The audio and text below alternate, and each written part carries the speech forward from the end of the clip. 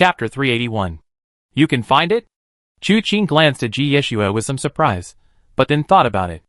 This person, though looking young, was actually over 70. Although he had spent most of his life in seclusion, his age meant he must know some secrets unknown to others.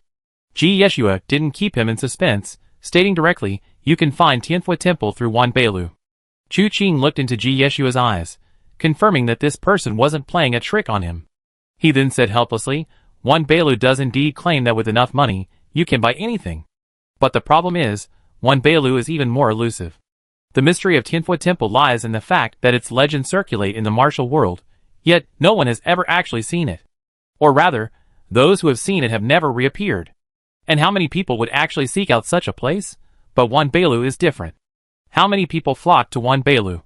While there are many chivalrous individuals among the martial world's inhabitants, most still seek nothing more than fame and fortune. The Wanbao Pavilion can make someone incredibly wealthy overnight, and also grant them astonishing martial arts skills. It is truly the most extraordinary place in the world. Therefore, many seek it out, but very few actually have the opportunity to enter the Wanbao Pavilion. Given the sheer number of people, finding the Wanbao Pavilion is even more difficult than finding the Tianfu Temple." Ji Yeshua remained silent, simply walking to the side, opening a box, and taking out a plaque, handing it to Chu Qing. Chu Qing took it and glanced at it. The plaque was made of pure gold, bearing only one word, wealth. "This is Wanbeilu's wealth-boosting token. Years ago, when I was traveling the martial world, I fortuitously formed a connection with someone who had countless ties to Wanbeilu. He gave me this token, along with a note. This token serves as both a travel pass and a token. With this token, you can find any Wanbao bank in the world and learn where Wanbeilu will appear next. As for the token, I don't know its specific function." Chu Qing was somewhat surprised. So Wanbao Bank and Wanbeilu are indeed connected. Chu Qing was actually quite curious about this powerful bank, but that was all. He hadn't considered learning more about it. Ji Yeshua's answer remained indifferent, making one want to punch her. "I don't know." "Then why didn't you go?" "Afterwards, I returned to the mountain, received the position of sect leader, and began cultivating the White Jade longevity scripture. After achieving some success, I gradually stopped caring about external things, and let go of many matters." Chu Qing listened thoughtfully. "So, this token has been with you for over 50 years? Ji Yeshua nodded, then added, "Wanbeilu keeps its promises, unchanging for eternity. This token will surely be useful." "Good." Chu Qing accepted the seeing the fortune token. "Consider it a favor." "No need." Ji Yeshua said softly. "Just do as we said before, protect the Yaothai sect's heritage, and prevent the sect's centuries-old foundation from vanishing in this storm." After that, there was nothing more to say to Ji Yeshua. However, recalling the White Jade longevity scripture, he couldn't help but hesitate. Gentleness is naturally devoid of emotions, which might be a natural advantage in this technique. If she were to cultivate using this method, she might achieve some success. However, this would exacerbate her emotional indifference. Whether this is the root cause of the heavenly fragrance body's inability to live past 25, Chu Qing was unsure. Therefore, if she wanted to utilize this technique, she needed to understand 2 points. This is not a method to remedy the lack of emotions and desires, and the 25-year lifespan limit might not be broken because of it. After some consideration, Chu Qing decided to put it aside for now. If he couldn't find the Earth Scroll, he would consider whether to let her cultivate this technique. After bidding farewell to Ji Yeshua and instructing her to attend the meeting as scheduled, Chu Qing left the solitary peak and returned to the Jade Pavilion. Wu Qianhuan, Gilnis, and Wan Qianluo were all drinking tea and had rested sufficiently. Su Ningzhen entered from outside and said to Chu Qing, "Young master, Su Ningzhen has come to take her leave." Chu Qing nodded. "What are your plans afterward?" She smiled. "I plan to return to Xiangshanxi first to pay respects to my master and fellow disciples. Afterward, I will live in seclusion in Xiangshanxi to observe mourning for my master. As for anything else, I have no plans for now." Chu Qing glanced at her and said softly, "All right, take care." Wu Qianhuan and the others also stood up and bowed to her in farewell. Su Ningzhen clasped her hands and bowed deeply to everyone present. "Thank you all for your protection along the way. I will remember your great kindness forever. I hope you all win this battle, and that all your wishes come true. Farewell." After saying this, she turned and left without lingering. Wu Qianhuan watched her retreating figure, then looked at Chu Qing. "I'm suddenly a little worried. Do you think she might do something rash?" Chu Qing thought for a moment, then shook his head. Human hearts are unpredictable. Who can see things for themselves? Her life is her own decision. We should go too. But as he said this, he glanced at Wen Qianluo. Originally, he planned to take Wu Qianhuan by the hand and Wenru by the hand, using his lightness skill to quickly reach Xianyin Mountain. However, because of Wen Qianluo's appearance and the capture of an assassin from the Nijingtai, their movement wasn't so convenient. Fortunately, after this period of recuperation, Wen Qianluo's injuries had healed considerably. She could ride a horse without any problems. It was just that the path down the mountain was difficult. Chu Qing simply carried the Nijingtai assassin in one hand and Wen Qianluo in the other, with Wenru and Wu Qianhuan following behind, and descended the mountain. At the foot of the mountain, the fast horses were already prepared. When Chu Qing and his group arrived, they rode the finest steeds, carefully selected by Lu Xiaoyan, each capable of traveling 1,000 miles a day. However, the journey had taken its toll. Though the horses were still alive, they were exhausted and lacked energy. Their speed was decreasing. So, they left these horses at the Yaotai sect, and had them select a few more good steeds. The Yaotai sect disciples were overjoyed at Chu Qing's request, as if it were New Year's Day. After all, it meant Chu Qing was leaving. This inexplicable obstacle that had loomed over the Yaotai sect had suddenly vanished. Naturally, they were ecstatic.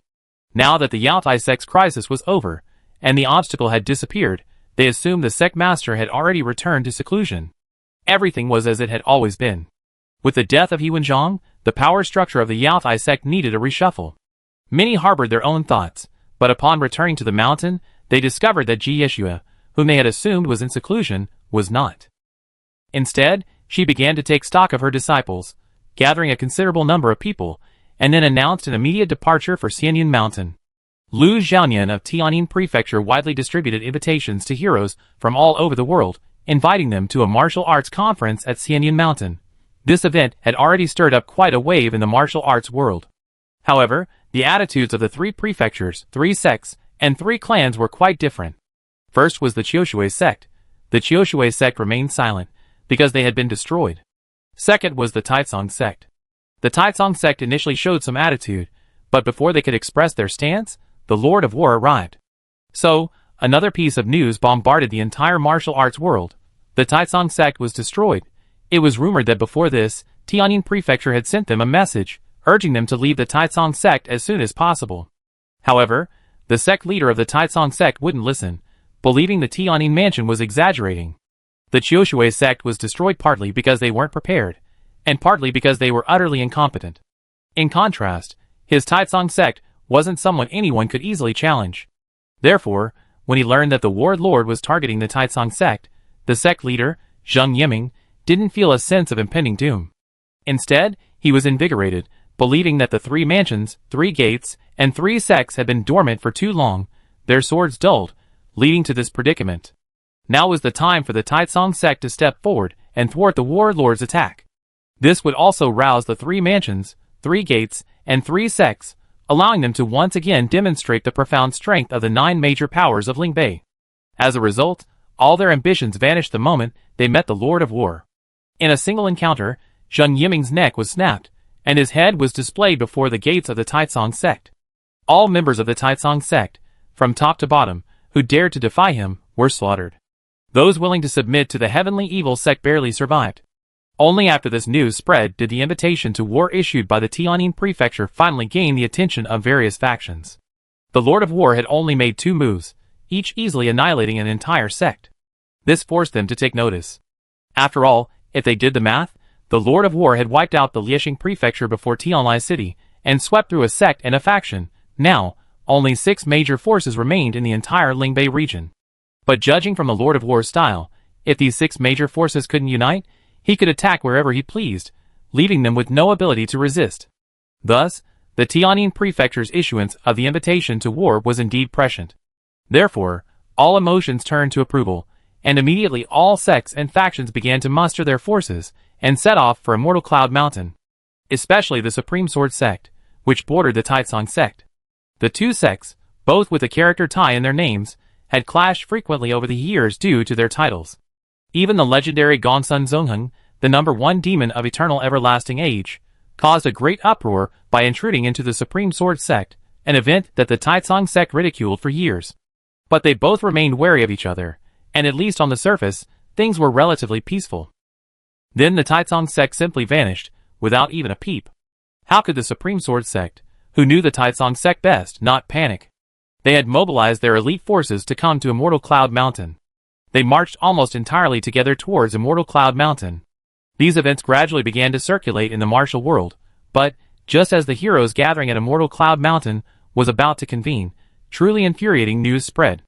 After taking over the Taizong sect, the warlord began ordering the massacre of cities, and not just one city or region. Now, the warlord's forces controlled both the Taizong sect and the Autumn Water sect, each controlling more than 10 major cities.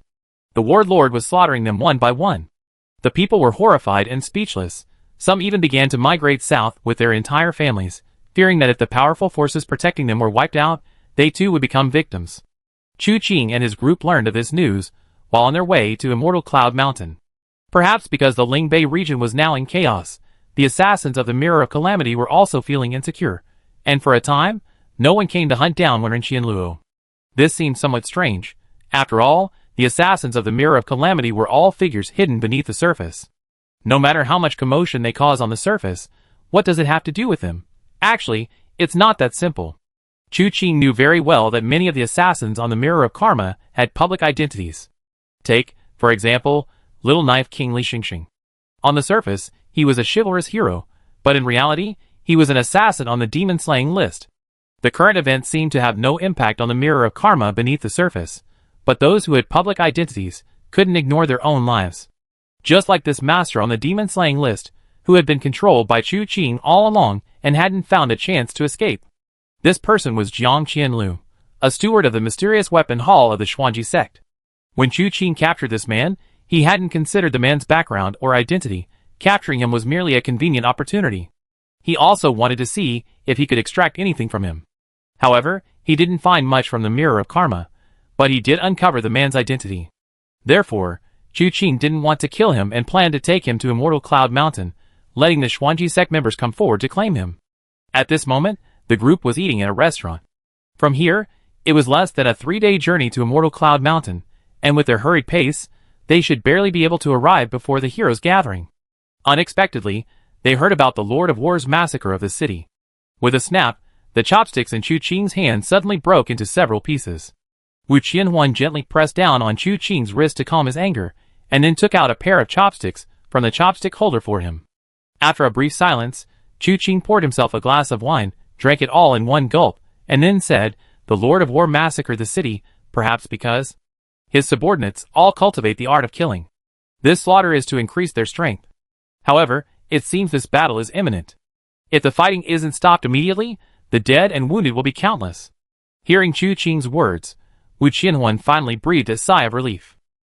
She nodded in agreement. However, the meal was eaten with a heavy heart, until they left and continued their journey. Wu Qianhuan then approached Chu Qing. "Are you all right?" Chu Qing glanced at her, knowing why she asked that. On the day the Lord of War pointed his sword at the Taizong sect, Chu Qing actually had a chance to stop him. But the heaven and earth four directions jar was equally important. And the martial world of Lingbei hadn't truly witnessed the terror of the heavenly evil sect. A heavy blow was still needed to wake the drowsy minds of these martial artists.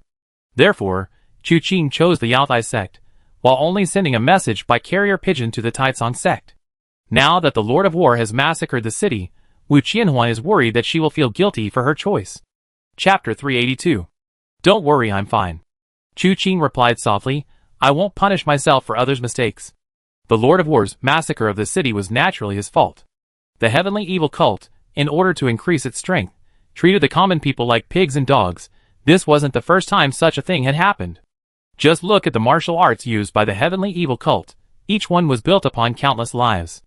Often, the more people killed, the stronger their martial arts became. What's worth noting is Chu Qing's choice. But even if he had chosen the Taizong sect that day, could this situation have been avoided? Even if Chu Qing had truly killed the Lord of War in the battle, would the heavenly evil cult have stopped killing and withdrawn from Lingbei? That's impossible. It would only push things into an even more complicated situation.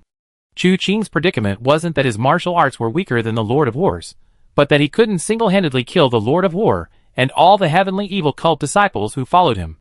If Chu Qing had gone to the Taizong sect that day, the final result would have been nothing more than a final battle between him and the Lord of War. If the Lord of War had died, the disciples of the heavenly evil sect would have scattered and fled, breaking up into smaller groups and infiltrating various parts of the Lingbei Jianghu. Until a sufficiently heavy hammer fell, these people of the Lingbei Jianghu remained oblivious to the terrifying power of the heavenly evil sect. Just like Sheng Yiming, the sect leader of the Taicang sect, even after the message had been delivered by carrier pigeon, they remained arrogant, believing they could resolve everything single-handedly. Without witnessing the Lord of War's true abilities, many, like Sheng Yiming, would have thought the Lord of War was nothing special. The heavenly evil sect was, in essence, nothing special, while some still retain a sense of righteousness and are willing to exterminate the heavenly evil cult. The arrogance of the 9 major powers can also tempt others. They might try to recruit them, or they might seek to exploit them. The human heart is an abyss, forever unfathomable. If these people were to obtain the killing manual, the fragmented heavenly evil cult, and the various factions of the Lingbei martial arts world with their own agendas, would all become ignition points, ready to ignite the already precarious martial arts world.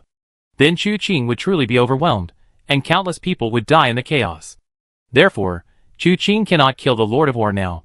While part of his purpose in gathering the Lingbei martial arts world for the Heroes Assembly is to bring them under his control, at least openly, his primary objective is to deal with the heavenly evil cult. This is something they are bound to do. Chu Qing wasn't a saint, he had his own selfish motives. Within his power, he was willing to display chivalrous spirit, punish the wicked, and restore order to the martial world. This was the purpose of his gathering of heroes. To seize the momentum, and achieve victory in one decisive battle. Instead of letting the fire rage out completely, he wouldn't be like a firefighter, running around cleaning up the mess. He just hadn't expected the Lord of War to massacre the entire city. In fact, massacres were not uncommon during chaotic battles. But for those in the martial world, as long as ordinary people weren't involved, matters of the martial world would be settled within the martial world itself. After all, no matter what their current situation, martial artists often harbored a dream of the martial world in their youth, fantasizing about mastering martial arts, protecting those around them, punishing the wicked, and promoting good. It is precisely because this is a common perception that those who practice their skills by taking the lives of ordinary people are considered heretics, and are not tolerated by the righteous path of the martial world. Now that this has happened, Chu Qing doesn't feel his choice was wrong. It can only be said that the heavenly evil sect is too ruthless. They deserve to die, it's their fault, and Chu Qing has no reason to punish himself for it, or regret choosing to go to the Yaotai sect instead of the Taicang sect. After all, if he hadn't gone to the Yaotai sect, it would have been destroyed by them anyway. The fat and thin duo were acting on the orders of the Lord of War, taking advantage of everyone's attention being focused on the Taicang sect, to secretly go to the Yaotai sect to destroy it, and seize the heaven and earth 4 directions vessel. From this perspective, Chu Qing's choice was not only not wrong, but perfectly timed. After hearing his words, Wu Qianhuan said softly, I know you're always insightful, many things I don't understand are immediately clear to you. I was just worried you get stuck in a rut, and wouldn't be able to get out. The killers were disciples of the heavenly evil cult, the one who gave the order was the Lord of War. The only thing we can do for those who died is to eliminate the Lord of War, and stop the tragedy here. Chu Qing turned to look at Wu Qianhuan upon hearing this. As their eyes met, Chu Qing could still see the worry in her eyes. He chuckled softly, actually, when I heard about the Lord of War massacring the city, I felt a moment of self-reproach. Fortunately, I understood, and now that you comforted me like this, I feel much more at ease. That's good. Wu Qianhuan breathed a sigh of relief. Chu Qing smiled and asked, so concerned about me? Of course, Wu Qianhuan said righteously, the entire martial arts world of Lingbei is counting on you. You can't afford to be hurt. Chu Qing was taken aback. Am I that great? Of course, Wu Qianhuan nodded. Perhaps Chu Qing himself hadn't realized that he was now completely different from what he used to be. He could easily kill masters that others could never reach in their entire lives. With just a few words, the lofty Yaotai sect willingly submitted. He had long since earned the right to stand on equal footing with the world's top masters. Calling him a martial arts legend might be a bit of an understatement. But the current Chu Qing was already worthy of being called a legend. Chu Qing was both amused and exasperated, tapping her forehead with his finger. Don't create a personality cult. Huh? Wu Qianhuan didn't understand his old joke, somewhat puzzled. A personality cult? How? Who? It's not important, just kidding. They were now quite close to Immortal Cloud Mountain. Any event in the martial world would cause a huge uproar. And many unknown figures in the martial world would flock there following this news. Moreover, the Heavenly Sound Palace was now making a truly grand gesture, joining forces with the Wilderness Palace. This commotion was much bigger than any other. Therefore, by this point, Chu Qing and his companions could already see many martial artists heading to Immortal Cloud Mountain. Some were in 2s and 3s, some were alone with swords, or some were using their lightness skills to run with the wind in their wake, kicking up dust. Some appeared to be walking slowly, but were actually moving at a rapid pace. However, these were all scattered wanderers from the martial world. The other sects among the 3 prefectures, 3 gates, and 3 clans had not yet been seen. At midday, beside the desolate mountain path, there were no tea houses or taverns, only a pavilion that had stood silently for an unknown period, offering some shelter from the increasingly intense sunlight. Chu Qing and his group stopped and tied up their horses. They casually picked up Jiang Qianlu and tossed him beside the pavilion, along with a coarse flour pancake. Jiang Qianlu wasn't picky, he only ate 1 meal a day, and the pancake was enough to keep him alive. With his weak hands, he picked up the pancake and put it in his mouth, chewing it bite by bite with a satisfied expression, as if it were a delicacy. Chu Qing led the other 3 into the pavilion and sat down, taking out roast chicken, plain water, and steamed buns from his bundle, and placing them on the table in the pavilion for them to eat. Now they had taken a short rest, letting the horses catch their breath before continuing their journey. While eating and drinking, they heard footsteps approaching in the distance, and soon 2 people came into view. A middle-aged man and a young man. The 2 were dressed almost identically, and their demeanor suggested they were master and disciple. The middle-aged man's eyes were wary, while the young man glanced curiously at the group in the pavilion, but when his gaze fell on Wu Qianhuan, Wenru, and the others, he quickly looked away, not daring to linger. Finally, his eyes filled with pity as he looked at Jiang Qianlu, who was lying on the ground eating a pancake. The middle-aged man then clasped his hands in greeting and said, "Greetings, fellow travelers. May I trouble you for a moment in this pavilion?" Hearing this, the young man secretly pursed his lips and muttered something behind his back. Whether the middle-aged man heard him, Chu Qing didn't know, but he certainly heard it clearly. The young man muttered, "I seen this one before, and that one too. This pavilion isn't theirs, why are you asking? If they say no, are we just going to turn around and leave? On the mountain, they talk about how great our Qingyan sect is, but once we're down here, everyone thinks they're superior to us." Chu Qing almost laughed, but he didn't say no as the young man expected. He simply smiled and said, "This place is unoccupied, please make yourselves at home." The middle-aged man immediately clasped his hands in thanks. Then he led the young man into the pavilion. When they passed Jiang Qianlu, the young man couldn't help but glance at him a few more times, but the middle-aged man pulled him away, saying, "Don't look too much, or you get into trouble. I just glanced at it. Is it really necessary?" The young man was speechless, feeling his master was being far too cautious. Would he really attack just for a glance? However, his defiance vanished instantly after the middle-aged man's warning look. Watching his master take food out of his bundle, he picked up a piece of braised meat, thought for a moment, and then suddenly darted over to Jiang Qianlu. He handed the braised meat to him. The middle-aged man tried to stop him, but didn't have time. Startled, he quickly looked at Chu Qing. Seeing that Chu Qing ignored him, seemingly unconcerned, he breathed a sigh of relief. Jiang Qianlu received the braised meat as if it were a treasure, quickly chewing it heartily. However, he didn't throw away the coarse flour pancake, carefully hiding it in his chest, as if afraid he wouldn't have it for his next meal. Seeing this, the young man's eyes filled with even more pity. Seeing that Chu Qing didn't object, he squatted down and asked, "Are you a beggar?" Jiang Qianlu glanced at him, then suddenly reached out and smeared his face. Caught off guard, the young man's face was smeared black, and he fell to the ground in fright. He hurriedly returned to the middle-aged man's side, and only after confirming that Jiang Qianlu hadn't pursued him did he relax. Then, anger welled up within him. How could you do this? I felt sorry for you and gave you meat, and you treat me like this?" Jiang Qianlu chuckled. He now knew he had no chance of escaping Chu Qing's clutches, and had long since given up on the idea. He simply ate his meat as he said, "Seeing your kind heart, young man, giving me meat, I teach you a lesson." "What?" The young man, suddenly feeling a burning pain on his face, touched it, and saw lines of swelling. Those marks were precisely where Jiang Qianlu's fingers had just touched. "Shumer!" Upon seeing this, the middle-aged man was both angry and anxious. You've been poisoned." "Outrageous. We have no past grudges, no present enmity. Why would you use such a vicious attack?" "It's my choice, what's it to you?" Jiang Qianlu snorted, eating his meat with gusto, seemingly enjoying it immensely. Seeing that Chu Qing hadn't stopped them yet, The middle-aged man assumed Jiang Qianlu had nothing to do with them, and immediately drew his sword with a clang. Hand over the antidote, or else, watch your life. The young man was in so much pain, he couldn't speak, feeling his face was so swollen it didn't even resemble his own. If you got the guts, kill me. I won't dodge or flinch. Let's see if you can kill me then. Jiang Qianlu didn't even bother to lift his eyelids, just groaning and muttering in a lifeless tone.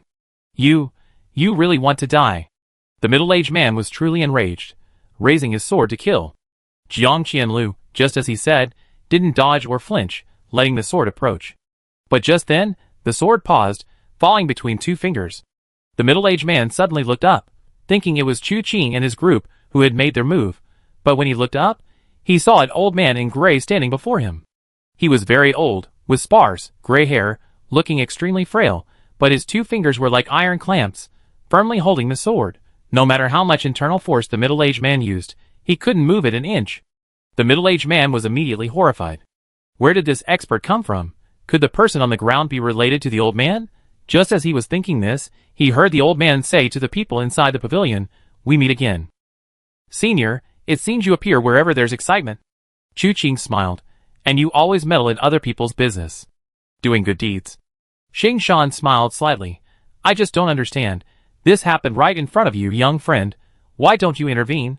Since Senior is right here, why should I take action?" Chu Qing laughed.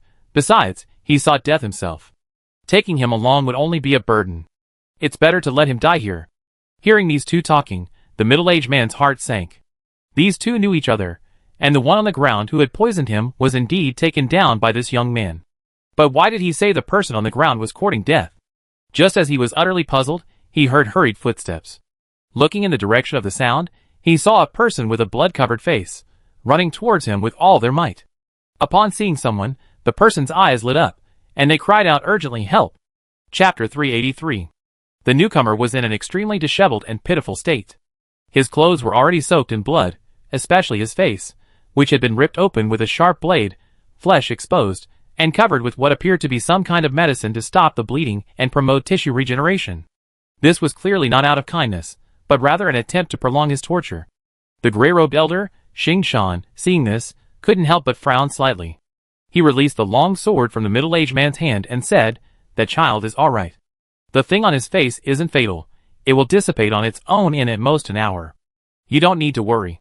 The middle-aged man was taken aback and subconsciously asked, "How do you know?" Xing Shan glanced at him, and the middle-aged man immediately realized his mistake, quickly clasping his hands and saying, "Thank you for your guidance, Senior." Whether it was true or not, the truth would be revealed in an hour. And at this moment, the person who had just cried for help had arrived. After glancing at everyone, his gaze fell on Jiang Qianlu, and his expression changed drastically. "You're Jiang Qianlu of the Xuanji sect. How did you become like this?" Upon hearing this, the middle-aged man's face changed drastically. Although he didn't know who Jiang Qianlu was, how could he not know the prestigious name of the Xuanji sect? One of the 9 major powers of Lingbei, a powerful and prestigious force, yet this young man had subdued him.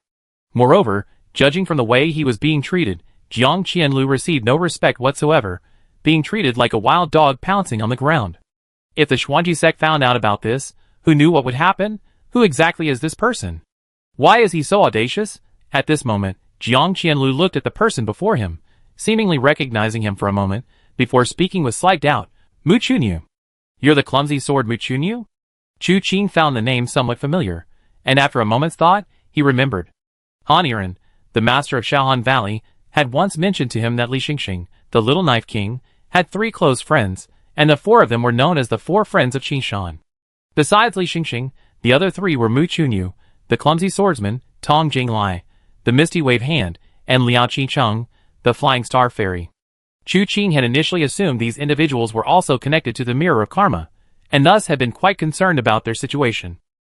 However, he later discovered that they seemed unaware of Li Xingxing's private activities, and therefore didn't dwell on it. Unexpectedly, he would encounter Mu Chunyu, the clumsy swordsman, here today. And what was with his appearance? Curious, he looked up into the distant woods. There were people in the woods, the 3 who had followed Mu Chunyu, and all of them possessed considerable martial arts skills. Xing Shan's gaze swept through the woods, clearly spotting the newcomers. Before Mu Chunyu and Jiang Qianlu could catch up, Xing Shan asked, "Who's chasing you?" Mu Chunyu, as if waking from a dream, cried out, "Evil people! Terrible people! Save me! Please save me!" The middle-aged man felt a chill run down his spine. The four friends of Green Mountain were somewhat famous in the martial arts world, but who had frightened them like this? He secretly observed the old man and noticed his expression was calm, yet subtly tinged with anger. Looking at Chu Qing and the others, they were eating and drinking as usual, seemingly unconcerned about the situation. The middle-aged man felt like a sheep among wolves. Everyone seemed terrifying to him. He wanted to leave, but was worried about his disciples' injuries.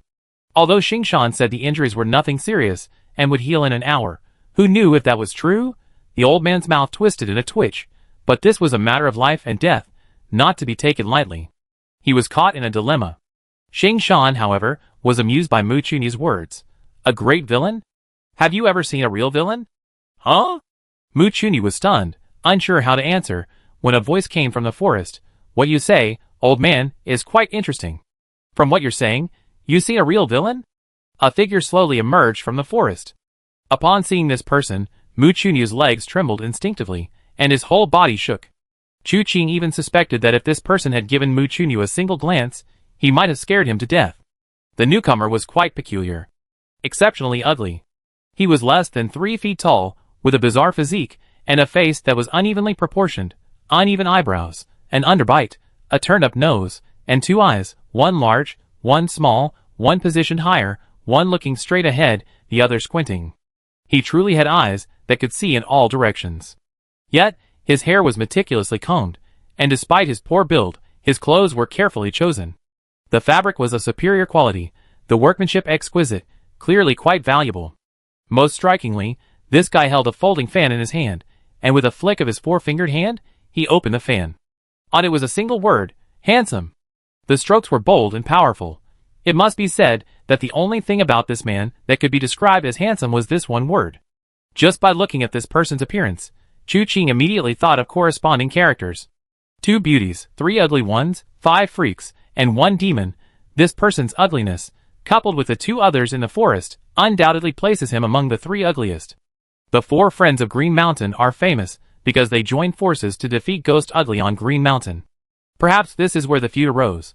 As he pondered this, he noticed that Xing Shan stared at this person for a long time without saying a word. The man opposite, whose ugliness was almost unbearable to look at, suddenly flicked his fan again. What? Does seeing my handsome face make you feel ashamed? Xing Shan finally caught his breath.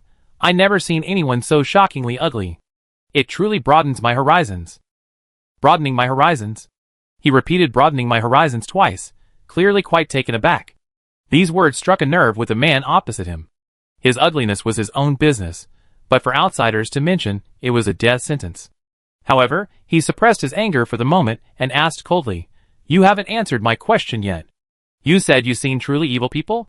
Evil than me? But I don't know. How evil is this young master? Xing Shan countered. The young master thought for a moment, pointed at Mu Chunyi, and said with a smile, Mu Chunyi, the clumsy swordsman, once colluded with 3 others on Green Mountain to fight my second brother when he was weak, damaging his reputation. Some time ago, we finally found them. Except for that little knife king Li Xingxing, who inexplicably colluded with the Mirror of Karma and ultimately died at the hands of the 3rd young master. The other 3 have all been arrested. Among them, the one who prided himself on his good looks had his face disfigured. The one who remained chaste had his reputation ruined. The one with a strong sense of loyalty was made to kill each other. This proves that the so-called 4 friends of Green Mountain are nothing more than that. For their own lives, Mu Chunyi and Tong Jinglai could be ruthless towards Liao Qingcheng. Liao Qingcheng's reputation was ruined by them. Judging from their expressions, they showed no remorse, but rather seemed unsatisfied. As he finished speaking, everyone couldn't help but look at Mu Chunyi. Mu Chunyi trembled, gritting her teeth as she spoke, You're talking nonsense. You poisoned us, you made us lose our minds, causing us to do that. You're denying it now, aren't you? The young master opposite her shook his head repeatedly. Poor thing, Liao Qingcheng is truly pitiful. You ruined her body, and you turn your backs on her in the blink of an eye. Nonsense, nonsense, Mu Chunyi said, backing away, her face filled with utter despair. Nonsense? The young master laughed, but didn't refute her, only looking at Xing Shan. Well, can this behavior be considered evil? Ordinary reasoning, nothing special, Xing Shan said calmly. This enraged Mu Chunyi. Old man, Are you toying with me? These words come from the bottom of my heart, and are sincere and heartfelt. Fine. Then tell me, what was that villain you met like? His face was full of resentment as he spoke. Xing Shan sighed. That villain I met was truly extremely vicious. He has lost all humanity. It's almost indescribable. Just thinking about his actions fills one with murderous intent. That's all nonsense. Tell me what he did. He killed his father at 7, and his mother at 10. At 15, he was betrothed to a gentle and virtuous woman with unparalleled beauty. 2 years later, they had a son. He was overjoyed, and then, on his son's 1-month birthday, he personally cooked him alive, holding a grand banquet for all the guests. Chu Qing suddenly felt the meat in his hand lose its flavor, his brow furrowing slightly. He genuinely felt unwell. This kind of thing is simply inhuman. Killing one's father and mother is unworthy of being called human. Even tigers don't eat their cubs, let alone cook and then feast them with guests. This act is truly horrifying. The young master opposite him, who had been full of resentment, lost his composure upon hearing this, his expression replaced by shock. Even someone like him, considered a demonic cultivator, thought to himself that even without spoiling his son, he would never commit such a heinous act. Xing Shan calmly continued. His wife, in despair, wanted to commit suicide, but he wouldn't allow it. He called her his lover, the object of his deepest affection. But from that day on, his wife never appeared in public. Later, it was discovered that he had hidden her in the cellar, severed her limbs, and although the wounds had healed, she could no longer move. His eyelids were cut off because she refused to look at him. His mouth was sewn shut because she had insulted him. And when his wife was discovered, she was pregnant again. After the thread was removed from her mouth, her first words were a plea for death. At this point, the young master opposite her grinned. Very well, indeed a villain. Is this all? Xing Shan said calmly. What I described is merely a negligible part of his long life. This man's martial arts are unparalleled, his evil deeds are immense, and his karmic burden is almost divine. Those who fall into his hands will truly experience what it means to wish for death, but be unable to die. The moment of defeat, they will try every means to commit suicide to avoid falling into hell on earth. Who are you talking about? Chu Qing's voice rang out at this moment. Xing Shan glanced back at him and said softly, Young friend, there's no need to ask further. If you continue on this path, you will inevitably meet him one day. How exciting! Chu Qing's words carried a hint of murderous intent. Indeed, just hearing about this man's various deeds was enough to stir up murderous thoughts. Xing Shan continued to the young man, Human nature is nothing but a game in his hands.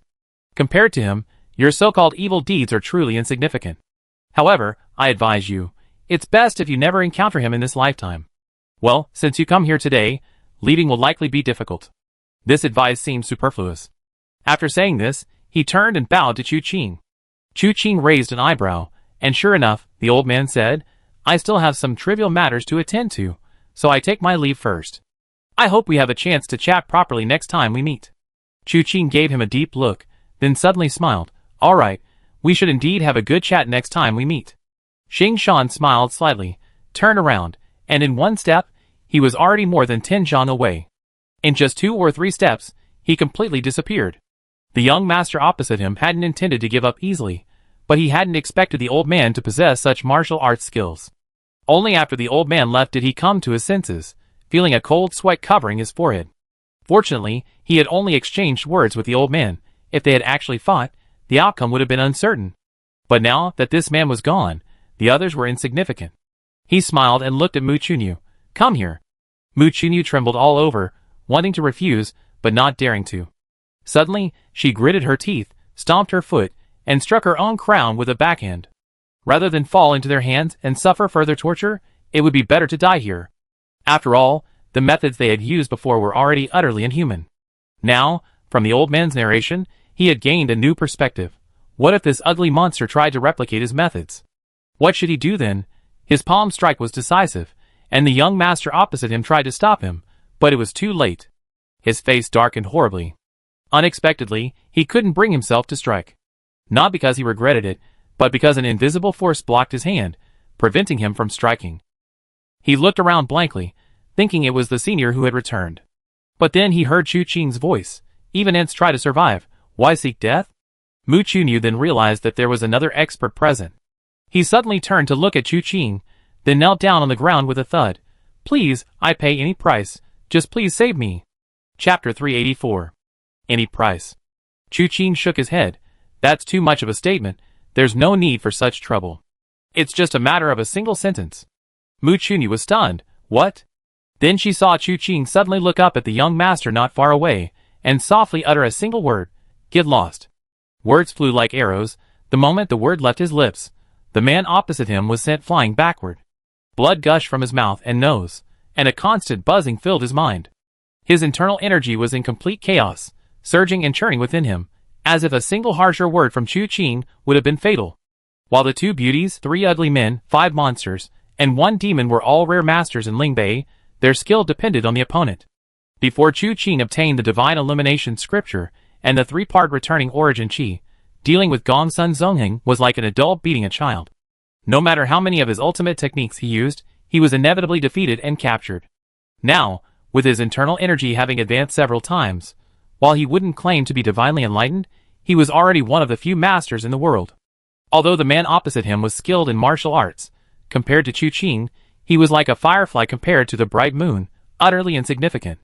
This vast difference in skill was instantly apparent to the man. Without even bothering to catch his breath, he turned and fled. Chu Qing didn't chase after him, remaining seated and watching Mu Chunyu. Look, just one sentence.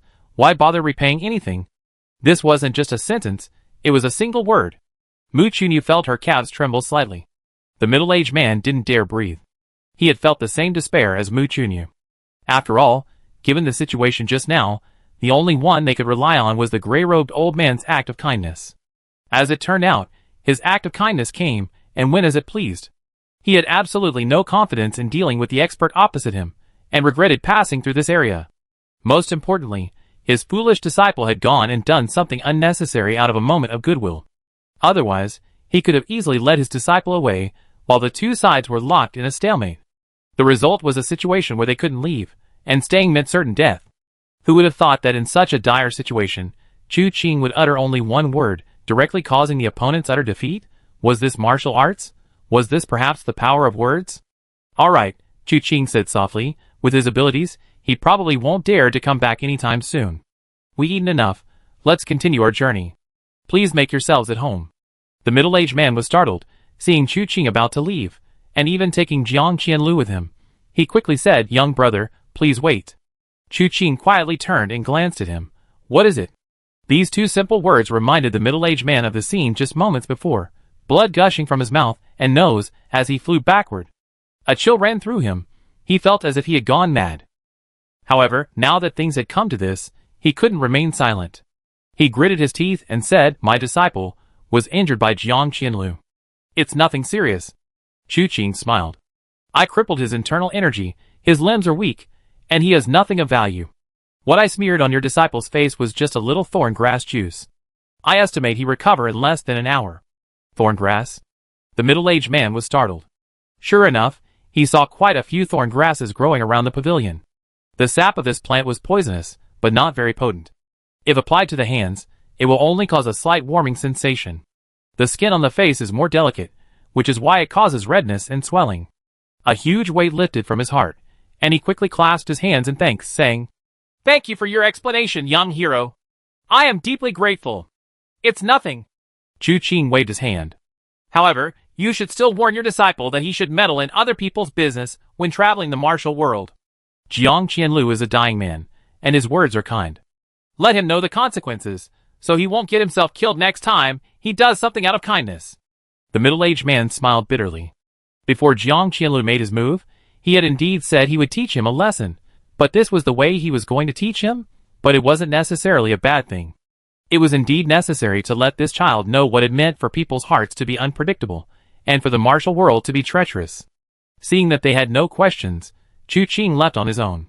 Mu Chunyu, however, saw Chu Qing as her lifeline, and dared not leave him for a moment, following closely behind. But Chu Qing and his group were riding horses, and Mu Chunyu, severely injured, could only manage to keep up for a short while before watching them gradually disappear into the distance. After traveling for half a day from the pavilion, the group found a small town to settle down in. Upon entering the town, Chu Qing went to a Wanbao money exchange. He inquired, When will the gold be available? The clerk immediately went inside to report to the manager. A moment later, he returned and told Chu Qing, "Gold mountains are hard to find." This was a code. Ever since that day at the Yaothai sect, when he obtained the Seeing the Wealth token from Ji Yeshua, Chu Qing had directly sought out a town, found a Wanbao money exchange, and inquired about the location of Wanbao Tower. However, Wanbao Money House didn't know the exact location of Wanbao Tower either. They needed to submit information upwards. Once they received a reply, Chu Qing could use the code "When will the gold be available?" at any Wanbao Money House to obtain the information. Gold is hard to find meant they didn't know yet. Throughout their journey, Chu Qing had inquired at every town they encountered, but even now, they hadn't received any news. This made Chu Qing somewhat suspicious that the token Ji Yeshua had given him might be problematic. After all, it was issued 50 years ago, times had changed, and many things had changed, which was understandable. Especially Ji Yeshua. She looked young, but she had all the problems of an old person. She could even forget the sword technique he had practiced. Chu Qing seriously suspected she had amnesia. Now that they were so close to Immortal Cloud Mountain, Chu Qing was no longer concerned. Tonight, contrary to his usual behavior, he actually booked several rooms in the town, intending to rest there. Wu Qianhuan and Winter readily agreed. These past few days, they had barely had time to rest. All their energy had been devoted to traveling. While not quite exhausted, they were practically dying from exhaustion. Finally, they were overjoyed to be able to get a good night's sleep at the inn. They all asked the waiter to boil water, so they could soak in it. However, glancing occasionally at Chu Qing's tightly closed door, they couldn't help but feel a little bewildered. Wasn't he going to take a bath? Leaving aside Chu Qing and his group bathing and resting at the inn, Mu Chunyu felt like she was about to die. His name contained the characters for spring rain, yet now he loathed it. His wounds, soaked by the fine, dense rain, burned with an intense, searing pain. During the day, he had intended to follow Chu Qing and his group. After all, the three villains had been forced back, not killed. If he were to leave Chu Qing's protection, and they returned, he would surely die. However, he was already severely injured, and Chu Qing and his group rode fine horses. Even with all his might, he couldn't keep up, and could only watch helplessly as Chu Qing and his companions disappeared into the distance. Despair gradually filled his heart. Fortunately, due to Chu Qing's imposing presence, the three villains hadn't returned after half a day. But his pace was too slow, and he had nowhere to stay for the night, not even a dilapidated temple to shelter from the rain, so he had no choice but to continue his journey in the downpour.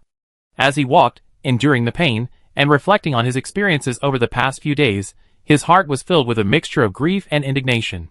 The spring breeze still carried a chill, and the spring rain felt like grains of ice. With each gust of cold wind, Mu Chunyu truly felt he was about to die.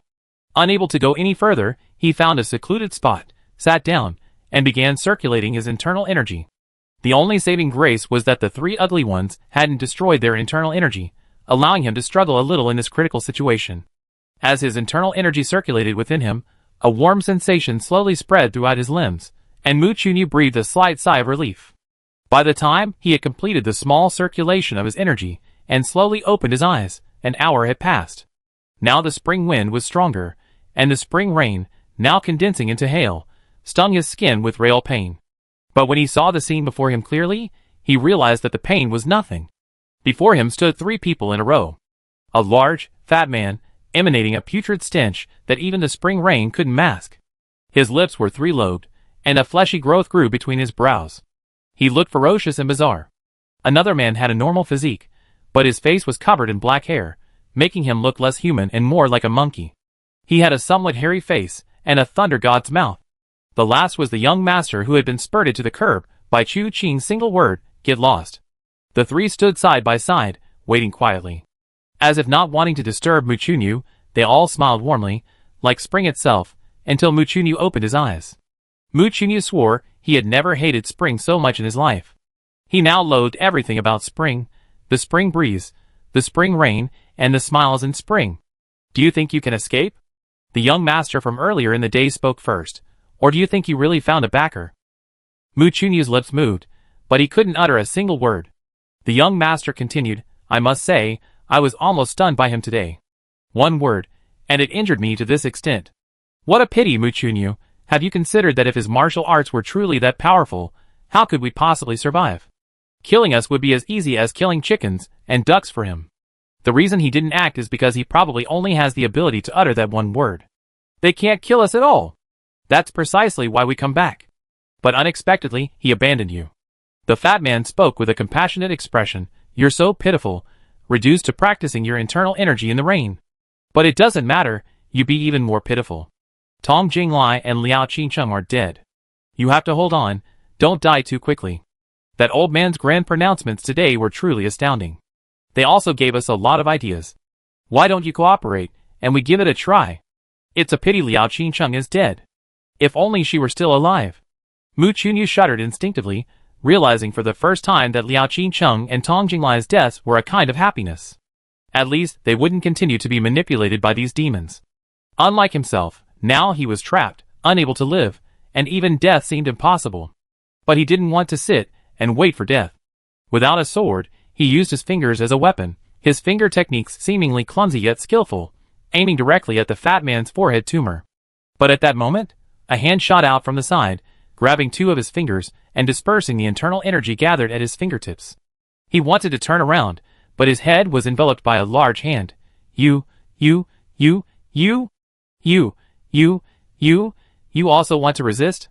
The taciturn, hairy-faced man spoke, making everyone anxious.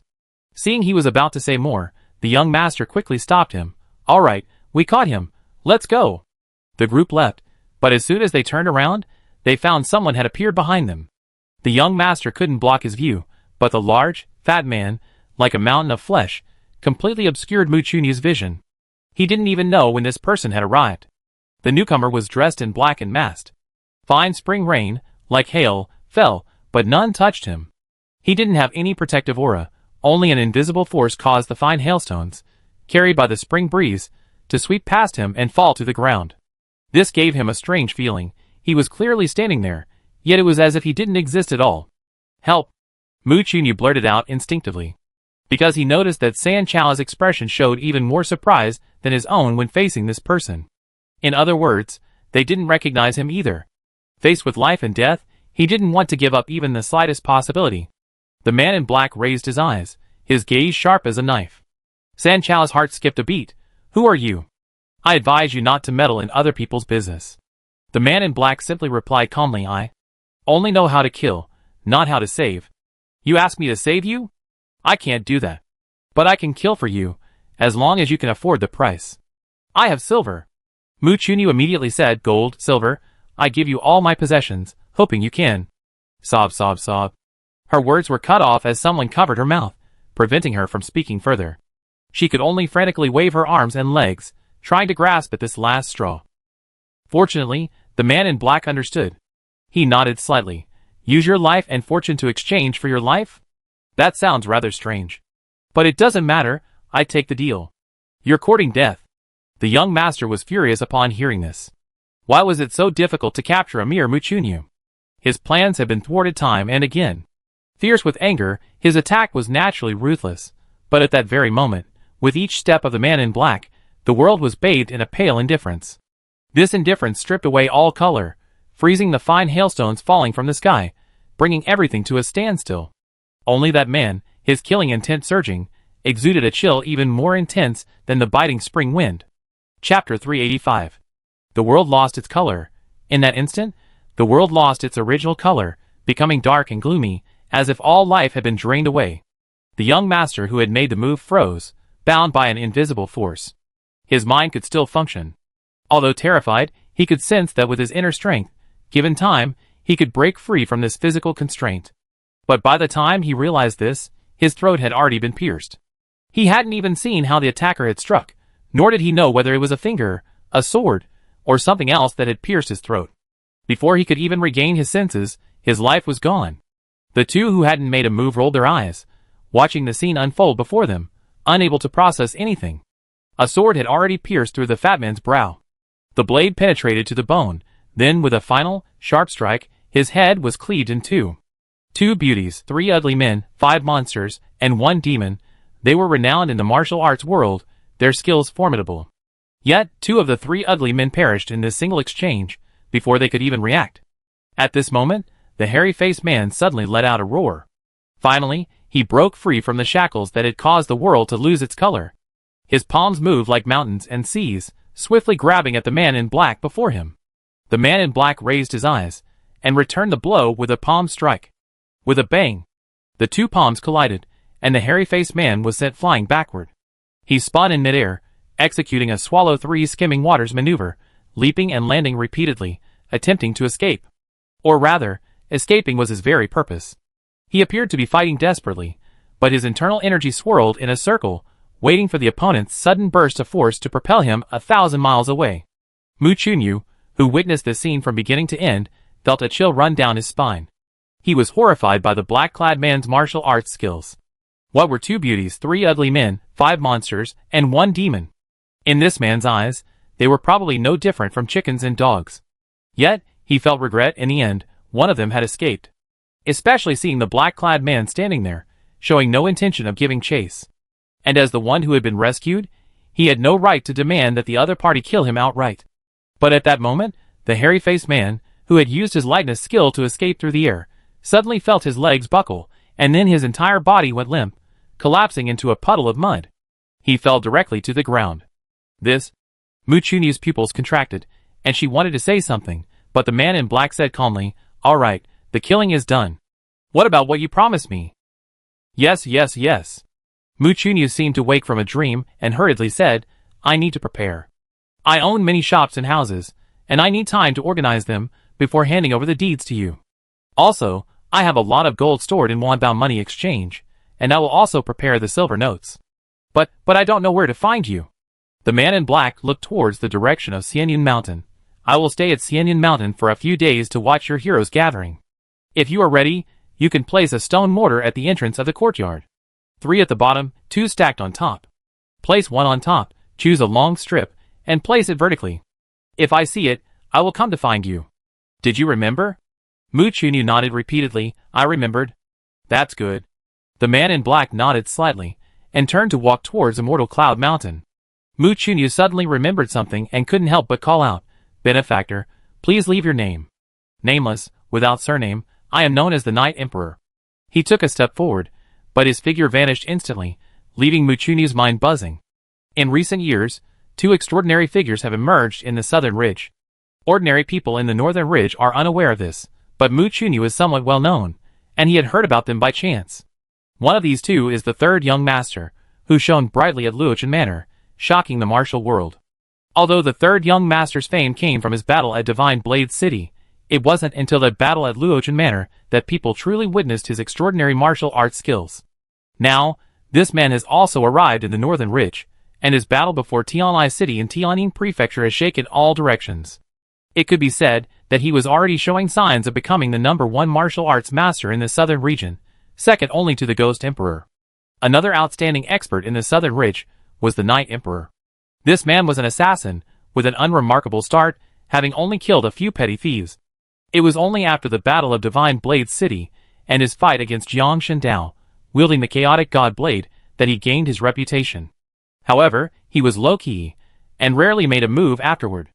It was rumored that the previous leader of the Blazing Fire Hall, one of the 3 halls, was suspected to have died at the hands of the Night Emperor.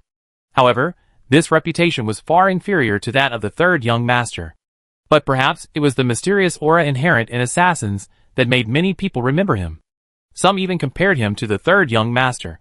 However, these 2 only met once, in the fortress outside the Iron Blood Hall's Ghost God Gorge, where they exchanged a glance, and never had the chance to meet again. This left many feeling regretful. The Night Emperor has actually come to Ling Bei. Mu Chunyu took a deep breath, feeling that what he had heard before couldn't even begin to describe the Night Emperor's terrifying power. Just now, in that instant, life and death were entirely in someone else's hands. Such control over life was truly astonishing, and in this respect, even the legendary 3rd young master probably couldn't compare. Thinking to himself, he couldn't help but walk towards the hairy-faced man.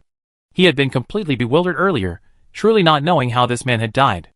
Upon reaching the hairy-faced man, Mu Chunyu realized that the man's death was truly gruesome. All the bones in his body were shattered, his entire body resembling a pile of rotten flesh, collapsed on the ground. His internal organs were compressed, and he had met his final end in excruciating pain. Mu Chunyu took a deep breath, unable to bear looking any longer. He quickly determined his direction, and hurried towards a nearby town. He needed to reach a town as soon as possible to fulfill his promise to the Night Emperor, otherwise, Being pursued for debt by such people would be far worse than falling into the hands of the three ugly ones. However, the thought of the three ugly ones, and Tong Jinglai and Liao Qi-chung who had died at their hands, filled him with a mixture of grief and indignation. Of the four friends of Green Mountain, Mu Chunyu, aside from his dislike of Li Xingxing, was a true friend to the other two. Moreover, Mu Chunyu actually harbored feelings for Liao Qi-chung. He simply dared not confess. But regardless, they should have had a brighter future. Who would have thought that being captured by the three ugly ones and drugged with a mind-altering drug, waking up from his dream to find himself in such an awkward situation? Although he told himself it wasn't their fault, the fact remained, and their once bright future had shattered completely. In reality, by the end of their imprisonment, neither Tong Jinglai nor Liao Qi-chung had long since lost the will to live. Only Mu Chunyu was unwilling to accept defeat, which allowed him to find a chance to escape. But now, the three ugly ones were dead, and his own life had been traded to the Night Emperor. From then on, he would wander the martial world alone, unsure of where to go. Standing under the vast night sky, looking around, Mu Chunyu was overcome with sorrow. In the end, a figure suddenly appeared before the open window. Clad in black and masked, covered in the chill of spring rain. He casually removed his mask, revealing himself to be Chu Qing. In fact, he could have made a deal with Mu Chunyu during the day. He would kill the three ugly ones and receive a reward. But then something suddenly occurred to him, which was why he deliberately let the three scoundrels leave.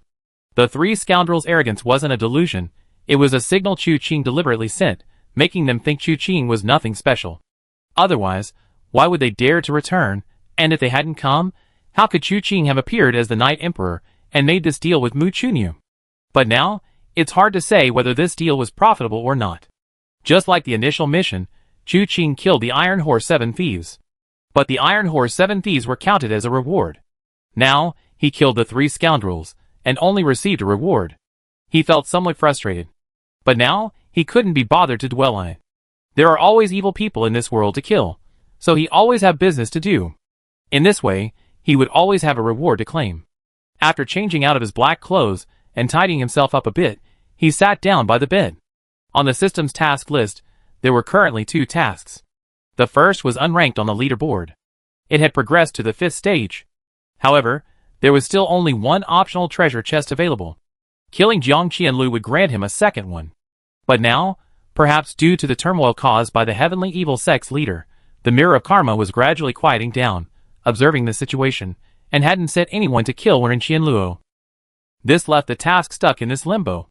Chu Qing could only pay attention for now, preparing to properly handle the Jiang Qianlu matter at the heroes' gathering. The second task was one he received from Mu Chunyu that evening. Assassinate the 3 ugly ones. Of course, calling it an assassination was essentially a brutal killing. With Chu Qing's current martial arts skills, there was no need for assassination, regardless of who he was killing. But the system's prompt was exactly what he wanted, leaving him helpless.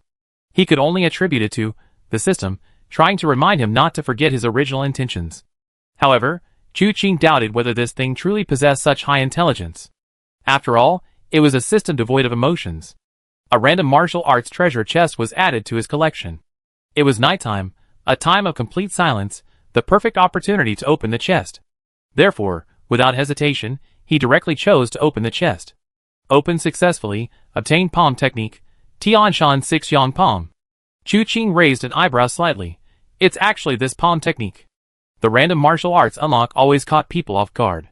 If he had obtained the Heavenly Mountain 6 Yang palm before acquiring the Profound Heaven Black Gold palm, he would have been overjoyed.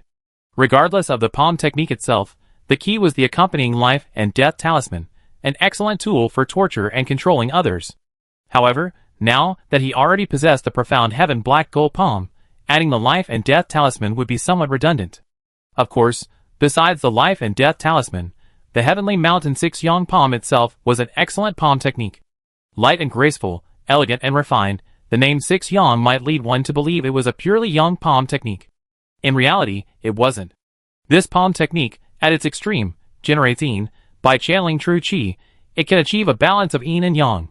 The life and death talisman uses this pure Yin internal energy to condense water into ice, storing a large amount of true Qi within the ice, resulting in either pure Yin, pure Yang, or a combination of both. Depending on the acupoints targeted, the force applied, and the amount of true Qi, the method of dispelling it varies. It can be said to be infinitely variable, and cannot be explained by conventional methods. His palm techniques were ethereal and effortless, neither purely masculine nor purely feminine. They were brimming with elegance and grace. With a thought, Chu Qing mastered the essentials of each move and the method of circulating internal energy. He opened his eyes, and suddenly, with a flick of his fingers, a stream of water from the teacup on the table was drawn into his palm. He brought his palms together, and a thin sheet of ice appeared in his hands. Looking at this sheet of ice, he felt a surge of emotion. Just this small piece is enough to make someone wish they were dead. While the Xian Tian black gold palm could inflict excruciating pain, the life and death talisman had a different use. Previously, when I poisoned people, it was mostly a decoy, but if I planted the life and death talisman, I would truly control their life and death. He exhaled softly, his inner energy dissipating, instantly dispelling the ice. After a moment's thought, he stopped pondering and lay down, pulling the blanket over himself. He hadn't had a proper night's sleep in many days, even though his profound internal energy was enough to withstand it. But he still wanted a good night's rest. He woke up just as dawn was breaking. The biological clock of a martial artist is incredibly precise. As Chu Qing's internal energy deepened, he found that not sleeping was one thing, but if he did sleep, he always seemed to wake naturally at the first light of dawn. It was as if he were born with the sun and moon. He woke when the sun appeared, but he might not sleep after the sun set. He left the room and woke with Qianhuan, Wenru, and Wenring Qianluo. He also found Jiang Qianlu in the stables. The group ate breakfast at the inn, and then set off on horseback. The journey continued, and they encountered more and more martial arts figures. The group walked briskly to the foot of Immortal Cloud Mountain, where a large number of martial arts figures had already gathered. They were currently clustered together, peering into the mountain, and could hear the sounds of fighting emanating from within. This was commonplace. With so many martial artists, friction was inevitable. Chu Qing didn't intend to watch the spectacle. He planned to first find the people from Tianyin Mansion, to see how the preparations for the heroes' gathering were progressing. However, things didn't go as planned. Just as he was about to walk past, a whooshing sound suddenly came from the side. Chu Qing looked up slightly, and saw 3 flying shuttles blooming in the air. Just as they were about to land, they suddenly burst forth, with hundreds of silver rays, enveloping everyone in their group except for Jiang Qianlu at the back. Chu Qing's eyes narrowed slightly, and with a flick of his sleeve, the silver rays, like 1,000 streams flowing into the sea, all fell into his sleeve. This storm, magnificent when it began, subsided without a ripple. Chapter 386. Several figures leaped into the air in that instant, splitting into 2 groups. One group charged towards Chu Qing and his companions, while the other headed for Jiang Qianlu. Judging from their stance, they were there to rescue, not kill. Chu Qing flicked his sleeve, and the hundreds of sharp blades he had gathered in his palm unleashed a devastating barrage of attacks upon the group. Before they could even begin their attacks in midair, they were engulfed by the overwhelming silver light. But at the crucial moment, their weapons suddenly unfolded, iron umbrellas. The silver light struck the iron umbrellas, producing a tinkling sound like raindrops on banana leaves.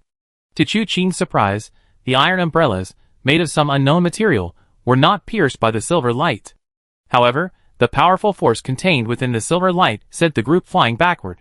Upon landing, they lost their footing and tumbled to the ground. A figure pierced through the crowd, glaring at Chu Qing. "Who are you?" Upon hearing this, Chu Qing almost burst out laughing. He nodded slightly, then suddenly his fingers formed a claw, and he hooked the man's throat. The man, thrown against his will, struggled and flew towards Chu Qing, who seized him by the throat. "You don't even know who I am, yet you dare to lay a hand on me? Good style, very impressive. I'd like to ask, who are you? You captured our steward Jiang.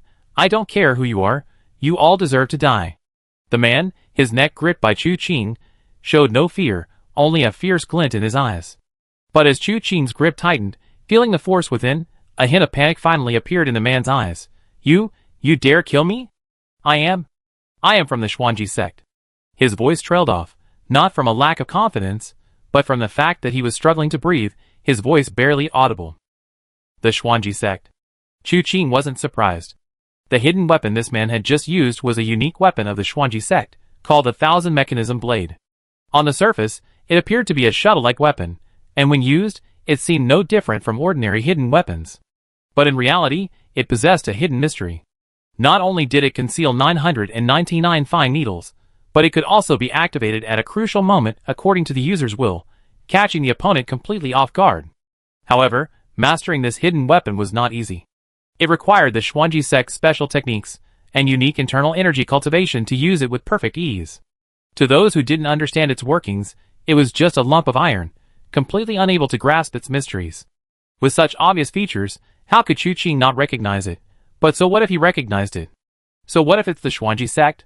Chu Qing tightened his grip, and a snapping sound rang out. The head of the person he held instantly lolled to the side. At the same time, a voice rang out, "Stop!" However, it was too late. Chu Qing looked in the direction of the voice, and saw the crowd part, a man in blue robes stepping forward, his face ashen. His gaze was fixed on the person in Chu Qing's hand, then fell on Jiang Qianlu beside Chu Qing, who resembled a wild dog. Veins bulged on his forehead as he spoke in a deep voice. "How exactly has my Xuanji sect offended you? You seized my sect's steward and killed my fellow disciples. Do you think you have no respect for my Xuanji sect? And who are you?" Before Chu Qing could speak, Wu Qianhuan stepped forward, her brows furrowed.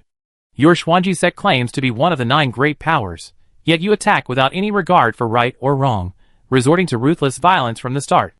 If we didn't possess some skill, we would have already perished under your hidden weapons. Now you say we have no respect for your Xuanji sect? May I ask, have you ever taken us seriously? What are you?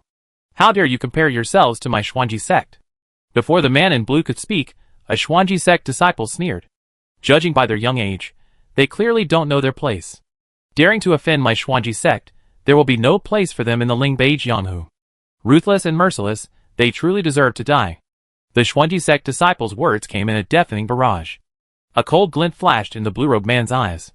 Suddenly, he raised his hand, and the surrounding sound ceased abruptly. Chu Qing glanced at him thoughtfully, and before he could speak, she said, "It seems you hold a high position within the Xuanji sect. So what? How should I address you?" Chu Qing asked. "You are not worthy to know my name." The blue-robed man's tone was arrogant. Chu Qing was speechless for a moment, and was about to continue speaking when a flash of silver light appeared behind the young man. This young man was skilled in martial arts. He sensed the sound and turned his feet, pressing down with 2 fingers.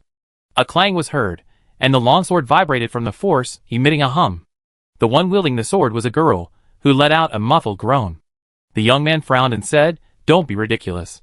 I have important matters to attend to. A life for a life. You pay with your life first." The girl's eyes were bloodshot with rage. Enduring the excruciating pain, she gripped her longsword tightly, refusing to let go even as her hand split open, relentlessly thrusting her sword at the young man. Perhaps enraged by the girl, the young man roared, his hand snapping open with a crack. Black metal covered his palms, transforming them into perfectly sealed iron gauntlets. With a swift movement, the longsword shattered into pieces. He then reached out to grab the girl's head. But at that moment, the girl suddenly spun around, defying logic, escaping the grasp of his fingers. However, the young man didn't miss. He had already withdrawn his grip halfway, turning to grab the girl's arm, but he still missed by a hair's breadth, causing the girl to instantly become more than 3 zhang away from him. The young woman herself looked bewildered. Just a moment ago, she felt an invisible force pulling her, her body being moved without her even needing to control it. Once she regained her footing, she realized someone had helped her. The young man from the Xuanji sect clearly had also realized something, and suddenly clasped his hands in greeting, looking around. "I wonder which esteemed master has passed by and played a joke on me. This junior is Zhuo Zhongtong of the Xuanji sect. Please show yourself, senior." Zhuo Zhongtong. Chu Qing smiled slightly. "So it's the young sect leader of the Xuanji sect. I knew it. His face is bigger than the sky." Zhuo Zhongtong glared at Chu Qing, then sneered, "Do you have a place to speak here?" Chu Qing was speechless for a moment, then glanced at the dazed young woman and gently clasped his hands in greeting. "Greetings, young lady." "Greetings, young master." The young woman's eyes were slightly red, clearly from recent crying, and she forced a smile as she greeted Chu Qing. Chu Qing hesitated for a moment before asking, "May I ask, young lady, what is your relationship with this Zhuo Zhongtong?" "There is absolutely no relationship between us." The young woman blurted out instinctively, her words laced with venom. But then she abruptly changed her tune. "No, there is a relationship between us. We are sworn enemies, bound to fight to the death." Zhuo Zhongtong's face was filled with a cold smile when he heard the first part of the woman's statement. When he heard a relationship, a smile flickered across his lips, but upon hearing the final words "bound to fight to the death," he erupted in fury. "How long are you going to keep this up? Whatever you want, I give you. Even if you wanted the stars in the sky, I get them for you. Why can't I warm your heart? Don't you even have a heart? Chu Qing was stunned. Why did she feel like she stumbled into a romance drama? What kind of trope is this? When they arrived earlier, a crowd had gathered here to watch the spectacle. Turns out, this is the real show, but it sounds rather interesting. The girl, however, wasn't moved at all by Zhuo Zhongtong's heartfelt words. She simply gritted her teeth and said, "Am I heartless, or are you despicable and shameless? We only met once on the street, and you've been relentlessly pursuing me. I told you long ago that I have someone I love, yet you still won't let me go. So what? Your so-called lover, in terms of looks, martial arts skills, family background. In what way can he compare to me? What do I lack compared to him? Because you are not him," the girl cried. "He may not be as good as you, but I love him. So in my eyes, he is the best. And you, through trickery and force, used the power of the Xuanji sect to coerce my parents into marrying you. You even risked my entire family's lives to force me to marry you. How can someone like you be worthy of my affection?" Chu Qing suddenly felt she was missing some popcorn or sunflower seeds. The plot felt a bit dry. Then she heard a crackling sound from beside her. Chu Qing turned her head and saw Winra had somehow produced a large bag of sunflower seeds and was sharing them with Wu Qinhuan and Wenren Qianluo. Chu Qing was stunned. Where did these come from? At the inn, I picked them up by the roadside while leading the horse. Winru offered an utterly absurd answer, then asked Chu Qing, "Do you want some?" "Yes." Chu Qing immediately grabbed a handful and began watching the two argue, arms crossed. Just like the large group of onlookers around them. However, unlike the others, Chu Qing, while eating, also egged them on. Yes, he doesn't deserve it. This drew a furious glare from Zhuo Zhongtong, who finally turned coldly to the girl. "So what? You are the one I married with all the proper betrothal gifts and a grand wedding procession. Even in death, you will be enshrined in my Zhuo family ancestral hall." The girl then gave a bitter laugh. "What's the point of saying all this now? Aishu is dead, you killed him. My life has no meaning anymore. Since I can't kill you, and I have no intention of wasting my life, I will follow Aishu in death. I will watch from the netherworld, witnessing your final fate." As soon as she finished speaking, the girl suddenly swung her palm, aiming for his chest. She intended to sever his heart meridian. Zhuo Zhongtong, terrified, cried out, "Stop!" He leaped forward, reaching for the girl's wrist. Unexpectedly, at that moment, the girl flipped her palm, redirecting the blow from her chest towards Zhuo Zhongtong. Zhuo Zhongtong, focused on saving someone, never anticipated this move. His defenses were wide open, and the girl's palm struck him squarely in the chest. A muffled thud followed, and he was sent flying backward, but after less than 10 feet, he regained his footing and landed safely. Looking up again, her eyes were filled with despair. "So you didn't want to kill yourself, you wanted to kill me. You hate me that much?" "Yes." The girl gritted her teeth and said, "I wish I could skin you alive, tear you apart, and drain your marrow, so you would never have peace." "Young master." The Xuanji sect disciples, seemingly used to watching the drama unfold, only now realized what had happened. They rushed forward to protect Zhuo Zhongtong, while someone else gave the order, "Take her down." "Stop!" Zhuo Zhongtong shouted, and the Xuanji sect disciple, who had lunged at the girl, immediately stopped. Zhuo Zhongtong's face was pale. Looking into the girl's eyes, he suddenly gave a bitter laugh. "So be it. So be it. I didn't kill your beloved. Take him with you. In this life, never appear before me again, otherwise. I don't know what I might do." "What did you say?" The girl paused, then suddenly seemed to realize something. She quickly parted the crowd and rushed towards a corpse at the back. The man's face was deathly pale, and he had stopped breathing. The girl reached him, tentatively touched him, and then suddenly touched his body a few times. The man suddenly took a deep breath and actually opened his eyes. "Aishu!" The girl's joyful cry made Aishu's expression change slightly. He looked around and asked softly, "What happened to me?" You're all right, that's wonderful." The girl burst into tears of joy and quickly helped Aishu up. "Let's go!" The man nodded dazedly and was helped away by the girl. Just as they were about to leave the crowd, Zhuo Zhongtong suddenly called out, "Cheng Xiao." The girl stopped and turned to look at Zhuo Zhongtong. Zhuo Zhongtong let out a soft sigh. "This is the last time. I hope you won't regret it." Cheng Xiao, hearing this, turned and firmly supported Aishu as they walked away. Chu Qing rubbed his nose, feeling this plot was a bit melodramatic.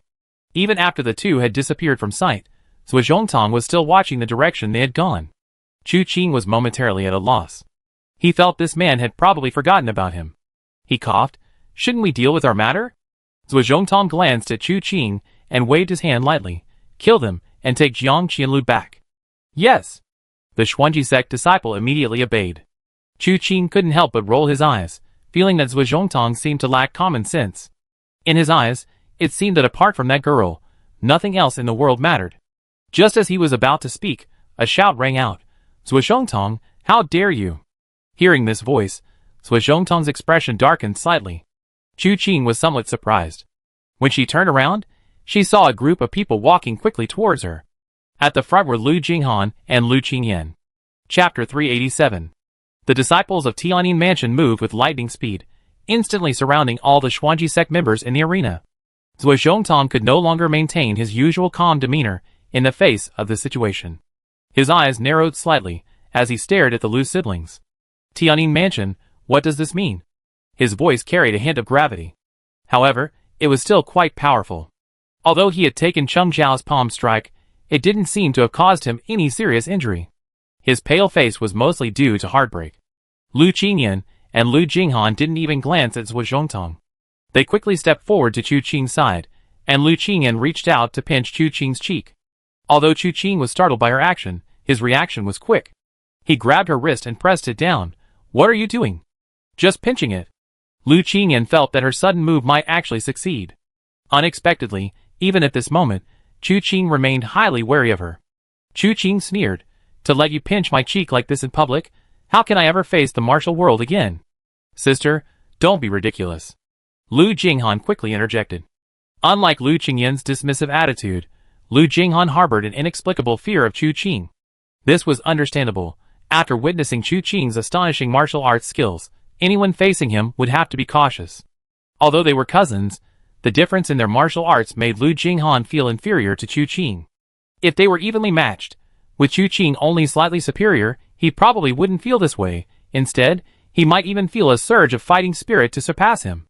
The difference between them was like a firefly compared to the moon, making Lu Jinghan not even dare to entertain the thought of overtaking. He was completely suppressed. And he knew that this so-called heroes gathering was a stage specially prepared for Chu Qing. This was someone destined to be elected as the leader of the martial arts alliance. How could he allow his sister to pinch his cheek in public? Besides, they were family matters. Others had no idea what the relationship between Lu Qingyan and Chu Qing was. With things so unclear, how could Lu Qingyan ever get married? She was already an old maid. Didn't she think about the future? You dare to interfere with me. Lu Qingyan glared at her brother, then glanced at Chu Qing, and reluctantly withdrew her hand. Feeling that she had missed this opportunity, she figured there would never be another such good chance.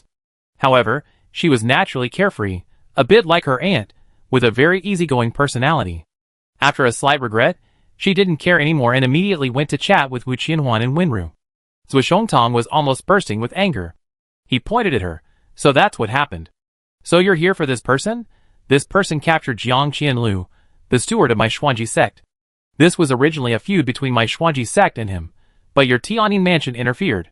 Are you trying to give my Xuanji sect an explanation on his behalf? Lu Jinghan paused, glancing at the person at Chu Qing's feet.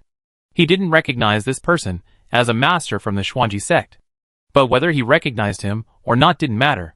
He asked Chu Qing in a low voice, what happened? This matter. I also need an explanation from young Master Zhuo. Chu Qing's words seemed to be an unanswered question, yet they also seemed to answer something. Upon hearing this, Lu Jinghan nodded and waved his hand. Capture all the members of the Xuanji sect. Zhuo Zhongtong was shocked, never dreaming that Lu Jinghan would dare to do such a thing. He was filled with shock and anger. Lu Jinghan, do you know what you're doing? Tianyin Mansion widely distributed invitations to heroes, inviting us to the heroes gathering at Xianyin Mountain. As the host, is this your way of treating guests? Or are you truly colluding with the Tianxia sect, and the widespread distribution of invitations is just a pretense, actually intending to wipe out the entire Lingbei Jianghu? Hearing this, Chu Qing felt a strange sense of relief. This silly child actually has a silver tongue. These words directly shifted the conflict, from Chu Qing and the Xuanji sect, to Tianyin Mansion and the Xuanji sect, and finally to Tianyin Mansion and everyone present. Sure enough, regardless of the truth, these words made many attendees uneasy. Lu Jinghan merely sneered, aren't you going to make a move? Whether it was a shift in conflict or some other consideration, the first priority was to capture these Xuanji sect members. The rest could be dealt with later. As the future head of the Liu family, Liu Jinghan was as resolute as iron. He wouldn't change his mind based on a few words from the other party, and he wouldn't be easily swayed. But at this moment, Chu Qing suddenly spoke softly. Wait. The Tianyin Mansion disciples, who had already agreed, stopped abruptly upon hearing Chu Qing's words. This scene caused Zhuo Zhongtong's pupils to contract. Only then did he fully realize that the person before him was likely not simple. Liu Jinghan and Liu Qingyan were extremely familiar with him, and went to great lengths to protect him. They were even willing to offend the Xuanji sect for this. If that were all, it would only mean this person was truly a distinguished guest of Tianyin Palace, highly valued by them. But now, with just a single sentence from Chu Qing, all the Tianyin Palace disciples, who had received orders, and were about to act had stopped in their tracks. This was definitely not right. If it were an outsider, no matter how highly valued they were, the Tianyin Palace disciples should have obeyed Liu Jinghan's orders, not been so easily swayed by Chu Qing's words. This meant, their relationship was far closer than imagined. Thinking this, he couldn't help but glance at Jiang Qianlu. Today, while visiting Xianyan Mountain, he had unexpectedly encountered the escaped Cheng Xiao and her lover. In a fit of anger, he argued with them, attracting a large crowd. Just then, a disciple from Xuanji sect discovered the long-missing Jiang Qianlu. Seeing his disheveled appearance, he must have suffered considerable torment, which was why he had acted in anger. But he hadn't expected to cause such a situation. Who on earth did Jiang Qianlu offend? Liu Jinghan's order was stopped by Chu Qing, but he wasn't angry. He simply asked, "What's wrong?" Chu Qing smiled. "Let me say a few words first. Young masters came in shouting for bloodshed without even understanding the situation, and someone died. That's not quite right. We still need to explain the cause and effect clearly, so young masters knows what really happened, rather than punishing someone without warning." Zhuo Zhongtong took a deep breath. "You said you wanted an explanation?" "That's right." Chu Qing nodded. "While traveling the martial world, I happened to encounter someone.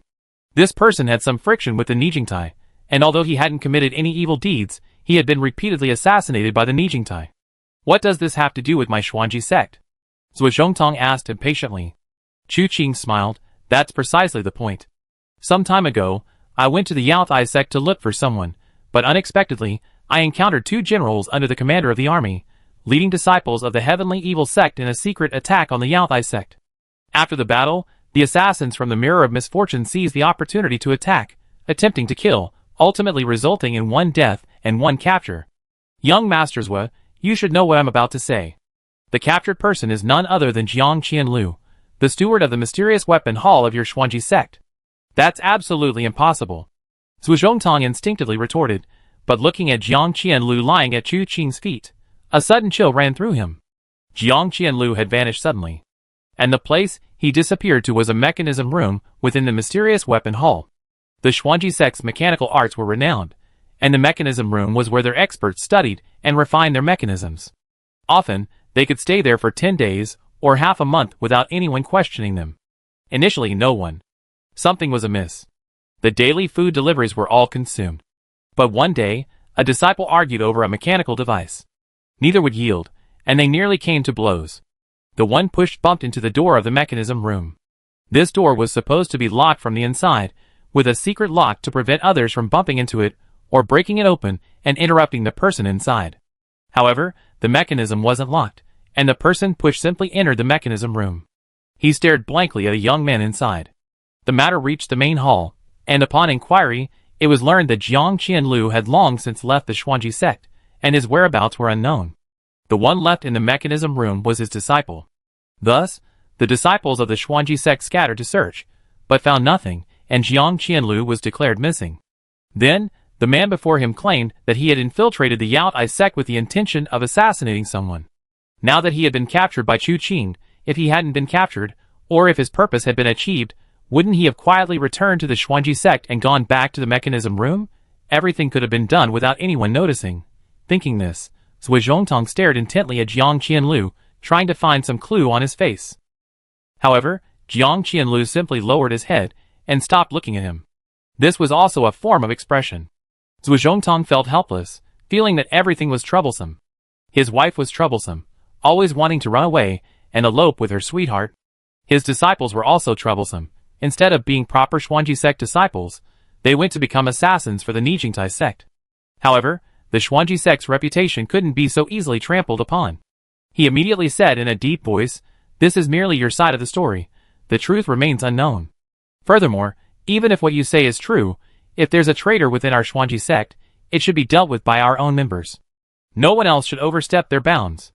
Chu Qing scrutinized the man, then suddenly laughed. "I think you misunderstood something. I'm not trying to overstep my bounds, nor do I suspect there's a traitor within your Xuanji sect. What I suspect is that your Xuanji sect has long been colluding with the Nijingtai. Using the guise of acting on behalf of heaven, and using death as punishment, they're committing atrocities in the martial world." "You're talking nonsense," Zhu Zhongtong roared. "My Xuanji sect acts uprightly and honestly. How can we tolerate such an injustice? Whether it's true or false, let's leave that aside for now. Now that the cause and effect have been explained, young sect master, how do you think you should give me an explanation? My Xuanji sect will definitely investigate this matter thoroughly." Zhu Zhongtong immediately said, "However, Jiang Qianlu is ultimately a steward of my Xuanji sect. We cannot treat him so lightly. Hand him over, and I will give you an explanation sooner or later." Chu Qing shook his head. "That won't do. Have you forgotten what I said before? I suspect that your Xuanji sect has already colluded with the Nijingtai. Letting a thief investigate another thief's identity will naturally lead to him misidentifying the thief. Now, I'm asking you to investigate this matter. To put it bluntly, I don't trust you." "Then what do you intend to do?" Zhu Zhongtong's face turned ashen. Chu Qing smiled. "Simple, everyone surrender and cooperate with our investigation. How about that? Isn't this still taking them all down?" Lu Jinghan was speechless for a moment, but after thinking about it, he felt that the biggest difference between Chu Qing's approach and his own was that Chu Qing explained the situation clearly before taking action. This would prevent those around them from being confused. Now they all knew that Chu Qing did this because he had captured an assassin from the Mirror of Calamity, and this assassin was from the Xuanji sect. Therefore, his actions were easily accepted, and no one would overthink them. He felt that not explaining himself to others and acting independently was indeed a style. However, misunderstandings mostly stem from ambiguity, and this wasn't a good thing in the long run. It made him vulnerable to exploitation by those with ulterior motives, potentially leading to a terrible situation. Zhu Zhongtong, of course, wouldn't surrender easily, and sneered, "How arrogant! Don't expect us to surrender easily." But the moment he uttered those words, a chill suddenly gripped his heart. He quickly realized this chill wasn't a hallucination. A vast expanse of icy energy truly spread from beneath Chu Qing's feet in all directions, freezing the ground wherever it passed, instantly filling the entire world. Those caught in its grip felt their limbs stiffen, their minds seemingly frozen by the cold. Every single Xuanji sect disciple was immobilized by the ice spreading from their feet. Zhu Zhongtong's heart tightened. What kind of technique was this? He leaped into the air, intending to capture the leader first. He reached behind his back with one hand, revealing an iron umbrella. With a flick of his wrist, the fan opened, spinning towards Chu Qing. But just as Chu Qing thought his attack was being executed using the umbrella, 8 chains suddenly shot out from behind the fan, aiming for Chu Qing's limbs and waist. Chu Qing smiled slightly, took a step forward, and an immense pressure descended from the sky. In an instant, the fan-shaped chain bowed, and the 8 chains, which had previously danced like nimble snakes, now seemed drained of all their energy, falling to the ground like dead snakes. Zhu Zhongtong was directly pressed down from midair by this pressure, and saw Chu Qing walking slowly towards him, speaking calmly, "I think you misunderstood. I told you to surrender simply to save some trouble, and cut off your hopes. It doesn't mean that I couldn't do anything to you if you didn't surrender. You, who exactly are you?" Feeling this terrifying pressure, Zhu Zhongtong finally realized he had kicked a hornet's nest. Chu Qing placed a hand on his shoulder, channeling his inner force into his body, sealing his 8 extraordinary meridians. His voice followed, "You are not worthy to know my name." Chapter 388. Chu Qing's words sounded familiar to Zhu Zhongtong. He had given the same answer when Chu Qing asked him earlier. However, looking at it now, he felt like he was dancing on a knife's edge. Even now, he was still unwilling. I am the young master of the Xuanji sect. Aren't you afraid of the Xuanji sect's retaliation for doing this? Who will the Xuanji sect retaliate against?" Another voice came. Zhu Zhongtong looked up, and was overjoyed. "Uncle Ouyang. Nephew Zhu Zhongtong, we met 3 years ago." Chu Qing turned around and saw Ouyang Tianqiu leading Ouyang Tianfeng towards them. Ouyang Tianqiu glanced at Zhu Zhongtong and nodded. "I remember." "Great. Uncle, save me. This man is colluding with the Tianyin mansion to capture me. Please, uncle, Help me. He pointed at Chu Qing. Ouyang Tianqiu then clasped his hands in a respectful bow to Chu Qing, saying, "Your subordinate is late." Ouyang Tianfeng, standing to the side, followed suit. Chu Qing smiled. "I originally intended to go straight up the mountain, but I didn't expect to disturb you all." Their casual conversation left Zhuangtong dumbfounded. He suddenly felt that Chu Qing's words weren't necessarily intended as revenge. He seemed truly unworthy to know his name. Ouyang Tianqiu's gaze then fell on Zhuangtong. "All right, I can't help you with this matter. You should think carefully about why you ended up like this." Lu Jinghan then spoke up, "Take them all away." The Tianyin Mansion disciples then acted, capturing the Xuanji sect disciples, who were already immobilized and restrained on the spot. The lively scene vanished without a trace. It certainly opened the eyes of the onlookers. Who exactly is that young man? The attitude of Tianyin Mansion towards him was already astonishing enough, but Ouyang Tianqiu's behavior is even more unbelievable. He actually calls himself a subordinate? Never seen him before. Could it be that he is that person? Which person? The one who single-handedly fought against the 8 masters of the heavenly evil sect in front of Tianlai City, saving the 3rd young master of Tianyin Mansion. That's him. To be honest, I was also invited to the Little Cold Valley gathering that day and had the opportunity to see him from afar. So what if he is? Such behavior is rather domineering. The Xuanji sect is, after all, one of the 9 major powers. He showed no restraint, killing and arresting without hesitation. What kind of talk is that? If I had his martial arts, I'd be even more domineering. That makes sense. Given his martial arts, the fact that he explained things to you before arresting someone is already quite reasonable. Otherwise, the situation would be beyond his control. He's close to the Tianyin Mansion, and has gained the allegiance of the Liaoyuan Mansion. Looking across the entire Lingbei region, he's already a unique and powerful figure. Without the Ghost Emperor, this man is number 1. The last 8 words were met with complete silence. The crowd slowly dispersed. Ouyang Tianqiu had come down from Xianyin Mountain to meet Chu Qing after hearing he had arrived. He didn't cause much of a scene, simply bringing Ouyang Tianfeng along. Now, the group from the Tianyin Mansion followed behind, with the Xuanji sect members pulling them back. Ouyang Tianqiu explained the current situation to Chu Qing as they walked. That day, Chu Qing decided to hold a conference at Xianyin Mountain. Lu Zhaoyan immediately began spreading the news throughout the land, and sent out invitations through various messenger channels. Then, he headed straight for Xianyin Mountain. He had intended to organize the conference in a secluded spot in the mountains. However, they were surprised to be stopped by the head of Xianyin Manor upon their arrival. He stated that the conference could be held at Xianyin Manor.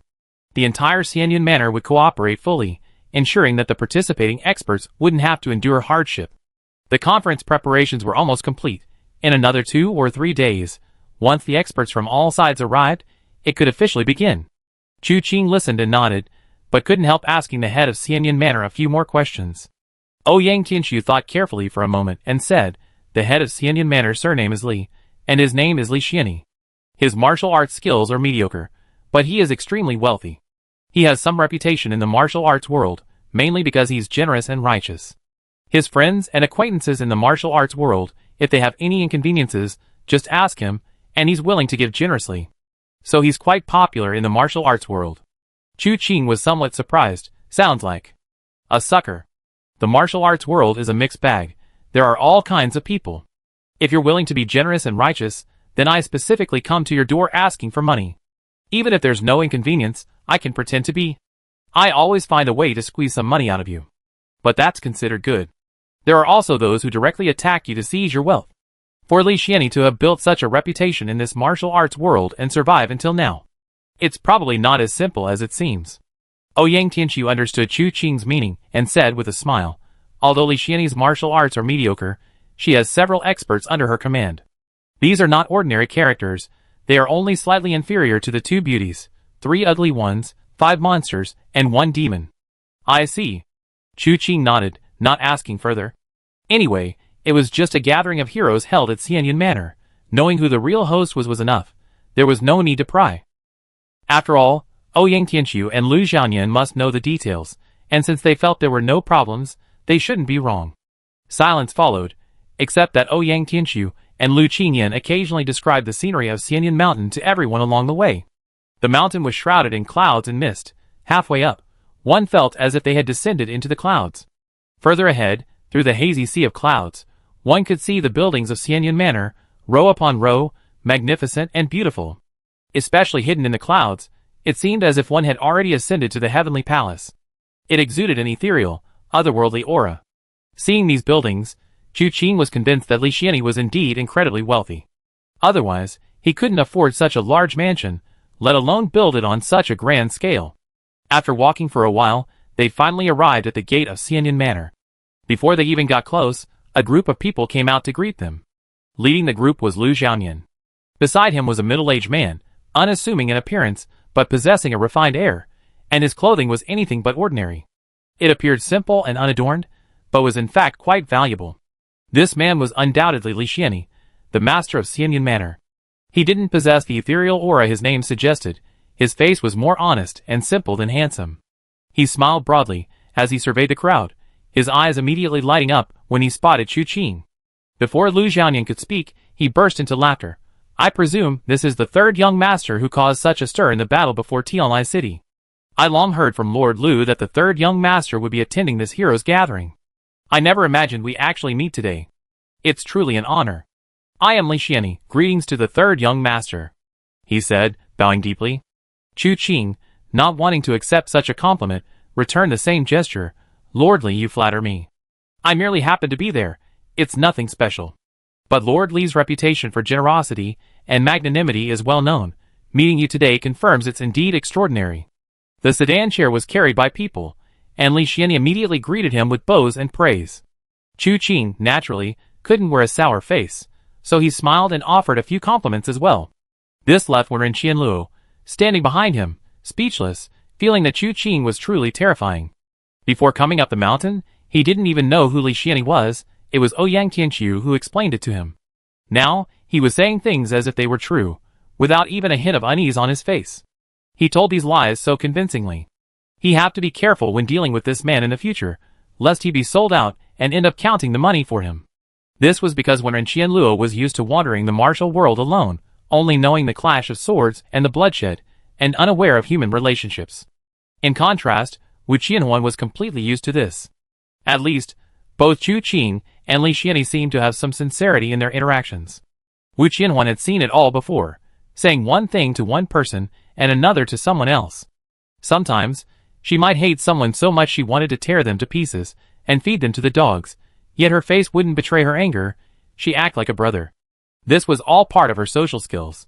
As for gentleness, she didn't care about anything. She was utterly indifferent. After Chu Qing and Li Xianye had exchanged a few words of flattery, Lu Xiaoyan interjected, "Third young master, you come a long way. Please come inside for a chat."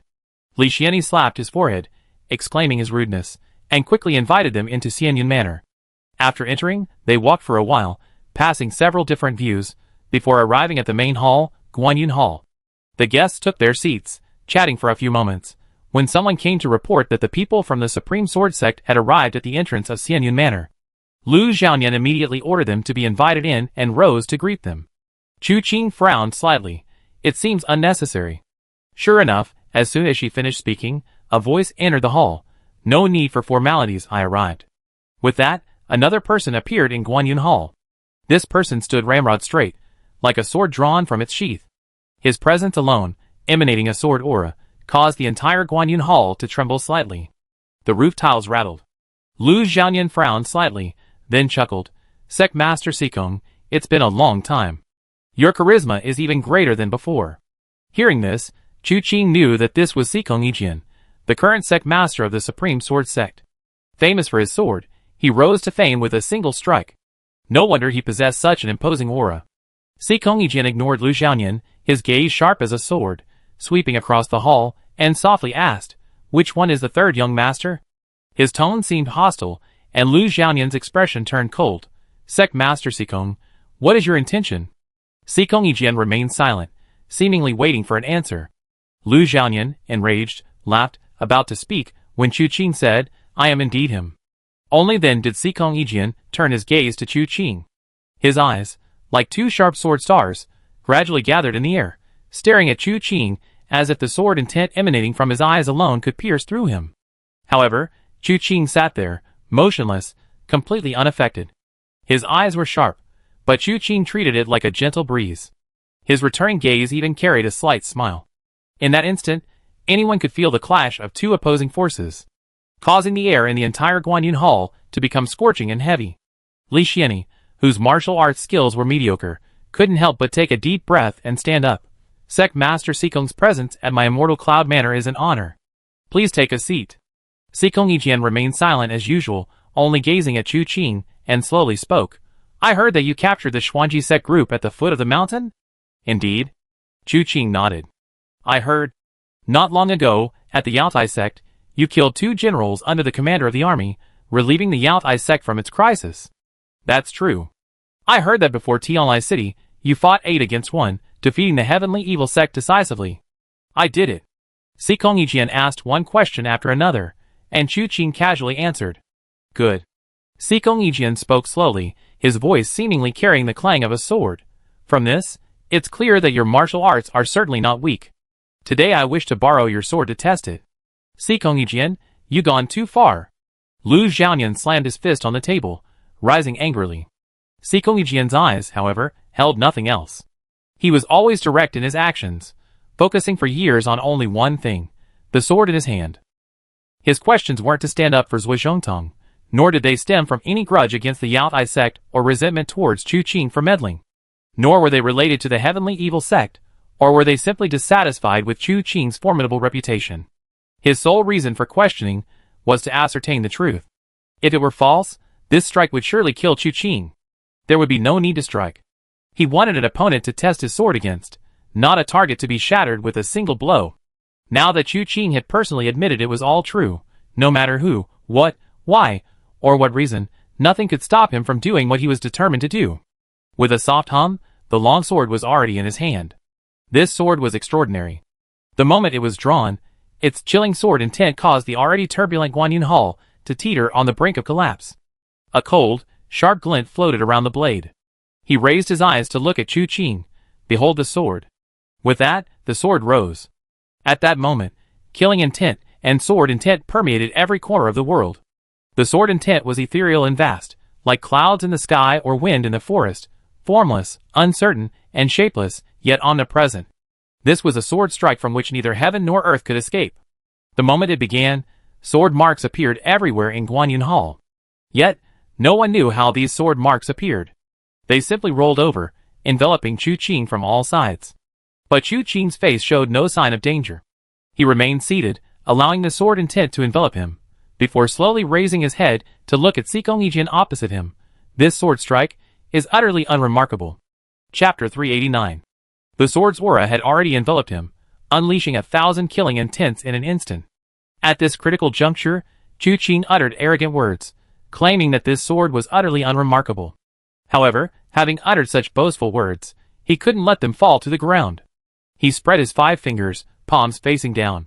No visible vortex of energy was visible, yet wind and cloud energy swirled around his body, transforming into a gale.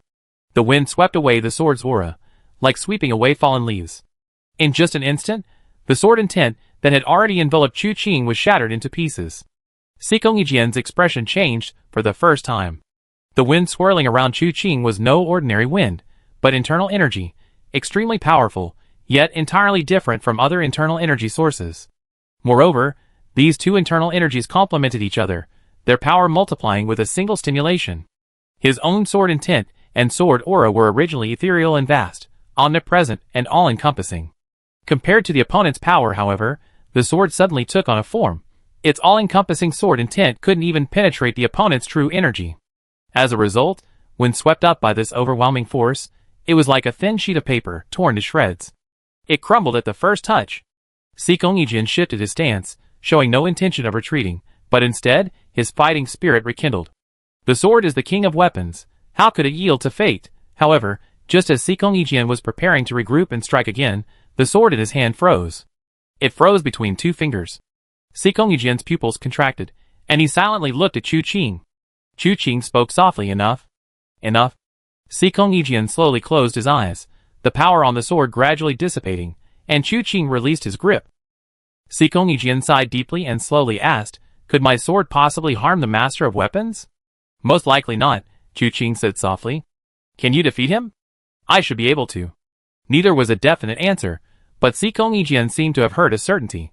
He nodded slightly. All right. After saying that, he sat down below Chu Qing. The whole affair seemed to have ended there. Lu Xiaoyan's expression remained unpleasant.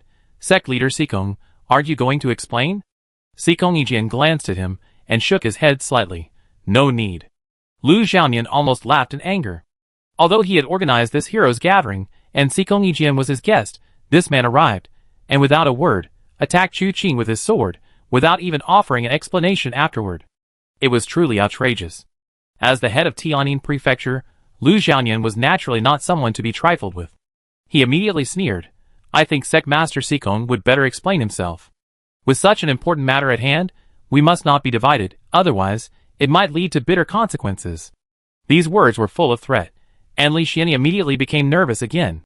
She wanted to smooth things over, but her martial arts skills and status were insufficient, so she dared not say anything.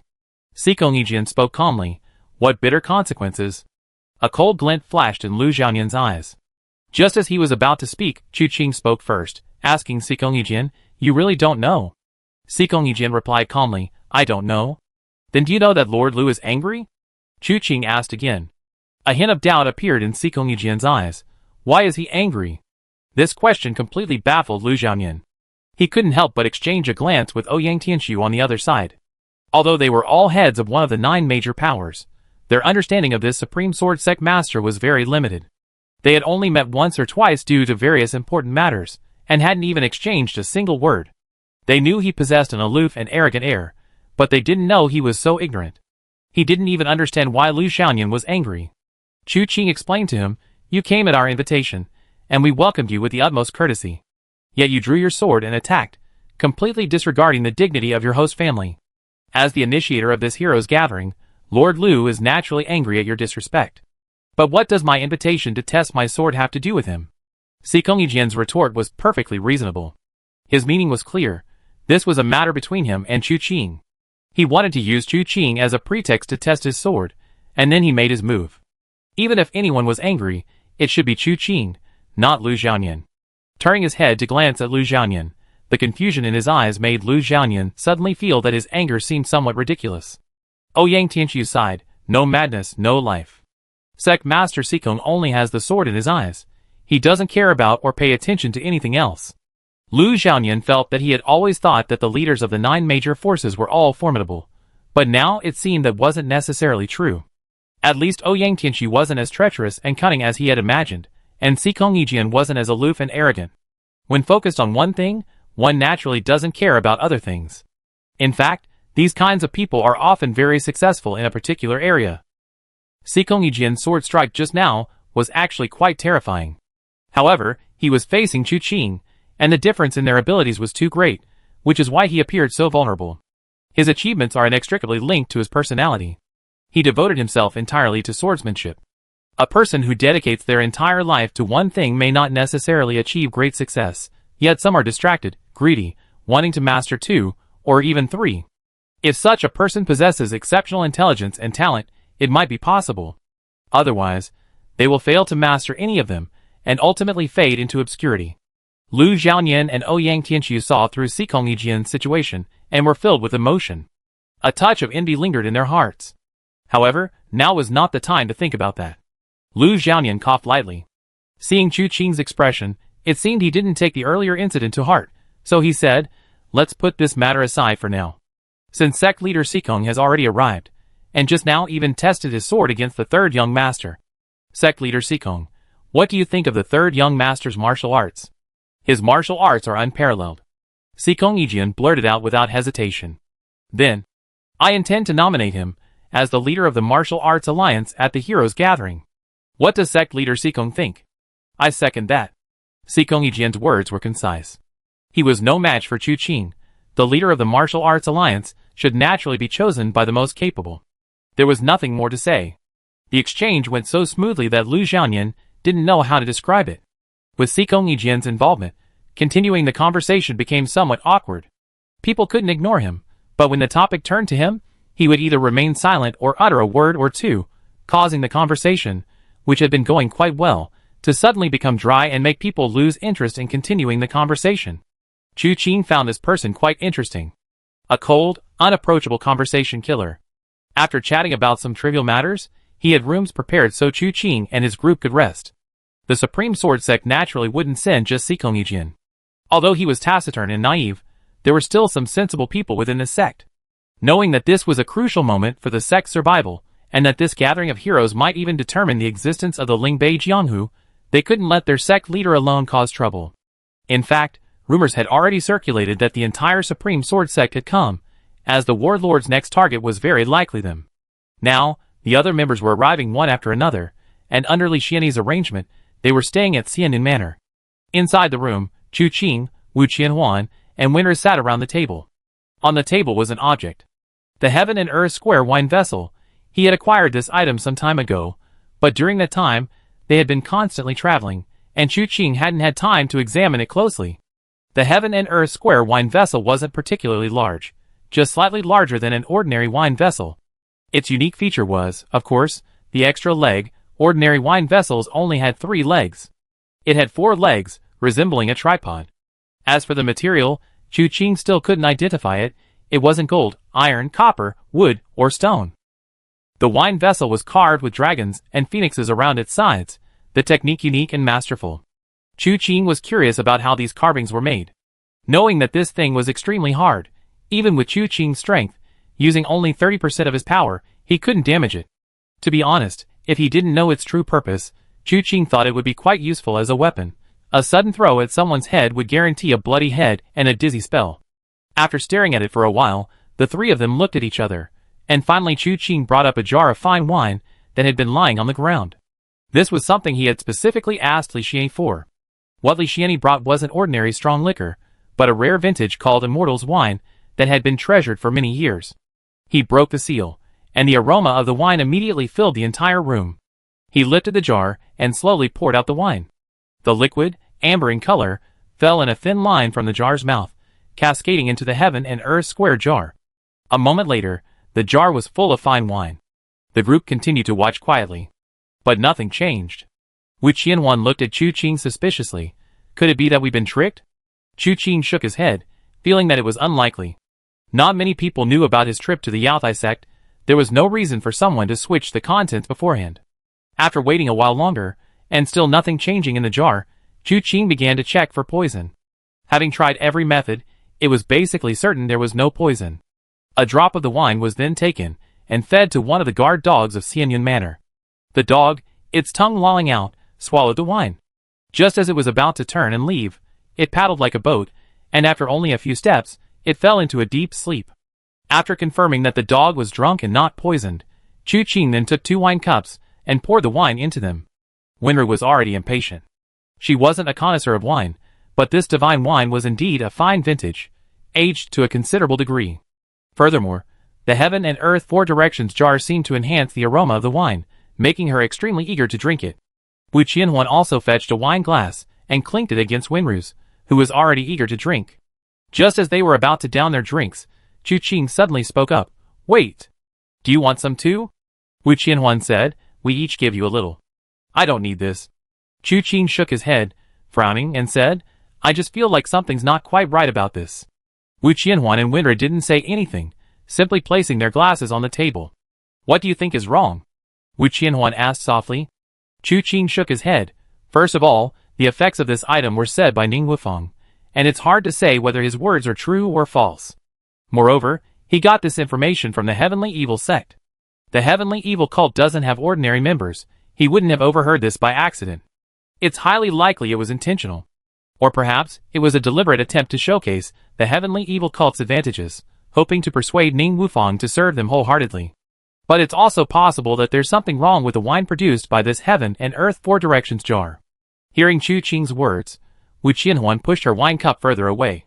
While Winru was very greedy, she couldn't let her appetite outweigh her life. Chu Qing's words, though perhaps a bit alarmist, weren't entirely without merit. Chu Qing continued, "Furthermore, have you considered who possessed this item in the first place? Naturally, it was in Sang Qingchen's possession. However, Sang Qingchen didn't know its true nature and therefore never used it. Otherwise, Xiangshan Si might not have been destroyed.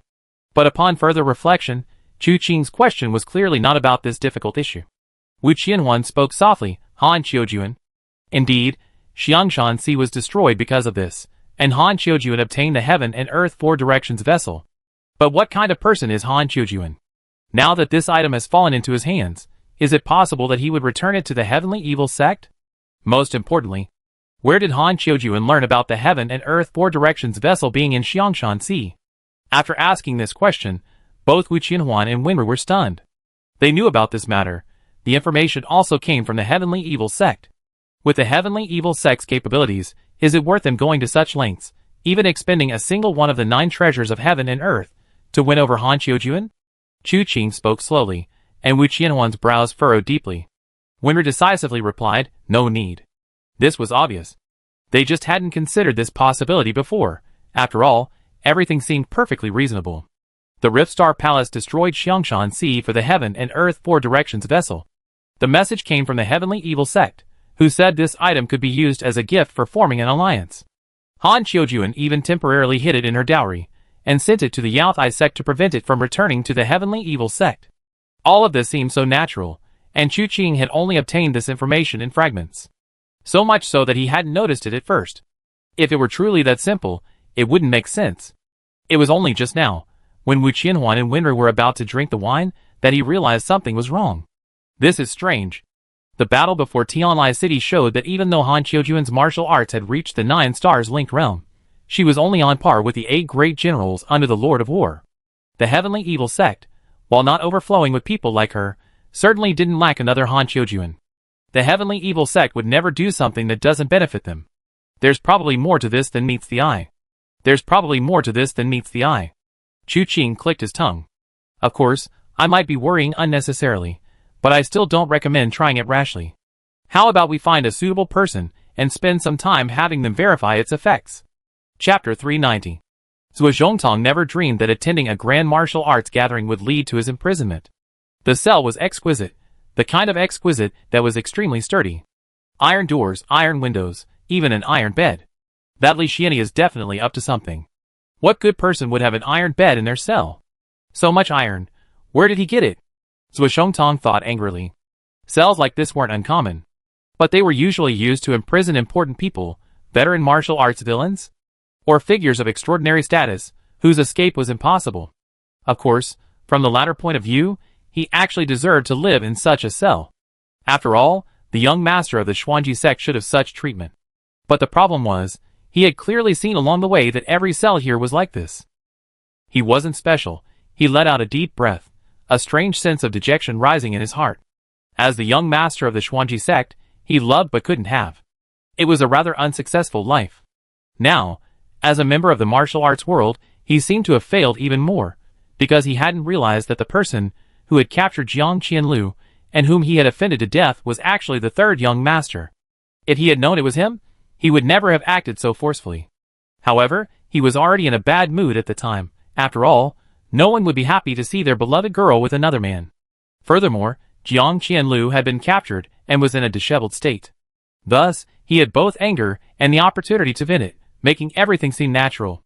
His only mistake was not recognizing the other party's identity, which resulted in such a catastrophic disaster.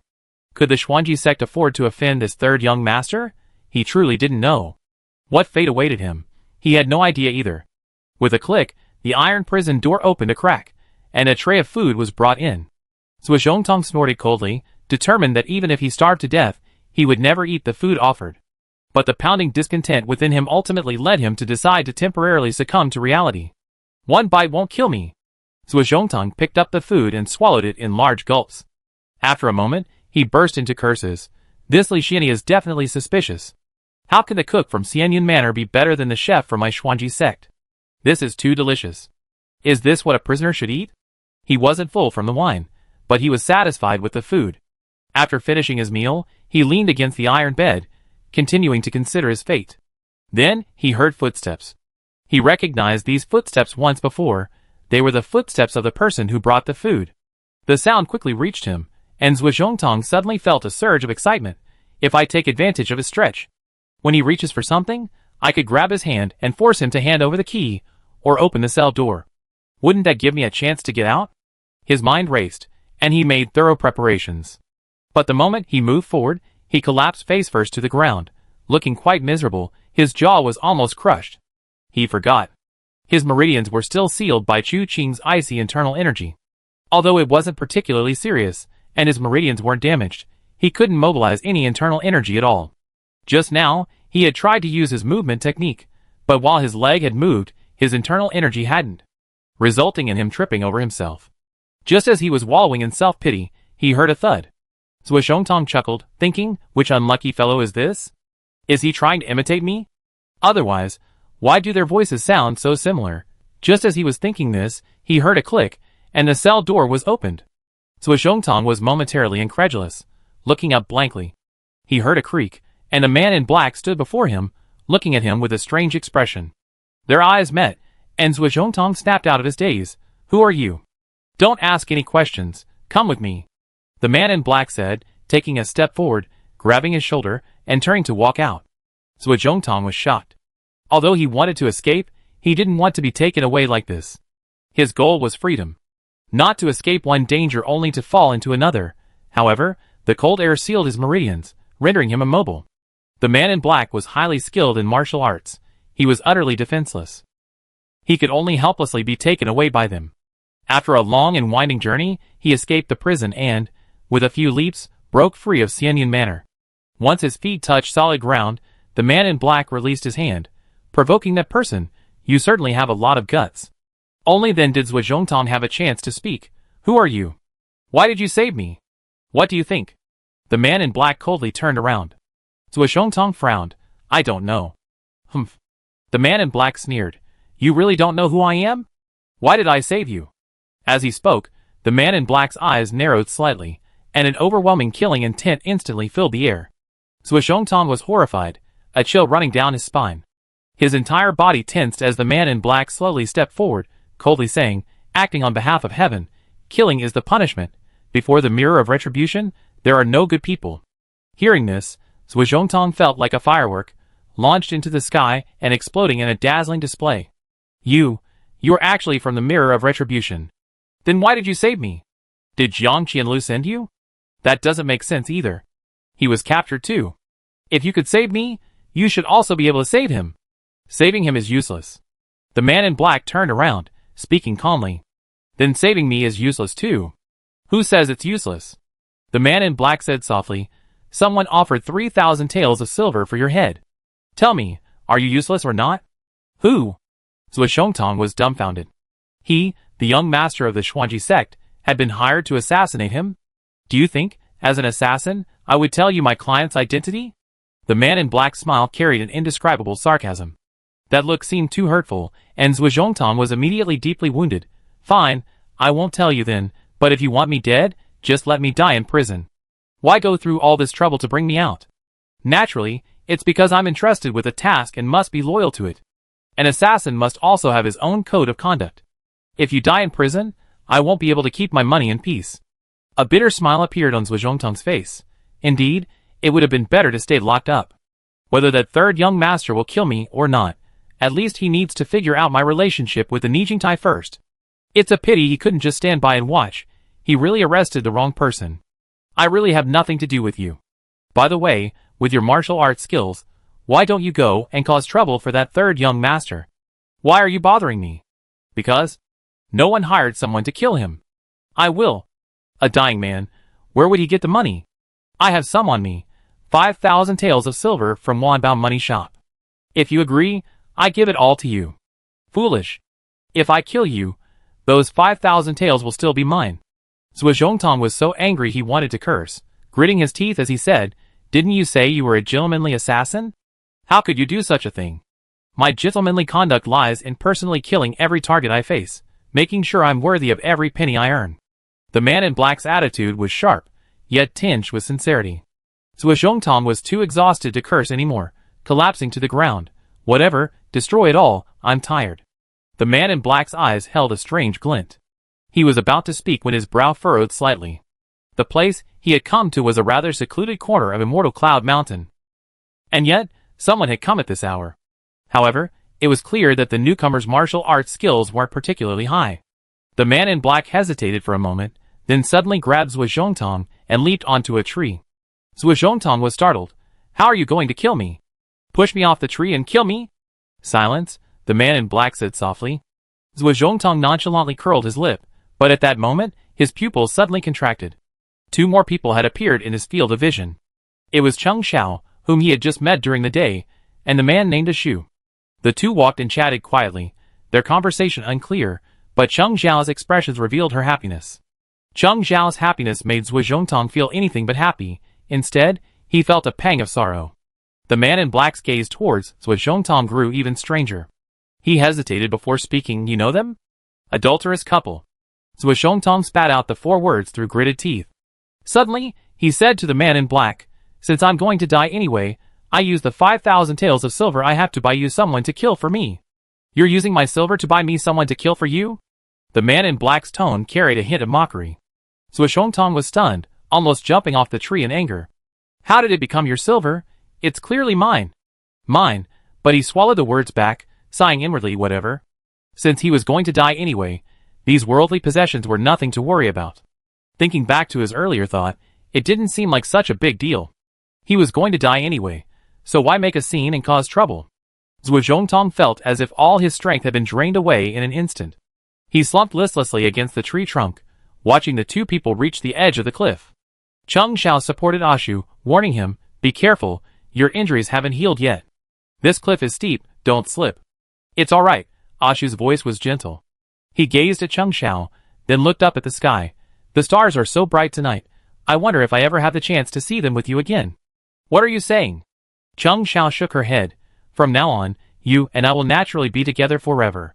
No matter how many stars like these there are, we will be able to see them. Hearing this, Ashu withdrew his gaze from the sea of stars and stared at Cheng Xiao. Cheng Xiao also looked at him, their eyes meeting, a hint of eagerness in their gazes. Zhuo Zhongtong was practically biting his lip until it bled. How could this be? Why did he have to witness this scene before he died? Why must his life be so tragic? But at that moment, Cheng Xiao suddenly pushed Ashu away. No feelings should be kept within the bounds of propriety.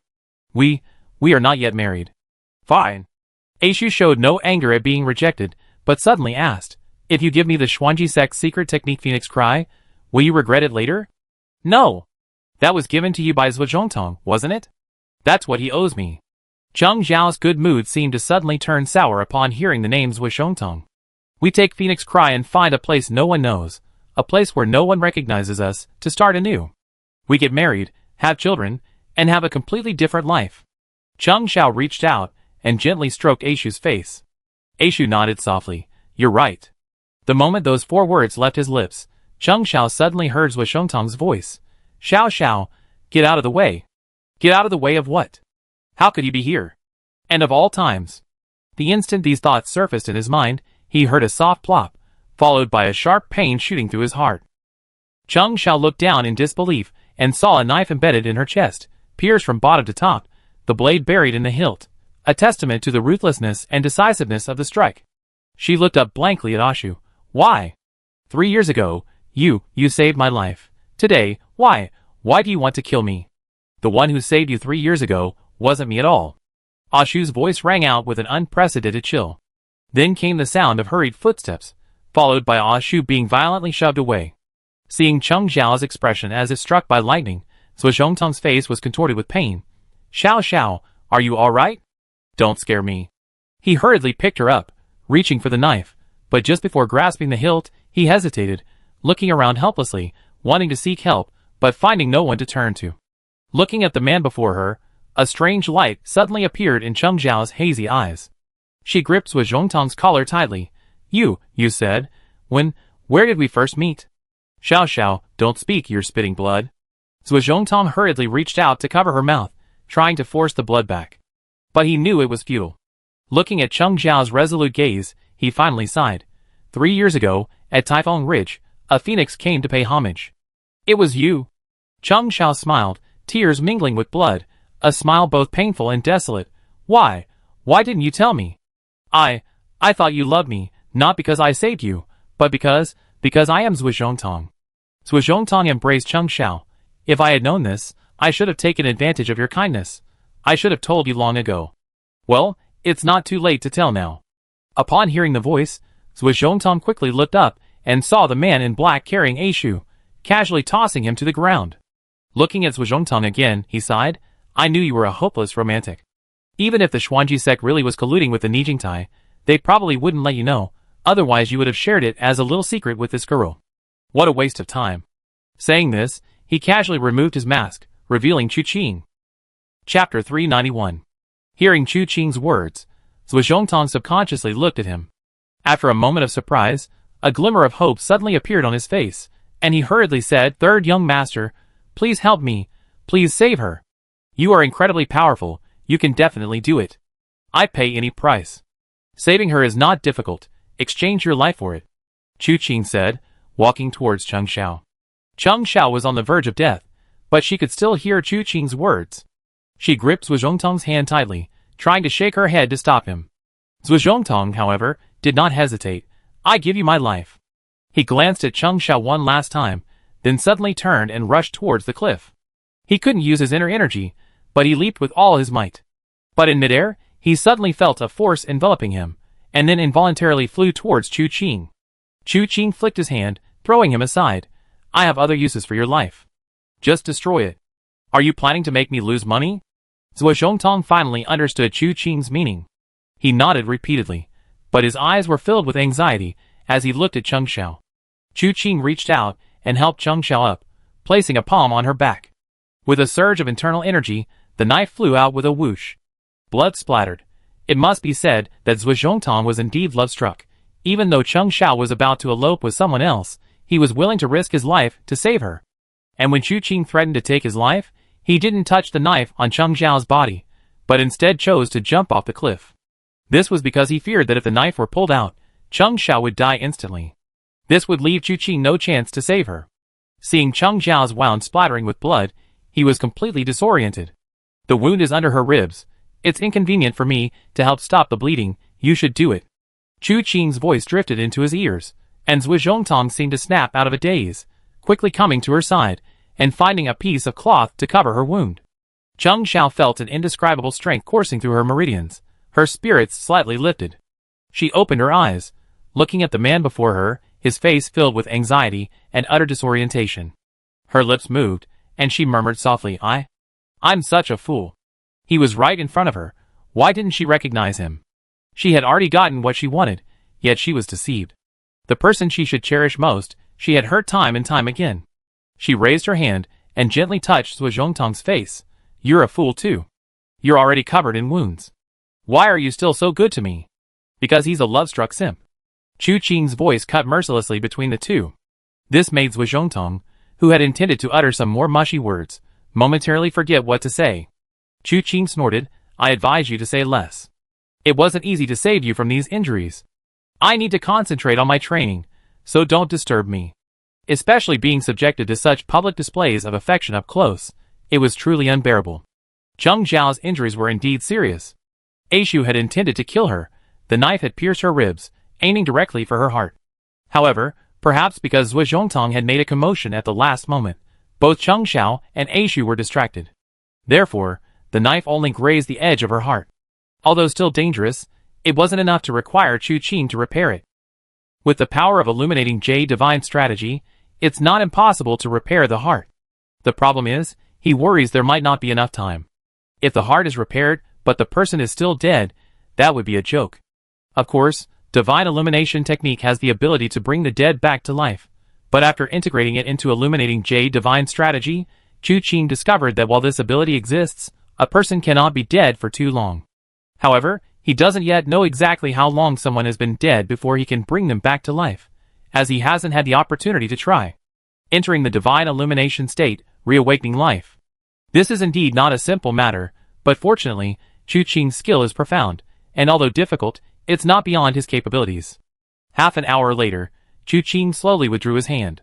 Cheng Xiao's injuries were still there, but they were no longer fatal. Her face was pale from blood loss, but Zhuozhongtong checked her pulse and confirmed it was strong, which greatly relieved him. Cheng Xiao was saved, so some things naturally needed to be settled. Aishu, who had been thrown to the ground, also left. He couldn't have left anyway. After some investigation, Chu Qing understood the whole story. Aishu had no grudges against Cheng Xiao or Zhuo Zhongtong. He was just an ordinary martial artist who, 3 years ago, happened to be traveling in Taifeng Ridge and, by chance, witnessed Zhuo Zhongtong rescuing Cheng Xiao. At first, he didn't think much of it. Martial artists see plenty of excitement in the world. What's a fleeting glimpse? Cheng Xiao's appearance did attract his attention, but he didn't dwell on it. Unexpectedly, 2 years ago, he encountered Cheng Xiao again. He didn't recognize her at the time, but Cheng Xiao, for some reason, mistook him for her savior. The whole misunderstanding stemmed from this. If Aishu had revealed the truth then, things wouldn't have turned out this way. Unfortunately, Aishu was somewhat lustful. After all, Cheng Xiao was quite beautiful. He had been attracted to her 2 years ago, and those 2 years had made her even more mature and charming. For a moment, almost inexplicably, he didn't object, instead tacitly accepting her as his savior. The two thus began their contact, and with the added advantage of a savior status, things quickly started to develop in that direction. Although Aishu revealed many flaws during this process. For example, when the topic of saving her came up, he was vague and unclear. And when mentioning the technique he used to save her, he only gave a general outline, lacking a clear understanding of its meaning. Furthermore, since then, he has never used that technique again. In truth, any normal person would have become suspicious long ago. But there's a saying, you can't sleep in the same bed with two different kinds of people. The woman Zhuo Zhongtong was willing to risk his life to marry was also someone who prioritized love above all else, someone who, once filtered through her lens, could make even a So look like Duo Chan. Even with so much evidence right in front of her, she ignored it, trusting Aishu completely. It was her parents who constantly objected. Cheng Xiao, born into a family with a long history in the martial arts world, with parents who were both renowned experts, possessed exceptional experience and could see Aishu's dishonesty, deeming him unsuitable. This caused quite a rift within the family. And so, at this juncture, Zhuo Zhongtong appeared. 3 years ago, he fell in love with Cheng Xiao at first sight. For the next 3 years, however, he was forced to retreat into seclusion to study the Xuanji sect's secret arts, as his father wouldn't allow him to leave, thus preventing any further progress. Now that he had finally met a girl he liked, he naturally pursued her. Cheng Xiao, unaware of the situation, assumed that this powerful young man, whom she had only met on the street, was trying to force her to marry him. Of course, she resolutely refused. At this point, although Zhuo Zhongtong was love-struck, he wouldn't be so shameless as to continue pursuing her. But just as he was about to give up, Cheng's parents came to see him. The elderly couple could see that Zhuo Zhongtong was deeply in love with Cheng Xiao, and wanted to marry their daughter to him. They also pointed out that Aishu seemed to have ulterior motives, and asked Zhuo Zhongtong to protect Cheng Xiao. Zhuo Zhongtong was immediately overjoyed. Marriage was a matter of parental consent and matchmaker's word. With the support of the Cheng family elders, things should be settled. But when Cheng Xiao heard this, she felt like the sky had fallen. Even when the Cheng family elders told her it was their intention, she didn't believe them. She only thought that Zhuo Zhongtong was using the power of the Xuanji sect to oppress her and her lover, preventing them from being together. She also hated her parents for prioritizing power over her happiness, and she hated Zhuo Zhongtong for his cunning and forceful methods, forcing her to submit to her parents and power. This also made their married life unhappy. Cheng Xiao hated him to the core. No matter what Zhuo Zhongtong did, she saw it all as having ulterior motives. Although sometimes she couldn't help but be attracted to him, and moved by his sincerity, the thought of Aishu and the life-saving grace from 3 years ago would extinguish any feelings of attraction. He would also fall into self-loathing. He felt he had let down his savior and his beloved. However, if things continued this way, although they were a mismatched couple, there was a chance they might eventually resolve their differences. But unexpected events always occur. Aishu was inexplicably abandoned, and naturally felt resentful. But after understanding everything, another thought arose in his mind. 3 years ago, it was Zhuo Zhongtong who saved Cheng Xiao, and even after things turned so ugly, it was still Zhuo Zhongtong who wanted to marry Cheng Xiao. He must be deeply in love with her. And who was Zhuo Zhongtong? The young master of the Xuanji sect. How high and mighty was he? He himself was just a wandering swordsman, completely incomparable to him. However, Zhuo Zhongtong's current status was due to the Xuanji sect's unique skills, and the foundation laid by his ancestors. If he also possessed the Xuanji sect's unique skills, his achievements might not be inferior to Zhuo Zhongtong's. In the past, he couldn't have had such thoughts, mainly because he had no opportunity. But now it was different. He had Cheng Xiao, and now he had Zhuo Zhongtong, who cherished Cheng Xiao like his own life. The opportunity had arrived. Compared to his future prospects, what did Cheng Xiao matter? Once he achieved fame and success, what kind of woman couldn't he have? Having made up his mind, he began secretly seeking out Cheng Xiao. He poured out his longing for her, urged her to leave Zhuozhongtong, and envisioned their future together. As Cheng Xiao's desire to elope with him grew stronger, he suddenly began to talk about the dangers. He said he worried that after they left, the Xuanji sect would relentlessly pursue them. They had no means of self-protection.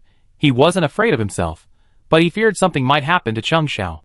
If she could gain some understanding of the Xuanji sect's martial arts, and acquire some of their secret techniques, she might have a real chance of escaping Zhuozhongtong's clutches. His ambition was undisguised, blatantly displayed, yet Cheng Xiao remained oblivious. In fact, she found it quite reasonable. It was during the period that Zhuozhongtong experienced considerable happiness.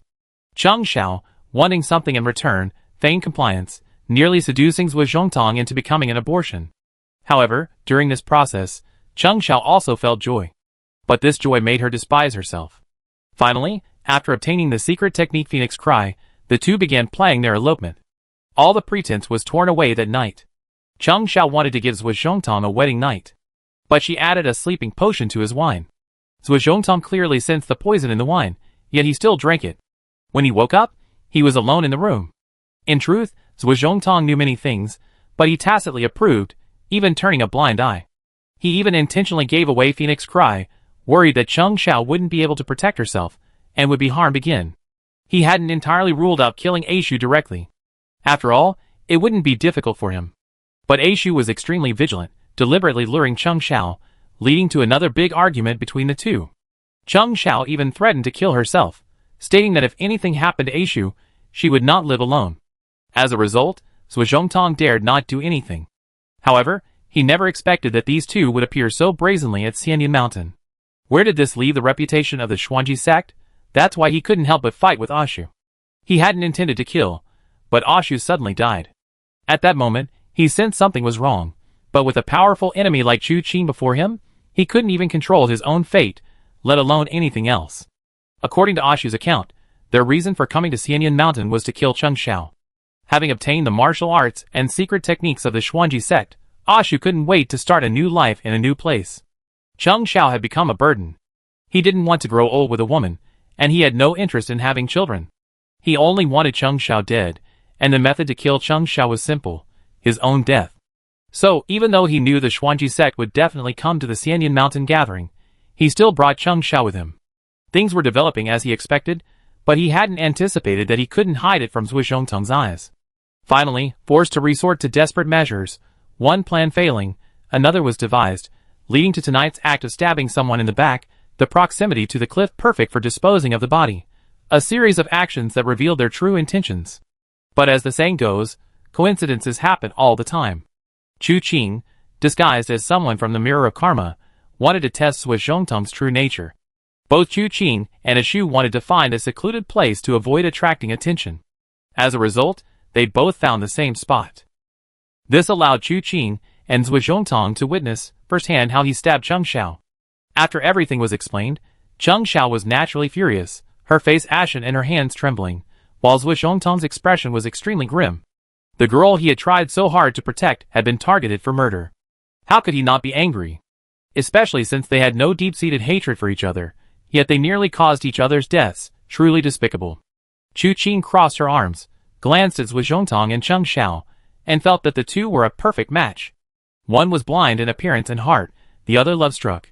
They were practically classic characters from a tragic romance novel. In this bloody and turbulent world of martial arts, encountering such a pair, it's no wonder such a melodramatic story unfolded. Chapter 392.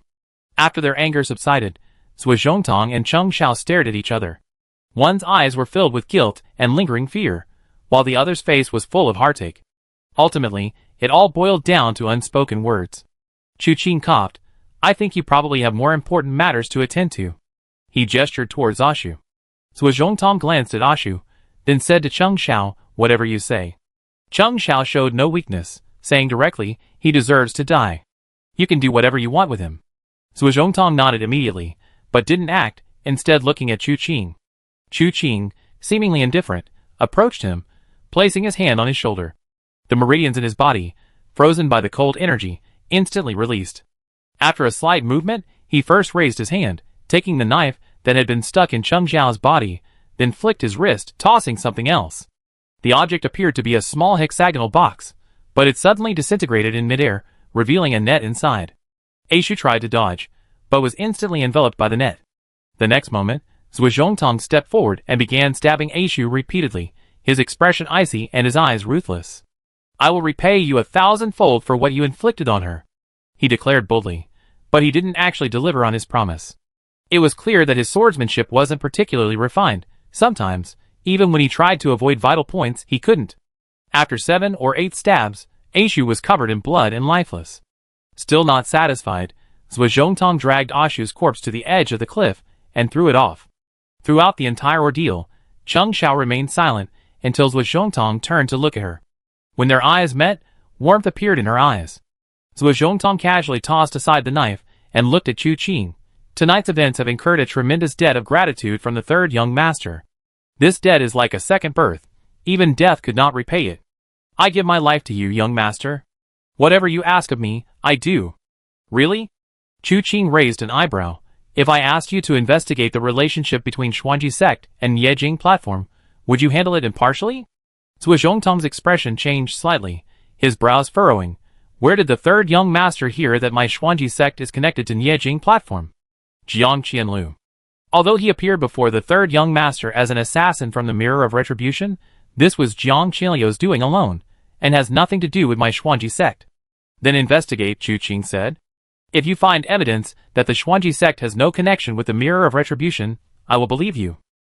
Zhuozhongtong was taken aback, but still nodded. Yes, I will certainly not disappoint the third young master.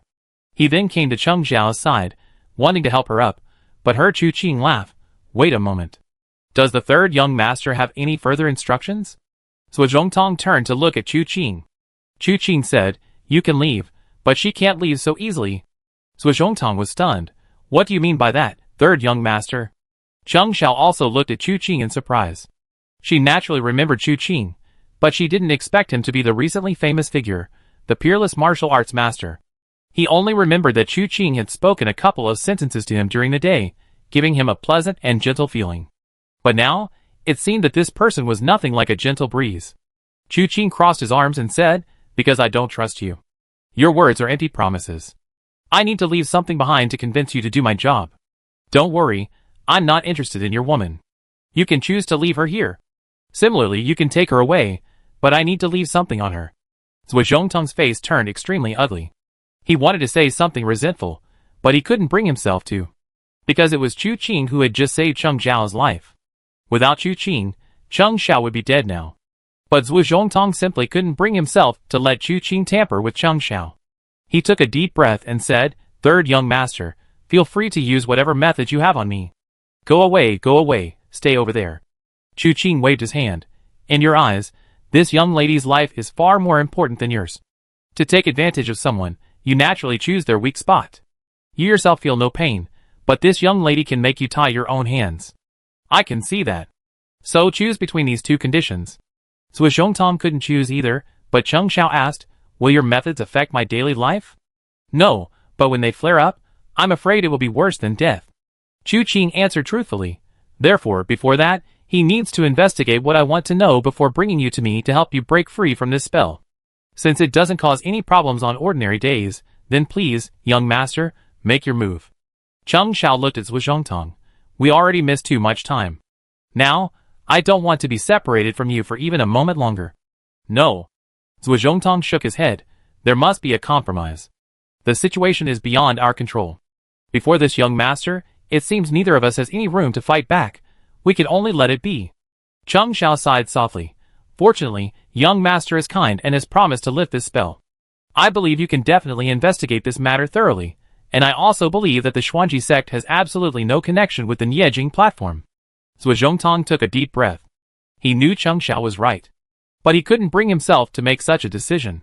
Chu Qing felt it wasn't Zhuozhongtong's fault. If he were in Zhuozhongtong's shoes, he wouldn't be able to make the same decision either. However, Chu Qing would beat the person opposite him to death. Unfortunately, Zhuozhongtong couldn't beat him, and could only let him do as he pleased. Before Zhuozhongtong could say anything more, Cheng Xiao said, Please, young master, do as you please. All right. Chu Qing nodded, his palms spinning in the air, gathering cloud energy. The cloud energy turned into water, and when his two palms came together, it formed thin ice. With a wave of his hand, this thin ice struck Cheng Xiao's shoulder, neck, Chimen, and Zhongfu acupoints. Zhuozhongtong hurriedly looked at Cheng Xiao. How is it? Cheng Xiao felt it for a moment, and shook his head. It's icy cold. I don't feel anything unusual. It hasn't flared up yet, so there's nothing unusual about it. Chu Qing smiled and said, this item is called the Life and Death Talisman. Once planted, life and death are in one's own hands. When it flares up, the itching is unbearable, excruciating and agonizing. Even scratching until flesh is raw and bone is exposed doesn't relieve the itch. It makes one want to bang their head against a wall and die. You two may think I'm exaggerating, but I advise you not to try this lightly, or you bear the consequences. Cheng Xiao's face paled slightly, while Zhuozhongtong quickly said, I will definitely investigate and find evidence that will convince the third young master. I hope the third young master will keep his promise, and remove the life and death talisman from Xiao Xiao. Good. Chu Qing nodded. Although I'm not a good person, I keep my word. Alright, you can go about your business. I have everyone from the Xuanji sect released later. Except for Jiang Qianlu, of course. Thank you. Zhuozhongtong clasped his hands in thanks, then helped Cheng Xiao away. These two probably had a lot to say, and Chu Qing was quite curious about what they would say afterward. Would they ask Cheng Xiao what she had done with that Shu during their time together? However, judging from tonight's events, the two probably hadn't gone too far.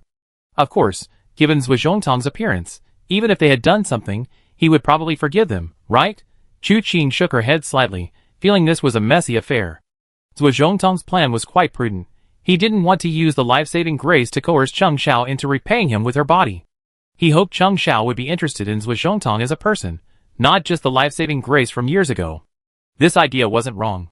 The problem was, Shu had already appeared before this. If he truly liked someone, he should have fought for them, instead of silently radiating charm, and hoping Cheng Xiao would fall for him if she already had someone she liked. If Cheng Xiao actually did that, it would only make her seem fickle. Even after marriage, what if she met someone with higher martial arts skills, better looks, stronger background, and greater personal charm than Zhuozhongtong? Wouldn't she still be attracted to them? Would she abandon their engagement and fall for someone else? Therefore, sometimes, some things need to be said, you can't hold back. If you should fight for something, fight for it. If you should grab something, grab it. The biggest problem between them is a misunderstanding. Clearly, everything would be fine if they talked it out, but they just didn't say anything. They silently gave their all, then wallowed in self-pity and despair. Chu Qing, besides calling her crazy, really didn't know what else to say. Fortunately, he and Wu Qianhuan didn't have these complicated issues. However, if it were him, he would probably just punch Shu to death, bury him, and give him no chance whatsoever. After mentally ranting for a while, Chu Qing temporarily put the matter of those two people aside. He returned to the prison. First, he ordered the disciples of Tianyin Mansion to release the people from Xuanji sect. Then he went to find Jiang Qianlu. When Jiang Qianlu saw Chu Qing, a hint of confusion flashed in his eyes, and his first question was, "What kind of wine did you give me to drink?" Chu Qing ignored him, came up to him, squatted down, took his wrist, and then raised an eyebrow. Jiang Qianlu's martial arts had long been crippled, but at this moment, he still had true qi within his body. However, because his dantian was broken, the true qi was difficult to store, and was currently circulating throughout his limbs and bones. Judging by the situation, it wouldn't dissipate anytime soon. He turned to look at Jiang Qianlu, then suddenly smiled. "Congratulations, you won't die anytime soon." "What?" Jiang Qianlu was stunned, unsure whether to be happy or sad. He understood that even if he didn't die immediately, he certainly wouldn't live in peace. He desperately wanted to know what Chu Qing had given him to drink. Why, even with his qi broken, he could still generate internal energy. But Chu Qing didn't want to say another word to him, and simply turned and left. That's right, Chu Qing had made Jiang Qianlu drink the wine in the Heaven and Earth Four Directions jar.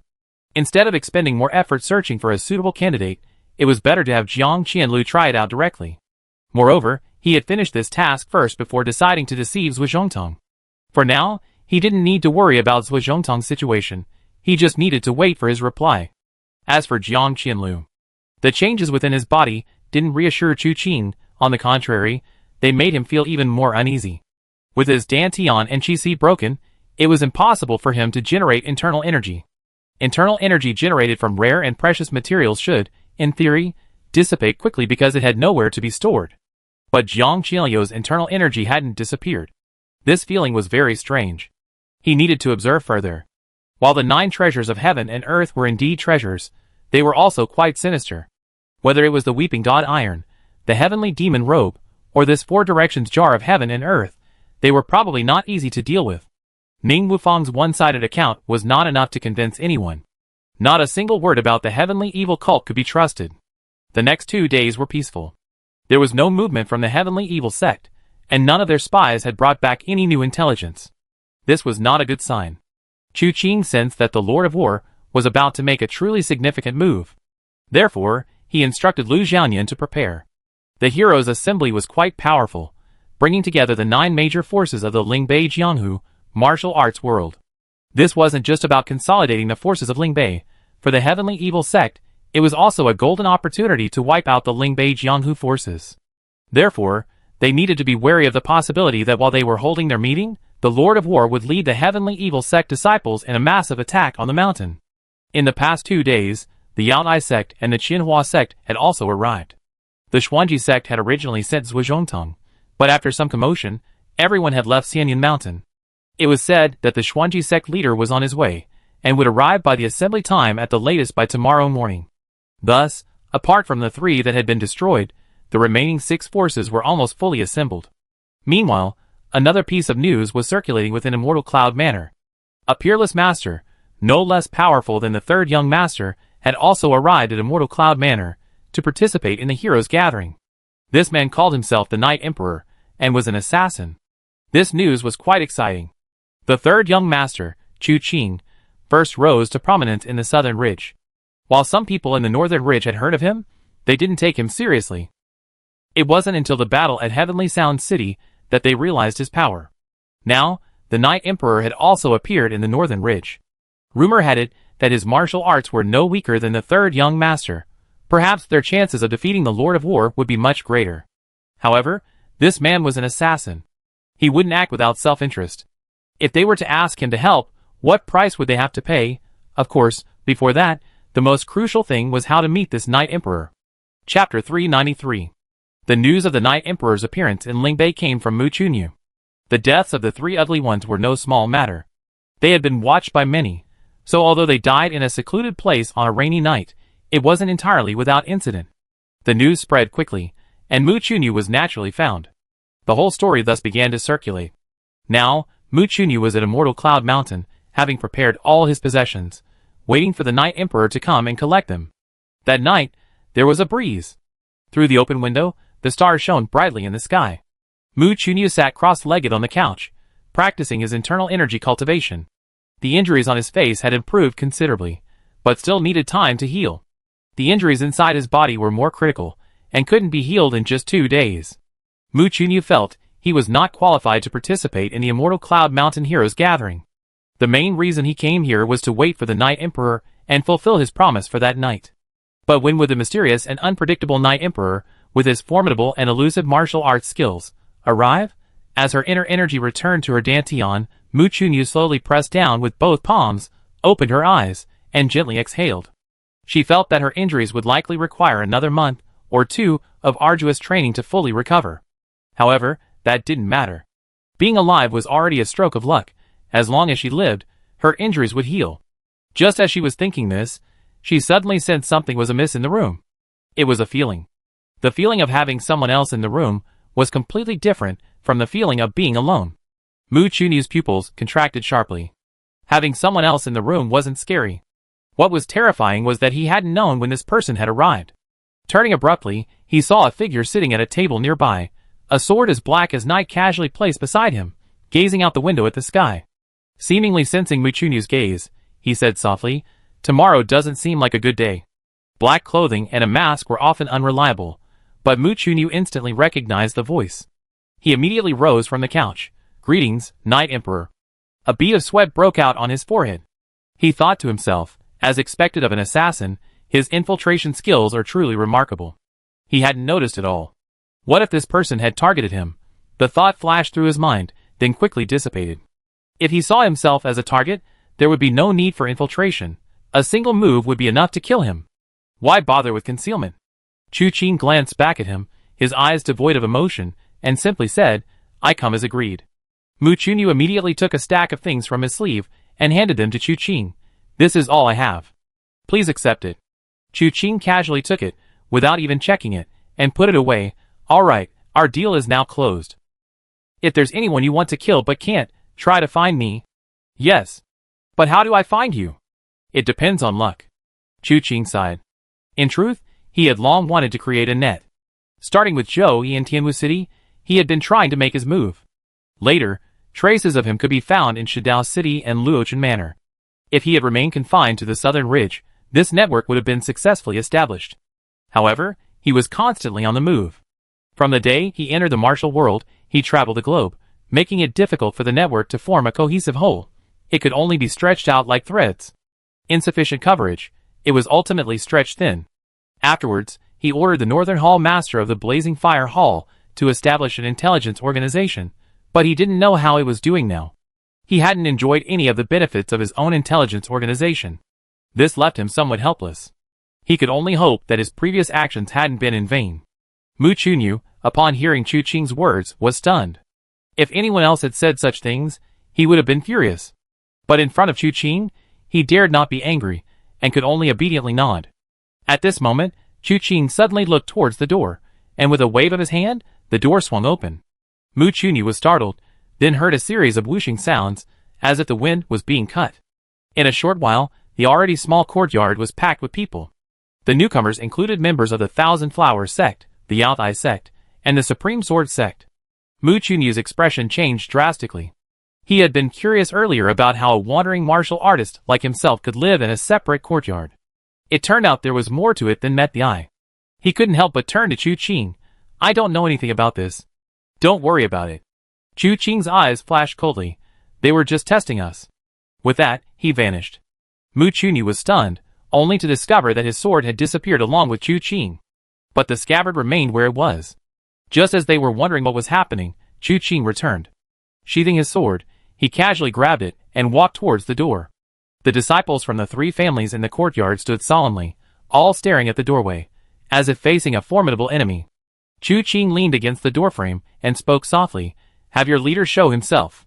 A Qinhua sect disciple frowned upon hearing this, taking a step forward to speak, when the sound of tearing silk rang out.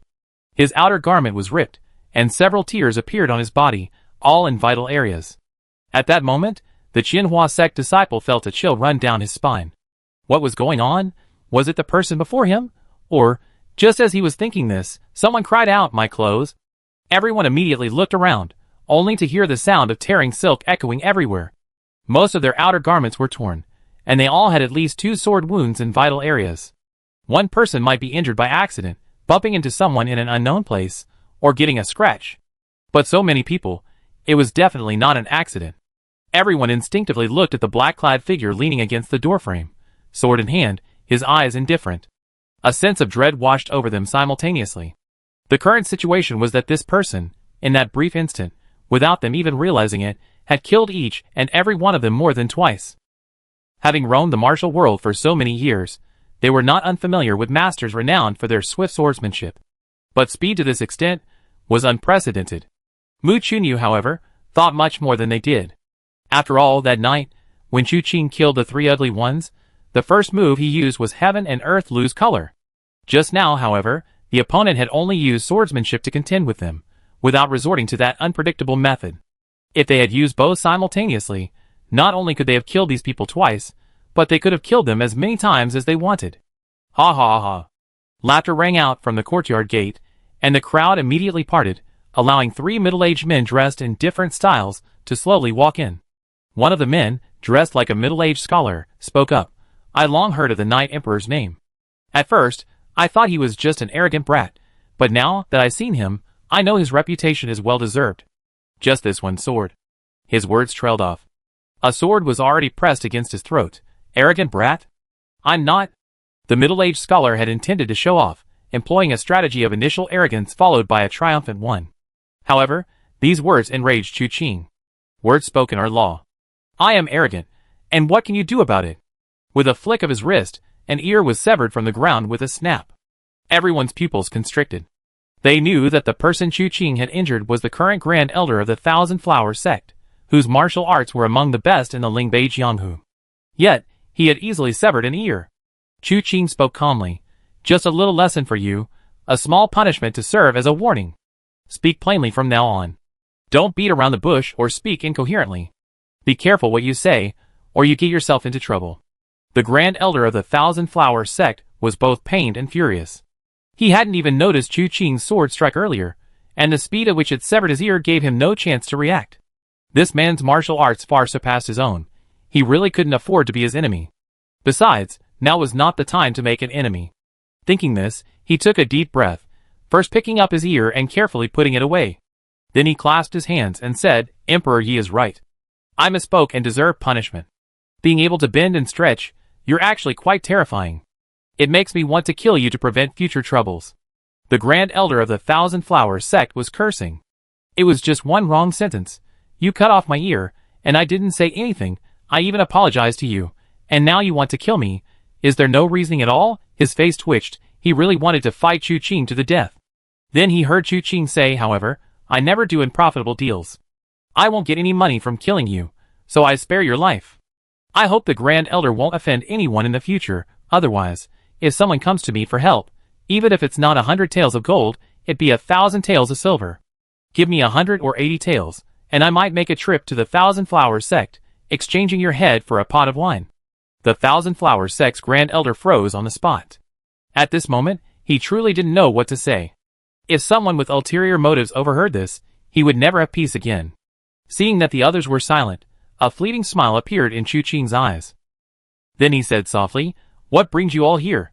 He never liked being led by the nose, and he had appeared here tonight to wait for them. He certainly knew where the news of the Night Emperor's arrival in Lingbei came from. Part of it was thanks to those Jianghu people keeping an eye on the three ugly ones, and part of it was his own doing. He had been planning this ever since he met Mu Chunyu. It's important to understand that the heroes gathering at Xianyan Mountain is for electing a martial arts alliance leader. This matter involves the interests of various parties, the various sects of Lingbei, the survival of the martial arts world, and Chu Qing's own interests. Every aspect is involved. But frankly speaking, if Chu Qing becomes the martial arts alliance leader, killing the Ward Lord will become a responsibility. No one will tell him, "Alliance leader, if you help us kill the Ward Lord, we give you this and that." That would be a joke.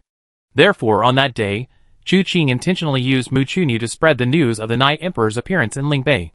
The reason he had Mu Chunyu come to Xianyan Mountain severely injured was to provide an opportunity for the various sects to meet the Night Emperor. You see, Chu Qing's appearance in the martial arts world as the third young master, although the battle at Tianlai City caused a great stir, now, the Ward Lord has won consecutive battles, defeating his enemies with a single move each time. Such martial arts skills are enough to make everyone wary. Whether the third young master could be their enemy remained a question in everyone's mind. Although they hadn't fought, the outcome was uncertain. But having an extra layer of insurance was always good. And then this insurance came. Chu Qing had already guessed their intentions, and acted accordingly, so it was a perfect match. Regardless of their intentions, Chu Qing would never relinquish the power of conversation to them. They tried to take the initiative from the start, but Chu Qing immediately used his swift sword technique to give them a taste of their power. This swordsmanship, in Chu Qing's current hands, was unpredictable and beyond comprehension. The speed and power were astonishing. The Grand Elder of the Thousand Flowers sect wanted to use a strategy of initial suppression followed by a subsequent triumph, but Chu Qing wouldn't tolerate it. He had to crush their arrogance to make them understand who he was dealing with. He seized the initiative and took control of the conversation. The three exchanged glances. This time, a middle-aged woman from the Supreme Sword sect spoke in a deep voice. "The Lord of War has wreaked havoc on the world, massacring cities and harming civilians. This is an outrage against heaven. We wish to request the Night Emperor to intervene and kill the Lord of War. If I am not mistaken, this hero's gathering is for this very reason." "What? You want me to be the leader of the martial arts alliance?" Chu Qing raised an eyebrow. The others shook their heads repeatedly. Letting an assassin become the leader of the martial arts alliance? Wasn't that a joke? This time, the leader of the martial arts alliance could not possibly belong to anyone else. Only the third young master was truly deserving of everyone's support. After all, everyone was counting on him to lead the charge. "If you don't want me to be the leader of the martial arts alliance, then what price are you willing to offer for me to take action this time?" Chu Qing said with a half smile, The Lord of War's martial arts are unparalleled. Killing him will not be easy. The group exchanged glances. They had initially agreed that while they were asking the Knight Emperor for help, they should minimize the expenditure of real money. Ideally, it would be a pie in the sky, something they could only dream of but couldn't actually possess. But now, seeing Chu Qing about to draw his sword at the slightest provocation, their earlier agreement was now off limits. Finally, the Grand Elder of the Thousand Flowers sect gritted his teeth. Please, Knight Emperor, give your instructions. They were now in a bind. Rather than speculating about the Knight Emperor's intentions, it was better to pass the buck to him. If it worked out, great. If not, so be it. If we let the Lord of War go unchecked, the martial world of Lingbei will likely have no one to rival him. In other words, killing the Lord of War to save Lingbei is tantamount to saving all of your lives. If I were to ask you to hand over the martial world of Lingbei to me, I doubt you would agree. Fine, let's do it this way. Give me 100,000 taels of gold. I risk my life for you this once, how about it? Chapter 394. 100,000 taels of gold. Everyone in the courtyard gasped. Mu Chunyu suddenly understood. No wonder they hadn't bothered to examine his entire fortune closely. So, this was a huge order they wanted. Compared to that, his entire fortune was nothing. Unbeknownst to him, the three men opposite him were cursing inwardly. 100,000 taels of gold. Were they going to assassinate the 3 sovereigns and 5 emperors? Even if they were, it shouldn't cost that much. They cursed inwardly, but dared not say aloud. The Grand Elder of the Thousand Flowers sect was still bleeding from his ears. The previous example was still fresh in everyone's minds. No one dared to provoke them. But if they agreed, they wouldn't be able to explain it back in their sects. Especially the 2 from the Yao Tai sect and the Supreme Sword sect. They had come without their sect leader's knowledge. The main reason was that their sect leaders were unreliable. Sikong Yijian's mind was consumed by swords. Nothing else mattered. Ji Yeshua, though youthful-looking, was actually a genuine old woman. Not only was she stubborn, but she was also somewhat forgetful, emotionally detached, and found it difficult to empathize with others. Therefore, reasoning with them was futile. They were convinced that the third young master could resolve the situation, and asking others would be redundant. Only the Qianhua sect was acting on the orders of its sect leader. However, they simply couldn't agree to 100,000 taels of gold. What? Chu Qing narrowed his eyes slightly. You think my price is too high? Then you can try looking elsewhere. I heard that the southern region headquarters of the Nijingtai is in Lingbei. Why don't you go and ask them? These words silenced the 3 before them. It wasn't that they hadn't considered it, but they couldn't find him. The Mirror of Retribution always spoke so eloquently about acting on behalf of heaven, using killing as punishment, and that there were no good people before the Mirror of Retribution. But when the Lord of War slaughtered cities one after another, they didn't utter a single word. Now, it's as if they vanished into thin air, completely disappeared. Where are they supposed to find him? After pondering for a moment, the woman from the Supreme Sword sect said softly, what the Knight Emperor said is certainly reasonable. Killing the Lord of War, 100,000 taels of gold is indeed not expensive. However, we don't have that much money on hand. We can't produce it right now. Chu Qing nodded. Then please return. Although we can't produce it now, we find a way, the woman said. We just need your majesty the Knight Emperor to give us some time. How long? At most 3 months. Good. Chu Qing nodded. Then, taking the death of the Lord of War as a starting point, I will definitely find you all and recover this murder fee in 3 months. Thank you, your majesty the Knight Emperor. The woman was overjoyed and immediately cupped her hands in greeting. The remaining 2 also cupped their hands in greeting. Then they were about to take their leave. But Chu Qing suddenly spoke, wait. The 3 of them paused, turning back to look. Chu Qing said, to avoid you wasting your money, I need to give you a heads up.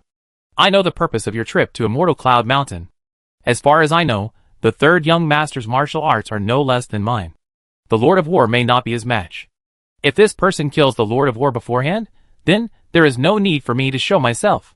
Conversely, if he is defeated and killed, I will definitely appear and assassinate the War Lord. Because you paid 100,000 taels of gold to have me do this. Therefore, regardless of whether the War Lord dies at the hands of this third young master or at my hands, you cannot lose a single 100,000 taels of gold. If you cannot accept this, tonight's matter ends here. You may all leave now, as if we never met tonight. Chu Qing's meaning was clear. If the third young master kills the War Lord, he will not intervene, but he will still have to pay the 100,000 taels of gold. In other words, the 100,000 taels of gold is a guarantee. It guarantees that if the third young master fails, they will not be completely wiped out by the warlord, and there is no possibility of a comeback. If you do not agree, today's matter ends here. Chu Qing will not cause them trouble afterward, but if the third young master fails, they will be the ones facing the warlord. Then why don't you join forces with the third young master? The Yao Tai sect member couldn't help but ask. But as soon as these words were uttered, Chu Qing's killing intent surged. In an instant, the air became heavy, as if the heavens and earth were tinged with gray. Everyone felt as if Mount Tai were pressing down on them. The extremely heavy air made it difficult to breathe. Finally, Chu Qing slowly spoke. An opponent is hard to find. How can one bully the few with numbers? Why bother with the rules of the martial world when dealing with these evil heretics? The Yao Tai sect member said, enduring the pressure. Chu Qing said indifferently, I insist on speaking. What are you going to do about it? The man immediately fell silent. Feeling the heavy force on their bodies dissipate, the group felt as if they had been granted a pardon. Chu Qing said, Can you accept it? Don't drag it out. Don't be so wishy-washy. My patience is limited. Finally, it was the woman from the Supreme Sword sect who spoke. We can accept it. Chu Qing's gaze then swept over the two from the Thousand Flower sect and the Yao Tai sect, and only after receiving their definite promises did he wave his hand. All right, all of you leave. After the three of them left the courtyard with their respective disciples, Chu Qing raised an eyebrow slightly. He felt that the Yao Tai sect might need some cleanup. First, He Wenzhang was focused on colluding with outsiders, and now this one was acting on his own initiative.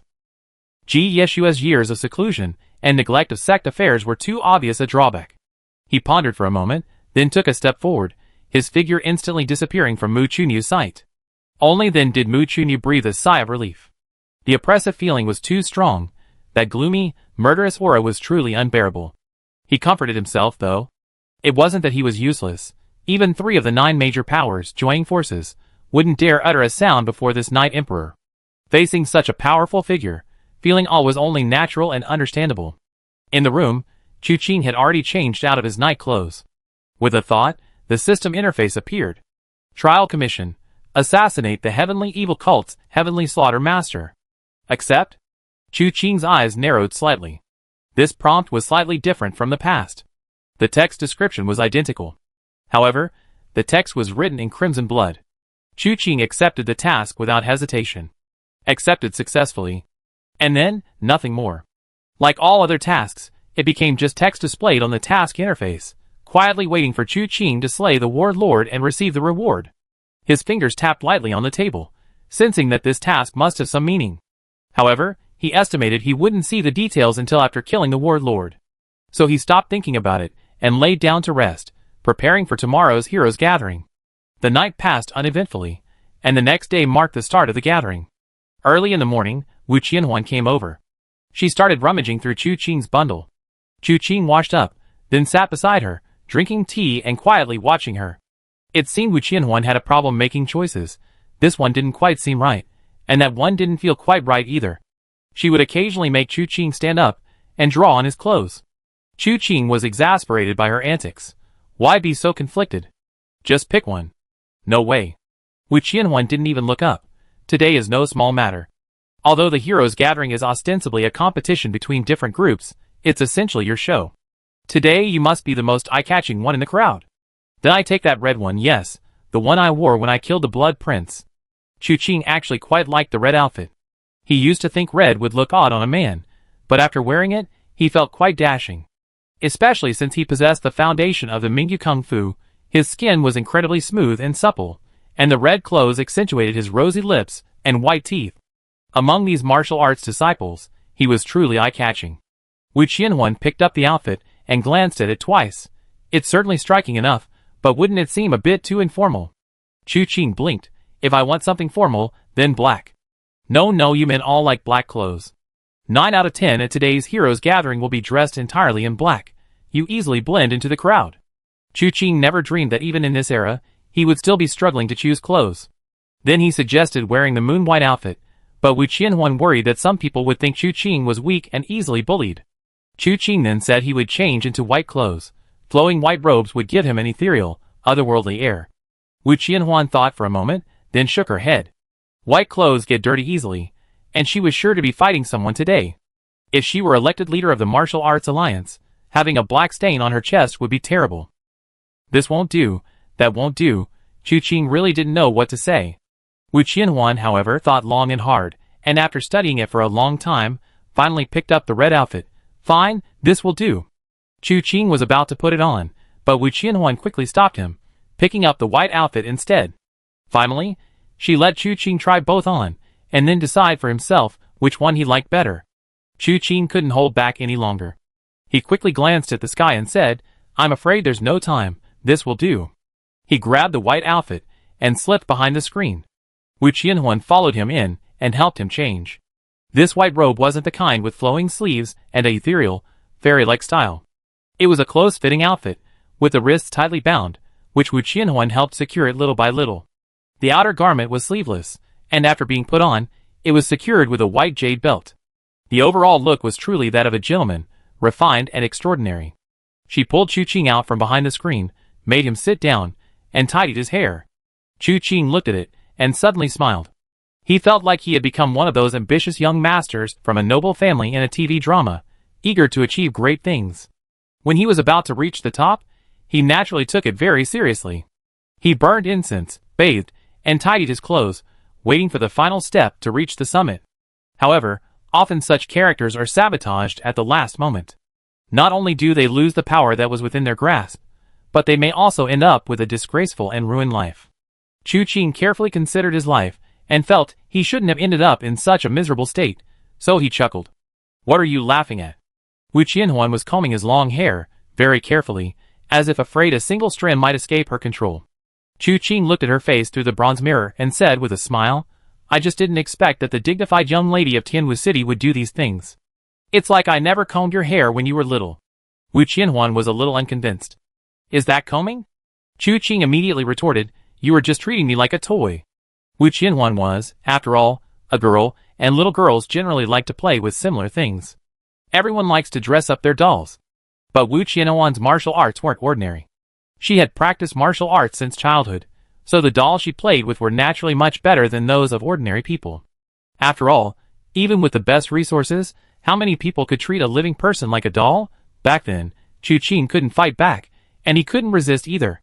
Every day, she would hold him down in a chair, combing his hair, drawing his eyebrows, applying rouge. As a man, it was truly a great humiliation. Stop acting all innocent while you're getting the better of me. Don't you know how many lice I picked out for you when you were little? Long hair, when covered for a long time, inevitably becomes sour and smelly, infested with lice. Kids are playful, and although bathing wasn't a hassle at home, they were too lazy to wash it often. When their hair itched, they would just scratch it casually, completely unaware that they already had lice. When Wu Qianhuan combed Chu Qing's hair, she would occasionally see them, and excitedly pick them out for him. Finally, she counted how many there were, then, in a savior-like manner, made Chu Qing thank her. The memory replayed, and Chu Qing was both amused and exasperated. Wu Qianhuan fixed Chu Qing's hair, adding a silver headband inlaid with gemstones, and then securing it with a jade hairpin. All done.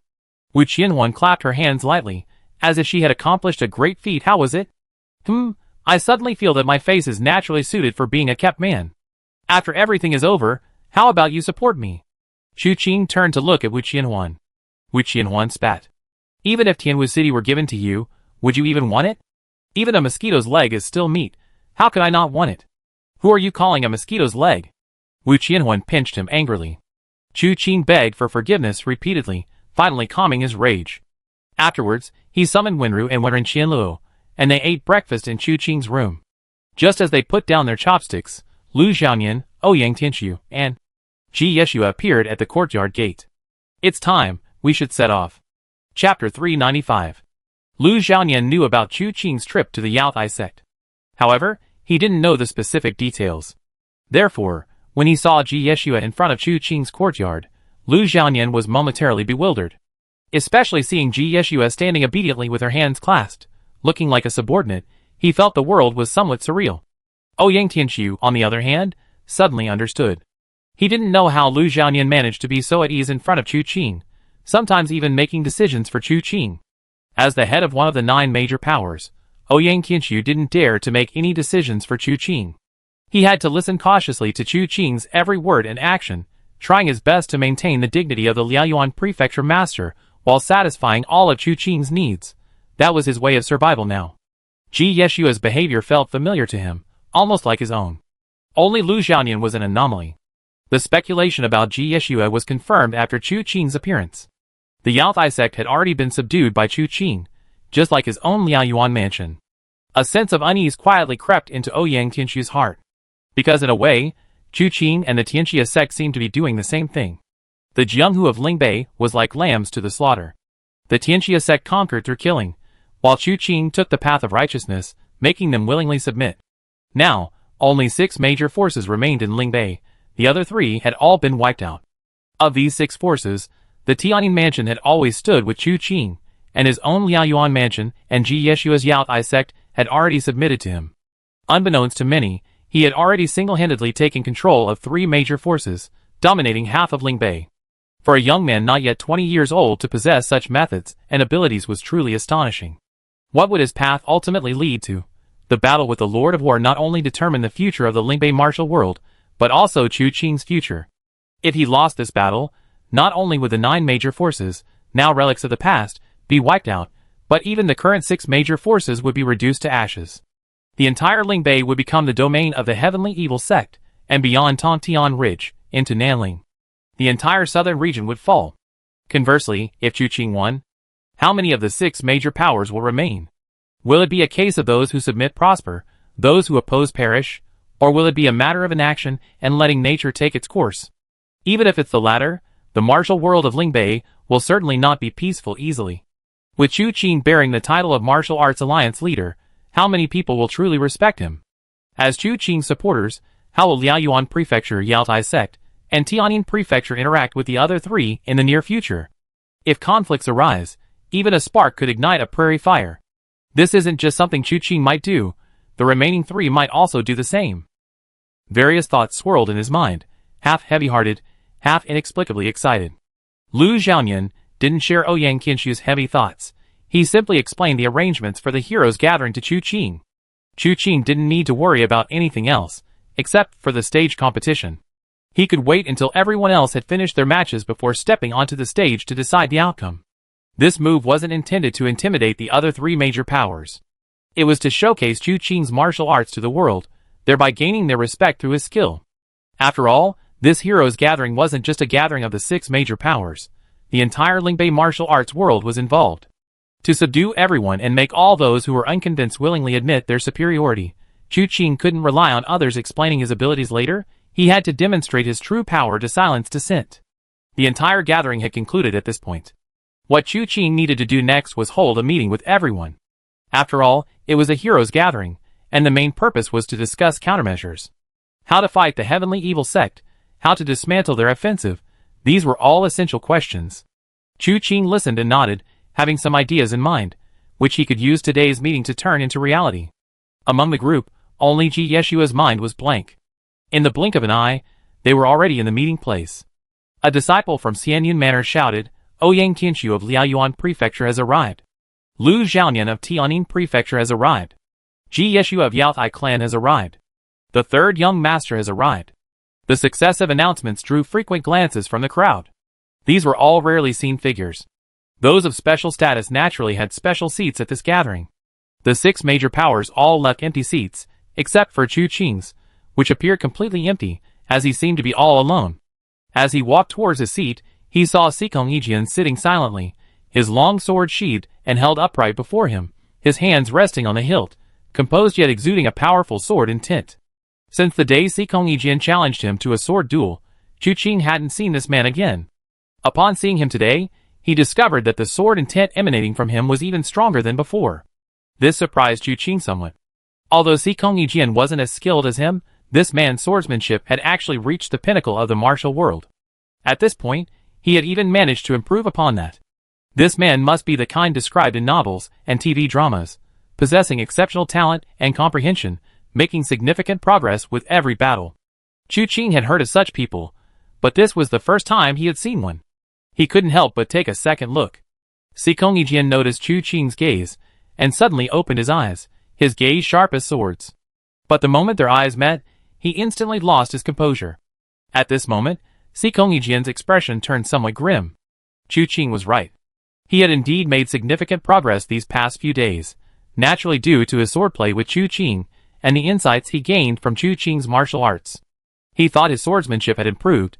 While he certainly couldn't compare to Chu Qing yet, he shouldn't be afraid. But just now, that one glance had made him instinctively shrink back. This was a manifestation of fear. His sword, before Chu Qing, had lost its indomitable spirit. His sword heart was damaged. He slowly exhaled, knowing that this damage would require a long time to heal and nurture before he could once again forge that fearless sword heart. If that didn't work, he would have to find Chu Qing and fight him again. He needed to regain his fearlessness through battle, but he feared that before he could succeed, Chu Qing would beat him to death. Thinking about the possibilities of the future, the Supreme Sword Sect Master, whose mind was solely focused on swordsmanship, naturally couldn't look too pleased. Chu Qing was unaware of all the random thoughts that Sikong Yijian was having in that instant. After a quick glance at him, his gaze settled on another person. This person was Dai Zongming, the current sect master of the Thousand Flower Sect. Standing behind him was the Thousand Flower Sect's Grand Elder, missing an ear. Actually, the Thousand Flower Sect and Chu Qing were somewhat related. Chu Qing's maternal grandmother in Tianyin Mansion was from the Thousand Flower Sect, the daughter of one of its elders. However, times had changed, and the two families had long since lost contact. After that elder's death, many within the Thousand Flower Sect even considered him an enemy. Even today, the relationship between the Thousand Flower Sect and Tianyin Mansion was not harmonious, which was why Chu Qing had acted without any hesitation last night. And just as Chu Qing was observing Dai Zongming's gaze also fell upon Chu Qing. His gaze was indifferent, yet held a hint of scrutiny. Chu Qing's gaze didn't linger on the other person for long. After a quick sweep, he glanced again in the direction of the Xuanji sect. The place was empty. They, who were supposed to arrive at Xianyan Mountain early this morning, hadn't shown up as expected. Chu Qing sat down in his seat, but because the Xuanji sect hadn't arrived yet, and there was still some time before the start, no one had come to the martial arts arena to preside. Chu Qing tapped his fingers lightly on the back of his chair, not caring, and waited quietly. Half an hour passed. The commotion suddenly changed, and the Xuanji sect finally arrived, belatedly. The Xuanji sect master, Zhuo Huifeng, entered with a face full of apologies, repeatedly apologizing to those around him. He led the Xuanji sect disciples to their designated seats. "I am truly sorry. Some trivial matters within the sect caused my lateness. Please forgive me," Zhuo Huifeng said, cupping his hands in a respectful gesture. Lu Xiaoyan chuckled. "It's good that sect leader Zhuo has arrived. Shall we begin today's heroes gathering?" "All right." Everyone nodded, and Lu Xiaoyan gave Li Xianyi a wink. Li Xianyi immediately flew onto the martial arts stage and began to speak, her tone filled with excitement.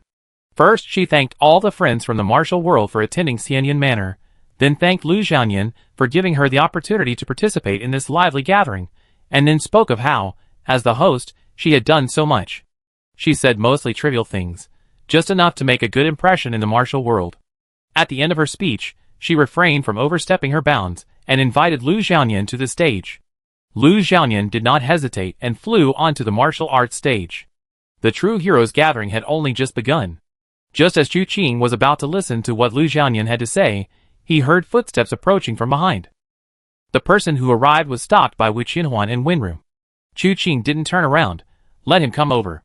It was Zhu Zhongtong. However, he was now disguised and no longer looked like his original self. He said to Chu Qing with some urgency, "Young master, I investigated my father as you suggested. The specific details are still unclear, but I know that they intend to kidnap Jiang Qianlu today." His implication was that if they couldn't take him away, they would have to kill him in the Xianyan Manor prison. At that moment, on the stage, Lu Xiaoyan was speaking about how, at this critical juncture for the survival of the martial world, we should unite as one to resist the heavenly evil sect. The audience listened to his words with seriousness, while Chu Qing tilted his head slightly. "Where is Cheng Xiao? She and I split up to notify the others to strengthen security. Tell her to come back." Chu Qing tapped the back of her chair lightly. "Wait a while, there might be a good show." "Of course, it might not. But if they killed Jiang Qianlu?" Zhu Zhongtong was somewhat anxious. Although he said he hadn't found anything yet, his urgency seemed to push the scales in his heart towards Chu Qing. Chu Qing smiled. "They can't kill any of them." Zhu Zhongtong was stunned, then Chu Qing suddenly turned to look at him. "As the young master of the Xuanji sect, if your father dies, can you control the Xuanji sect?" These words instantly struck Zhu Zhongtong like a thunderbolt. He realized that what he was doing seemed to be pushing his father towards an abyss.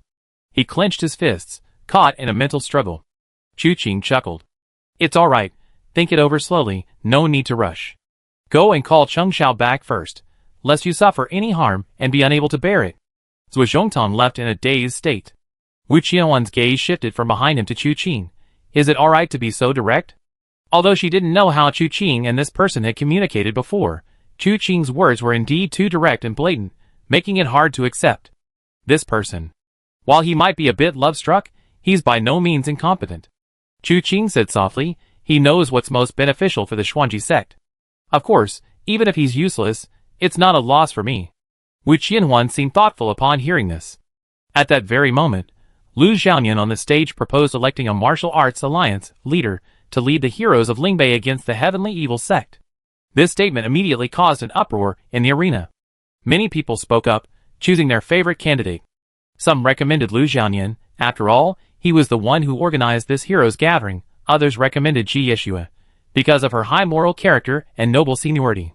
Some recommended Sikong Yijian, because his swordsmanship was superb, almost unparalleled in the world. There were also recommendations from various senior figures in the martial arts world. In short, there were all sorts of people. It's impossible to please everyone, and verbal recommendations are naturally insufficient to convince the masses. Everyone knew this. Therefore, Lu Xiaoyan naturally proposed that heroes be judged by their martial arts prowess. Whoever can surpass all others in skill will be the martial arts alliance leader of Lingbei. This statement was met with overwhelming support.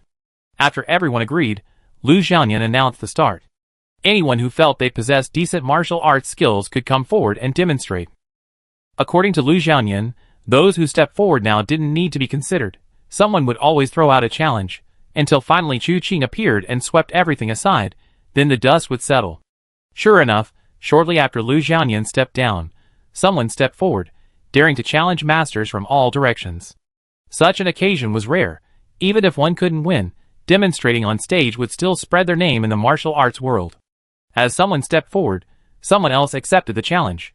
For a time, one person after another took the stage, making the scene extremely lively. After the competition had been going on for about half an hour, someone whispered something in Zhuo Huifeng's ear. Zhuo Huifeng's expression suddenly changed drastically, and he instinctively looked towards Chu Qing. Chu Qing smiled slightly, and nodded to him from afar. Zhuo Huifeng, his face grim, turned his eyes away, refusing to look at him. Still got quite a temper. Chu Qing chuckled wryly. At this moment, Zhuo Huifeng must have received news that the men he sent to assassinate Jiang Qianlu had been completely wiped out. If Zhuo Huifeng could think of silencing witnesses, how could Chu Qing not have anticipated such a move? Therefore, he had already made preparations. Unless Zhuo Huifeng personally intervened, no matter how many men he sent, they would never return. Meanwhile, on the martial arts stage, a sudden change occurred. Chapter 396. Currently facing off in the arena is a figure of considerable renown in the martial world, possessing exceptional martial arts skills, and having already defeated 3 top fighters who have entered the arena in succession. He is riding high on his success. Although he knows that defeat is inevitable, this battle will undoubtedly elevate his reputation further. The most meaningful aspect of this heroes gathering for them lies here, the opportunity to showcase their abilities before the heroes of the world. However, just as he was feeling triumphant, a strange laugh approached from afar.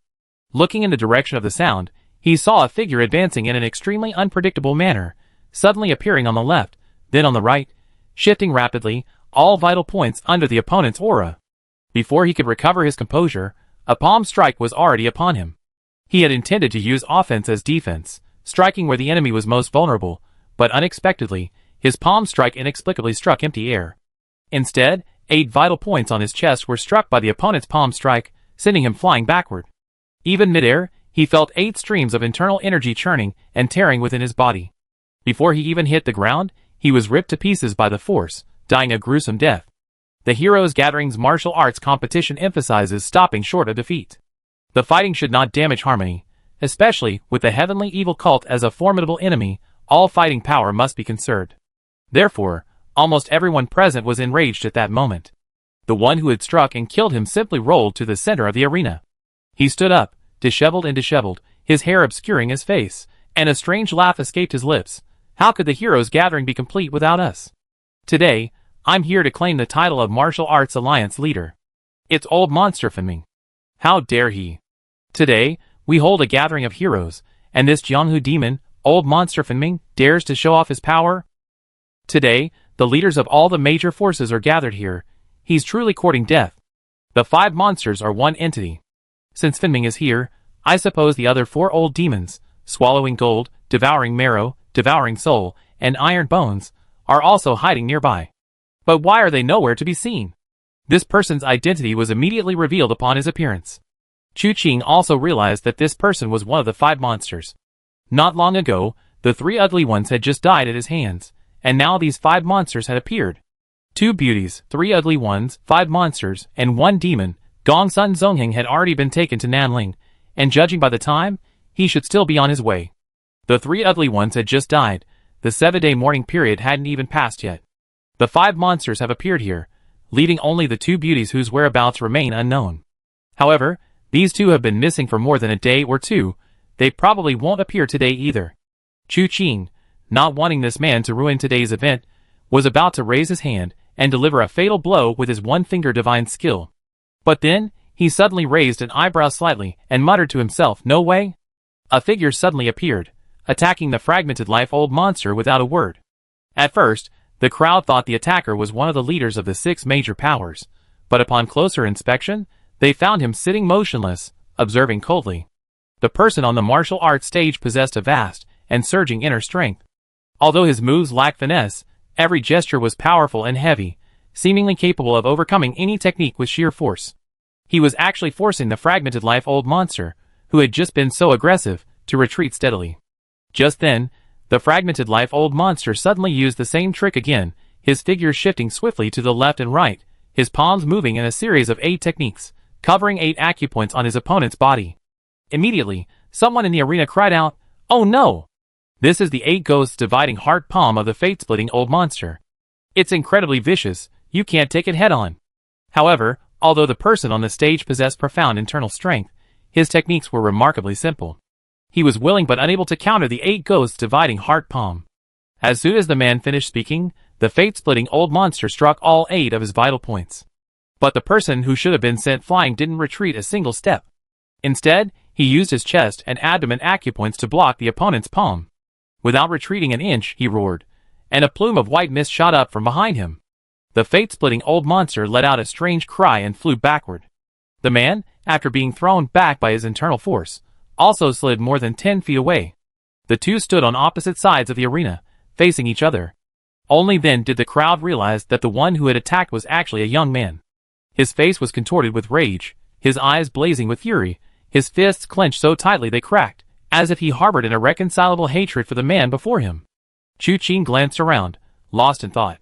The others didn't recognize the young man, but Chu Qing had met him once before.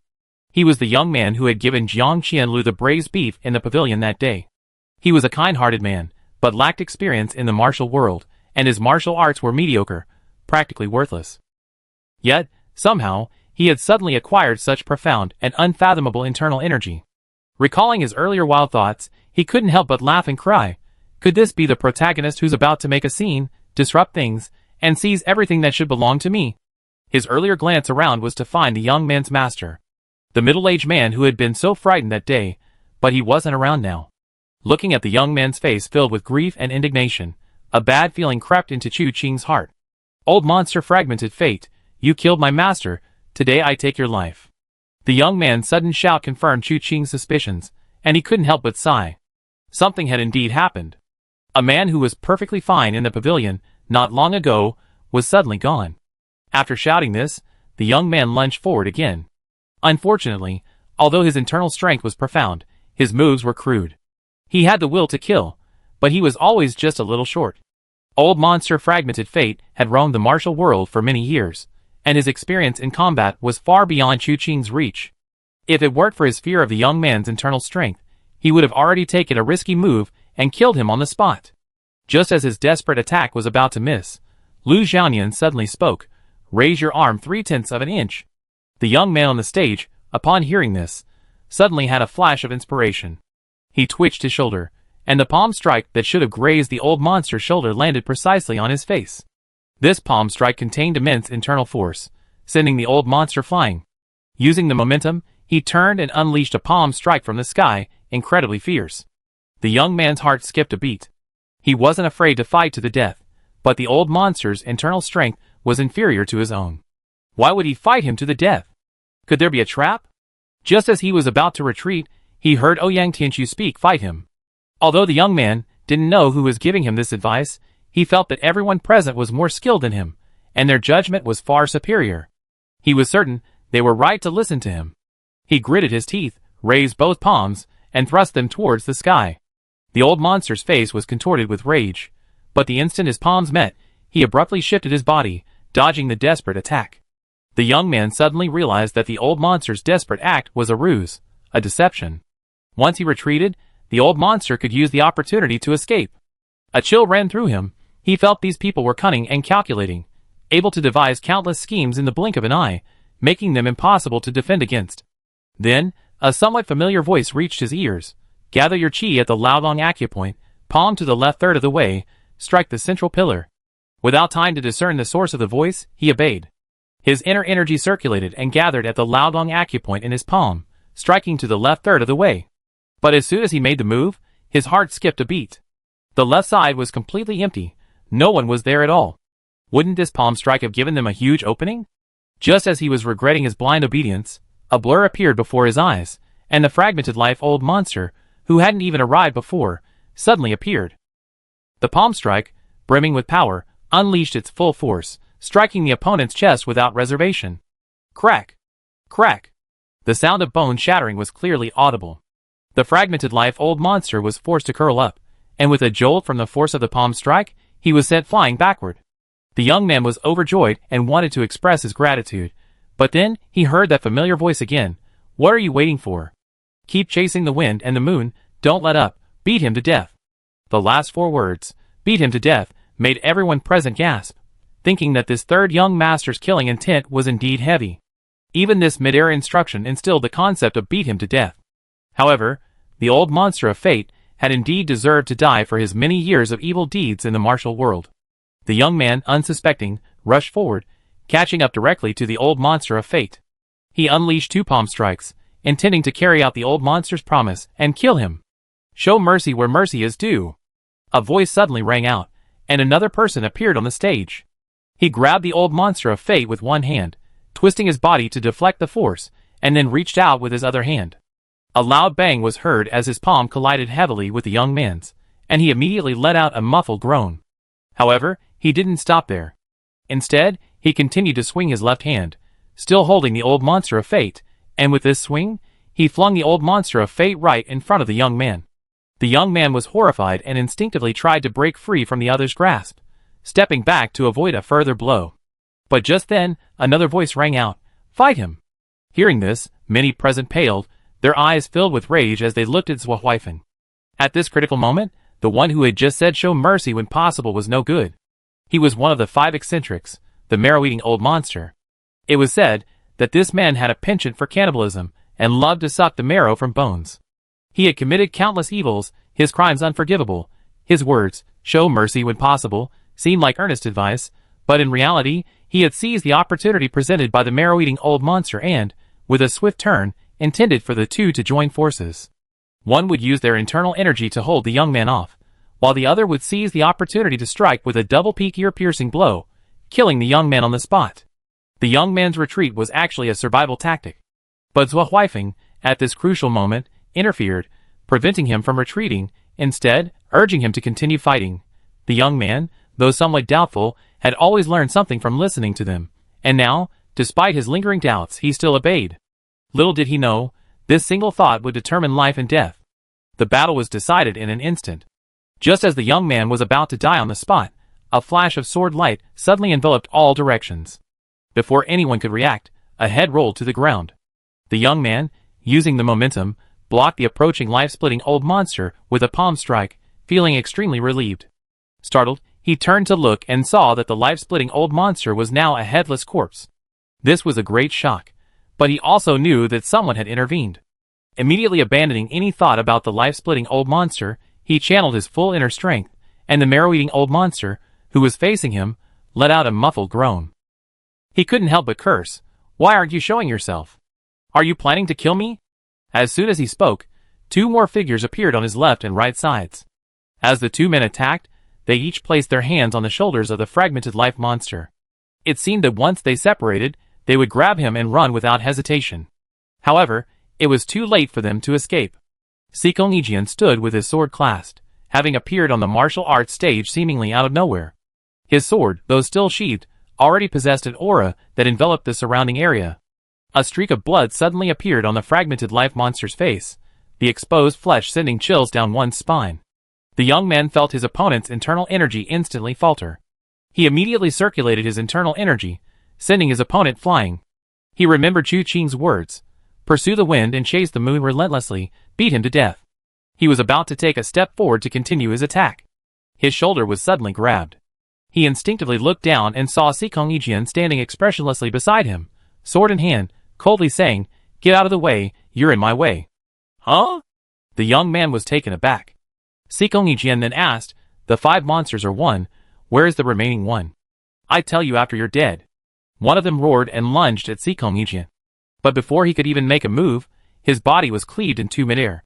Sikong Ijian silently lowered his head, again.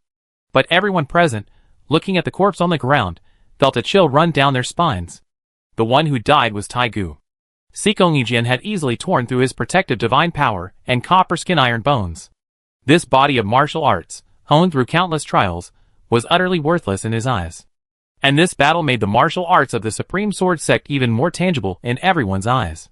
Legend has it that the martial arts of the 2 beauties, 3 ugly ones, 5 eccentrics, and 1 demon are enough to rival the leaders of the 9 major powers, making them independent and the most untouchable figures in the martial world. But seeing them today, the 5 eccentrics are utterly insignificant in the hands of Sikong Ijian. A crushing defeat. Sikong Ijian, having killed 2, felt a sense of relief. His strongest sword strike hadn't even stirred a ripple in front of Chu Qing. It had once made him doubt himself. Now, having slain 2 eccentrics, his wavering confidence suddenly solidified. The 2 opposite him, however, had lost all will to fight and leaped to escape. But a gust of wind suddenly swept past them, their upper bodies still propelled by the force, while their lower bodies landed on the martial arts stage. Sikong Ijian stood with his sword clasped, glanced at the young man, and then spoke calmly, "From now on, I will defend the arena. Who among you will fight me?" These words silenced the entire arena. Seeing this, Sikong Ijian's gaze suddenly fell on Zhou Huifeng. "Sect leader Zhou, do you dare to step onto the stage and test your sword?" Chapter 397.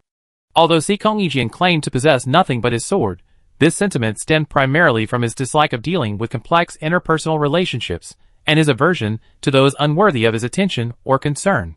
Most of his emotions were tied to the 3-foot-long sword in his hand. However, he was not devoid of emotion, unlike the gentle indifference of the 7 emotion sect and the cold-heartedness of Ji Yeshua due to her cultivation of the white jade longevity scripture. Although he didn't know who this young man was, given his age and martial arts skills, his willingness to fight the 5 eccentrics on stage, and judging from his stance, even in a one-on-one fight, likely putting them to a standstill, was something he greatly admired. Therefore, recalling Zhou Huifeng's actions earlier, a sword clamor arose within him. He wanted to teach this Xuanji sect leader a lesson. Zhou Huifeng was speechless for a moment. "I only misspoke just now. Why must sect master Sikong be so harsh? Dare or dare not?" Sikong Ijian's words remained simple and direct. He uttered only 5 words, yet they left Zhou Huifeng utterly embarrassed. If he dared, given Sikong Ijian's swordsmanship just now, he feared he would lose his life if he stepped onto the stage. If he dared not, how could Xuanji sect maintain its position as one of the 9 great sects of Lingbei? Even if Sikong Ijian, mindful of today's heroes gathering, wouldn't kill him outright, the damage to reputation from defeat would still be irreparable. He hesitated greatly, glancing around to find everyone watching coldly. His words had truly angered the crowd. Finally, he could only grit his teeth and brace himself to step onto the stage. Since Sect Master Sikong has such refined tastes, what harm is there in this old man making a fool of himself on stage? Sikong Ijian ignored him, and instead looked at the young man. "Aren't you going down? You want to fight me too?" "Ah, this junior would never dare." The young man was startled and quickly stepped down from the stage. But after stepping down, he seemed somewhat dazed, unsure of what to do. Suddenly, a voice rang in his mind. "Young brother, come and have a chat." He recognized the voice. It was the one who had just instructed him on the chi gathering technique and told him to relentlessly pursue the wind and moon. Instinctively searching through the crowd, he quickly met Chu Qing's gaze. He then realized. No wonder the voice sounded familiar, it was him. After a moment's hesitation, he approached Chu Qing. Greetings, young master. He slightly clasped his hands in greeting. Chu Qing smiled. No need for formalities. These 5 monsters always act together, but now one is missing. Where did that person go? I killed him. The young man answered softly. Chu Qing nodded. The answer wasn't unexpected. Then, Chu Qing sighed softly. I still remember that day at the pavilion, young brother. You didn't yet possess such unfathomable martial arts. In just 2 or 3 days, you transformed so much that you can already contend with the 5 eccentrics. It's truly astonishing. He paused, then suddenly raised an eyebrow. His gaze turned to the martial arts stage. Zhou Huifeng was the leader of the Xuanji sect, and Xikong Yijian was the leader of the Taishang sword sect. A fight between these two would naturally be very interesting. However, Chu Qing estimated that with Xikong Yijian's swordsmanship, Zhou Huifeng would definitely be no match. And in a short time, this young man had been talking, the fight had already begun on the stage. Xikong Yijian still held his sword, his posture casual yet slightly arrogant. Zhou Huifeng, however, was caught off guard and appeared utterly disheveled. Forced into a corner by Xikong Yijian, he found himself with nowhere to hide, the entire ordeal unfolding in just a few words. But just as Xikong Yijian's deadly strike landed, intending to teach Zhou Huifeng a real lesson, the situation shifted. Xikong Yijian's swordsmanship remained sharp and fierce, like a surging wind, drifting clouds, spreading water, and an omnipresent ocean. It was difficult to dodge, leaving him clueless about how to counterattack. Zhou Huifeng clearly shared this sentiment, but as his final sword strike landed, a cloud of dust billowed up on the arena. When the dust settled, Zhou Huifeng, who should have been defeated by that sword, stood there unharmed. Only, he now wore a suit of armor. Or rather, this armor he had always worn underneath, now, with his outer garment shattered by the sword energy, revealed the dark armor beneath. The sword energy left no mark on him. He lightly moved his wrist, and a cracking sound rang out as armor plates covered his wrist, instantly enveloping his entire hand. Chu Qing's brows twitched. In the world of martial arts, armor wasn't unusual. But this armor looked so familiar for some reason. In an instant, 2 people flashed through Chu Qing's mind. Chu Huifeng, the frost corpse, and the person who cultivated the wooden corpse technique. Both of them also wore armor, identical to Zhou Huifeng's. Chu Huifeng. Zhou Huifeng. Chu Qing's eyes narrowed slightly. The young man was also staring blankly at the arena, ignoring Chu Qing's words. Chu Qing then quietly asked Wu Qianhuan to fetch Zhou Zhongtong. Meanwhile, on the martial arts stage, Xikong Yijian looked at Zhou Huifeng without showing any surprise. His thinking was simple and direct. If one strike failed, another would do. Therefore, he raised his sword and charged forward again. Zhou Huifeng sighed. Sect Master Xikong, you keep pressing me. Do you really think I'm afraid of you? He shook his arms, and a mechanism suddenly opened behind him, sending out 9 chains that seemed to possess a spirit of their own, dancing in the air and clashing with Xikong Yijian's sword energy. But the tips of these chains held a different mystery. Despite the dense, unpredictable sword energy, the tips suddenly unfolded, like a strange flower blooming. Hundreds of rays of light shot out from this flower, covering the sky and blocking out the sun. Xikong Yijian's sword energy swirled around, creating an impenetrable barrier in all directions. But when he blocked the barrage of rays of light and looked up, Zhou Huifeng, clad in armor, now held an iron umbrella. He leaped forward, umbrella handle in hand, and struck. Xikong Yijian met the attack with his sword, and a clang rang out. The sword and the iron umbrella clashed, unleashing layers of true energy that caused a deafening roar in all directions. The 2 figures separated instantly, their battle creating a whirlwind of wind and swirling energy. At this moment, Zhou Zhongtong arrived beside Chu Qing, but this time there were 2 of them, Zhou Zhongtong and Cheng Xiao. Before Zhou Zhongtong could even greet him, Chu Qing asked, "What is the origin of this armor your father is wearing?" "It's the Xuanji armor." Zhou Zhongtong raised his eyes, a look of amazement in them. "This is the pinnacle of my Xuanji sect's mechanical masterpiece. This armor is made from Xuanji iron, forged using my sect's secret methods. Immune to blades and spears, impervious to water and fire. When internal energy is channeled into it, a protective aura forms, isolating it from poisonous gases and miasma. Even martial arts techniques specifically designed to break protective auras are powerless against this armor. It appears thin and light, but its interior holds a hidden secret. Almost all the mechanisms of my Xuanji sect can be installed on this Xuanji armor. Just as he finished speaking, a phoenix cry erupted from the martial arts stage. The powerful sound waves radiated outwards. Had Lu Xiaoyan, Ouyang Tianqiu, Ji Yeshua, and Dai Zoming not intervened quickly, they would have engulfed the entire Xianyan manor. The roar of sword energy also rang out at this moment. Xikong Yijian, wielding a long sword, arrived with a swift, powerful strike, the blade already at Zhuo Huifeng's chest. Zhuo Huifeng channeled his internal energy into both palms, binding the long sword between them. Lightning seemed to flow through the hands covered by the Xuanji armor, ultimately acting upon Xikong Yijian's long sword. The surging gale and sword energy, even the slightest trace, were enough to take a life. Chu Qing leaned back in his chair, quietly watching the scene, and asked, "Since its creation, has only your Xuanji sect possessed this armor?" "Yes." Zhuo Zhongtong didn't know why Chu Qing asked this, but still answered truthfully, "Although my father has always wanted to replicate the Xuanji armor so that everyone in our Xuanji sect could wear such a divine weapon, their predecessor's mastery of mechanisms was too profound, and the inheritance was interrupted due to some accidents. So much so that even if we, the younger generation, dedicate our lives to studying, we can hardly perfectly replicate it. Every time we fail, not a single trace remains." Chu Qing was taken aback, turning to look at Zhuo Zhongtong. "Not a single trace remains?" "That's right." Zhuo Zhongtong said softly, "This armor is mysterious, with its own mysteries within. If a mistake is made, the armor will shatter, leaving not even a trace. Is it possible that your father actually created this mysterious armor, or at least replicated something similar, but without its mysteries? But he didn't tell you, instead giving these armors to others?" Chu Qing's words immediately made Zhuo Zhongtong's face turn ugly. He gave a bitter smile and said, "My father might indeed have some collusion with the mirror of karma, but to say that he used the mysterious gate to create the mysterious armor and then gave it to someone else, that's absolutely impossible. Whether it's possible or not, we find out by asking." Chu Qing looked at the sky. Today's heroes gathering has been lively enough. It's about time to end it. Just as Chu Qing spoke, the stalemate in the arena came to a conclusion. Xikong Yijian was completely focused, concentrating solely on his sword and the stalemate with his opponent. Suddenly, a piece of Zhuo Huifeng's mysterious armor vibrated and detached. The detached piece didn't fall to the ground. Instead, it flew at incredible speed towards Xikong Yijian's eyes. Seeing this, everyone realized that it wasn't a detached piece at all. The mysterious armor was riddled with mechanisms, and this was merely a stalemate. A sneak attack. Xikong Yijian's eyes flashed with sword intent, and a powerful sword aura suddenly erupted. He intended to use this to break through Zhuo Huifeng's defenses. He didn't even glance at the armor plates that were already right in front of his eyes. Seeing this, Zhuo Huifeng roared angrily, pressing down with both palms.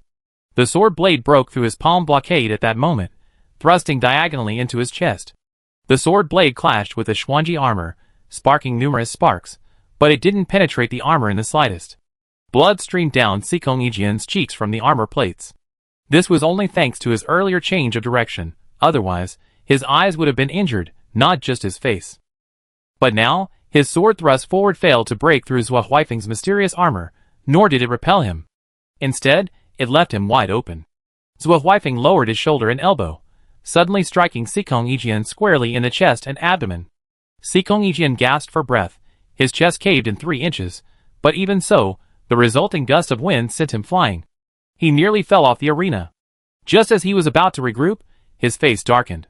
He felt his internal energy dwindling, a discontinuous flow. He tried to gather his energy, but couldn't. He instinctively touched his cheek, realizing there must be another secret within the armor plates.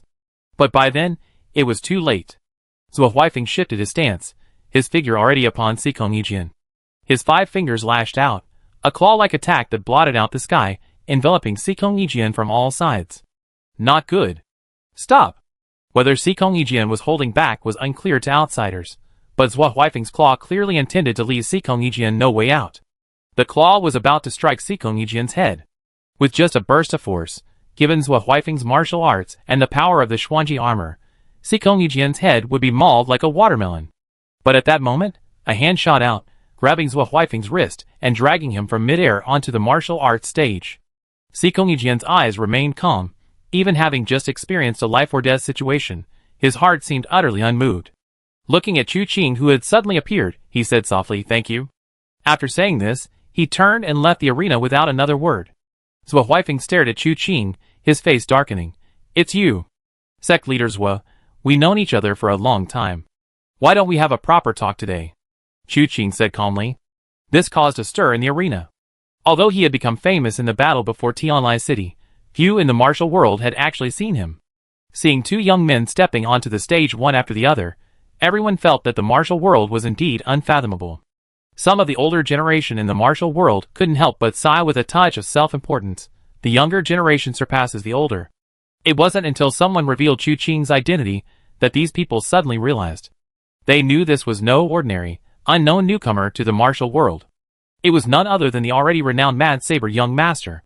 Especially the young man who had just been summoned by Chu Qing and spoken a few words to him. Only then did he realize Chu Qing's identity from the discussions among these people, and a sudden realization dawned on him. So the person he had met by chance in the pavilion that day was none other than the legendary third young master. No wonder. It's a pity that his mentor was discussing this man's identity with him before his death, and now that he knew, he would never have the chance to tell his old master. While lamenting this, he heard Zhua Huifeng on the stage sneer. We never met before. What's there to talk about? Since you come to the stage, let's fight. Take this. Chapter 398. Zhua Huifeng's wrist sank, and he pressed down with his elbow. He tried to break free from Chu Qing's grasp. Chu Qing didn't hold on, casually releasing him and letting Zhua Huifeng create distance between them. He said calmly, I'm grateful for sect leaders with many kindnesses, and I'm planning to settle some matters with him. However, judging from sect leaders' tone, he doesn't seem to want to have a proper conversation with me. This time, Zhua Huifeng simply ignored it all. With a flick of his arms, the armor plates of his Xuanji armor vibrated wildly, producing a sound like a phoenix's cry. A powerful impact swept in all directions. This move was intended to seize the initiative. The third young master's name was renowned throughout the martial world, and Zhua Huifeng naturally dared not underestimate him. Using the phoenix cry as a preemptive strike, he didn't expect to actually harm Chu Qing. Immediately afterward, his body coiled, his posture unpredictable. With a shake of his arms, cracking sounds rang out from the Xuanji armor, and numerous sharp spikes protruded from the joints. Zhua Huifeng then propelled himself forward with both feet, instantly heading towards Chu Qing. He crashed into it. But at that very moment, Chu Qing raised his eyes, his large hand outstretched. Wind and clouds gathered in his palm, a single movement affecting the entire body. This palm strike almost created a whirlwind of wind and clouds, a shifting of stars and constellations. This was Chu Qing drawing upon one of the three elements within his body, the wind and cloud path, to condense the void cloud force and the divine wind force. The moment these two forces moved, an indescribable chemical reaction occurred. The wind and cloud surged, their power multiplied. Not only was the phoenix's cry completely destroyed under this palm strike, but Zhua Huifeng's attack was already suppressed before it even reached him. It was as if he were facing a cataclysmic change in the heavens and earth, the overwhelming force of the wind and clouds. A sense of insignificance welled up within him. In that fleeting moment of distraction, Chu Qing had already grabbed his face with one hand. He raised his hand and slammed it down onto the ground. The shock jolted Zhua Huifeng awake, realizing he had been momentarily stunned, and that the blow, thanks to the protection of his Xuanji armor, hadn't caused any serious injury. Instantly, he channeled his true energy, causing pieces of his Xuanji armor to fly out, attempting to break free from Chu Qing's grip. But Chu Qing was no ordinary swordsman. The moment the armor pieces flew, Zhua Huifeng felt an immense force, like Mount Tai pressing down on him. The armor crashed down, directly pressing the armor pieces back onto the Xuanji armor. You? The word "you" barely escaped his lips before Chu Qing, still holding his face, pulled him up again. This time, instead of slamming him down, he flicked his left finger. One yang finger. As the finger's power coalesced, Zhua Huifeng could see himself struggling, but he found it futile. Even his greatest reliance, the Xuanji armor, couldn't help him escape his predicament at this moment. He could only watch as Chu Qing gathered his finger power, one hand restraining him, the other slowly pressing on his Tanzhong acupoint. Bang!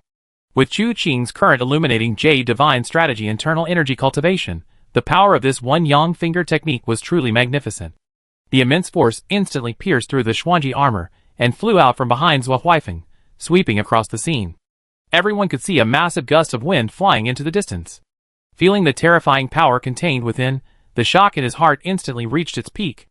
Looking back at the stage, Chu Qing released his grip, and Zhua Huifeng fell to the ground with a thud, curling up and unable to get up. Chu Qing stood with his hands behind his back and spoke softly. Under the current circumstances, would sect leaders would be willing to have a few words with me? Zhou Huifeng remained silent, not because he didn't want to. Chu Qing's one-finger divine skill was too powerful. Although he had used a technique similar to hitting a cow through a mountain to avoid killing him outright, the Tanzhong acupoint was a fatal point. Furthermore, even though he hadn't been killed, the injuries were undeniable. Most terrifyingly, even the Xuanji armor couldn't protect him from such wounds. This ancestral treasure now had holes in both its front and back. It could block swords and blades, but it couldn't withstand Chu Qing's single-finger strike. He felt fear, sorrow, and guilt for damaging his ancestral treasure. Coupled with the pain, even if he wanted to say something, he was powerless. Chu Qing, unperturbed, simply chuckled. Since sect leaders will remain silent, I assume he acquiesces. However, before having a proper chat with sect leaders there are some matters I need to discuss with all the friends present today. Upon hearing this, all the major forces present, along with a large group of scattered soldiers, except for those who already knew something, looked at Chu Qing, eager to know what he wanted to say. Chu Qing didn't delay, speaking directly. As everyone knows, there is an organization in the martial world called the Mirror of Karma. It is said that no good person stands before the Mirror of Karma. Therefore, those killed by the Mirror of Karma are often judged to be utterly wicked. As the saying goes, acting on behalf of heaven, killing is the punishment. This is something everyone knows. The assembled martial artists nodded in agreement. These were all old news. However, not long ago, during the battle in Tianlai City, when the heavenly evil sect attacked Tianjin Prefecture, I was assassinated by the Mirror of Retribution. Chu Qing spoke again, his calm voice reaching the ears of everyone present. But these words caused many in the audience to change their expressions drastically. A murmur of astonishment instantly rose and fell. The Mirror of Retribution assassinated the third young master. Where did this claim come from? Did the third young master do something that incurred the wrath of heaven and man? Never heard of it. The third young master rose to fame in Nanling, and all that's known is of his chivalrous deeds. Luochen Manor turned the tide, slaying a master of the heavenly evil sect. At Ghost God Gorge, he single-handedly stopped the war between the Iron Blood Hall and the Blazing Fire Hall, saving countless lives. And upon appearing in Lingbei, his first battle was the Battle of Heavenly Melody City, directly thwarting the heavenly evil cult's conspiracy and successively killing several of their masters. He is truly a model of chivalry in our martial world. Why did the Mirror of Retribution kill him? That's hard to say. Isn't there a saying, it's easy to draw a tiger's skin, but hard to draw its bones? You can know a person's face, but not their heart? The crowd was abuzz with discussion. Chu Qing coughed lightly, temporarily silencing the commotion. Actually, the Mirror of Retribution's assassination attempt on me wasn't entirely without reason. Chu Qing's tone suddenly changed. Those who had initially suspected Chu Qing of being two-faced seemed to have obtained some irrefutable evidence, and were about to launch into a tirade. Then Chu Qing said, "It's because I stopped the Mirror of Karma from acting more than once." However, those things all happened in the Southern Ridge. There are some things that people in the Northern Ridge don't know about. After all, they're separated by the Tontian Ridge. Even if you are not aware of the events at Ghost God Gorge, you should have heard some rumors. The Mirror of Karma once sent assassins from the demon-slaying list to assassinate Tai Lingyun, the leader of the Iron Blood Hall. Regardless of their motives, if Tai Lingyun were to die, you can imagine how the battle between the two halls would have ended. It would likely have resulted in widespread bloodshed. Furthermore, I met Chao Chiopu, the White Horse Golden Sword, in the Southern Ridge. Although our acquaintance is brief, we are kindred spirits. This man is highly regarded in the martial world. He is a benevolent and righteous hero. Yet he was repeatedly assassinated by the Mirror of Retribution, schemed against by various insidious and treacherous methods. It makes me wonder, what kind of path is this so-called acting on behalf of heaven, this using killing as punishment, and what kind of people are they killing? These two events, when Chu Qing mentioned them, immediately caused confusion, astonishment, and grim expressions among the audience. Those who were confused had never heard of it. Those who were astonished found it unbelievable. Those with grim expressions thought about the outcome Chu Qing had described. Tai Lingyun, as the head of the Iron Blood Hall, had some reputation in Lingbei, and was not unknown. Chao Chiopu, the White Horse Golden Sword, was less famous, but some knew him. He was known as White Horse alone on the martial world, Golden Sword slaying evil across 10,000 miles. He was a true hero of the martial world. The Mirror of Retribution should never have pointed its blade at him. After those who knew the details explained the situation to those who were unaware, the attitude of the crowd changed again. And Chu Qing's voice rang out once more. After these two experiences, I have thoroughly offended the mirror of retribution. So, regarding the battle at Tianlai City, I don't know if they knew the heavenly evil sect was about to launch a major attack. Perhaps they simply saw it as a good opportunity to avenge their previous defeat, which is why they sent assassins to kill me. Of course, regardless, they lost. I thought they would quiet down afterward, but I never expected that the number of people they inexplicably hunted down would be far greater than I imagined. After the battle at Tianlai City, I received intelligence that the Yaotai sect might be facing a great calamity. Therefore, on the eve of the heroes' gathering, I took my entourage and headed to the Yaotai sect. I was worried that something might happen to the Yaotai sect. On the way, however, we encountered a young woman being chased. And the one chasing her was none other than Nijingtai. I initially thought this young woman had committed some heinous crime, but after learning more, I was speechless. This young woman's entire family was killed by Nijingtai when she was young. She was the only one left alive. She cultivated diligently for over 10 years, and upon entering the martial world, she only wanted to avenge this blood feud. I just want to know, even if the so-called acting on behalf of heaven using killing as punishment is true, what kind of grave mistake is it that, after slaughtering an entire family, they still feel it's not enough? They wait until this girl appears in the martial world, then go and exterminate her completely. Is this mirror of retribution truly acting on behalf of heaven, or is it eliminating dissidents? There are no good people before the mirror of retribution.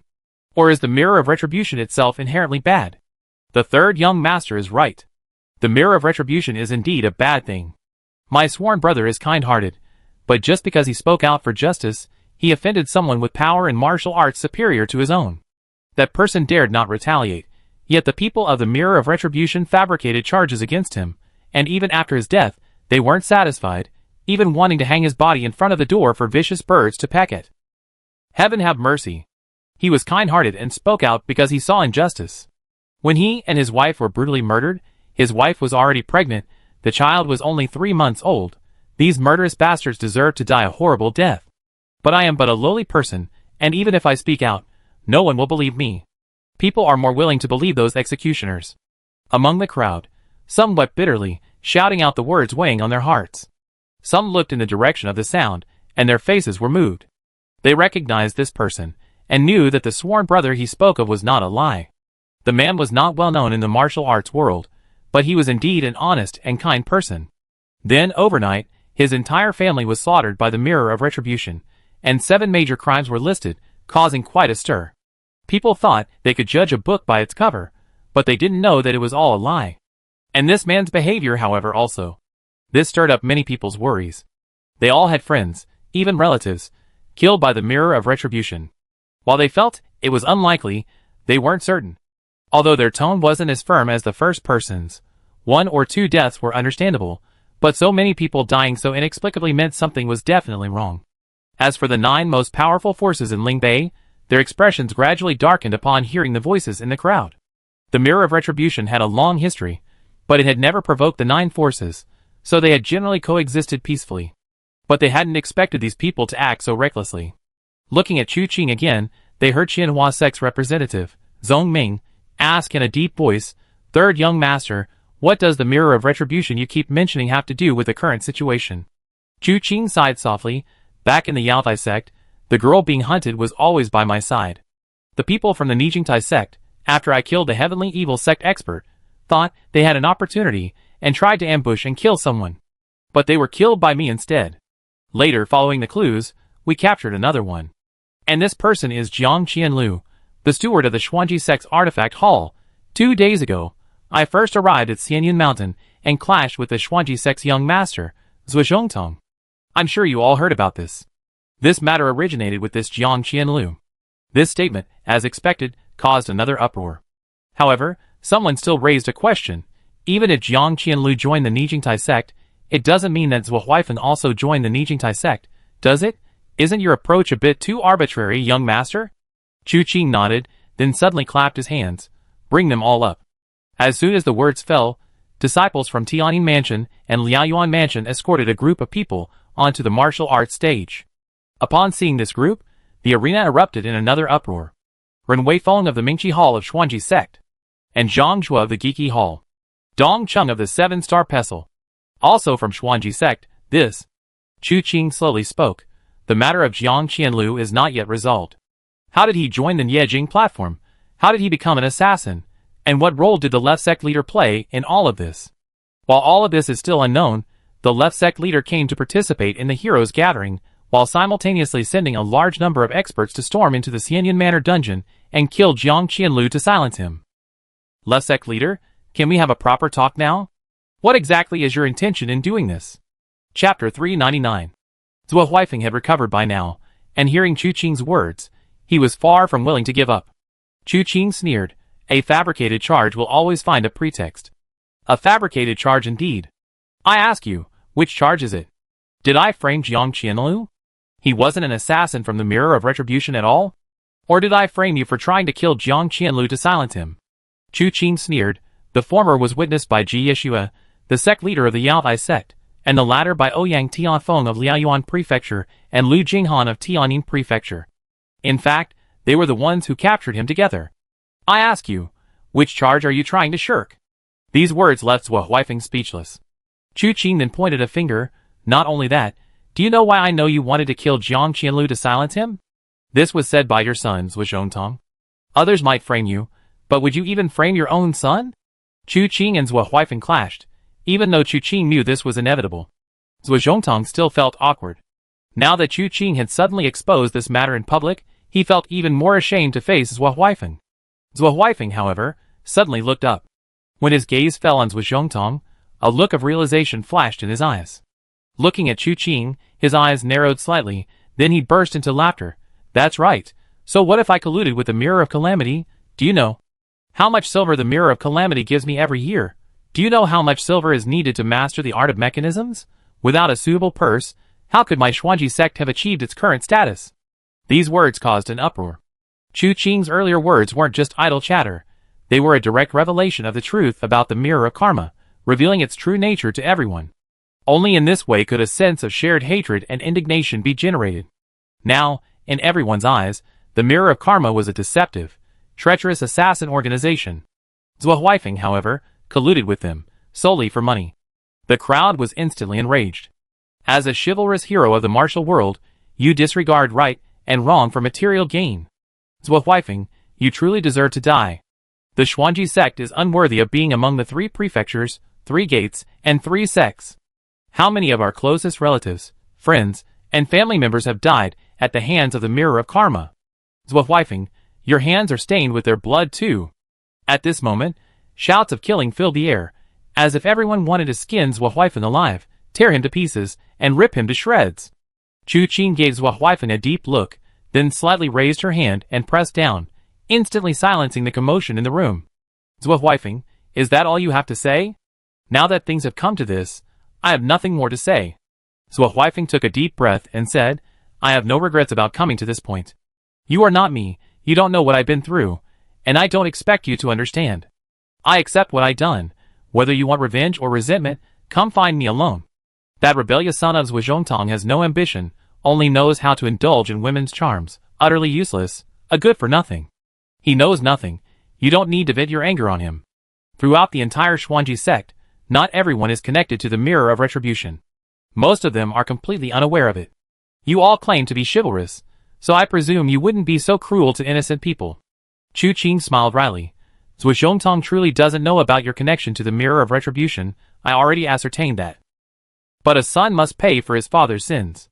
As Zhuo Huifeng's son, shouldn't Zhuo Zhongtong be responsible for his father's actions? Someone immediately raised a different opinion. Chu Qing raised her eyes and said softly, his father, Zhuo Huifeng, is still alive. What debt can't you settle with him? As the saying goes, every wrong has its perpetrator, every debt its debtor. You don't settle the debt with the person in charge, but instead settle the debt with a clueless junior. Have you been wandering the martial world all these years without a clear conscience? The man's face turned pale, and then red after Chu Qing's words. He wanted to retort, but found that everyone's eyes were focused on him. He was speechless for a moment, but still indignant. Chu Qing's voice rang out again. We boast a little, we admit that chivalry is our duty. Therefore, our actions must neither emulate those evil heretics, who commit acts of utter extermination, nor should we follow the example of the previous dynasty where collective punishment implicated 9 generations of a family for one person's actions. Zhuo Huifeng brought this upon himself, and he should pay the price. His son is unrelated to this. What difference would it make if he were released? Third young master, you are wise and righteous. What you say is correct. Lu Xiaoyan immediately clasped his hands in agreement, the first to agree. Ouyang Tianxiu also quickly echoed. Ji Yeshua, only realizing this later, looked at the others before nodding in realization. That's right, you're absolutely right. With 3 of the remaining 6 major powers siding with Chu Qing, the Xuanji sect was undoubtedly severely weakened by this battle, its lineage uncertain even if it were to be severed. Among the Qianhua sect and the Taishang sword sect, the former had some friction with the Tianyin palace and wasn't close to the other sects, seemingly maintaining a neutral stance. The Taishang sword sect, having just received a favor from Chu Qing, waited for the other 3 sects to finish their discussion, and then one of its elders spoke up in support of Chu Qing. Thus, the matter of executing Zhuo Huifeng and releasing Zhuo Zhongtong was considered settled. Zhuo Huifeng gave Chu Qing a deep look, then glanced at his son, and couldn't help but sigh. He had already realized that the seemingly virtuous Chu Qing was not as indifferent to worldly desires as he had imagined. In that situation, his use of Zhuo Zhongtong was not only to force him to admit his innocence, but also to give him a choice. This was a message to Zhuo Huifeng. Your son obeys me, I protect him. You should obediently take all the blame, and I can protect your son and the Xuanji sect. If you continue to be so reckless, given the current situation, you're powerless to reverse it. Then take your son and everyone in the Xuanji sect, and go try to escape to the gates of hell. This was Chu Qing's purpose in bringing up Zhuo Zhongtong under those circumstances. Zhuo Huifeng understood this, and after a moment of silence, he made his choice. Those who objected earlier were on the opposite side of Chu Qing. They wanted to kill Zhuo Zhongtong, and might even want to destroy the Xuanji sect. Since Chu Qing wanted the Xuanji sect, he naturally wouldn't allow such a thing to happen. The harsh words were understandable. Lu Xiaoyan also saw this, hence his lead in echoing, with Ouyang Tianxiu closely following. As for Ji Yeshua, she was simply obedient. She hadn't seen anything amiss, still pondering how many cycles of cultivation she should perform tonight to ensure adequate rest and training. Whether others could see these things was a matter of opinion. But even if they did, it wouldn't matter. At this point, Chu Qing was already subtly radiating an aura of power, his every word and action extraordinary, not something that could be easily dismantled by 2 ordinary intelligent people. Looking at Chu Qing like this, Zhuo Huifeng couldn't help but feel a pang of regret. If his son possessed such cunning and martial arts skills, why would he have colluded with the Mirror of Karma? He predicted that Chu Qing would kill him next. Then sweep away all the masters, and ascend to the throne of the Martial Arts Alliance leader. Just as he was thinking this, Chu Qing suddenly said, Gentlemen, we have gathered here today to discuss how to deal with the Heavenly Evil Sect. While the Mirror of Karma also needs to be eliminated, compared to the Heavenly Evil Sect, it's merely a minor ailment, not worth mentioning. Why not take Zhuo Huifeng away first? We can interrogate him thoroughly later, and find clues about the Mirror of Karma. For now, let's get back on track and continue with what we haven't finished. His reminder made everyone remember that they were still vying for the title of Martial Arts Alliance leader. However, among the leaders of various forces, some have already appeared, some have been defeated, and some have become prisoners. This is no longer a contest that ordinary martial artists can compete for. However, the matter was not yet settled, and there was still excitement to be seen, so they immediately agreed with Chu Qing's words. With a wink from Chu Qing, the people from Tianyin Mansion and Liaoyuan Mansion took Zhuo Huifeng away. Of course, before that, Chu Qing had already subdued all of Zhuo Huifeng's meridians. While his injuries weren't fatal, it was impossible for him to stand up anytime soon. In the blink of an eye, only Chu Qing remained on the entire martial arts stage. He stood with his hands behind his back, his attire highlighting his gentlemanly and refined demeanor. If he had a folding fan in his hand, he would truly be a graceful and elegant young master, untouched by the harshness of the martial world. Although my earlier actions were out of necessity, now that I am standing on this martial arts stage, why not continue? Gentlemen, if anyone wishes to come up and test their skills, I am ready. With his current martial arts skills, logically speaking, no one should be willing to risk his life. But the reality is, just now, when Sikong Yijian inquired, no one dared to step onto the stage. However, after Chu Qing finished speaking, several figures leaped up from the crowd. Chu Qing was momentarily speechless. Why did it seem like he was the easy target? But since he had already spoken, he couldn't back down now, nor was there any need to. He might as well fight them one by one. In the blink of an eye, more than 10 people had stepped onto the stage, only to be knocked down by Chu Qing. None of them even had a second move. Either he slapped them off the stage with a palm strike, or he grabbed them casually and threw them away. Sometimes, it was just a flick of his sleeve. Before the opponent even realized where the change came from, they were spinning around, and by the time they reacted, they were already off the stage. His movements were fluid and effortless, leaving the audience in awe. Ultimately, it was because they were so natural. Chu Qing neither displayed unparalleled strength nor unleashed any unexpected techniques. Most of his moves were understandable to the crowd, but even those who understood them couldn't replicate his effectiveness. This only served to highlight his effortless, masterful style. Everyone he defeated bowed respectfully, acknowledging their inferiority. Gradually, no one dared to step onto the stage and embarrass themselves. Lu Xiaoyan and Ouyang Tianqiu exchanged a glance, then suddenly stood up together. Third young master's martial arts are unparalleled. We too have come together to learn from you. Chu Qing looked up and laughed heartily. All right, seniors, please feel free to make your move. All seniors are welcome to join in as well. Let's have a good show. As he finished speaking, his body trembled slightly, and with a flick of his arms, a dragon's roar resounded throughout Immortal Cloud Manor.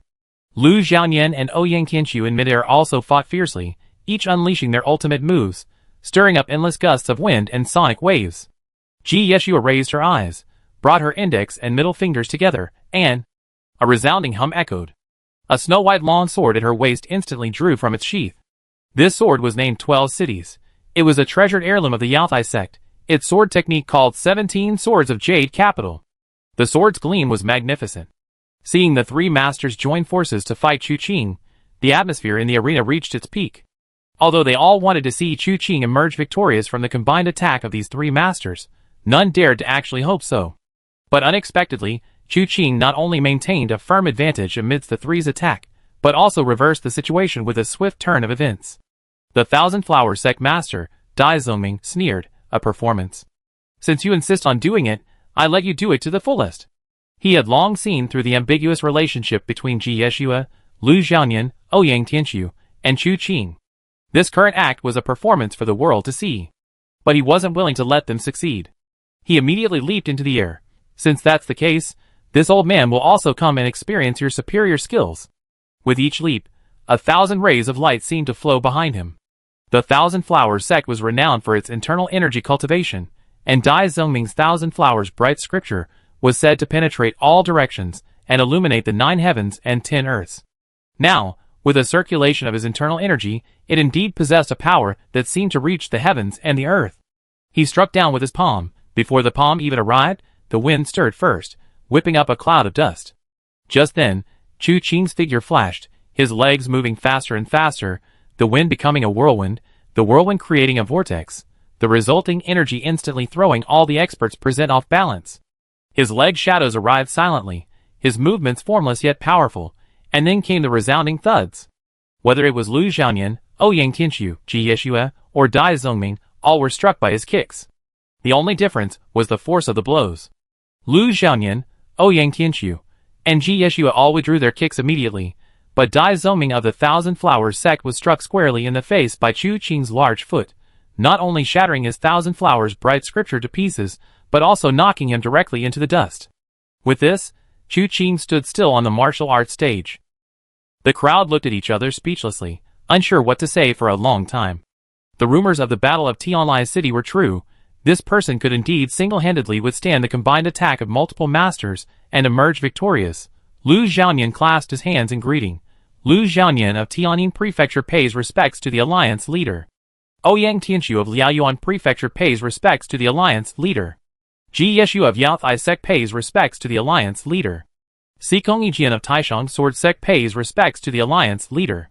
The four masters spoke in turn, their gazes finally settling on Dai Zongming, who had just risen from the ground, his face still somewhat dazed. He looked around blankly, feeling a stinging pain on his face. He knew what had just happened, but at this point, saying anything more was pointless. He took a deep breath and, along with the others, clasped his hands in greeting. Qianhua sect's representative, Zongming, pays respects to the Alliance leader. Chu Qing nodded slightly, about to say something, when he heard rapid footsteps approaching. Report! The Heavenly Evil sect's military leader, leading his disciples, has arrived at the foot of Immortal Cloud Mountain, surrounding it and shouting, intending to annihilate the entire Lingbei Jianhu. Chapter 400. These words instantly caused an uproar. The Heavenly Evil sect has actually come. How dare they? We've been discussing matters at Immortal Cloud Mountain precisely to deal with them, and they still dare to come knocking. Are they really courting death? The lessons of the Autumn Water sect and the Taitsong sect are not far off. We must not be careless. The Lord of War's divine skills are unparalleled, and they should not be underestimated. Now that things have come to this, what should we do? Naturally, we should ask the Alliance leader to decide. Some panicked, some turned ashen-faced, and some quietly retreated behind the crowd, waiting for a chance to escape. Seeing the scene gradually descend into chaos, Chu Qing couldn't help but shake his head slightly. Lu Xiaoyan, however, sneered, "Well done." His voice, delivered with internal energy, instantly suppressed the commotion. Then Lu Xiaoyan declared loudly, "Today we gather here to settle our score with the Heavenly Evil sect. We wouldn't have bothered going to them, but they actually delivered themselves to our doorstep, saving us a lot of trouble. Now that we elected a martial arts alliance leader, we humbly request the leader's instructions on how we should proceed." Although some had previously suggested seeking the alliance leader's decision, only a few people nearby could hear them. Now, Lu Xiaoyan's voice filled the entire hall. Instantly, everyone looked at Chu Qing, recalling the terrifying martial arts he had just displayed, and felt an inexplicable sense of security, as if they had found a pillar of support. Chu Qing's gaze swept across the hall, and he spoke in a deep voice, "The Lord of War wreaks havoc, killing and massacring cities. The martial world and the common people have suffered under the Heavenly Evil sect for far too long. Lord Lu is right. Even if they hadn't come, we would have gone to find them anyway. Now that they delivered themselves to our doorstep, it truly saves us a lot of trouble. The Heavenly Evil sect is currently at the foot of Immortal Cloud Mountain. Would you all be willing to lead your disciples down the mountain with me and meet this Heavenly Slaughter Soldier, one of the 4 warlords of the Heavenly Evil sect?" "We are willing." Ouyang Tianchu clasped his hands in greeting. The rest of the group echoed his sentiments. For a moment, they seemed quite eager to go. "In that case, let's descend the mountain." Chu Qing swung his arm and leaped up, heading straight down the mountain. Seeing this, the others followed suit, leaping down with him. The scene was magnificent. Everyone displayed their lightness skills, their figures soaring outwards, appearing from afar as a dense, ever-changing mass. Although Immortal Cloud Mountain was high, those attending this heroes' gathering were all skilled individuals. The mountain path posed no difficulty for them. Thus, it was as if dark clouds were descending, but upon reaching the ground, they appeared as countless figures. Before even reaching the foot of the mountain, Chu Qing could already see a dense mass of Heavenly Evil sect disciples. Roughly, judging by their numbers, there must be at least 4,000 or 5,000. To be honest, the martial world is vast and rich in resources. 4,000 or 5,000 people may sound like a lot, but in reality, it's nothing compared to the rest of the world. Not to mention anything else, the number gathered on Immortal Cloud Mountain alone is far greater than that. Especially since each sect attending this grand event brought a considerable number of people, their combined numbers far exceed those of the Heavenly Evil sect. But this is by no means an advantage. Whether they are his capable generals or his foot soldiers, everyone under the commander of soldiers has cultivated the killing scripture. Their martial arts skills have continuously improved through countless bloody battles. This was no ordinary group of martial arts disciples who could contend with them. Therefore, although the Heavenly Evil sect was outnumbered, the final outcome was far from certain. Just as Chu Qing led a large group of martial arts figures down Immortal Cloud Mountain, in the Heavenly Evil sect's temporary camp, a pale-faced, sinister-looking youth was carefully brewing tea. His entire focus was on the teapot, meticulously executing each step, afraid of making any mistake. Finally, he carried a cup of brewed tea to a serene-looking middle-aged man. "Master, please enjoy," the youth said softly. The middle-aged man gave a soft hum, holding a book in one hand and a teacup in the other. After taking a sip, he asked, "Any movement?" "Yes," the boy replied. "They're coming down the mountain to confront us head-on." "So, this farce about the Martial Arts Alliance leader is over?" The middle-aged man took another sip of tea and suddenly looked at the boy. "What's your opinion of the third young master?" The boy thought for a moment and said, "Young and successful, a bit arrogant. Reckless and audacious, he deserves to die." The middle-aged man shook his head. "Nonsense! What young man isn't arrogant when he achieves success? Is he still a young man? Daring to defy my Heavenly Evil sect, naturally he deserves to die. I remember when you first joined my ranks, you weren't like this. Why don't you dare speak the truth now? Before the Lord of War, what right do subordinates have to speak out?" The young man gave a bitter laugh, his tone now tinged with obsequiousness and ingratiation. The warlord sighed softly. These days, Hearing a single truth is incredibly difficult. Then let me ask you, in your opinion, if I were to fight him, who would win, and who would lose? Naturally, it was my lord who won a great victory. How could a mere third young master compare to my lord's divine skills? The young man's heart skipped a beat after uttering these words. Although the warlord before him possessed no murderous aura, and his face was even more serene, giving the illusion of a good temper, the faint smile that always graced his face was gone. His brows were slightly expressionless. This was a prelude to the warlord's rage. The young man dared not think further, and knelt on the ground with a thud. My lord, please forgive me. I deserve to die. Do you know that some lies can lead to death? The warlord said slowly. To predict the outcome, one must look at past battle records. This man fought 8 against 1 in Tianlai City. His martial arts were so high that he seemed unlikely to have emerged from the southern region. Realistically speaking, you should have stated that the outcome of this battle is uncertain, and I must exert all my strength to avoid any unforeseen events. But you're spouting nonsense. If I were to blindly believe you and become careless and underestimate the enemy, I might be beaten to death by that brat on the battlefield. Wouldn't it cost me my life? The warlord's tone was neither harsh nor vicious, speaking calmly, as if offering a gentle instruction. The boy trembled violently. It was my ignorance. Please, please, my lord, show leniency. Good. The warlord said, raise your head. The boy instinctively raised his head, and at that moment, the warlord suddenly reached out towards his face.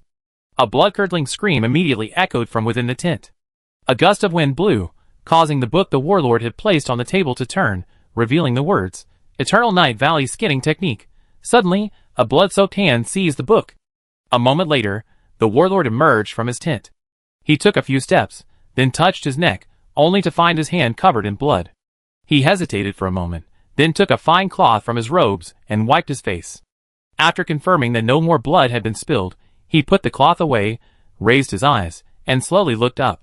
He saw a figure, like a nimble monkey, standing on a flagpole, shading his eyes with his hand, and gazing towards Immortal Cloud Mountain. The warlord hesitated slightly, then clasped his hands and said, Greetings, Prince Shi! The man turned around, revealing a mask with the character Shi prominently displayed on it. He chuckled softly, rolled down from the flagpole, and the prince circled the warlord, smiling, and said, Your skills have improved considerably, congratulations. The warlord replied softly, You flatter me, your highness. At this, the sound of drums resounded throughout the camp. Figures moved in unison, gathering before the battle lines. They arrived, the prince said with a smile. Today, I accompany you to have a proper meeting with this renowned third young master. Then I trouble you, your highness. Not at all, it's I who rely on the warlord. The prince chuckled, Today will surely be fruitful, but I wonder if this third young master's fate is sealed. The warlord remained silent, stepping forward. The prince followed closely behind, smiling, and said, Speaking of which, this trick is quite convincing. It's enough to fool anyone, but how come there isn't a single flaw? He rambled on, but the warlord remained silent. In the blink of an eye, the two had arrived at the front lines. Seats had been prepared.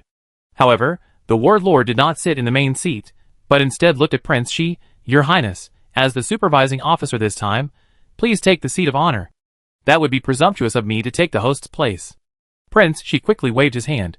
If I were to sit in this seat, the sect leader would surely skin me alive. Speaking of skinning, I wonder when the warlord will be able to lend me that rare book he obtained. The Eternal Night Valley mentioned in it has vanished without a trace. I wonder how many years ago that sect existed. But the skinning methods recorded within are truly astounding. The warlord is hogging the spoils. It's truly despicable, he said, as he moved to sit at the other end. On either side of the seat stood several figures, each exuding a dangerous aura. Like blood-stained knives, swords ready to kill. A sharp edge and a murderous aura coexisted, chilling to the bone. Seeing the warlord and the playful prince arrive together, the 8 men bowed respectfully, first to the warlord, then to the playful prince. The warlord remained silent, but the playful prince's gaze swept over each of them. He murmured in admiration, The murder manual is indeed very convenient. They all thought that with each of the warlord's 8 generals dead, there would be one less. But little did they know, with the murder manual, there could be as many 8 generals as needed, even 80. If one were ruthless enough to kill more, there could even be 800 generals. By the way, do all 4 warlords have some kind of obsession with the number 8? The warlord glanced at Prince Shi. Your Highness. He barely finished speaking when his expression suddenly darkened, and he abruptly looked up. A cloud seemed to drift across the sky, spreading out and bringing with it a pervasive gloom.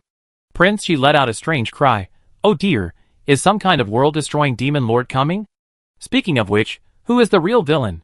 Isn't it the Martial Arts Alliance leader of Lingbei who's coming? Your Highness, please be careful what you say. The Lord of War uttered 4 words. Seated in the main seat, his gaze focused on a young man. He was dressed in white, like a refined gentleman, appearing seemingly abruptly yet as if it were perfectly natural in midair before the battle formation. He stood there, hands behind his back, seemingly floating in the air. Graceful and ethereal, like a celestial being descending to earth. The disciples of the heavenly evil sect remained composed, their expressions unchanged. Even though they were startled by this sudden appearance, not a trace of surprise showed on their faces. Chu Qing's gaze swept across the area before him, taking in the entire formation of the heavenly evil sect. At the very front, 4 square formations were arranged, each likely containing 1,000 people. Beyond these 4 formations was a high platform. Standing atop the platform were 8 imposing experts, the one seated in the main position, presumably the Lord of War. Beside the Lord of War was a chair. The chair's placement was peculiar, seemingly higher than the main seat. It wasn't facing forward directly, but rather angled. This seemed to suggest that the chair's owner held a higher status than the person in the main seat. Placing it here, and sitting here, was merely to avoid overshadowing the main person. However, what truly caught Chu Qing's attention was the person crouching on the chair. The man's face was obscured, only a mask bore the character Shi. The playful prince. Chu Qing murmured, many memories from his time in Nanling flooding back. This man used the 9 profound divine skill as a lure to trick people into practicing his evil methods, turning them into his puppets. He used magic as a thread, weaving a play to fool the world. Chu Qing had long wanted to meet this playful prince, whom he had always interacted with but never truly met. But he never expected it to happen today. As Chu Qing looked at the playful prince was also looking at Chu Qing. He suddenly beckoned to Chu Qing. Third brother, it's been a long time since we parted ways in Qingxi village. Chu Qing chuckled wryly, he was mimicking gentleness. Qingxi village was indeed where they first met. At the time, Chu Qing, adhering to the principle of avoiding trouble, had ignored him, who remained hidden in the shadows. But unexpectedly, he was brought up today. Your Highness is in high spirits. Have you come here today to find a suitable burial place? Chu Qing spoke slowly, his words devoid of any politeness. Unexpectedly, Prince Shi nodded repeatedly. We have indeed known each other for a long time. Third brother understands my heart well. That's right, I come here today to find a suitable burial place. Does third brother have any recommendations? Yes. Chu Qing nodded. I think Immortal Cloud Mountain has a unique and beautiful landscape, nestled at its foot by the water, perfect for a final resting place. Why not, Prince Shi, commit suicide here before everyone, and be buried amidst the green hills and clear waters? Wouldn't that be wonderful? That won't do. I am, after all, one of the 12 holy kings of the heavenly evil sect. Even in death, I cannot die too hastily, can I? Prince Shi said with a smile. Today, I will definitely take many righteous martial arts masters with me to be buried with me, so that when I go to the underworld and see those comrades who died at third brother's hands, I won't be alone and vulnerable to their bullying. Chapter 401. Chu Qing smiled slightly, but the smile didn't reach her eyes. In that case, I'm afraid I disappoint Prince Shi. In today's battle, you will only accompany the Lord of War to the underworld. Arrogant words. The Lord of War spoke slowly. His voice instantly created a sense of utter silence, as if he were the only one present. Although he sat there, his figure seemed to rise infinitely taller, his aura majestic and powerful, inspiring awe and reverence. Just as the Lord of War was about to speak, the sound of wind breaking came. Lu Xiaoyan of Tianyin Mansion, Ouyang Tianxiu of Liaoyuan Mansion, Ji Yeshu of Yaotai Sect, Dai Zongming of Qianhua Sect, Xikong Yijian of Taishang Sword Gate, and Zhui Zhongtong of Xuanji Sect. At the same time, experts from various sects flocked to the scene, quickly gathering like a sea, forming 2 distinct groups with the opposing Tianxia sect. These 2 groups were clearly different from each other in every way. The difference. Except for the War Master, the Playful Prince, and the 8 great generals, the members of the heavenly evil cult were all dressed identically. Black robes with red sleeves, their eyes filled with murderous intent. Looking at Chu Qing's side, however, they were dressed in all sorts of clothes, some even shirtless. The heavenly evil cult disciples formed a neat square formation, each meticulously fulfilling their position.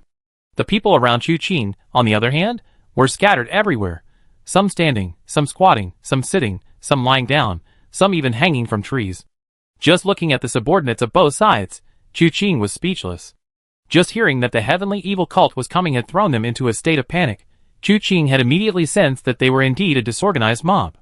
Even with the alliance leader as the backbone, it was difficult to completely unite them. Now, looking at both sides, his earlier statement that he wouldn't let Prince Shi take anyone with him in death seemed like a boast. The only thing that comforted Chu Qing was that Lu Xiaoyan and his group were quite respectful. They stood in a line, each with their own unique style. Even Dai Zongming didn't falter at this crucial moment. Standing there, he added to the imposing presence. The only thing to complain about was that Zhu Zhongtong had infiltrated their ranks. This was a necessary measure. Since Chu Qing didn't intend to harm the entire Xuanji sect, someone from the sect had to step in today's battle. But ordinary disciples weren't trusted, so they let Zhu Zhongtong, whom Chu Qing trusted, participate. Therefore, he represented the entire Xuanji sect. In terms of martial arts and status, he was far inferior to the others, and standing here now, he carried a hint of apprehension. While Chu Qing was observing both sides, the group from the Lingbei Jianghu were utterly astonished as they watched him hovering in midair. Apart from Lu Xiaoyan and Ouyang Tianxiu, whom they had already seen once before in front of Tianlai City, everyone else couldn't help but steal glances. They carefully examined him, noticing there was no platform beneath Chu Qing's feet, and no rope above his head. Then, they each silently cursed him as a prodigy. A perfectly normal person could actually fly. This wasn't the first time they heard of this. After Chu Qing's reputation spread, the details of the battle at Tianlai City had been thoroughly investigated. They had all heard that Chu Qing had once stood suspended in midair, pointing out the flaws in the landscape. They had initially thought this was an exaggeration. But now, seeing it with their own eyes, even if they were unwilling, they had no choice but to believe it. They had to admit that Chu Qing's martial arts had truly reached an unbelievable level. The Lord of War's gaze swept across everyone's faces, then he lightly flexed his wrist. At this point, the heroes of the Lingbei martial world have essentially gathered here. I have some good advice to ask, and I only hope that you will answer carefully. Before anyone could speak, he began to say, our heavenly evil sect commands respect from all directions, intending to unify the world, sweep away the ills of the martial world, and improve the lives of the people. This is a grand ambition. If you are willing to submit now, you will all become meritorious officials in the future. Wealth and glory will be immeasurable. But if you disregard the general trend of the world and resist to the death, then today, Immortal Cloud Mountain will be your burial ground. I hope you will think thrice before you answer, lest you ruin your own lives, and then say you were not warned. His voice was majestic and powerful. His words stopped the wind, and clearly reached the ears of everyone on both sides. For a moment, the entire Immortal Cloud Mountain fell into silence. Suddenly, Chu Qing raised an eyebrow. The heavenly evil sect's ambition to unify the world is evident to everyone. However, ambition is one thing. Why the need for such grand pronouncements? Sweeping away the ills of the martial world, and helping the people of the world. May I ask, how many ordinary people have died at the hands of your heavenly evil sect, led by your Lord of War, in your attacks and massacres? How many innocent people have perished at your hands, cultivated the murder scripture for your own selfish gain? Your blasphemous words today are truly laughable. Chu Qing's words instantly reached everyone's ears. In an instant, countless voices echoed in agreement. Since the fall of the Great Qian dynasty 300 years ago, although heroes have risen and divided the land for self-governance in our martial world, there has been much fighting, but never a single instance of massacring an entire city. Anything that harms the people is considered heresy. Speaking of eliminating the ills of the martial world, anyone in the righteous path can say such things, yet your heavenly evil sect cannot. Lu Xiaoyan declared loudly, moreover, if we must find someone to unify the world, why don't we elect our own martial arts alliance leader? He is young and decisive, chivalrous, possesses unparalleled martial arts skills, and is righteous beyond compare. Wouldn't such a person be more popular than your heavenly evil sect? Wouldn't he be the one the people yearn for? You are nothing but a bunch of beasts who trample on the people while spouting high-sounding words. These words garnered even more support. Ouyang Tianxiu lowered his head slightly, afraid that others would see his barely suppressed smile. He had already noticed that Lu Xiaoyan was exceptionally good to Chu Qing. Even to his own son, he wasn't as good to Chu Qing. He wanted to get Chu Qing everything good. His words just now were laced with too much self-interest. If he hadn't felt it wasn't the right time, he probably would have directly propelled Chu Qing to the position of local tyrant of Lingbei. Anyway, the martial arts alliance leader had only recently been established, and the specifics hadn't been clarified. Yet he was already claiming that the leader would govern all affairs of the Lingbei martial arts world, and everyone would live under the leader's rule. Who could say anything against that? Just considering the Yaotai sect, Liaoyuan Prefecture, and Tianjin Prefecture that Chu Qing currently controlled, he already occupied half of the Lingbei martial arts world. With Zhuo Huifeng gone from Xuanji sect, Zhuo Zhongtong now relies heavily on Chu Qing. It could be said that Chu Qing's control over Lingbei has exceeded half. It's not impossible to push Chu Qing into such a position, but it would inevitably cause a backlash. After all, there's still the Supreme Sword sect and the Thousand Flower sect. Such a backlash might be manageable at other times, but in this situation, it would inevitably create enormous variables. Therefore, Lu Xiaoyan's words were a veiled statement. Thinking about it, the smile on Ouyang Tianxu's face gradually faded. He suddenly felt that this matter might not be impossible. But if it really succeeded, what kind of existence would they create, and what would they ultimately gain? While these thoughts swirled in Ouyang Tianxu's mind, almost everyone present had already expressed their opinions. Throughout the entire process, the Lord of War listened quietly. He wasn't angry, not furious, not wavering. His emotions were as calm as still water, without a ripple. It was at this moment that Ouyang Tianxu noticed the Lord of War was looking at him. He thought for a moment and understood. He was being waited for Ouyang Tianxu to make a statement.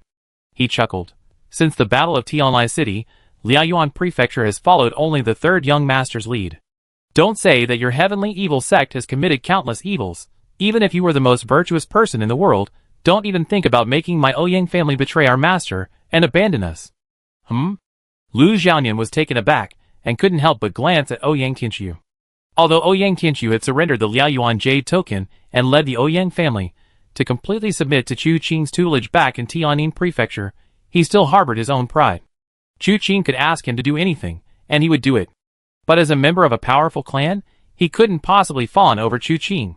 But now, in front of the entire world, in front of experts from both the righteous and evil paths, uttering such words, what difference was there between that and fawning? What was this guy thinking? Lu Xiaoyan pondered this, when he heard the playful prince suddenly laugh. Very well, there are plenty of spineless cowards in this world, but few with backbone. Your backbone is so strong, I quite like it. I just wonder, is it your backbone that's strong, or the blade of my heavenly evil sect that's sharper? Your Highness. The Lord of War suddenly spoke. The playful prince immediately fell silent. The Lord of War raised his eyes. A choice made is a choice, no regrets. With that, he slowly extended a hand, palm down, and a whirlwind instantly condensed in his palm.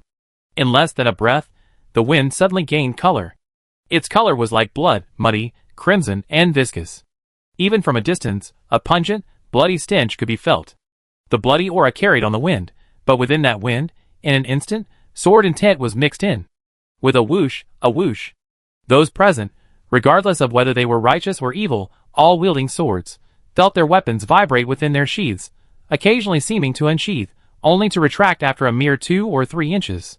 Yet, wisps of sword light were swept into the wind during these advances and retreats. In a flash, the once clear sky was suddenly filled with a fierce wind, blood-red clouds reflecting across half the sky, as if the heavens were ablaze, a horrifying sight. But at the same time, a chilling sword shadow appeared upon the weapon master. This was a sword imbued with boundless bloodlust. Its blade was uneven, mottled, decayed, and twisted, as if it had endured countless battles, yet its sharpness remained menacing. The warlord's robes fluttered without wind, his hair billowing in the breeze. His face remained expressionless, calm, gentle, and devoid of any ill temper. But his hand had shifted from palm down to fingertips up. His fingers formed a sword, its color a deep crimson. In an instant, the world lost its color, the bloodlust that had illuminated half the sky, and the enormous sword shadow enveloping the warlord, vanished simultaneously. The warlord then slowly pointed this finger at Chu Qing. Bloodlust energy surged forth, layering and condensing, ultimately forming a sword from the void, identical to the previous phantom. This sword was formed from a convergence of internal energy and spiritual power, its appearance instantly imbued with countless sharp edges. All those who wielded the sword felt an indescribable sensation at this moment. It was as if the sword in his hand was crying out in sorrow. Not submission, not fear, not rage, but a mournful cry. This feeling arose from the sword, yet seeped into his heart. Looking up again, he saw a flash of crimson light, the sword intent that had flown from the sword master's hand. Magnificent, chilling, arrogant, ruthless. This was a sword strike beyond description, the strongest sword strike Chu Qing had ever witnessed. Compared to it, Sikong Yijian's swordsmanship seemed like child's play. Looking back on Chu Qing's journey through the martial world, among all those renowned for their swordsmanship, few could rival this man's skill. But for some reason, he felt something was off about this sword strike. His eyes narrowed slightly, and in an instant, the sharp edge was upon him. A pure white, jade-like aura, swirling like a dragon, had already circled around Chu Qing, covering him from all sides. Buzz, the sword intent surged forward, striking the aura shield of Chu Qing's indestructible golden body, instantly creating violent ripples. Chu Qing's gaze sharpened, and he saw that even the pure white aura of his indestructible golden body had been stained with a touch of blood. And the indestructible golden body, which no one had ever been able to shatter head-on before, seemed to be in danger of destruction. This was what Chu Qing saw. To onlookers, the force that erupted in that instant was like the end of the world. The terrifying force instantly blasted everyone except Chu Qing away, the ground cracked, rocks collapsed, and the sharp sword intent, if not for Chu Qing's intervention, would have already slashed into the crowd, killing countless people in an instant. All the experts present had their pupil's contract. Even Ji Yeshua, though older, she understood the danger even more deeply. She slowly exhaled. 3 more monsters like that. The 4 warlords. The one before her was named Heavenly Slayer. All the previous rumors, like him sweeping through the city from outside in a single move, were now a reality. If Chu Qing hadn't been there, this sword strike would have shattered their courage completely. Among the crowd, the young man who had just faced the 4 monsters on the stage, who had thought this battle between good and evil would bring him fame and fortune, realized with horror when he witnessed this scene. This was no opponent he could contend with. Even the leaders of the major powers would face certain death before this sword.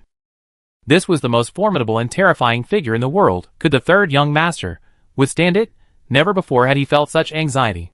When his master died, he was saddened, not anxious. And now, in this very instant, a ray of light suddenly illuminated everyone's eyes. It was an arc of light, like a wheel, like the moon, like a blade. The full moon set, the blade's light rose, traversing 10,000 miles of land. The blade's light was as cold as snow. Where could one hear the spring rain?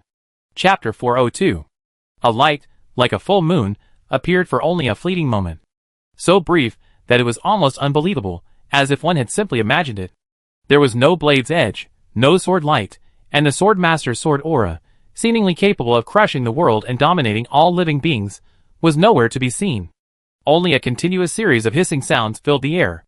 Looking in the direction of the sound, one couldn't discern its origin. A moment later, in the formation facing Chu Qing and the others, a line of blood suddenly appeared on the forehead of the leader. At first, it was just a crimson stain, then it expanded instantly. He seemed to feel an itch and reached out to scratch. But as he did, he found his hand drifting further and further away from the spot he wanted to scratch. The itchy spot seemed to be a place he could never reach in his entire life. At the same time, a strong sense of weightlessness washed over him, causing him to involuntarily fall to the ground. It was only at this moment that he suddenly realized the itch was on the philtrum, and he couldn't scratch it because he had been split in two, his body falling to either side. Naturally, he couldn't scratch it, not in his entire life. Moreover, his life had come to an end. This scene was just the beginning. 1, 2, 3, 4, one after another, figures suddenly split in two for no apparent reason. Each figure was pierced by blood, forming a bloodline that seemed to draw a line through the entire heavenly evil cult camp. This was enough to make anyone's heart tremble with fear, because they only saw a flash of light on Chu Qing, but they didn't know when these people had been cut in half. But the truly horrifying thing was about to happen. The warlord, seated regally on the high platform, his gentle demeanor bordering on coldness, now had a bloodshot mark appear between his brows. The next moment, his two halves slid off the chair. Dead. Dai Zoming managed to utter. If it weren't for the terrifying aura of the warlord's initial sword strike, he would have simply dismissed the situation as a bluff, claiming the third young master was nothing special. But now, he couldn't bring himself to say such a dishonest thing. The warlord's sword strike possessed the power to shatter mountains and cleave seas. With just that one strike, everyone present today, except for Chu Qing, even if tied together, would likely be no match for him. It was precisely because they had witnessed his power that his death was all the more shocking. If Dai Zoming, the sect master of the Thousand Flower sect, was like this, what about the others? The alliance leader is mighty. It's unclear who shouted this first, but instantly, a multitude responded. In a flash, a deafening roar echoed through the heavens. On the other hand, the heavenly evil cult's leader, Prince Shi, stared incredulously at the corpse of the War Master. He couldn't help but cry out, "It's terrible. The War Master is dead. Send the order, retreat." His voice resounded far and wide. Even the righteous forces, currently shouting merrily, could hear it clearly. Immediately, someone shouted, "They're trying to escape. We chase them. With the Alliance leader here, the heavenly evil cult will not return alive. Slay the War Master, eradicate the demons, annihilate the madmen. The Alliance leader is the heaven of the Lingbei Jianghu." While shouting, the crowd, without waiting for Chu Qing's order, had already begun their pursuit towards the heavenly evil cult. The entire scene descended into utter chaos in an instant. Lu Xiaoyan's gaze swept across the scene, landing on Chu Qing's side.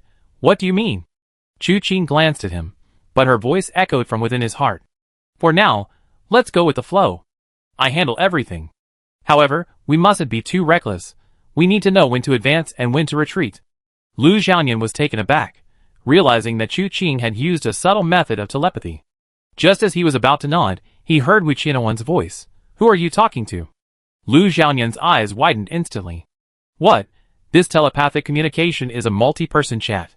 Is that Lord Lu?" I saw Lord Lu approach third brother. A gentle voice also came at this moment. Lu Xiaoyan quickly tried to speak in his mind. "It's me." "Indeed, it is. Greetings, Lord Lu." Lu Xiaoyan was momentarily at a loss. This skill was a bit too mysterious, wasn't it? But this was just the beginning. A voice immediately broke into everyone's ears. "After this battle, I must return to the mountain as soon as possible to cultivate in seclusion." The voice murmured, seemingly to itself. It was none other than Ji Yeshua, the sect master of the Yao Ai sect. Chu Qing snorted. "The battle isn't over yet. Focus on the fight first." Ji Yeshua was taken aback. Is that the Alliance leader's telepathic communication? Such a refined telepathic communication technique. Not too refined, just perfectly timed. Ji Yeshua was silent for a while, then her somewhat flustered voice rang out. "He can hear me. Then I absolutely mustn't curse him in my heart. Absolutely not." Sect Master Ji. Lu Xiaoyan suddenly felt a little awkward. This telepathic communication technique seems to be transmitted through thoughts. Sect Master Ji, please be careful what you say. Terrible. Ji Yeshua blurted out 2 more words. Just as she calmed down, everyone heard Ouyang Tianshu's voice. After this battle, the Alliance leader's prestige has reached its peak. If we use this opportunity to discuss things with Lu Xiaoyan, perhaps we can achieve something. What do you want to achieve? Chu Qing asked. Ouyang Tianshu was stunned. Alliance leader? Don't think nonsense. Chu Qing instructed him, then spoke in a deep voice. I will use the heavenly sound transmission method to connect everyone's minds. To use this to transmit messages and exchange information. Thus, orders will be obeyed. This battle is not over yet. You must obey my commands and not act on your own. Yes. Lu Xiaoyan and the others replied mentally. Then, looking up at Chu Qing again, Lu Xiaoyan's heart stirred, but he dared not think too much, lest he lose face in front of the juniors. With a mere wave of his arm, he shouted, Charge with me.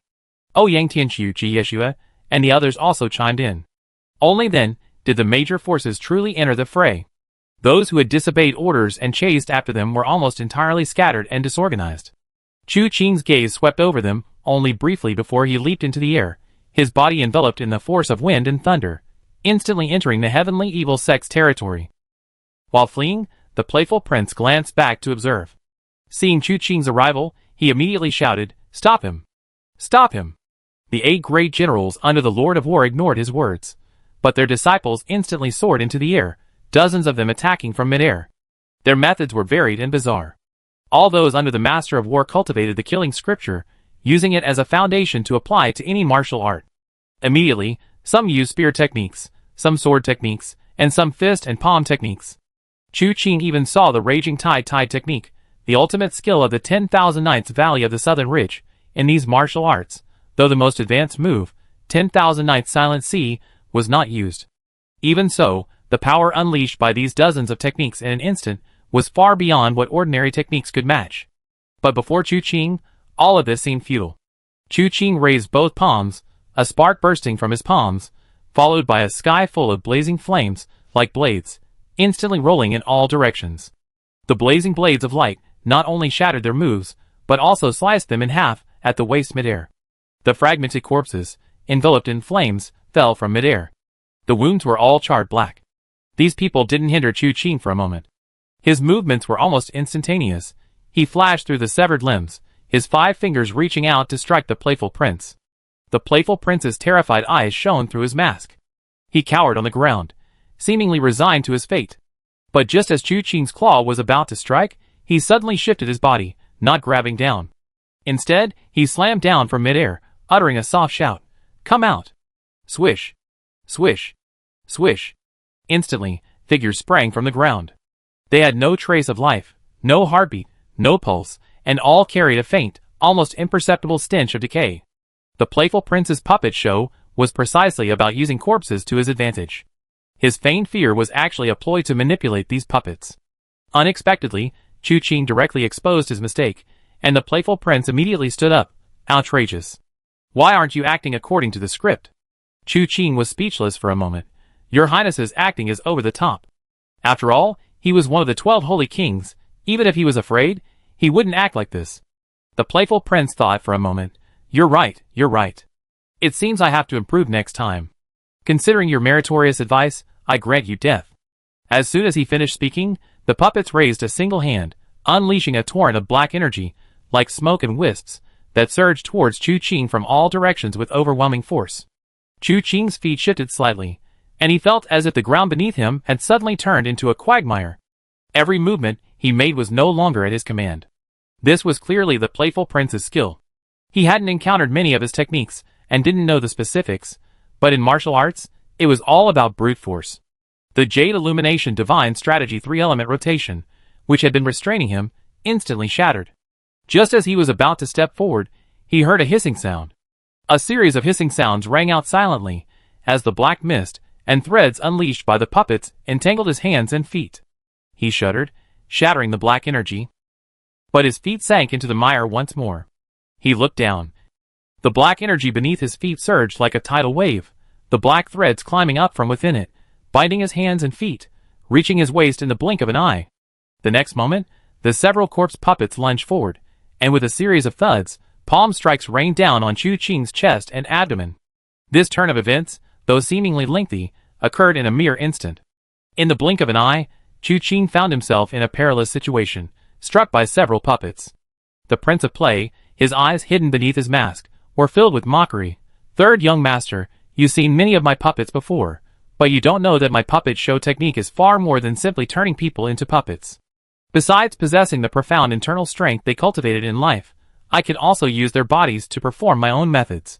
Their inner strength is my inner strength, their eyes are my eyes, their hands are my hands.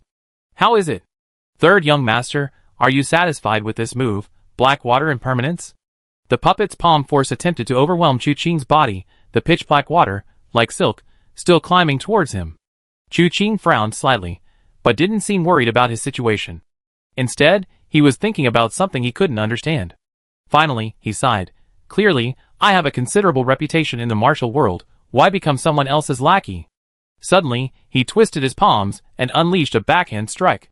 This strike was neither the 18 subduing dragon palms nor the cloud-dispelling palm. Instead, black energy flowed from his palm like water, spreading like silk threads. It headed straight for the playful prince. The playful prince was momentarily stunned. He hooked his 5 fingers, and the black energy, just before reaching his face, suddenly scattered in all directions. In an instant, the earth trembled violently, shattered by the force of the blow. Although the playful prince wasn't directly hit, he coughed several times. He casually pulled back a corner of his mask, revealing his mouth. His lips were bluish-purple, and black blood clung to the corner of his mouth, which he quickly wiped away. Suddenly, a figure appeared beside the playful prince. It was a withered old man, dressed in a green robe, his eyes sharp as a hawk's, without a trace of cloudiness. However, his expression was solemn. He reached into his robe, took out a pill, and directly fed it to the playful prince. The playful prince let out a long breath, about to say something, when suddenly, bang! Bang! Bang! A series of explosions rang out, as the puppets surrounding Chu Qing were all blasted to pieces by him. Their corpses were torn to pieces, leaving them no chance of resurrection. He took a step forward, and the black water beneath his feet was completely dissolved, not a drop remaining. Looking at the old man, Chu Qing slowly said, "There are many who use poison in the world, but those who can use it with such invisibility and form as your excellency are extremely rare. I recently encountered one. This person is proficient in the art of bone shrinking and disguise. I wonder if you, sir, know this person. Of course I know him. The withered old man slowly spoke. He was born with soft bones, making him perfectly suited to cultivate the art of bone shrinking. I tested him with 172 kinds of deadly poisons and 311 kinds of antidotes, yet he miraculously survived. So I took him as my disciple, ranking him second. I see. Chu Qing nodded. The Ghost Emperor was tricked by the heavenly evil sect and is now missing. So you dare to reappear in the martial world? Exactly. The old man immediately nodded. The Ghost Emperor brought this upon himself. He has no one to blame but himself for his fate. I once said that as long as he lived, I would never return to the southern region. Now that he has met such an end, what good is my return? Could he possibly come knocking on my door to kill me? What a pity. Chu Qing sighed. Indeed a pity. The old man gently shook his head. He has no more chances. What I meant by a pity was that you could have lived a peaceful and comfortable life overseas, and even with all your evil deeds, you could have had a good end. But you chose to go and die. Chapter 403. This previous exchange wasn't just a brief confrontation between Chu Qing and the playful prince. A third party was also involved. The playful prince's Blackwater impermanence play was primarily for restraint. Trying to kill Chu Qing with the puppet's palm force was utterly futile. From the very beginning, the playful prince had never even considered it. The real killing move was the green-robed elder hidden behind the scenes. However, Chu Qing's Jade Illumination divine strategy was profound and divine. The Blackwater impermanence play was meaningless to him, and the thread-pulling play internal energy clinging to him was even transformed into his own using the great shift of heaven and earth. Although the green-robed elder's poison was used silently, colorlessly, and odorlessly, it still couldn't escape Chu Qing's notice. Although he wasn't skilled in this art, the keenness of the Jade Illumination divine strategy, combined with his state of divine illumination, meant that no change in his body could escape his eyes. Therefore, he simply used the techniques of the great shift of heaven and earth, and the shifting of flowers and jade to return the Blackwater infernal play, and the poison of the green-robed old man to the Play King. The Play King, relying on his understanding of the silk-pulling play, easily neutralized the force Chu Qing sent back. However, he couldn't avoid the poison of the green-robed old man. Just now, Chu Qing had exchanged a few words with this old man and had already identified him. Years ago, this man was unparalleled in the martial arts world, even daring to venture deep into Tontian Ridge and into the Ghost Emperor's palace, intending to challenge the Ghost Emperor. As a result, he was forced to kneel and beg for mercy by the Ghost Emperor after 3 moves, and was ultimately banished from the southern region to the Wooding Island in the South China Sea. This man is none other than the 100 Bones Demon Lord. Judging from his current state with the Play King, it's clear that the heavenly evil sect told him that the Ghost Emperor was plotted to die, which is why he dared to return to the southern region. They longed to recapture their former glory. Now, the entire battle formation was filled with shouts of battle. With the warlord killed in a single blow, the heavenly evil sect's fate was sealed. In this fierce fight, they were being overwhelmed by the righteous forces of the martial world, who were using overwhelming numbers to drive them into retreat. The entire battle formation was filled with a deafening roar of battle cries. Only Chu Qing, the playful prince, and the 100 Bones Demon Lord seemed detached from the world, completely out of place with their surroundings. The 100 Bones Demon Lord gently shook his head. It's common for young people to be arrogant, but arrogance shouldn't be accompanied by ignorance. The so-called warlord is nothing but a hollow reputation, not worth mentioning, yet you shouldn't underestimate this old man. Now, haven't you realized that you've been poisoned? Oh! Chu Qing smiled faintly. Where is the poison? Press your Chiman acupoint. The 100 Bones Demon Lord spoke calmly. Chu Qing acted on his word, immediately pressing his acupoint at Chiman. The next moment, a look of pain flashed across his face, and he looked up in horror. When did this? The 100 Bones Demon Lord's expression suddenly changed drastically, and he abruptly turned to leave. This step was too sudden, completely unexpected. But in that split second, Chu Qing suddenly raised his hand, an invisible force pulling him, instantly putting the 100 Bones Demon Lord in a dilemma. With his cultivation level, it would be troublesome for Chu Qing to capture him. And the 100 Bones Demon Lord's desire to leave was also out of the question. The stalemate lasted only a moment. The 100 Bones Demon Lord suddenly felt the pressure around him ease. He was overjoyed, thinking Chu Qing had reached a breathing position, and was about to take a step forward when a hand appeared on his shoulder. Wearing white gloves, Chu Qing's voice came from beside him. Looks like I given myself away. Logically speaking, if you're poisoned, touching your Chiman acupoint should cause numbness, itching, and soreness, but not pain. The 100 Bones Demon Lord gritted his teeth and said, "You scoundrel, you tried to trick me. I won't fall for your evil scheme." With that, he shrugged his shoulder and swung his arm horizontally. Before the attack even landed, a strange fragrance wafted into his nostrils. Chu Qing activated Illuminating Jade Divine Strategy, his 5 fingers sweeping along the 100 Bones Demon Lord's shoulder, instantly grabbing his wrist. With a restrained but powerful movement, a finger wrapped in countless black wisps of energy reached below his other ear. Instantly he turned, stepping aside, and pulling the 100 Bones Demon Lord towards the finger. The playful prince, who had made the move, immediately transformed his finger into a claw, grabbing the 100 Bones Demon Lord's chest and pulling him back forcefully. Chu Qing smiled, flipping his palm upwards. Instead of retaliation, he sent the 100 Bones Demon Lord on his way. However, when his palm landed on the 100 Bones Demon Lord's back, it seemed to instantly attach itself to him. The immense pressure, transmitted through the 100 Bones Demon Lord's body, was transferred to the playful prince. The playful prince, caught off guard, immediately realized the danger. But by then, it was too late to let go. Chu Qing, using the Jade Illumination Divine Strategy as a catalyst, forced the playful prince to compete in internal energy. Knowing the gravity of the situation, the playful prince gritted his teeth, stamped his foot, and shouted at the 100 Bones Demon Lord, "Quickly lend me a hand." At this moment, Chu Qing was using the 100 Bones Demon Lord as a medium to compete with the playful prince. However, the 100 Bones Demon Lord was not a dead man. In fact, he possessed an extremely profound internal energy. To most people in the martial world, the 100 Bones Demon Lord was overwhelmingly powerful. But against Chu Qing, his so-called power paled in comparison. However, this wasn't important. What mattered was that Chu Qing intended to use this place as a mere medium for combat, and the 100 Bones Demon Lord couldn't allow it. Otherwise, he would not only be injured by the combined internal energy of Chu Qing and the playful prince, but if Chu Qing won, both of them would lose their lives. Therefore, upon hearing the playful prince's words, the 100 Bones Demon Lord only considered it for a fleeting moment. The main reason for this moment was that he couldn't completely trust the playful prince.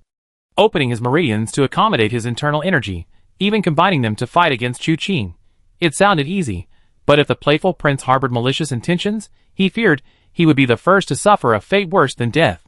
But even in that brief moment, the 100 Bones Demon Lord let out a muffled groan. Caught between two sides, if he couldn't reach an agreement with either side, opening the door to thieves, or even colluding with them, he would be caught in a pincer attack. He would become the one to be strangled by Chu Qing and the playful prince, instead of the one who should have joined forces with the playful prince. At this point, the 100 Bones Demon Lord no longer cared about opening the door to thieves or the issue of trust. With a thought, he actively channeled the playful prince's internal energy, attacking Chu Qing's internal strength. Chu Qing raised an eyebrow. He didn't know the origin of the 100 Bones Demon Lord's internal energy, but he knew that the old man mostly practiced a poisonous art. Immediately, he raised his other hand and pressed it down on the 100 Bones Demon Lord's back. He followed suit, letting the two men's internal energy storm into his body. However, the right hand entered, the left hand exited. In just a moment, a pale green tinge appeared on the face of the 100 Bones Demon Lord, and a bluish tinge appeared on the face of the playful prince. Not good. This person is skilled in using the opponent's force against them. Our strength has been completely absorbed by him. The 100 Bones Demon Lord's words trailed off, when he suddenly felt a strange movement within his body, an energy that had been perfectly aligned with his own, like two peas in a pod. This movement didn't originate from just one place, but rather emanated from all over his body, from every acupoint. The situation was bizarre. If one had to describe it, it was as if invisible nails had suddenly appeared, then been bound together with silk threads, forming a single, continuous chain. He abruptly looked at the playful prince. He saw a light in the playful prince's eyes that he had never seen before. "You?" The 100 Bones Demon Lord barely uttered a single word before feeling himself slipping from his control. His meridians and internal energy underwent various changes. Besides fighting Chu Qing, the other half of his internal energy was circulating in a way he had never seen before, and with each circulation, it grew stronger. Within a short time, his internal energy cultivation had increased significantly. But this was not a cause for celebration, because he discovered that he had completely lost control of his body. At this moment, the 100 Bones Demon Lord had a mouth, but could not speak. His thoughts even seemed to freeze. He had even considered joining forces with Chu Qing to kill this playful prince first. But now, even if he had the intention, he couldn't do it. In a daze, alternating between lucidity and confusion, he finally sank into endless darkness. Chu Qing was not unaware of the changes within the 100 Bones Demon Lord's body. He, however, was observing quietly. He wanted to see what this playful prince was up to. At this moment, the 100 Bones Demon Lord's internal energy began to surge rapidly, at an indescribable speed. It was as if, in the blink of an eye, he could possess the internal energy that an ordinary person had cultivated for a lifetime. Within just a few breaths, the 100 Bones Demon Lord's internal energy had expanded to its limit.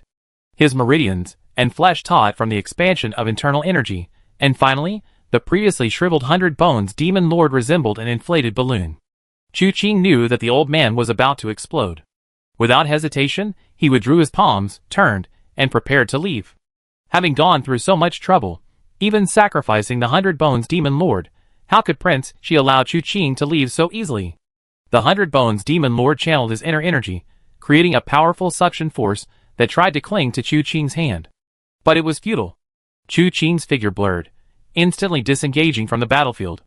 Even as he retreated, he casually unleashed a powerful palm strike, seeing if he could obliterate the 100 Bones Demon Lord. Unexpectedly, Prince Shi raised his hand, sending the 100 Bones Demon Lord flying. The force of the palm strike landed directly on Prince Shi, causing him to bleed from the mouth and stagger backward. Prince Shi, unfazed, laughed wildly. With a swift movement of his hands, he grabbed the 100 Bones Demon Lord, who had just taken flight. Then he leaped into the air. From above, the entire battlefield was now engulfed in combat.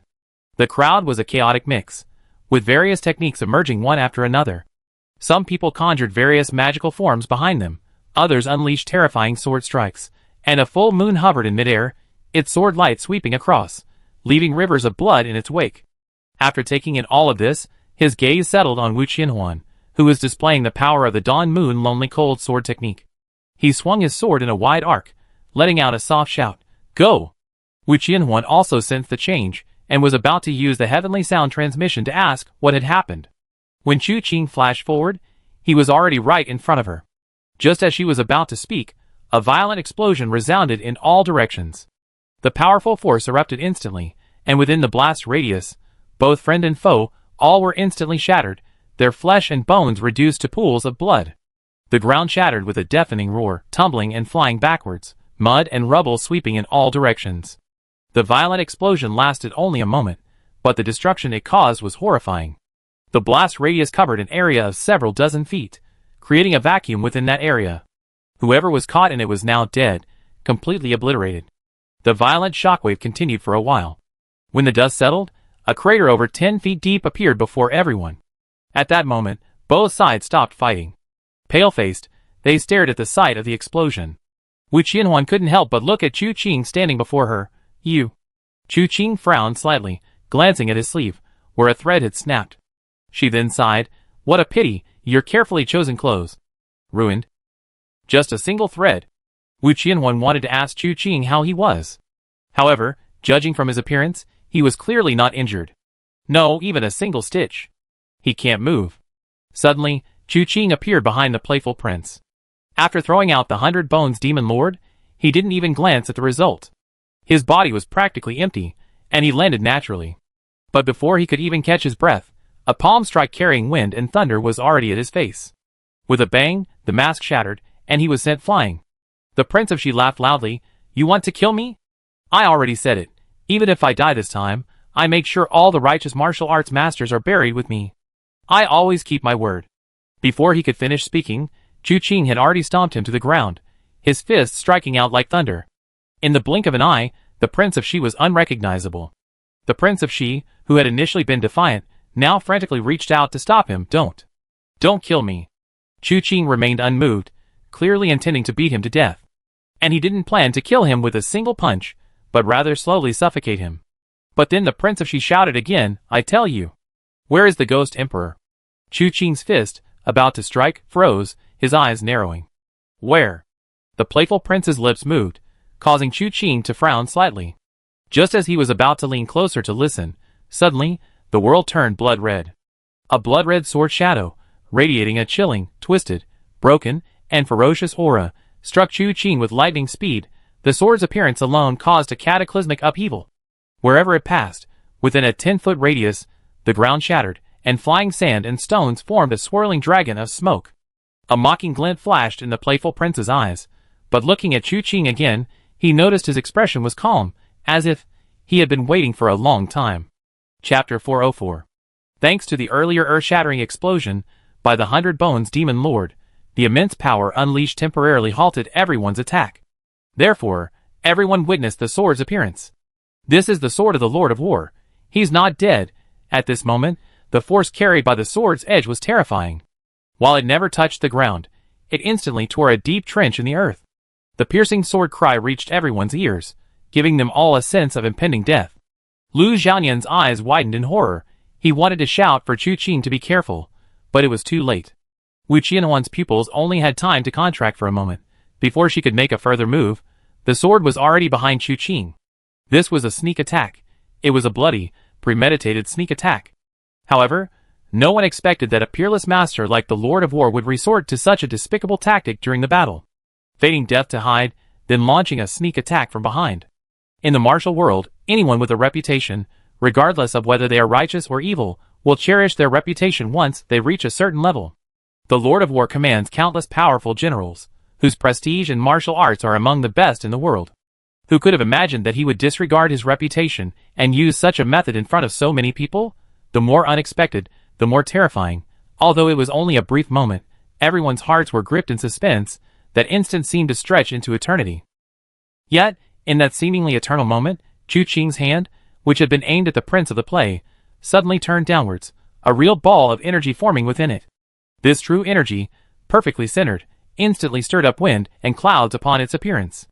The wind and clouds converged and swirled for a moment, unleashing an intense chill. Centered on Chu Qing, the chill spread in all directions in an instant, a cold capable of freezing the soul.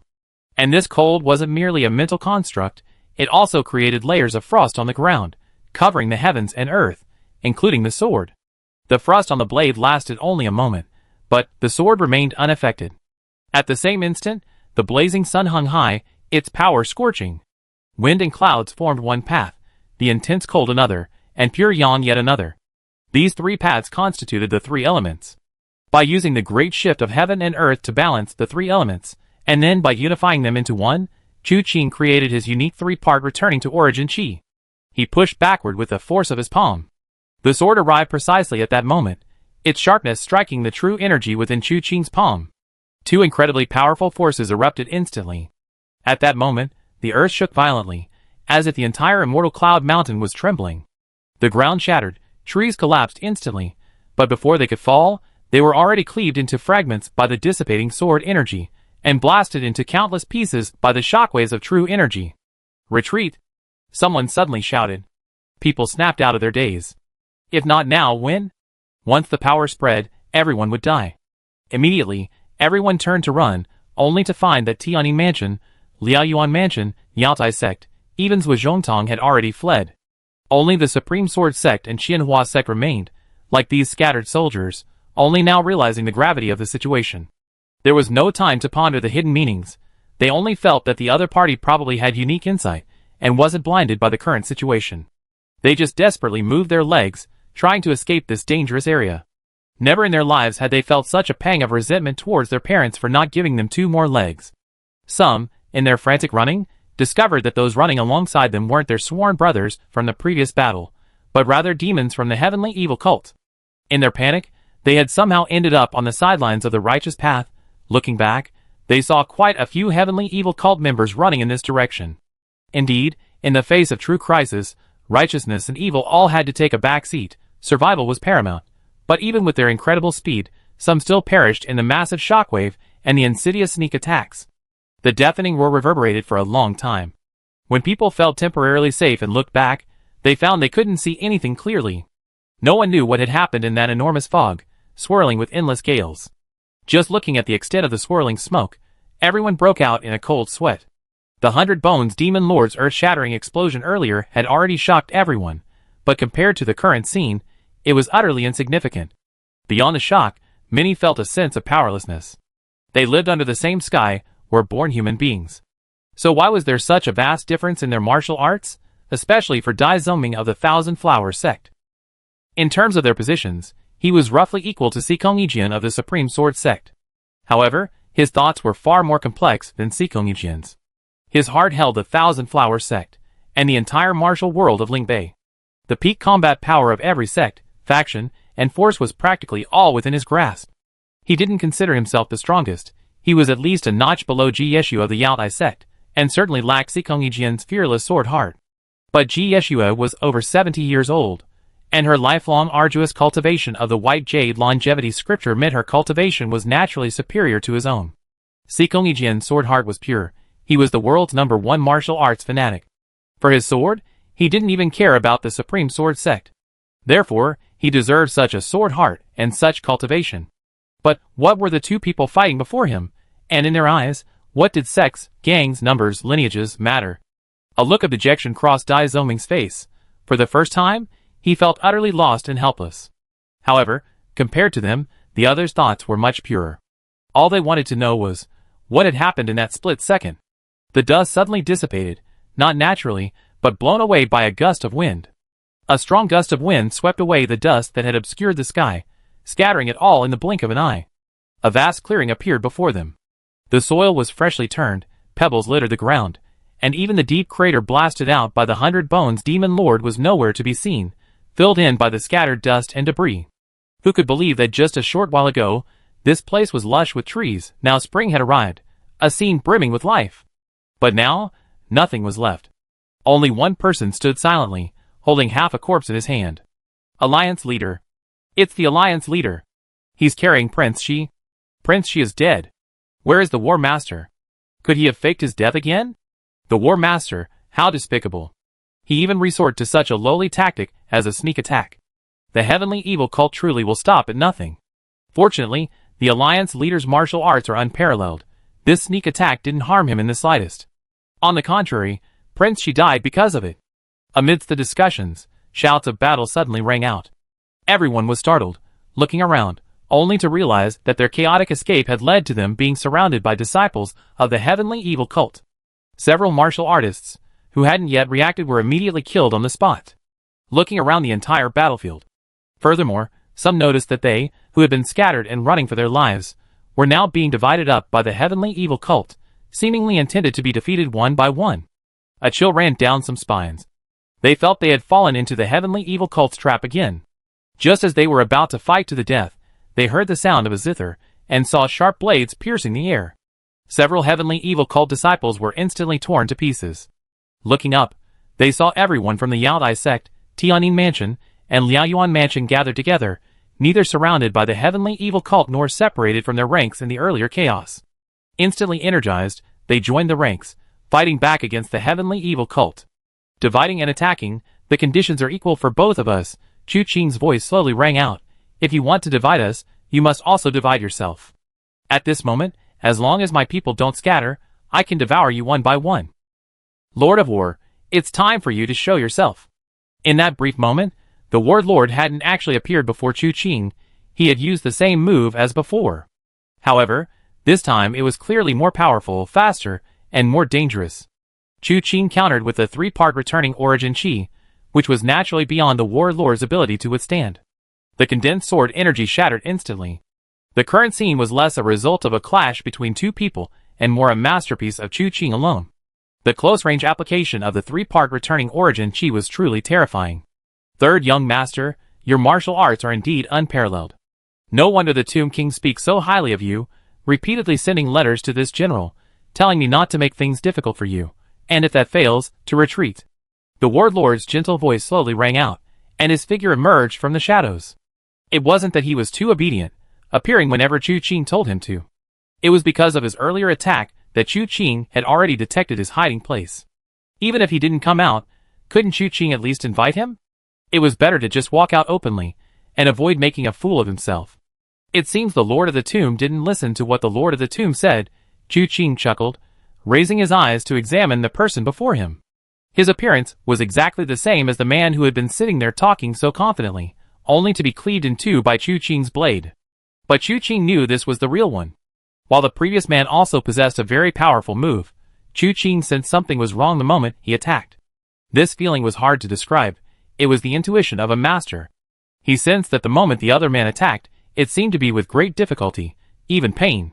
A person displaying their signature move should never act like this. He should be able to wield it effortlessly, as if it were an extension of his own arm, with effortless skill. Just like that sword strike just now. Just like the person before him. The warlord smiled. Even a general in the field may disobey the emperor's orders to some extent, let alone a mere tomb prince. The grand plan for the southern region was decided long ago, and now is the time to close the net. How can we let it be halted because of a mere third young master? Otherwise, how can we explain this to the sect leader? I heard that the leader of the heavenly evil sect is a peerless genius, possessing unparalleled martial arts. Chu Qing wasn't in a hurry to fight. After all, it was rare to have the opportunity to meet someone like the warlord. Being able to communicate with people like them would allow Chu Qing to gain a clearer understanding of the heavenly evil sect. Just as Chu Qing finished speaking, another voice suddenly came from Chu Qing's hand. Warlord, don't be fooled, this kid is very cunning. We want to find out the details of the sect leader from you. The speaker was the playful prince, whom Chu Qing was holding. He was only half a body, but his voice was still surprisingly strong. To be honest, this scene was so bizarre it didn't seem like something out of a martial arts world. In which martial arts world could a half-corpse speak, and with such arrogance at that? However, the heavenly evil sect's martial arts were too unpredictable, and the playful prince's silk-pulling technique was the best among them. Even a corpse could be used by him, a half-corpse speaking, didn't seem so strange after all. Chu Qing, holding him, turned him to face her, her brows furrowing slightly. Can you shut up? Your sudden outburst makes me feel like I'm carrying something dirty. The prince was stunned, then flew into a rage. How had he become something filthy? After a moment's thought, he realized what was happening, and his anger flared even more. You mean I look like a ghost? You know nothing. My silk-pulling trick is such a masterful skill. Do you really think that what's before you is my true form? It's nothing but a silk-pulling trick. One day, you will. No, you will never see me again. Lord of the army, I order you to execute him. Your Highness, please calm down. The Lord of War spoke calmly. Killing isn't urgent. You scoundrel. How dare you? Don't you even respect me? I helped you cover for yourself earlier. Did you really think your skinning and disguise techniques from ancient texts could fool me? I helped you put on an act, and you're ungrateful you even. What? He didn't finish his sentence because Chu Qing threw him to the ground, face down, and stepped on the back of his head, making him eat dirt. The Lord of War felt the world was finally quiet, and a rare expression of comfort appeared on his face. But he still spoke. How dare you disrespect the prince? You deserve to die. Chu Qing's eyes narrowed slightly. Lord of War, let me ask you a question. Where exactly did your heavenly evil sect come from? The air instantly fell silent upon hearing this. Even the Prince of Play, who had been struggling on the ground, stopped moving. Only the distant shouts of battle echoed endlessly. However, the current situation was vastly different from what the warlord had envisioned. Even before they had met, the warlord had already been planning this battle. He had used a skinning and disguise technique on the young man he lent him to make tea, transforming him into his own likeness, and then temporarily storing his own internal energy within the young man's acupoints. This allowed the young man to unleash his ultimate technique.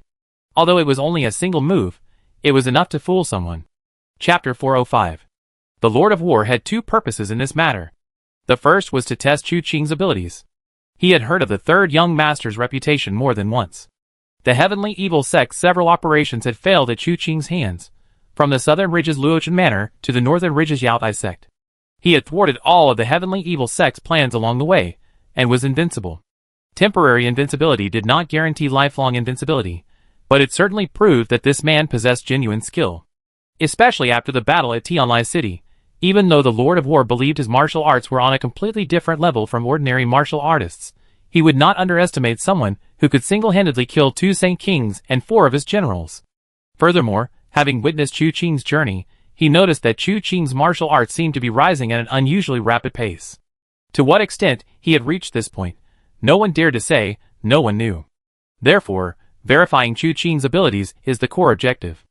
As the Lord of War, he naturally understands that knowing oneself and one's enemy is the key to victory.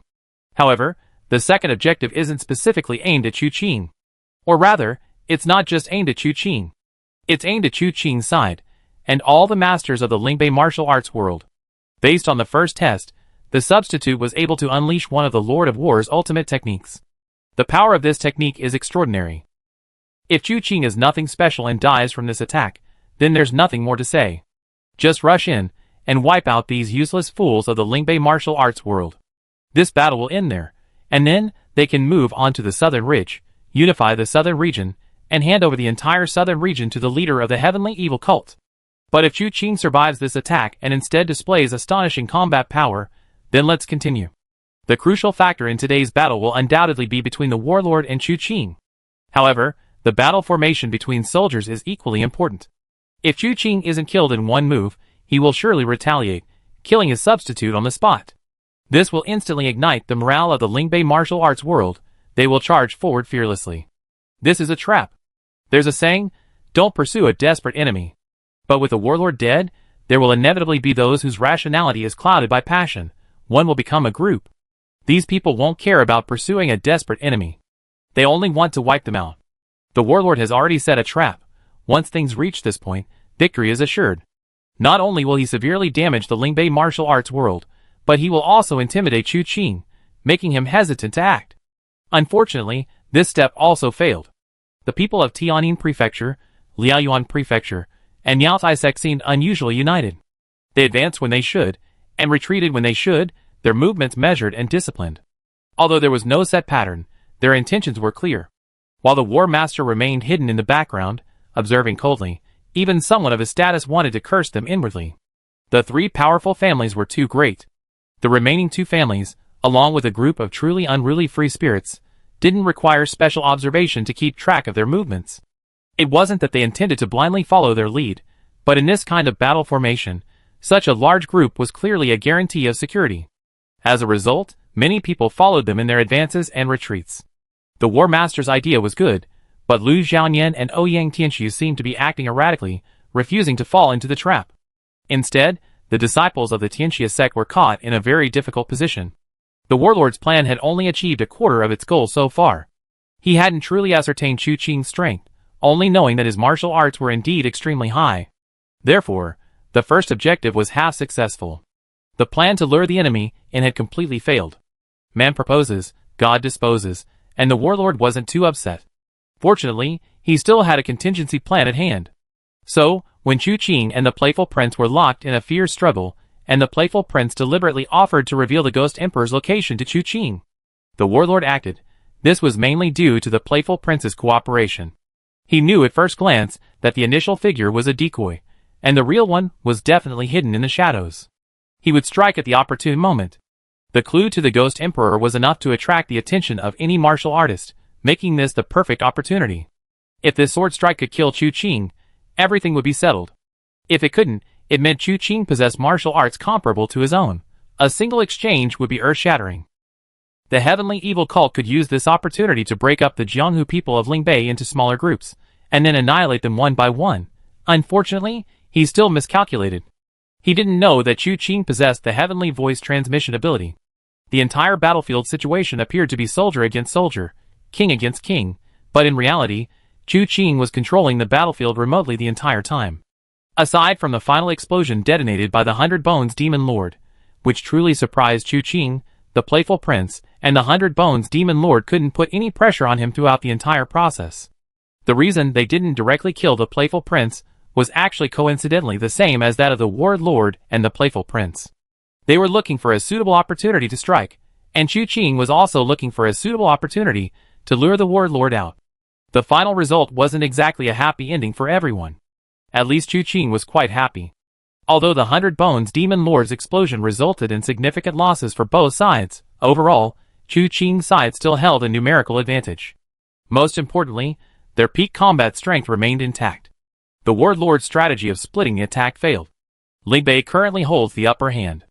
It's worth mentioning that the 8 newly summoned War Generals by the War Lord possess extraordinary abilities. Among the leaders and sect masters of Lingbei, Ji Yeshua and Sikong Yijian are the most skilled. Ji Yeshua fought 2 opponents simultaneously without being at a disadvantage. Sikong Yijian's sharpness was overwhelming, leaving his opponents with almost no chance to retaliate. The remaining Lu Xiaoyan, Ouyang Tianxiu, Dai Zongming and others, along with their respective disciples, used formation techniques to resist the attack. In terms of peak combat strength, they were actually considerably inferior. Fortunately, the gap wasn't insurmountable. In this battle, Wu Qianhuan's Dawn Moon Lonely Cold Sword technique shone brightly, its sharpness extraordinary. The nameless youth, with his brute internal strength, also fought impressively. These two further compensated for the imbalance of power between the two sides. The Lord of War observed this scene silently. Facing Chu Qing's question, he didn't answer directly, but softly said, "Third young master, how do you view this world?" "That's not important." Chu Qing shook his head. "Why isn't it important?" The Lord of War looked at Chu Qing. Since the fall of the Great Qian dynasty 300 years ago, the people have suffered greatly from the ravages of the martial world. All sorts of horrific atrocities are commonplace. The so-called righteous path exploits the people's wealth to support the outlaws of the martial world. Yet it's difficult to completely prevent martial artists from harming the common people. The so-called demonic path uses the lives of ordinary people to cultivate demonic arts. While their methods differ, they are essentially the same. Do you know what this martial world is like in my eyes? What? Chu Qing suddenly became curious. Like festering sores, clinging to a chronically ill body. Constantly drawing blood, they grow stronger while wreaking havoc on the world. Seemingly a world of warring states, but in reality, it's a scene of utter devastation. The warlord held a sword, its blade crimson, its body twisted, grotesque, and broken, yet its sharpness remained undiminished. It was the sword's reflection behind him when he struck. This sword is called Heavenly Slaughter. My name comes from this. What do you think of this sword? Ugly. Chu Qing blurted out without hesitation. The warlord laughed. But this hideous weapon, this broken blade, may be able to eradicate the poisonous sores, to heal the rotten flesh and regenerate the flesh. Let this world regain its vitality. Would you still think it's ugly? Chu Qing paused for a moment, then said softly, "The warlord is saying that the heavenly evil sect is like this heavenly slaughter sword in your hand. Its own appearance is hideous and ugly, yet it wants to save this world. To be honest, your double said something similar before. That is what my heavenly evil sect practices. What we pursue throughout our lives." The warlord said calmly, "I know you have good intentions. I slaughtered cities to cultivate talent, and you must hate me to the bone. Most of the practitioners in my heavenly evil sect cultivate evil arts that involve killing to gain cultivation, and you also consider that a heinous crime. But one life, exchanged for the continuation of the world for generations, is this evil truly evil?" Hearing this, Chu Qing sighed. "You don't even answer my question, yet you spout high-sounding nonsense. Your words, in the hearts of those with upright hearts and lofty ambitions, are what constitute ideals and pursuits. But in your mouths, they're just high-sounding platitudes, an excuse to achieve your ambitions. One person in the world, even for 10,000 generations. Leaving aside the fact that 10,000 generations is too far for me to see, just consider that one person. What right do you have to kill him? If you can kill this one person, why should I believe you will treat the world well? Life is never judged by quantity." Naive. The warlord shook his head. "Third young master, your prejudice against my heavenly evil sect is too deep, your thoughts too simplistic. I ask you, if there truly is someone you speak of, someone with the world in their heart and lofty ambitions. He treated everyone kindly and gained the support of many, eventually gaining the power to sweep across the land. He could end this chaotic world of martial arts, bringing harmony to the world, and freeing the people from the suffering of the martial world. Do you know what his end will be? Tell me." "Death." The warlord spoke softly. "He will die, a horrible death. He will be burdened with countless crimes, dying with eternal infamy, dying so that everyone in the world will think he is the greatest villain in the world." Chu Qing frowned slightly. "What are you trying to say?" The warlord exhaled softly. "In 300 years, there has been a leader of my heavenly evil sect with extraordinary talent, and there has also been your third young master, who has shaken the martial world. Do you really believe that, throughout the long course of history, no one can break through this established order of the martial world and unify the entire realm? No, no, no. Yes, third young master, there are. But all these people are dead. They died before they could possess such overwhelming power. Because, in this martial world, there are 8 great mountains. They are called the 3 sovereigns and 5 emperors." Chu Qing was not a supporter of anyone. Whether it was his transmigration or the awakening of his innate wisdom, it had given him an extremely clear mind. He could calmly view any problem in this world. So, the moment the Lord of War uttered these words, Chu Qing's thought was not one of doubt, but rather, the possibility of this statement. Ultimately, he had to admit, it wasn't impossible. The 3 sovereigns and 5 emperors ruled the martial world, above all living beings.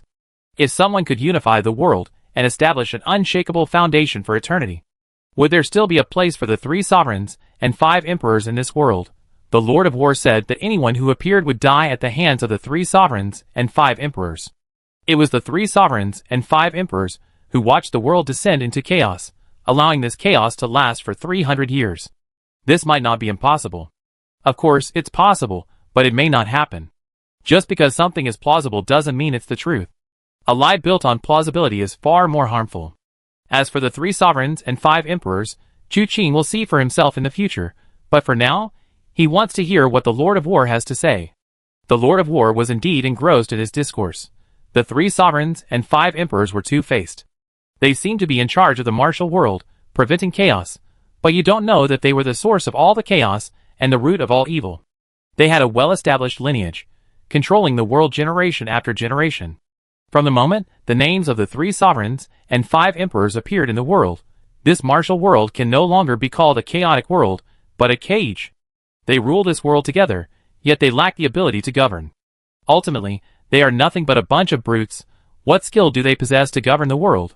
They might as well each guard their own territory, receiving sustenance from the world. They watch their forces fight and vie for power, weighing each other's strength. The 2 strong become weak, and the 2 weak become strong, because they intervene in secret. In their eyes, the martial world is like a pigsty or chicken coop, and the martial world people are like domestic fowl or dogs. Anyone who dares to break free will inevitably suffer their inhumane attacks. This is the true state of the martial world. Looking back over 300 years, our heavenly evil sect has long seen through this truth. We know the righteous path is blocked. Trying to navigate the world with conventional wisdom will only lead to death on the wrong path of the martial world. Therefore, we prepare our troops and horses, developing in secret, not hesitating to tarnish our reputation with evil arts, in order to restore a bright and just world. While minor details may be detrimental, they do not harm the greater good. Third young master. You are no ordinary person, hence this detailed explanation. In my eyes, those so-called Jianghu people are nothing but blind and reckless fools, trapped and unaware, living under the rules set by the 3 sovereigns and 5 emperors, daring not to transgress even slightly. But you should have the eyes to distinguish truth from falsehood. Don't truly believe that the 3 sovereigns and 5 emperors are the leaders of the righteous path. Don't truly believe that my heavenly evil cult is the real scourge of this world. Having said this, he slowly raised the heavenly slaughter sword in his hand. As for our origins, if you don't die today, third young master, you will surely find out in the future. If you perish, then there's no point in saying anything more. Chu Qing smiled wryly. You startled me. After saying so much, I thought you were planning to back down and flee. Third young master won't let me escape. The warlord smiled. And I, this general, will absolutely not let you escape. Very well. Chu Qing nodded, his 5 fingers spread wide, and with a soft hum, a sword lost in the battle fell into his hand. He slowly raised the blade. Please enlighten me. Chapter 406. The blade was not a famous one, nor was it a particularly sharp weapon. But the moment it fell into Chu Qing's hands, it rang out with a resounding clang, like a divine weapon. Its sharpness rose with Chu Qing's aura, instantly possessing a heaven-piercing power. The Lord of War remained calm. He seemed to possess an innate air of composure, unmoved by the winds blowing from all directions. Only wisps of killing intent poured forth from the heavenly slaughter sword. The moment the wind rose, a towering wave roared in. The swordsmanship used by the Lord of War was like his name, and like his sword, named Heavenly Slaughter Sword Technique. This was the legacy passed down through generations of Lords of War. Upon inheriting the position of Lord of War, he naturally changed his name to Heavenly Slaughter. He wielded the Heavenly Slaughter Sword and practiced the Heavenly Slaughter Sword Technique. However, the current Heavenly Slaughter Lord of War was the strongest of all those who had inherited this legacy. He integrated and innovated upon the techniques of his predecessors, elevating the original Heavenly Slaughter Sword Technique to a new level. Now, with the killing intent ignited, heaven and earth were overturned. Waves of energy, carrying the sword's edge, surged forth, their crimson color resembling congealed blood, already exuding a chilling aura even before reaching the body. The moment Chu Qing raised his eyes, he seemed to see countless agonizing screams hidden within those waves, blood-red figures struggling within them, trying to drag all living beings around them into a brutal, inescapable hell, yet unable to break free from their own fate. What Chu Qing saw was, of course, not real, but an illusion born from the intense killing intent within the sword technique. His eyes opened and closed, all distracting thoughts vanished. A point of spiritual light gathered between his brows, divine light illuminating his entire body, and the three elements converged, appearing behind him like a halo. With his inner energy surging, sand and stones flew in an instant. Cracks spread outwards from beneath his feet, and he opened his eyes, his gaze sharpening with the blade's edge. Suddenly, he leaped into the air. Mid-air, gripping his blade with both hands, he brought it down with a devastating slash. The blade's length had increased from 12 zong to a staggering 30 zhong. It had already spanned 100 meters. The surging blade's light, like a heaven-cleaving blade, cleaved into the towering wave of blood in a single instant. A deafening roar. The moment the blade's light collided with the blood wave, a powerful force swept outwards. Layer upon layer of soil was ripped away, and the sand and dust, carrying the inner energy of the two men, roared like dragons and howled like beasts. Fortunately, although these two were on the battlefield, they seemed to be detached from it. No one dared to approach them, as if they feared not dying quickly enough. Therefore, when they were chatting earlier, there was no one around.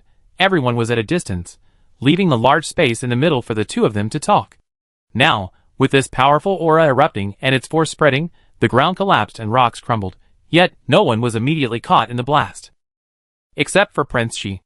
His half-destroyed body was instantly engulfed in a cloud of blood mist the moment the force erupted, disappearing without a trace. By the time the force reached the surrounding crowd, it was no longer strong enough to kill anyone. Even so, the powerful gust of wind still blew people away. Though they survived, those first hit were inevitably severely injured. Lu Xiaoyan and the others, who were fighting the 8 great generals, saw this and knew that the battlefield was no longer safe. They immediately led their group to retreat, clearing a large space for the two to fight. The outcome of this battle would determine the final result. Just as the others of the heavenly evil sect couldn't stop Chu Qing, they couldn't stop the Lord of War. This was a battle they couldn't intervene in. At the same time, the Lord of War's surging energy and Chu Qing's blade light clashed and almost simultaneously vanished. But the sharpness didn't recede. Chu Qing's blade slashed down, and the Lord of War raised his sword to meet it. A clang rang out. A fierce gust of wind swept through again, clearing away the surrounding dust, and a 360-degree, all-encompassing aura emanated from the two figures. Fortunately, there were no trees or boulders nearby. Otherwise, trees would have fallen, and rocks would have shattered. As for the people, they had already been swept out of the aura's reach during the first collision, so no one was injured. The deafening roar finally broke the silence. The ground beneath the soldiers' feet sank, the force causing the ground within a radius of over 10 feet to collapse once more. In the instant his body sank, the soldier's heavenly slaughter sword spun in his hand, deflecting the force before slashing. Chu Qing abruptly released his grip, the blade spinning 1.5 times in his palm, simultaneously wearing down the soldier's momentum and pointing its edge at him again, unleashing a horizontal slash. Clang! The sword and blade clashed once more, a powerful force erupting from them. The two figures separated instantly, the recoil sending them flying to opposite directions. Each retreated dozens of feet. The soldier's feet dug deep furrows in the ground, then he used his immense weight to stabilize himself, followed by a final push, his entire body seemingly becoming one with his sword as he charged towards Chu Qing. Chu Qing's feet seemed to be covered in lightning. The instant he steadied himself, he abruptly looked up at the warlord. His eyes gleamed with an eerie blue light. The clear spring within his mind was instantly depleted. The heavenly melody transmission, born from this, ceased as the spring was exhausted. The warlord shuddered, his sword strike momentarily frozen, his mind a complete blank. He forgot how to wield the sword, forgot how to release the energy he had gathered. His sword hovered in midair, unsure how to strike. Extreme emotions gathered within him, as if an extra hand had appeared in his mind, ruthlessly trying to erase everything about him. Don't even think about it, the warlord roared. Before the hand in his mind could erase everything, he redirected his inner energy, forming a sword with his fingers, and struck his own spiritual platform. The sword energy, as fine as silk, like steel needles, touched his brow. Freezing his consciousness, Chu Qing, who had been trying to wipe away all traces of his own hand, couldn't help but let out a muffled groan. He felt as if needles were pricking his brain. His planned strike, which he had seized the opportunity to deliver, froze for less than a breath. But that was enough. The next moment, both men looked at each other simultaneously, and the War Master uttered a soft shout, "Well done!" Accompanying those 3 words was his sword strike that hadn't yet landed. Chu Qing's sword, which had froze for less than a breath, fell in that instant. A crisp clang rang out. This time it wasn't a simple collision, but rather a shattering sound. Chu Qing's sword, finally unable to withstand the pressure, was destroyed in the third impact. However, the immense force carried by the shattering blade still sent the warlord flying backward involuntarily. In that brief moment, he was first struck by Chu Qing's absolute wisdom technique.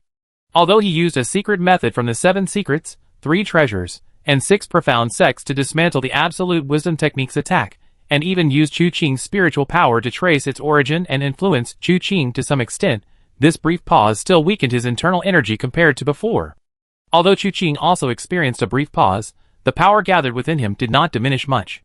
Therefore, in this clash, although Chu Qing's single blade shattered, the warlord was sent flying. This flight of hundreds of feet propelled him from the heart of the battlefield towards the cliff face of Immortal Cloud Mountain. Like a meteor streaking across the sky, he crashed heavily onto the cliff face, creating a deafening roar. Chu Qing's body momentarily lost its balance due to the shattering of the blade. He spun around, his wind god leg technique instantly activated. Without seeking a second blade, he leaped through the air, his feet moving with lightning speed, arriving before the weapon master the instant he collided with the cliff face. At that moment, Chu Qing's figure appeared from all directions, his leg shadows striking the weapon master relentlessly. 1 breath, 2 breaths, 3 breaths. The already shattered cliff face was further shattered by his explosive leg techniques, sending rocks flying. If the weapon master hadn't been there, bearing the brunt of Chu Qing's force, the cliff face behind him would likely have been completely shattered. Suddenly, the 8 figures converged into one. A gale enveloped him, transforming into a whirlwind, a powerful gust of wind, which condensed into a single point, aiming directly for the weapon master's head on the cliff face. After this barrage of kicks, the warlord was already covered in blood, his face bruised and swollen. If he were to be hit by this kick again, he would surely die. At the critical moment, the warlord roared, unleashing the inner power of his killing scripture, accumulated from countless killings, and abruptly freed himself from the cliff edge, immediately unleashing a 1,000-pound drop. In his current state, he didn't want to clash head-on with Chu Qing, he avoided the kick first. Boom! It seemed as if the entire Immortal Cloud Mountain shook. Chu Qing's kick, accompanied by a whirlwind, directly sent him tumbling into the cliff edge. A cone-shaped hole, over 10 zhang wide, and several tens of zhang deep, formed on the cliff face. The warlord landed and looked back. Even with his usually calm demeanor, he couldn't help but pale slightly. If this kick had landed, even with the formidable power of his killing scripture, he would have been shattered to pieces. Chu Qing arrived at the edge of the breach. Stone fragments still lay scattered across the broken opening. The young man stood with his hands behind his back amidst the ruins, his slightly furrowed brows and reproachful gaze fixed on the warlord. He seemed to be blaming him for hiding. Why didn't he just die here? The warlord hesitated, unsure whether to feel anger, but the next moment, a murderous glint appeared in his eyes. The murder scripture was a required method for all warlords, the very foundation of their power. The heavenly slaughter warlord had immersed himself in this path for many years, his internal energy cultivation far surpassing that of ordinary heavenly evil cult disciples. Even in the heavenly evil cult's grand competition before today, he had never unleashed his full power. Now, his internal energy surged, his killing intent soaring to the heavens. All that could be heard was the cracking and popping of his bones. All the bones broken by Chu Qing's kick were reconnecting. This method didn't possess the near immortality of the Blood King. But the instinct to fight for one's life was paramount. Physical injury wouldn't be a burden, but rather allowed his internal energy to circulate faster, his strength to increase, and his killing intent to intensify. And when combined with his heavenly slaughter sword technique. At this moment, sword energy surged across the 4 directions. As the saying goes, when a person unleashes killing intent, heaven and earth overturn. When the earth unleashes killing intent, dragons and snakes rise from the land. Blood trickled from the corner of the warlord's mouth, yet his killing intent instantly enveloped the entire sky. Chu Qing stood with his hands behind his back, but in that instant, everything around him seemed to be filled with endless killing intent. Every flower, every blade of grass, every grain of sand, every tree, seemed to have become the heavenly slaughter warlord's sword. The pure killing intent was enough to terrify the mind, and the heavenly slaughter sword in the warlord's hand shimmered with endless blood-red light. This is a weapon forged in 100 battles, its killing intent no less than that of its master. During the previous battle at Tianlai City, the swordsmanship of the one among the 8 great generals under the master, who wielded the 100 battles killing sword, was derived from this very sword. Now, as the master unleashed his full power, the sword intent erupted. Stone fragments became swords, dust became swords, fallen leaves became swords, grass became swords. Within the surrounding world, everything, whether conspicuous or inconspicuous, transformed into sword blades. Even the falling rocks around Chu Qing, the rock walls beneath his feet, seemed to be imbued with boundless malice. With a single point of the master's sword, within a radius of 37 feet centered on him, trees shed their tender leaves, weeds sprang up from the ground, stones flew, and dust swirled. All of it transformed into a long dragon of sword intent, converging into a monstrous dragon shrouded in viscous, ferocious, scarlet blood, hurtling towards Chu Qing. Chu Qing's eyes narrowed slightly, a faint divine light flashing within them. A sword cry rang out, and another long sword, discarded by an unknown person, swept across the void and landed in Chu Qing's hand. Chu Qing unleashed his sword intent, drawing a circle in the air. When he was in Han Sen's guise, he had used this Tai Chi sword technique more than once.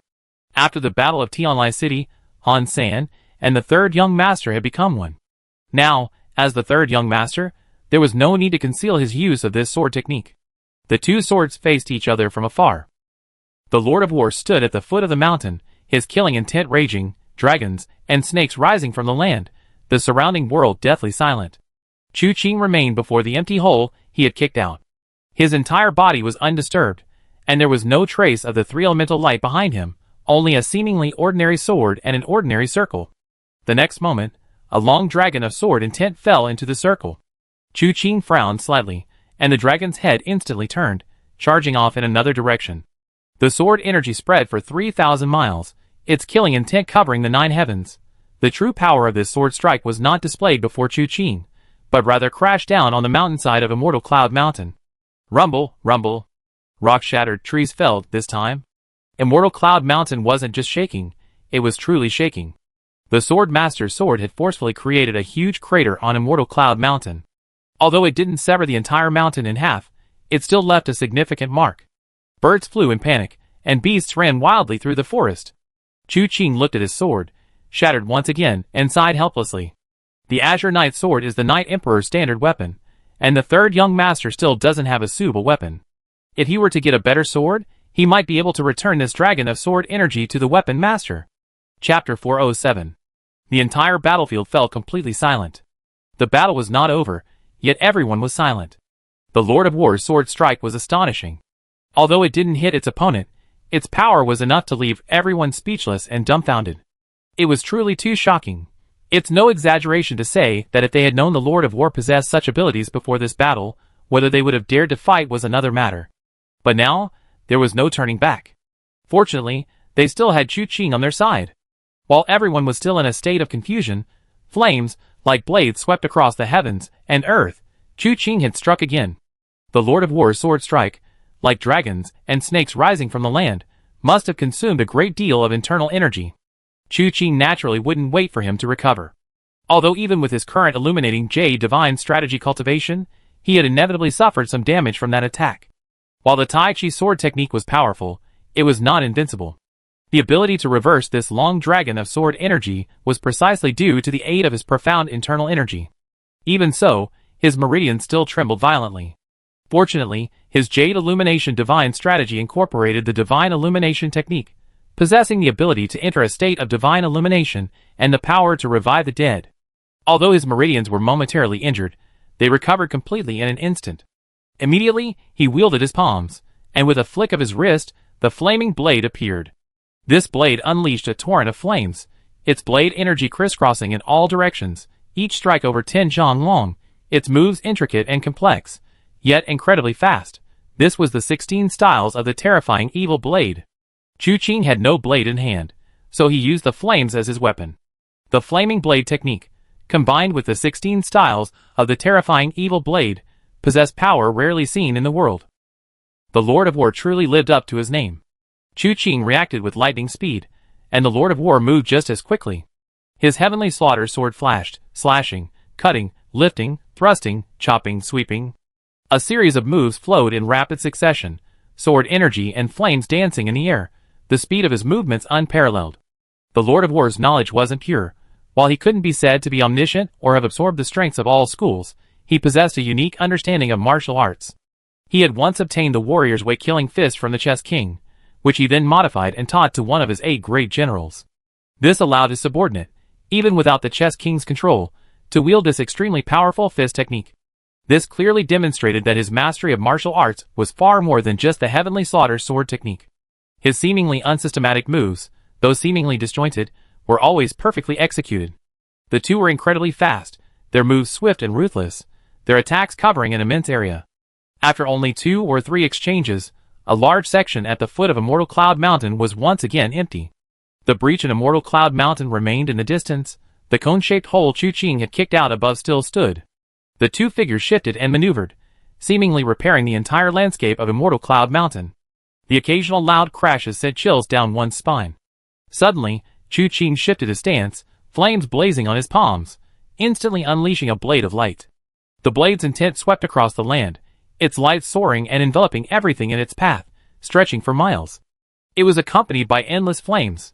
The intense killing intent and blade light seemed to form an unassailable domain. And within this domain, only the Lord of War remained. Though situated within heaven and earth, he seemed to exist independently of them. It was Chu Qing's swordsmanship that isolated heaven and earth. Not only his swordsmanship, but also the endless winds and clouds that swept in, completely sealing him from everyone's sight. This move was originally named Heaven, Earth, Ghosts, and Gods All Betrayed. It was created by Chu Qing by fusing the 16 styles of the shocking evil sword with the 6 secrets of arrogant cold. Now, Chu Qing had also incorporated the skills of the flaming sword into this move. His swordsmanship followed the pure Yang lineage, combining both orthodox and unorthodox techniques, making it inherently powerful. But he still felt it wasn't enough, so he transferred the wind and cloud element from the 3 elements within his body into this move. Borrowing clouds to lock heaven and earth, borrowing wind to fuel the fire.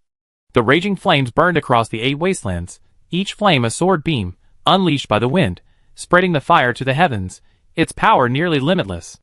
The Lord of the Weapons, being present, naturally knew its might.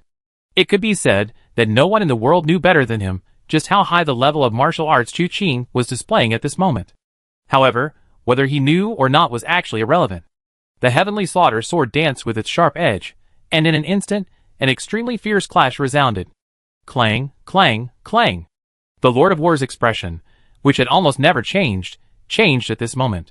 The path of martial arts is as vast as the sea, its principles too profound to be fully enumerated. Yet, in terms of techniques, one often specializes in one area. If strength is insufficient, then speed is used to win. If one possesses immense strength, one can overcome 10 techniques with sheer force. If both strength and speed are lacking, then exquisite techniques are used to win. Swordplay is like playing chess. Advance and retreat with strategy, tension and relaxation with restraint, offense and defense with method, that is the highest level. This mainly depends on oneself. However, there is also a principle here. Too much speed often makes it difficult to refine techniques. At such incredible speed, when the attacker can barely react, they can only strike wherever the opportunity arises. And in this process, every slight improvement in speed and precision elevates one's martial arts to a new level. But the sword technique Chu Qing is currently using has pushed speed, power, and precision to their absolute limits. It's unbelievably fast. The blade strikes almost instantaneously. The power is immense. Given Chu Qing's current internal energy, every movement is lethal to ordinary martial artists. Most importantly, at this incredible speed, the subtlety of his moves is indescribable. Sometimes to the left, suddenly to the right, seemingly aimed at the head, yet in an instant, the blade's edge gathers at his ribs. It was as if the entire world was filled with blazing flames and sharp blades, leaving no place to dodge, avoid, or block. Although the warlord's cultivation was astonishing, he was still overwhelmed by Chu Qing's heaven and earth, gods and demons, all conquer technique. A burst of flame would erupt from his shoulder at times, and a blade wound would appear at his waist at others. However, the warlord, a veteran of countless battles, didn't even glance at these insignificant injuries. As long as he protected his vital points, no matter how formidable Chu Qing's methods, he would find it difficult to kill him. The gale will eventually subside, and the storm will eventually cease. Heaven and earth, gods and demons, all conquer will also come to an end. The warlord refused to believe that Chu Qing could continue fighting like this indefinitely. In fact, Chu Qing indeed had no intention of using this heaven and earth, gods and demons, ending move until the very end. After completing the set, he spun his palms, and a dragon's roar instantly soared into the sky. The dragon-shaped true energy soared into the sky, this time encompassing pure yang, pure yin, and the energies of wind and clouds. This caused the dragon-shaped true energy to seem to take on a physical form. No longer as pure white and crystalline as before. Instead, due to the interplay of yin and yang, it vaguely seemed to possess real flesh and blood, enveloped in the wind and clouds. This was Chu Qing's first full-force use of the 18 subduing dragon palms after a long absence. The moment this move was unleashed, it was as if the very heavens and earth changed color. The clear sky suddenly darkened, as if a storm was brewing, a tempest to destroy the city.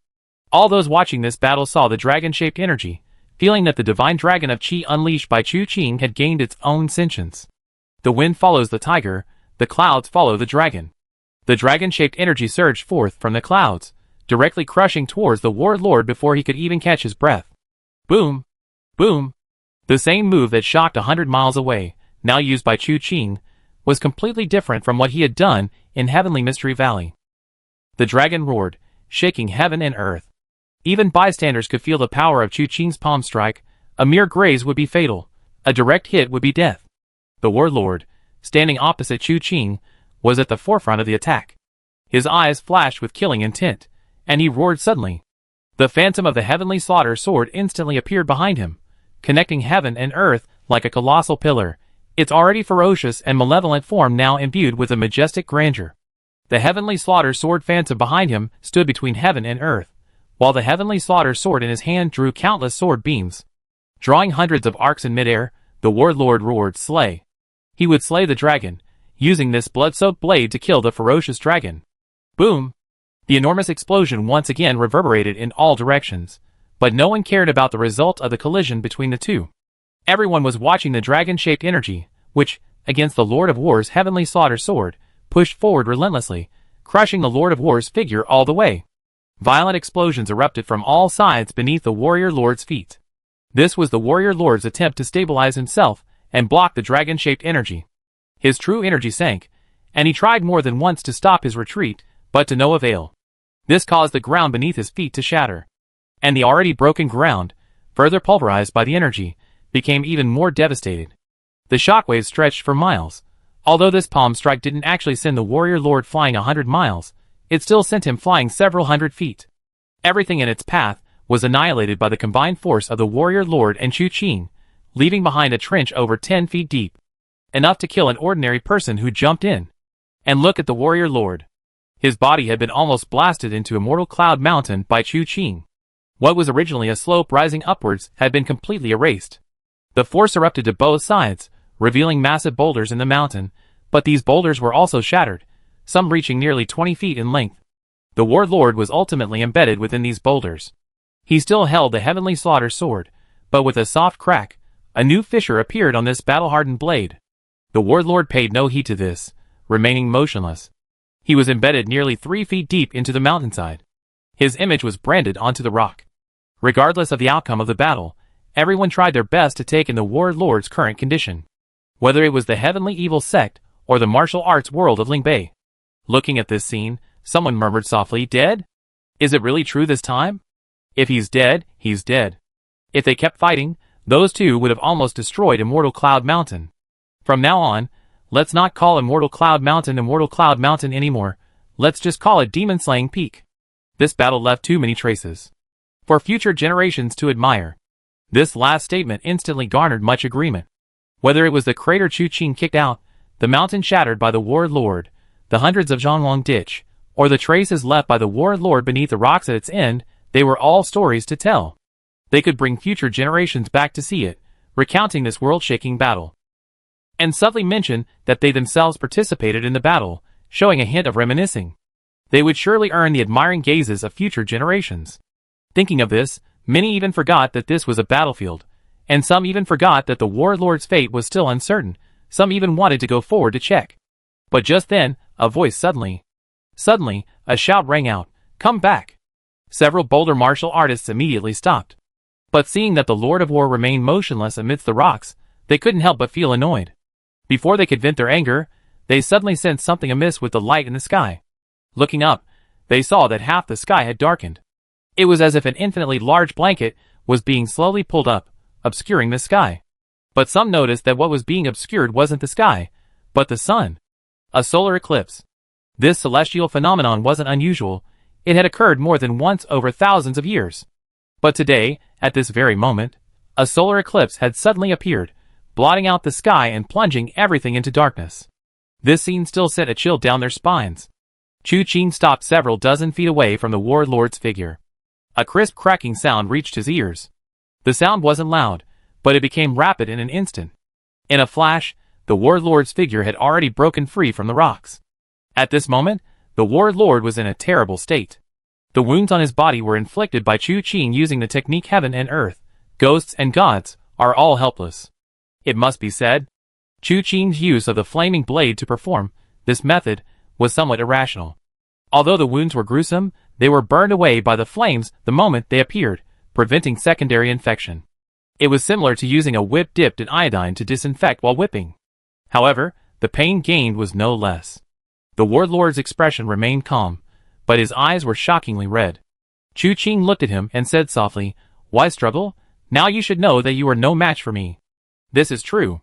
Although the Lord of War is the only one who has managed to injure him in a direct confrontation, his martial arts are indeed inferior. The only advantage the Lord of War has over Chu Qing is his combat experience, but it's only a slight difference, not enough to turn the tide of battle. The Lord of War's lips moved, and he spoke softly, "I will follow my path, even unto death. Before I make my move, I ask you one last question. Where is the Ghost Emperor?" Chu Qing asked softly. The Lord of War was silent for a moment, then slowly replied, "He is trapped in the 10 deadly caves." "Good." Chu Qing nodded, "I trust you. Make your move." The Lord of War raised his eyes, a crimson glint in them. "This is a stroke of luck." A series of cracking sounds rang out. The heavenly slaughter sword, which had withstood countless battles, easily turned to dust in his hands. At the same time, on the dark sky, a point of red light suddenly appeared. Chapter 408. The red light initially appeared as a single point, like a firefly, like the glimmer of a pearl. But in a flash, it expanded into a sphere. It was as if a blood-red star had been suddenly pulled above everyone's heads, poised to fall at any moment. A desolate wind rose from the sky, sweeping across the vast land, and penetrating the hearts of everyone present. A sense of impending doom surged into everyone's hearts in an instant. The ground began to shake violently, and people lost their footing, only able to maintain their balance with the agility of a 1,000-pound weight. The warlord, disheveled and with his hair hanging down, remained unmoved amidst the shaking heavens and earth. Even his eyes were closed. Wisps of red light appeared beneath the blood-red star above. In the blink of an eye, they poured down. Chu Qing stood with his hands behind his back, looking up at the sky. The instant the red light poured down, a sense of alarm rose in his heart. With a light tap of his foot, his figure instantly vanished from the spot. A crimson sword light suddenly rose from the ground, soaring over 10 zhang high, ferocious and hideous, its form identical to the heavenly killing sword. But this was only the beginning. This sword light seemed to have eyes, able to track Chu Qing's direction. The sharpness continuously surged from the ground, extending like veins, following Chu Qing wherever he went. At the same time, the thin, misty red light above his head also descended. It passed silently, yet whether it was trees, boulders, or people, the moment they were touched, they vanished. When they landed on the ground, a layer of the earth was sheared away. The heavenly killing sword technique has 4 levels of cultivation. The first level, when a person unleashes killing intent, heaven and earth are overturned. The warlord unleashed this move, stirring up a monstrous surge, but it was shattered by Chu Qing's single strike. The second level, the earth unleashes its killing intent, dragons and snakes rise from the land. All things on earth become swords, and the long dragon of sword energy should have been invincible. Yet, Chu Qing used Tai Chi swordsmanship to deflect the sword's edge, and what should have been a world-shaking strike missed its mark. The third level, the heavens unleash their killing intent, the stars shift, and the constellations change. This is a realm the Master of War has never reached. Simply because this realm has reached a level of divine understanding. The sword manual says, entrust your spirit to heaven and earth, where your intention leads, the sword is born, where your mind goes, the sword traverses heaven and earth. This method has risen from mere swordsmanship and sword intent to a level the Master of War cannot comprehend. Although the heavenly slaughter lineage has been passed down through generations of Masters of War, the current Master of War is the strongest.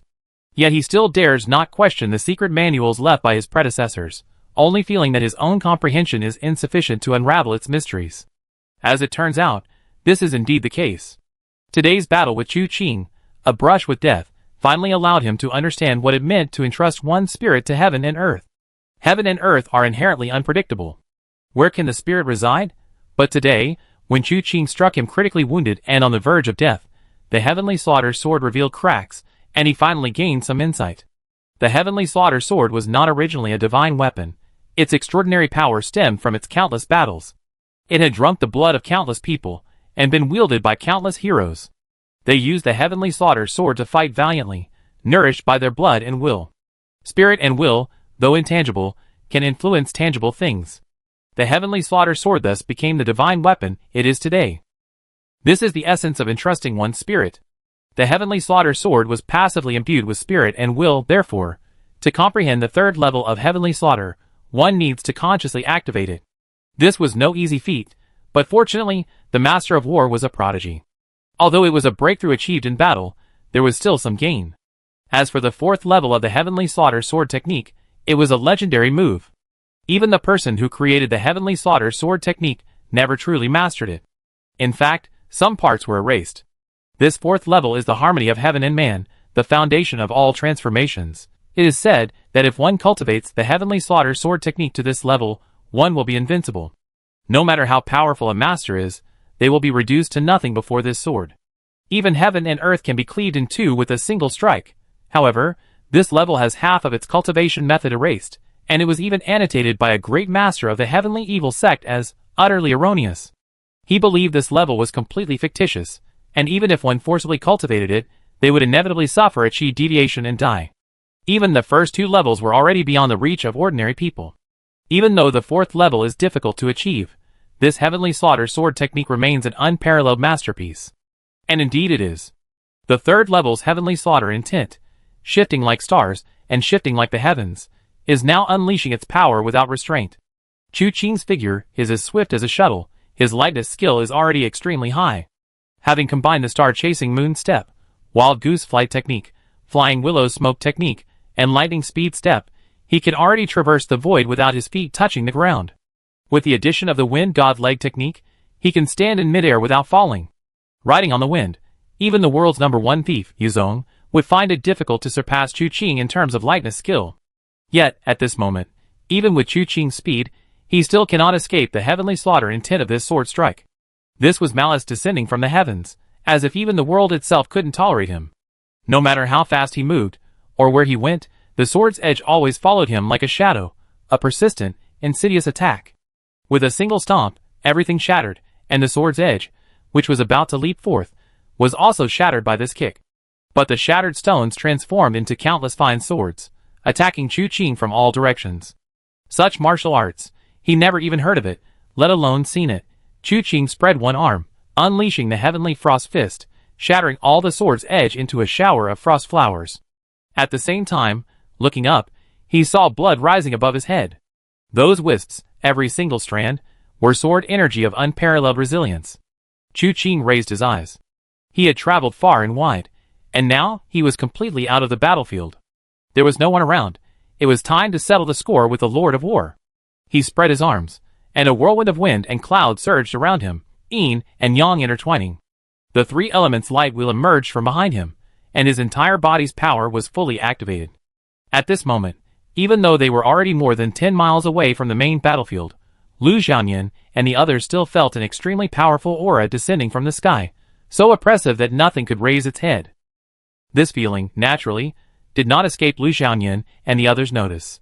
They had all witnessed Chu Qing's martial arts firsthand, and had felt the oppressive aura he brought. But compared to now, all that had happened before was nothing compared to this. Now, Chu Qing was truly unleashing his full power. Some, bold and fearless, rushed towards the direction Chu Qing had left the moment they felt this pressure. Just now, the Lord of War had unleashed his sword strike with heavenly killing intent, shifting stars, and Chu Qing's figure instantly vanished from the battlefield, leaving a trail of sharp light behind, yet they could not catch a glimpse of Chu Qing's figure. Now that they had sensed it, they naturally intended to investigate. Martial artists of this caliber rarely witness such a battle in their lifetime. How could they not go and see it for themselves? Even if they died, it would be a worthwhile experience. Lu Xiaoyan, having lost Chu Qing's telepathic communication, didn't know the specifics of the situation, but he understood that he couldn't afford to be distracted by anything else. He needed to focus on the task at hand. Chu Qing's victory or defeat was beyond their control, nor was it something they could concern themselves with. Those few fearless individuals were all scattered warriors of the martial world, determined to see what was happening, and no one could stop them. But they had to do what they had to do, hold off the heavenly evil cult members, kill as many as they could, and ensure no one escaped. At Lu Xiaoyan's command, the battle cries resounded through the sky once more. Wu Qianhuan glanced deeply in Chu Qing's direction, then gritted her teeth, turned her sword, and charged towards her opponent. At this moment, Chu Qing's internal energy had reached its peak. The three elements light wheels spun behind him, the three elements of yin, yang, wind, and cloud flowing ceaselessly, bringing endless gales. Chu Qing then folded 2 of his 5 fingers, leaving 3 standing independently in front. The 3-part divine finger. This was a modified version of the 3-part divine finger. It didn't require severing 2 fingers, nor was it a combination of the heavenly thrust fist, cloud-dispelling palm, and wind god leg. His 3-part divine finger was formed by integrating his pure yang and pure yin with the element of wind and cloud, fusing his immense and terrifying cultivation into a single, unleashed power. It could be said that this was, to date, Chu Qing's most complete display of his cultivation. Therefore, the moment those 3 fingers were extended, everything around seemed to freeze. It was as if an invisible hand had pressed a pause button on the world. Only Chu Qing remained unaffected. He turned his fingertips towards the crimson mist pouring down from the sky. Black, white, and cyan light surged from between his 3 fingers, spiraling and intertwining to form a pillar of light. Seemingly slow, it instantly collided with the mist in midair. Buzz! An invisible force swept across all directions in an instant. Several figures appeared 2 or 3 miles away, standing on a high slope, gazing into the distance. At this distance, and with the eclipse shrouding the world in darkness, they couldn't see Chu Qing at all. However, they could see the 3-colored light, and the blood mist in the sky, filled with murderous intent. And they truly witnessed Chu Qing striking the blood mist. A surge of excitement filled their hearts. But just as their greed reached its peak, and they were about to take another step, their bodies were suddenly violently shaken. Without warning, the hillside they stood on, along with everything on it, grass, trees, bamboo, and rocks, all crumbled. Only a small amount of blood and a negligible speck of dust remained, slowly settling down. The rolling, powerful wind did not cease. If someone were looking down from a higher vantage point, they would have seen a force emanating from Chu Qing, pushing outwards in a circular motion. Wherever it passed, hillsides were flattened, the earth smoothed out, and the area of impact stretched for a full 10 miles. In this process, whether martial arts masters or wild beasts, everyone was completely wiped out, not a single one remained. But this was not the end. The radiance continued to flow, the 3-colored light, and the crimson light locked in a stalemate. Each collision unleashed a powerful force, causing Chu Qing's figure to sink slightly with each impact, leveling the earth as a result. However, it didn't last long. In the blink of an eye, after 7 sweeps, the crimson mist in midair finally succumbed, its momentum waning. This crimson mist was inherently an extremely fine sword in tint. Every fraction of it was enough to kill instantly. Now, repelled by Chu Qing's 3 elements returned to 1, the crimson mist dissipated. Some was completely obliterated, while others transformed into countless sword shadows, swirling in the air, tracing beautiful arcs, and, supported by the crimson stars in midair, once again attacking Chu Qing. But their sharpness could not overcome the finger force of the 3 elements returned to 1. Upon reaching midair, they encountered an insurmountable wall. Countless sharp edges halted here, forced to be propelled along with the crimson mist. During the process, the crimson mist continuously shattered, transforming into sword shadows, which in turn shattered and dissipated completely. Initially, the retreat was slow, but later it became utterly powerless. As a fierce glint flashed in Chu Qing's eyes, the 3-part divine finger completely shattered the obstacle in midair. Instantly, it burst forth with dazzling light. The finger force pierced through the crimson mist, heading straight for the stars in the sky. Buzz! In an instant, the blood-red stars shattered, and the wind and clouds dispersed. A ray of celestial light appeared, and in the blink of an eye, the curtain covering the sky seemed to be slowly pulled open, turning from night into day. The solar eclipse was over. Everything seemed perfectly timed. Chu Qing stood still, a feeling of indescribable exhilaration rising in his chest. This was the first time he had used his full power, and he felt incredibly exhilarated. Even his internal energy circulation was much faster than before. The Jade Illumination Divine strategy, which had previously been difficult to advance, had actually taken a step forward. No wonder everyone likes to challenge experts. It really is quite useful. Chu Qing silently sighed to himself when a system notification appeared. Quest completed. Successfully assassinated the warlord. Obtained 1 Crimson Martial Arts treasure chest. What? Chu Qing was stunned. When he accepted this quest, he noticed that the quest notification was red. Now, after it ended, the reward was a Crimson Martial Arts treasure chest, instead of a random martial arts treasure chest. What's the difference between this and the previous treasure chests? Chu Qing wanted to investigate, but he also knew this wasn't the right time. Lu Xiaoyan and the others were still fighting to the death. He needed to ride the wave of victory and lead the people of Lingbei to completely annihilate the warlord's subordinates. With a swift turn, Chu Qing leaped into the air, returning to the skies above the battle formation in an instant. He stood tall, suspended in midair. Some sharp-eyed individuals spotted Chu Qing immediately and shouted, "The Alliance leader is back! The Alliance leader is mighty! The Alliance leader's divine skills are unparalleled. He is a blessing to the entire martial world." Wu Qianhuan, Wenru, and the others also looked at Chu Qing, relieved to see him unharmed. Lu Xiaoyan and Ouyang Tianxu were greatly encouraged. Chu Qing's return was a victory, and today's battle was now a foregone conclusion. Ji Yeshua also breathed a sigh of relief. With him back, there was no need to continue fighting. She could return to her secluded cultivation. Sikong Yijian's gaze remained calm and unmoved. Dai Zongming looked at the figures in midair with complex emotions, listening as he slowly spoke. "The Lord of War is dead. Why do you not surrender?" Chapter 409. Seeing Chu Qing appear here, the 8 generals under the Lord of War already knew the outcome. But hearing Chu Qing's words, their hearts still sank.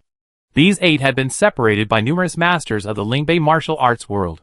Although few of these masters could defeat them in a one-on-one fight, they possessed a variety of skills, posing no real threat, yet they couldn't kill them either. This had dragged on until now, resulting in a stalemate. Now that Chu Qing had returned and declared the Lord of War dead, the tide had turned. A burly man twirled his steel spear and shouted in a deep voice, "Sound the retreat." Before he could utter the word "soldiers," a fine head rolled off his neck. Blood splattered, making a hissing sound. Dai Zongming, splattered with blood, stared blankly. His longtime adversary was dead? He hurriedly looked back at the sky, and sure enough, Chu Qing had vanished from midair. His figure moved like a shuttle, like lightning and flowing clouds, charging through the battle formation, leaving a trail of destruction in his wake. The second general was still wondering why he had only said half of what he was saying when, in a flash, another person appeared before his eyes. His heart skipped a beat as he saw Chu Qing throw a punch. Without time to think, he hastily withdrew his hand to defend, and with a loud bang, Chu Qing's fist struck his arms. A chilling force instantly spread out, freezing his upper body completely in an instant. A loud crack followed. His frozen half-body had been reduced to dust by Chu Qing's fist. After killing one man, with a single punch, Chu Qing didn't stop. The 8 great generals were undeniably skilled, already among the leaders of the 3 prefectures, 3 gates, and 3 sects, yet before Chu Qing, they were like clay chickens and earthenware dogs, utterly insignificant. Many of the martial artists present witnessed this scene, and only then realized. On the martial arts stage earlier, Chu Qing single-handedly withstood several peak masters, ultimately achieving a great victory. But that was nothing but a performance, because they had fought evenly. In reality, if this alliance leader had truly made a move, those men probably wouldn't have even had the power to retaliate. In that instant, the 8 great generals were either killed by Chu Qing's punch, pierced by a finger, or cleaved in two by the blazing blade's light. The heavenly evil cult was once again leaderless. Chu Qing leaped forward, suddenly reaching out. Gentle, who had been detached from the battlefield, suddenly felt the hidden edge iron box on her back tremble uncontrollably. Then, a cracking sound rang out, and an ancient zither flew out. It was the ancient chapter zither. As if it had eyes, it flew directly to Chu Qing's front. Chu Qing leaped, his figure hovering in midair. With the zither before him, his eyes subtly shifted, and suddenly his 5 fingers swept across the room. A resounding melody erupted, instantly spreading in all directions. Boom! Boom! Boom! The disciples of the heavenly evil sect, unaware of what was happening, were already killed by the zither sound before they could even react. The heavenly dragon 8 sounds, finally, in Chu Qing's hands, revealed its brilliance once more. However, it was still not the heavenly demon zither he used, which was somewhat regrettable. Fortunately, the ancient chapter Zither was no weakling either, the Zither of the former ancestor of the Heavenly Sound Palace. Perhaps because this ancestor killed countless people back then, his ancient Zither was also tainted by this murderous aura, causing his descendants to accidentally go astray and become possessed if they wanted to use the Zither. However, Chu Qing's use of it now showed no strangeness. While his killing intent was profound, it was also handled with greater ease. Others, seeing that Chu Qing possessed such an extremely skillful sonic technique, didn't find it surprising. After all, this person's martial arts were already incredibly high. Even if he had some extraordinary abilities, it was reasonable. Lu Xiaoyan, however, was dumbfounded. According to his understanding, Chu Qing didn't know any sonic techniques. And even if there were geniuses in the world, how could there be one like this? However, he recognized the Gu Zhangqin, and knew that it was given to Chu Qing by his grandmother. Could it be that this boy's unfathomable sonic skills were the reason he chose the Gu Zhangqin? Upon closer observation, Lu Xiaoyan developed a considerable interest in the Heavenly Dragon 8 sounds. This sonic technique was no less powerful than any other sonic technique in the Heavenly Sound Palace, and was even more treacherous and ruthless, with profound mysteries in its moves. Watching Chu Qing play the Zither was extraordinary. The piece contained many difficult sections, extremely challenging, almost impossible to play with 5 fingers, as if one wished for 6. Yet Chu Qing managed to sustain all of this with incredible speed. The result was horrific. Wherever his musical power passed, limbs and corpses littered the ground, rivers of blood flowed. By this point, Chu Qing was no longer confined to one place. Holding the Zither in one hand, he soared through the air, his 5 fingers plucking, strumming, pressing, and pulling on the strings, causing explosions and screams to erupt across the ground. This was an act of annihilation. Even with his superior martial arts, Chu Qing alone could not guarantee that no one would escape. But now, with his own frenzied killing and the relentless pursuit of martial arts masters from Lingbei, only then could he ensure no one escaped. The battle continued for a full 2 hours, until not a single Heavenly Evil Cult disciple remained standing, finally bringing it to a close. Once everyone was covered in blood and searching for their next opponent, finding none, they looked around and realized they had won. The crowd exchanged bewildered glances, then erupted in cheers. We won! We defeated the Heavenly Evil Cult! Brothers, we won! Long live the Alliance leader! If it weren't for the Alliance leader, the Heavenly Evil Cult would have wiped out the martial world today. Long live the Alliance leader! Long live the Alliance leader! Amidst the rising and falling shouts, although a few discordant voices rang out, they were instantly washed away by the massive wave of cheers. Chu Qing returned the ancient Zither to its gentle, concealed iron box. Seeing the excited faces of the Lingbei experts, he gently shook his head, then exhaled and said, "Clean up the battlefield and examine the corpses. Dead or alive, all must be beheaded." Upon hearing this, the expressions of the people present varied. Some felt that Chu Qing's methods were too ruthless. Why bother desecrating corpses when they're already dead? But before these words could be uttered, several Heavenly Evil Cult disciples, who had been perfectly fine just moments before, suddenly leaped up and ran. They hadn't run 2 steps before they were completely surrounded. In the blink of an eye, they were torn to pieces by a flurry of blades. Having learned this lesson, their saintly sentiments vanished instantly. The Heavenly Evil Cult's fiends were adept at using ruthless methods. The Alliance leader's order was indeed very reasonable. After giving the order to clean up the battlefield, Chu Qing found a place to sit down. Wu Qianhuan also came to his side. Their eyes met, and Wu Qianhuan couldn't help but ask, "Are you alright?" "I'm fine." Chu Qing smiled. "He's no match for me." Chu Qing had long since realized this. Since he obtained the Divine Illumination skill and the 3-part returning Qi, there were very few people in the world who could truly be his opponent. However, the Lord of War was still commendable. His martial arts, intellect, and methods were unmatched by ordinary people. This exchange had greatly benefited Chu Qing. He looked at Wu Qianhuan. "And you?" "I'm fine too. I was just cheering from the sidelines," Wu Qianhuan said with a smile. "Cheering is good, you won't get hurt." As the two chatted for a few moments, Lu Xiaoyan and the others also arrived. A group of people stood together, cupping their fists and bowing, saying, "Greetings, Alliance leader." Chu Qing glanced at them and smiled. "Judging from your appearances, you all seem to be doing quite well." After all, they had just gone through a fierce battle. Although no one had emerged victorious, they had all sustained injuries. However, these injuries were nothing to them. The group exchanged glances, and except for Ji Yeshua and Sikong Yijian, they couldn't help but smile. This great victory is all thanks to the Alliance leader's intervention. Otherwise, the world of Lingbei would have been in turmoil, Lu Xiaoyan said in a deep voice. The warlord's martial arts are truly terrifying. Chu Qing's gaze fell upon the immortal Cloud Mountain, a large section of which had been shattered by the warlord's sword, and he nodded slightly. There's something I'd like to discuss with you all. Dai Zoming's heart skipped a beat upon hearing this. A slight bitterness welled up in his mouth. Chu Qing's prestige had now reached its peak after this battle. As the leader of the martial arts alliance, if Chu Qing now intended to unify Lingbei and make them all his subjects, who could refuse? At least as things stood, Liaoyuan Prefecture, Tianjin Prefecture, and Yaotai Sect were already under his control. Xuanji Sect would have been wiped out without Chu Qing's protection. With these 4 sects under his control, his own Qianhua Sect and Sikong Yijian's Taishang Sword Sect might not have posed a problem at this moment if they refused to acknowledge him. However, they would inevitably be suppressed by the other 4 sects later, and wiping them out in one fell swoop would be a piece of cake. As these thoughts raced through his mind, Dai Zongming had already accepted reality. He had no way to refuse. Whatever Chu Qing said, he had to agree. Chu Qing's gaze swept over everyone, and he said softly, in 3 months, the Tianyi sect of Nanling will hold a heroes gathering. The purpose is also to fight against the Tianxia sect. Currently, the north of the mountain is safe, and as fellow members of the southern Jianghu, we cannot ignore the affairs of Nanling. Therefore, I would like to discuss with you all whether we should attend this grand gathering of the Jianghu. Upon hearing this, the group exchanged glances. Lu Xiaoyan said in a deep voice, Alliance leader, you are unaware that 3 years ago, the Ghost Emperor issued an order forbidding all major Jianghu sects from crossing the Tontian Ridge. While we also have an inescapable duty to attend to the affairs of Nanling, however, crossing the Tontian Ridge would be disobeying the Ghost Emperor's order. Ouyang Tianqiu shook his head.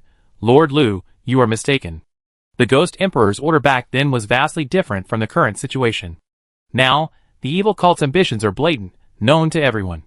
Our Lingbei is only in this state because of the Alliance leader's protection.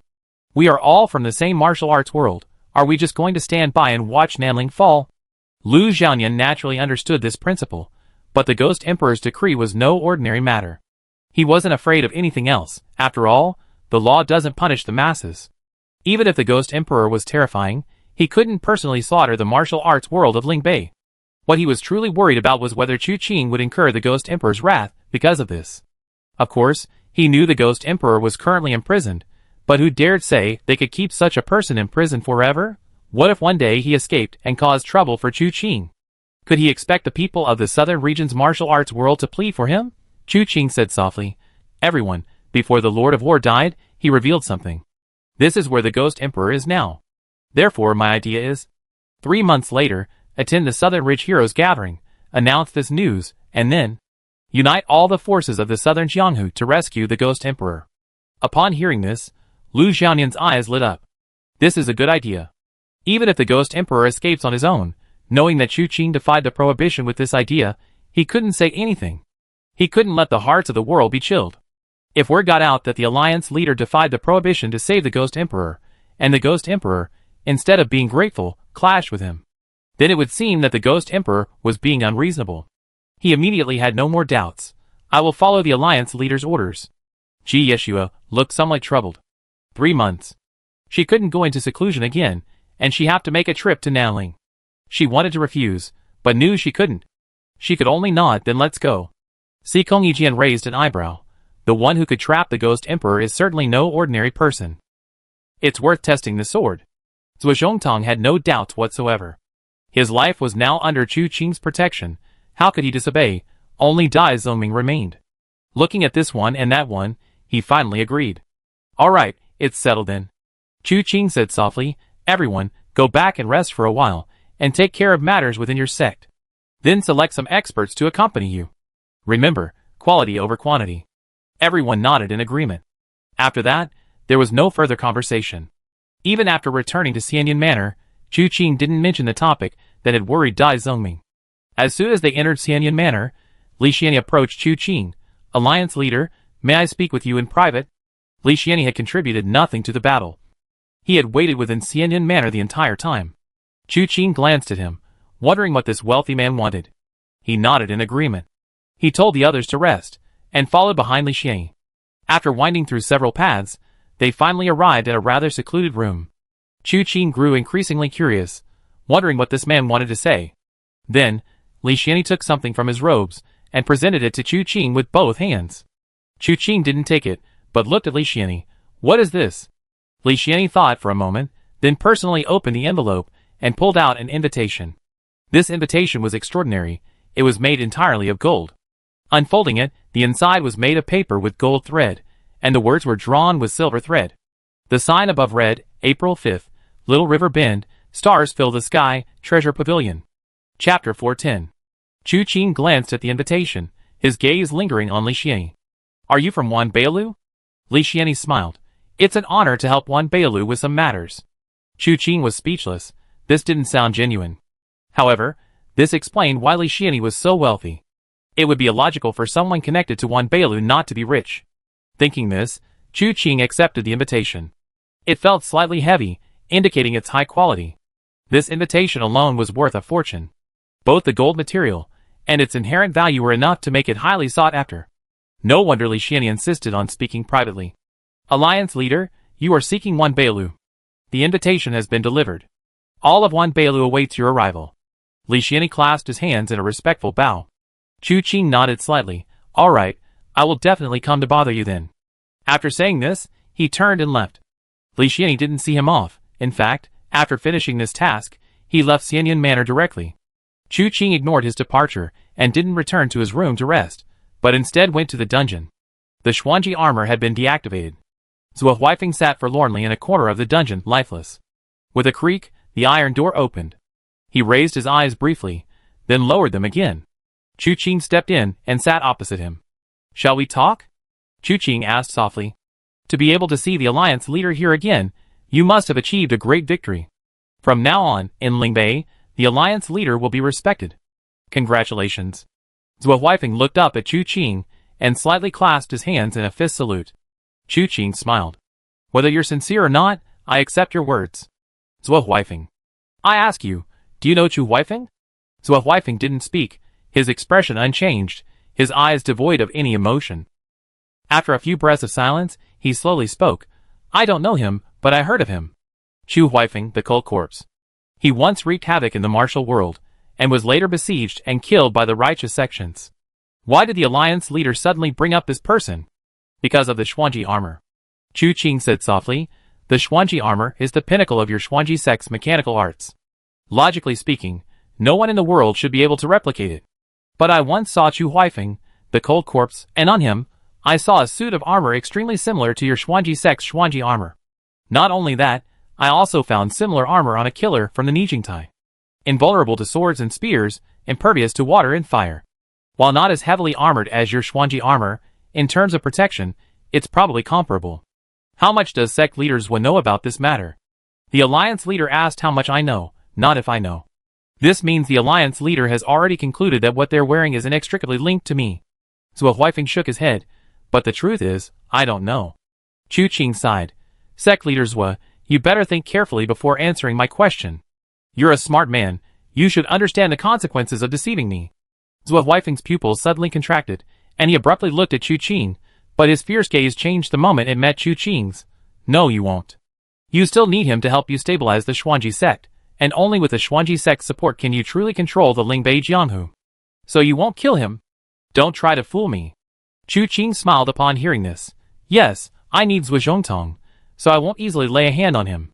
But not easily doesn't mean impossible.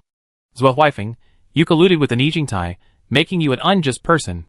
The Xuanji sect, implicated by you, has already lost face in the Lingbei martial arts world. Whether the Xuanji sect survives or not, whether Zhuo Zhongtong can maintain his current position, all rests on my decision. Why do you think that if you disobey, I won't find someone else to replace you in the future? Once he loses power, many people would not want to see him still alive. Zhuo Huifeng's confident expression began to waver, and his face grew increasingly pale. In Zhuo Huifeng's eyes, Zhuo Zhongtong was an unfilial son. The things he had done for a woman were utterly absurd, completely lacking any semblance of his own character. But even so, he was still his son. He easily chose to give up and admit defeat because Zhuo Zhongtong could survive. Now, he was at the mercy of others. The situation was long out of his control. It could be said that the moment he admitted his collusion with the Nijingtai, all the initiative had been handed over to Chu Qing. From then on, both he and Zhuo Zhongtong could only act according to Chu Qing's wishes. Thinking of this, Zhou Huifeng sighed. I didn't tell you, actually for your own good.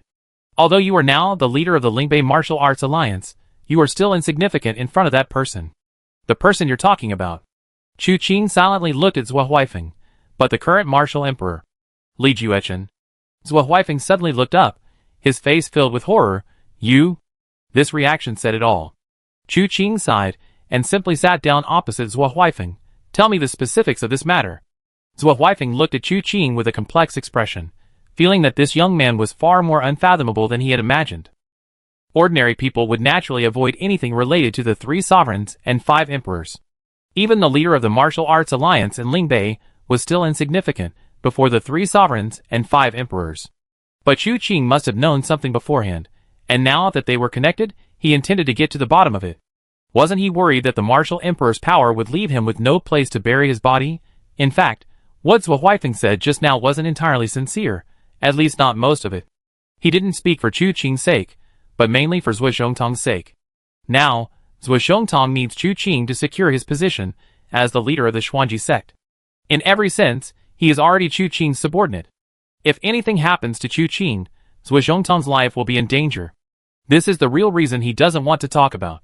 But now, he suddenly realizes that he underestimated Chu Qing. Although he doesn't know Chu Qing's reliance, judging from his composed demeanor, he must be quite confident.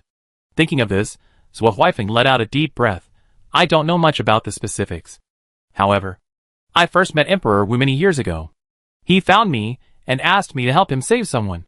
That person is Chu Huifeng. Our names are indeed very similar, but that's just a coincidence. I don't know much about Chu Huifeng, but I do know what he's done. Although I don't know why the martial emperor would save such a notorious person, I cannot disobey his orders. Chu Huifeng was severely injured back then, so severely that even the martial emperor himself couldn't fully heal him, especially the injuries to his bones and muscles, which were beyond even a miracle cure. The martial emperor sought me out because he wanted me to help Chu Huifeng rebuild a new set of bones. Chu Qing raised an eyebrow, realizing that this martial emperor was truly extraordinary. For Chu Qing, who possessed memories of 2 lifetimes, bone replacement seemed commonplace. But in this era, just imagining such a thing was already unbelievable. The martial emperor even found Zhou Huifeng and asked him to do it. Of course, what Zhou Huifeng was asked to do wasn't surgical bone replacement, but rather to create a new set of bones. The one truly performing this procedure must be another renowned physician. Zhou Huifeng continued, Emperor Wu had even prepared the materials. When I saw them, I realized that although they weren't quite up to par with the materials used in my Xuanji sect Xuanji armor, further research might allow us to recreate it. At the time, I had selfish motives and wanted to study them more, so I told Emperor Wu that bone forging would take time. Emperor Wu outwardly didn't suspect anything, but secretly he was suspicious. When I was researching the materials, Emperor Wu discovered me, and I had no choice but to tell him everything. Unexpectedly, Emperor Wu didn't seem bothered. Instead, he became curious. They even went to great lengths to help me research. And finally, I created a substitute for the Xuanji armor, named New Iron. New Iron was far superior to the materials Emperor Wu had originally found for me, and Emperor Wu had me try to replicate the Xuanji armor. The result was unsuccessful. The armor I forged was merely a shell, unable to reproduce the intricate mechanisms of the Xuanji armor. This was because in some areas, even a material like New Iron couldn't meet the requirements. I experienced similar failures many times, and I didn't care. But just as I was gathering my strength and preparing to forge new bones for Chu Huifeng, Emperor Wu told me it was no longer necessary. He combined the armor I had forged with Chu Huifeng, allowing him to move freely thanks to the armor's power. But how he did it, I just can't understand. I thought this matter would end here. But unexpectedly, every year after that, the martial emperor would ask me for a batch of armor. Every year? A batch? Chu Qing's eyes narrowed. How many are in each batch? Sometimes 300 or 500, sometimes 700 or 800, sometimes over 1,000. Chu Qing felt a growing sense of dread. He already roughly knew where the martial emperor was using these armors. However, the quantity still seemed unbelievable to him. If things were truly as he suspected, then neither Chu Huifeng nor the assassin from the Mirror of Sin was more than a drop in the ocean. What the martial emperor had accumulated was an extremely terrifying power. And judging from the few words Chu Huifeng and the others had uttered, cultivating those martial arts was definitely not a pleasant experience. How did you manage to deliver these armors to Emperor Wu? Chu Qing thought of another crucial point. This was, after all, the southern region, the northern ridge. Emperor Wu's location was separated from this region by an entire domain. Where did Zhuo Huifeng obtain such vast supernatural powers to deliver these items to Emperor Wu? Zhuo Huifeng's next sentence was even more unexpected. Through the Mirror of Karma. The Mirror of Karma? Chu Qing repeated, yet also inquired. Zhuo Huifeng nodded. It was the Mirror of Karma. I don't know the connection between the Mirror of Karma and Emperor Wu. I only know that every year, people from the Mirror of Karma come with Emperor Wu's decree to search for armor. Then tell me the quantity needed next year. How could I dare disobey the Emperor's orders? I can only obey. This is also the reason I exchange goods with the Mirror of Karma. Regardless of the Mirror of Karma's reputation, at least in my eyes, he's connected to the Emperor. Speaking of which, he looked at Chu Qing. I don't know what grudges or conflicts exist between you and the Mirror of Karma, but I advise you, it's best not to go too far. Minor squabbles might be ignored by the Emperor. But once you truly cross his bottom line, what awaits you is a thunderous wrath. Chu Qing remained silent, only smiling. From the moment he opened his eyes in that forest, his relationship with the Mirror of Karma had become one of mortal enmity. Therefore, whether the Mirror of Karma was backed by the Emperor or some other being, it didn't matter. Whoever blocked his path would die. Otherwise, he himself would be the one to die. Afterwards, Chu Qing asked some other questions, some about the Mirror of Karma, and some about the Martial Emperor. However, Zhuo Huifeng didn't know much about the Martial Emperor. But he knew quite a bit about the Mirror of Karma. The Southern Region headquarters, due to the Heavenly Evil Sect incident, was currently observing the situation, and there were subtle signs of them breaking away from the Southern Region. But he didn't know the specific progress. The current leader of the Southern Region headquarters was a man codenamed Red Ghost. No one knew this person's true identity or name. Zhuo Huifeng had met this person twice, and each time he felt as if he were walking on a knife's edge, treading on thin ice. This person's martial arts were absolutely extraordinary, at least above the leaders of the various sects in the Southern Region. The location of the Southern Region headquarters was indeed within the Xuanji sect's sphere of influence, and detailed information was provided. Zhuo Huifeng even knew the locations of several branch headquarters. Now, everything was revealed. Only when Zhuo Huifeng had nothing more to say did Chu Qing get up and leave. Before leaving, Chu Qing told Zhuo Huifeng some good news: he could live. However, this news wasn't exactly good news for Zhuo Huifeng. He had been captured by Chu Qing, and had revealed so much. Even if Chu Qing let him live, many people would want him dead. Especially the Mirror of Calamity. Even if he survived this time, he would likely never have peace again. After leaving the dungeon, Chu Qing went straight to his room. He currently had 3 major matters to attend to. The first was the matter of the Mirror of Calamity's Southern Region headquarters. Zhuo Huifeng said that the Southern Region headquarters seemed to be planning to withdraw from the Southern Region because of the Heavenly Evil Sect. Although the Lord of War and the Heavenly Evil Sect disciples he brought were all killed at Immortal Cloud Mountain, it was hard to say whether these people would flee at the mere sight of him because of his great victory. Chapter 411. Opportunities to seize upon the weaknesses of the Mirror of Retribution are rare, and Chu Qing naturally couldn't afford to miss them. Therefore, this matter was of utmost urgency. Secondly, there was the gathering at the Myriad Treasures Pavilion on the 5th day of the 4th month. Chu Qing planned to find traces of the Heavenly Buddha Temple there. In the Myriad Treasures Pavilion, anything could be bought with money. Chu Qing happened to be quite wealthy. So, he would see if he could buy the clues he wanted. If he had free time after this matter, he could make another trip to the Heavenly Buddha Temple. If not, he would have to deal with the third matter first. That was the heroes gathering of the Tianyi sect in the Southern Ridge. He needed to gather manpower and rescue the Ghost Emperor first. Although the Lord of War's words were actually reasonable, and the situations of Martial Emperor Li Juechen and the Cold Corpse Chu Huifeng indirectly confirmed that the 3 sovereigns and 5 emperors were not as righteous as they appeared on the surface. But right and wrong only mattered when witnessed firsthand. He didn't know much about the Ghost Emperor, only that this man was indecisive and disappointing in handling family matters. This was clearly not a capital offense. Rescuing this man would indirectly alleviate Shang Qiuyu's current awkward situation. It was a win-win situation. After summarizing the various situations in the letter, Chu Qing had someone summon Lu Jianyan, Ouyang Tianqiu, and Ji Yeshua. After the 3 bowed, Chu Qing went straight to the point. Each of you gather a group of elite disciples, and wait at the foot of Immortal Cloud Mountain tomorrow morning. Tomorrow I will take them to the Southern Region headquarters of the Mirror of Karma. Upon hearing this, the expressions of the group varied. Lu Jianyan's heart tightened at first, then relaxed, and he nodded repeatedly to indicate that he understood. Ouyang Taishu quickly said, "Only a disciple? Young master, why not let me accompany you?" Chu Qing shook his head. "That's not necessary. The great battle has just ended, but its impact is considerable. You should all return to your respective sections. Firstly, to oversee the overall situation and prevent this turmoil from escalating and causing real damage. Secondly, you should also arrange matters within the sect and prepare for the Tianyi sect gathering in June." Hearing this, Ji Yeshua breathed a sigh of relief. There were still more than 3 months until the Tianyi sect gathering, meaning she could go into seclusion for a while longer. Excellent, excellent. Chu Qing didn't pay attention to their thoughts. After briefly explaining the situation, he let them leave. He planned to study the chest dropped by the warlord while he still had 1 night left. But before he could sit down, Lu Xiaoyan returned. Chu Qing invited him in. With outsiders present, and Chu Qing being the alliance leader, the relationship between the two of them was no longer that of Lord of the Palace and alliance leader. It was that of uncle and nephew. "Qinger, I come to see you because I want to discuss something with you." Lu Xiaoyan weighed his options before speaking. "On this trip to Nanling, I want to see if I can persuade your parents to move their entire family to Lingbei." Chu Qing was slightly taken aback. I'm afraid it won't be easy. Whether in the past or present, the Chu family is not simply the Chu family. The Chu family and the Wu family are close friends, and their children are even related through marriage. If the entire Chu family were to relocate, what would become of the Wu family? And without Chu Yunfei, Tianwu City would likely attract the attention of petty villains.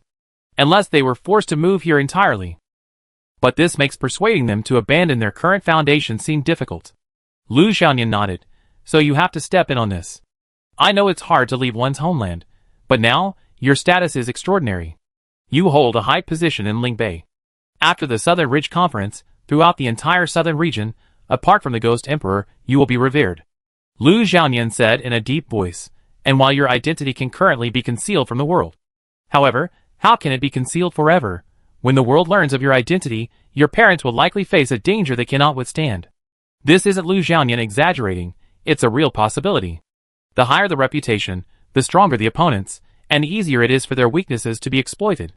Chu Qing isn't unconcerned about the safety of Chu Yunfei and the others, but the key is that no one knows he's the good-for-nothing third young master of the Chu family, so no one will bother them. But once this is exposed, how can a mere Tianwu City withstand the heavenly evil sect or the experts of the Mirror of Karma? Ordinary characters are manageable. But if a few people on the exterminator list, or even a few generals under the Lord of War, appear, the entire Tianwu City will likely be reduced to ashes. Chu Qing slowly nodded. "Uncle is right. We really need to prepare for this early. But Tianwu City was built by my father and Qian Huan's father through half their lives. When I left home, Tianwu City was still expanding its influence. Everything is proceeding smoothly. Let them just give up like this. What's the big deal?" Lu Xiaoyan smiled and said, "Although I know that you can't describe their mindset as a tiny, insignificant place. After all, regardless of size, it's territory they built themselves, and the trusted confidants they personally cultivated. But even after arriving in Lingbei, there's still a vast world to explore. As the leader of the Martial Arts Alliance, with your high status, how can you not have your own foundation? Naturally, you need people to help you. And who is more worthy of your trust than them? Then, you use Liexing Prefecture as your base, entrusting them with managing this vast territory, so they won't be idle, bored, and constantly wanting to return to Nanling. Once they get busy, the power they gain will far exceed what they had before, and over time, it will settle down." Chu Qing smiled bitterly. "It's not that simple. Liexing Prefecture could be taken over, but with Ouyang Tianqiu and Lu Xiaoyan there, Liexing Prefecture would be like fish in Chu Qing's hands, and no one could take it away. The problem is, will Wu Ganqi and Chu Yunfei's martial arts skills be enough to command respect? They are powerful figures in Tianwu City, but in Lingbei, they might simply fade into obscurity. This psychological gap is the most terrifying thing. If the two old men arrive full of excitement only to end up dejected, things will become quite ugly." Lu Xiaoyan understood Chu Qing's thoughts, and felt he was also in a dilemma. There's really no good solution to this. After all, at their age, progress in martial arts is unlikely to be rapid. Expecting them to be powerful figures in Nanling, and still be powerful in Lingbei, that's asking too much. In the end, they can only rely on Chu Qing's reputation, but that will inevitably create an even greater sense of disappointment in him. After pondering for a long time, Lu Xiaoyan sighed and said, "I know this is a difficult matter, so I came to discuss it with you. They cannot stay in Nanling no matter what. Otherwise, if anything goes wrong, we all regret it. It concerns their closest relatives, so they cannot be careless. Not only were Chu Qing's parents and father-in-law there, but also Lu Xiaoyan's younger sister. Chu Qing nodded seriously. Finally, she gave a wry smile. At worst, I pass on my skills to them. That's not necessary. Lu Xiaoyan said helplessly, if we explain the pros and cons, they probably won't insist on staying in Nanling. Chu Qing thought for a moment and finally said, we try our best to persuade them then. Lu Xiaoyan nodded, didn't linger, and got up to leave. Chu Qing sat alone at the table, thinking for a long time, feeling that this matter really couldn't be handled too much by considering the feelings of the older generation. Excessive hesitation could endanger their lives. If things really come to a head, they must be taken away no matter what. The situation in Lingbei is clear now, and with Lu Xiaoyan's support, it seems much safer than Nanling. I have to discuss this with Qianhuan later. This isn't just his problem. It's difficult for him to approach Wu Ganqi about it. However, if Wu Qianhuan were to go and persuade him, things should be much simpler. After considering his options, he sat down cross-legged and opened the system interface. The unnamed on the list quest is still ongoing. The second expert on the demon-slaying list is Jiang Qianlu. He can't die yet. After all, he was used to test the Heaven and Earth 4 Directions wine cup. Whether there's anything wrong with this thing or not, we have to wait at least a month to check again. By heading to the Southern Region headquarters tomorrow, I should be able to complete this mission completely. I just don't know how much I gain. His gaze shifted again, and he saw the system notification. 1 Crimson Martial Arts Treasure Chest. Open? Open! Opening failed. Please preset. A flood of question marks flashed through Chu Qing's mind in an instant. But the next moment, dense text appeared before him. Knife techniques, sword techniques, spear techniques, staff techniques, finger techniques, leg techniques, palm techniques, fist techniques, lightness skills, hidden weapons, whip techniques, extraordinary skills, internal energy, and so on and so forth. Laying out in an instant, it was densely packed, seemingly without end. Chu Qing stared at this scene in astonishment, and in a daze, he understood the significance of this Crimson Martial Arts treasure chest. This was a martial arts treasure chest that could be customized into any category. It could choose anything the system had. This allowed Chu Qing to self-assess and fill in any gaps in his knowledge. He could take whatever he lacked. Could this be the best chest in this mute system? Chu Qing suddenly wondered, yet hesitated to say for sure. His mute system, though seemingly flawed in many ways, was surprisingly effective. But faced with so many choices, Chu Qing was overwhelmed. His gaze instinctively fell on the word's internal strength. But the next moment, he realized something was wrong. His internal strength was already quite advanced, and while the probability of an internal strength chest appearing was low, it was still a possibility. With enough practice, acquiring new internal skills shouldn't be difficult. The greatest benefit of the Crimson Martial Arts chest is that it provides Chu Qing with items that have an extremely low drop rate, but are incredibly useful. Chu Qing's gaze swept over the text. Indeed, some martial arts categories he rarely saw appeared. However, most were meaningless to Chu Qing. Especially those like axe techniques and halberd techniques. Thankfully, they had never appeared before, otherwise, Chu Qing would have been cursing. As an assassin, was he really going to use a halberd to assassinate his target? Among these, Chu Qing even saw a category for ultimate skills. A Crimson Martial Arts chest could directly unlock a new ultimate skill. But as things stand, Chu Qing already possessed enough ultimate skills. This was more of a bonus than a lifeline. As for dual cultivation martial arts, Chu Qing felt there was no need. After all, he still had his heavenly bright sword technique, which he hadn't properly practiced with Wu Qianhuan yet.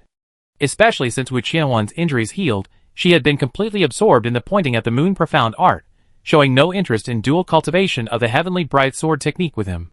This made Chu Qing somewhat regret healing her so quickly. After pondering for a long time, Chu Qing's gaze fell on 3 words. Mental system. Mental system category. This category had never appeared before. Mental system martial arts? Chu Qing's heart stirred with intense desire. Ever since he obtained the art of absolute wisdom, he had been extremely eager for this type of martial art.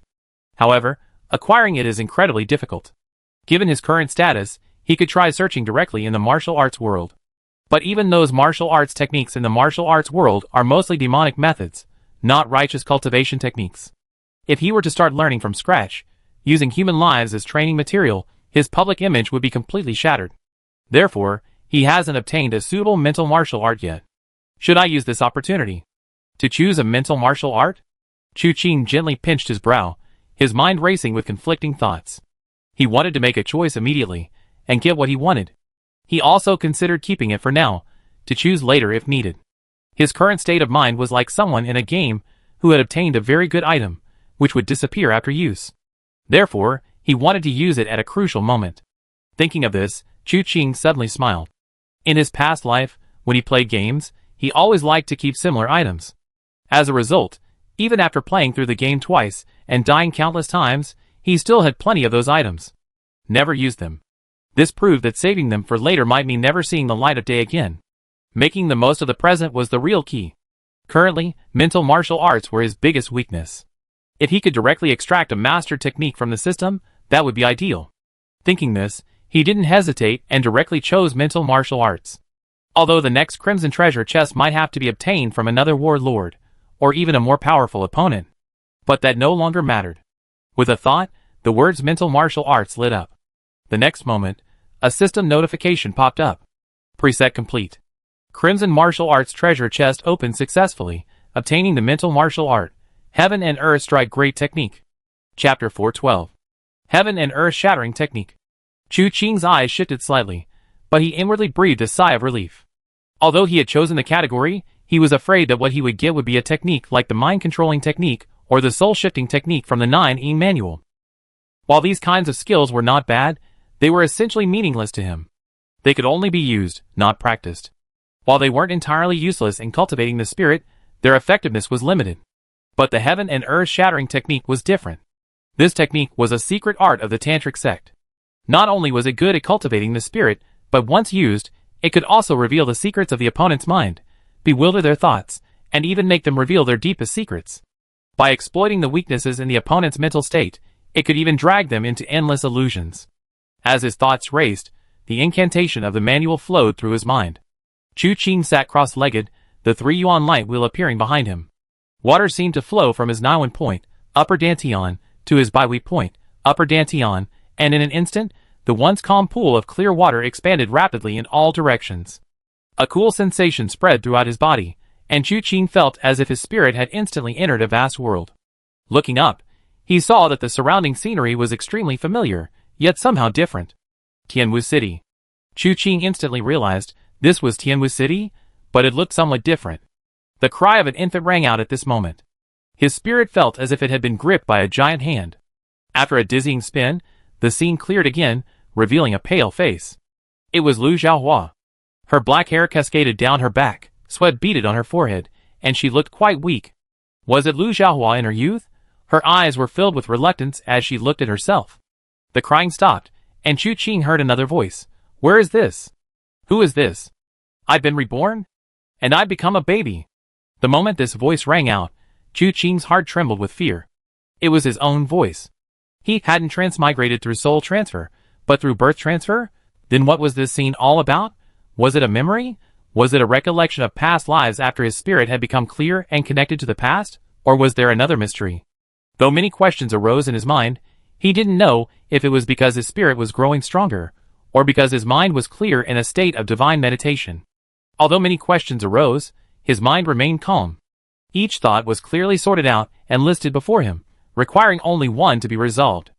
As the scene before him continued to unfold, he watched with his own eyes, as Lu Xiaohua reluctantly handed him over to Chu Yunfei, and left the Chu family with the then young Lu Xiaonian. This was something that had happened before. This was indeed a memory. One question was answered. But since these are memories of the past, and he had been here since the very beginning, why didn't he remember them?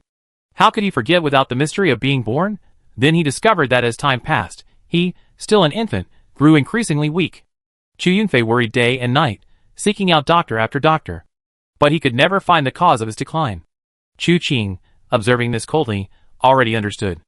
An adult soul resided within the body of an infant. This was common in time travel novels, but in reality, how could an infant possibly bear such a burden? His body and brain were not fully developed. His thinking abilities, exceeding the limits of his body, caused unimaginable damage to this small body. At this moment, Chu Qing, who had transmigrated to this world years ago, also noticed this. Although his consciousness back then wasn't as clear as Chu Qing's now, he understood the crux of the problem. Then he began to try not to think, to try to forget. He cried when hungry, fussed when awake, defecated when he needed to, urinated when he needed to. At first, the effect was minimal, but slowly, perhaps due to the nature of his body, he actually began to forget who he was, to forget where he was. However, the immense mental woe was still ravaging the infant's small body. His hazy consciousness, realizing this, kept receding, eventually curling into a ball, falling into a deep sleep. However, it wasn't a complete slumber. A portion of his scattered mental will remained outside, like a real child, growing little by little with the passage of time. This wasn't a separated, independent personality, but rather a part of Chu Qing as a transmigrator that had seeped out. Perhaps because it was only a part, the young Chu Qing, while possessing great ambitions, lacked sufficient intelligence and wisdom. He was hardly intelligent, and his aptitude and comprehension were utterly mediocre. Therefore, he was easily deceived by the mirror of karma, relentlessly practicing martial arts, yet achieving only meager results. Throughout this process, Chu Qing could always see that within this stubborn young man's body, the vast majority of his will remain dormant. Until that night, in the grove, wound for wound, blood for blood. Using the lingering power of his family's rocks as scripture, he used every means possible to perish together with his opponent. His will was nearly shattered, and his body suffered irreparable damage. At this very moment, most of his dormant will began to awaken. Perhaps the transmigrator truly possessed certain unique qualities, or perhaps the system had been subtly assisting him from the very beginning. In any case, the instant the primary will awakened, the previously fatal injuries were greatly alleviated, and the remaining will easily merged into the primary consciousness. They blended seamlessly, without the slightest repulsion, because they were originally one. However, perhaps due to the initial damage from the transmigration, or perhaps due to the prolonged slumber, Chu Qing had forgotten his origins, believing only this forest to be his starting point. So that's how it is, Chu Qing murmured. Doesn't it feel resentful? Rain fell on the forest, but the assassin from that day was gone, as were the corpses in the trees. Only Chu Qing, slumped against a tree trunk, covered in blood, slowly spoke. This question is wrong. I never existed, so why the resentment? A figure appeared, the Chu Qing who had stood with his hands behind his back, now the leader of the martial arts alliance in Lingbei, quietly stood before the Chu Qing slumped under the tree. If you don't exist, who is answering my question? The two Chu Qings looked at each other, silent, and finally spoke simultaneously. It's me. After a slight pause, they spoke again simultaneously. It's you. After these two words, the two suddenly laughed simultaneously, saying again in unison, You are me, and I am you. The rain stopped, the wind dispersed, the forest disappeared, the sky vanished, and the spiritual world changed in countless ways. It was as if a giant hand had easily erased all of this existence. The spirit, like a fleeting ray of light, darted about in an instant, surrounded by a kaleidoscope of colors, everything in flux. It seemed to be wandering, searching. Finally, it paused in a white room. It was a hospital room. Chu Qing stood silently before the bed, looking at the old man lying there. Pale hair, a wrinkled face, loose skin that made it impossible to discern his youthful appearance. Yet, faintly, some resemblance could still be found. On the other side of the bed sat a middle-aged man, looking somewhat haggard and tired. His body was also somewhat overweight, and his hair was thinning. The heart rate monitor on the bedside table suddenly sounded an alarm, startling the middle-aged man awake. His expression changed, and he hurriedly pressed the button on the bedside table. Nurse, nurse, the heart rate monitor is beeping. Soon after, a group of nurses and doctors rushed into the ward, and the middle-aged man was ushered out.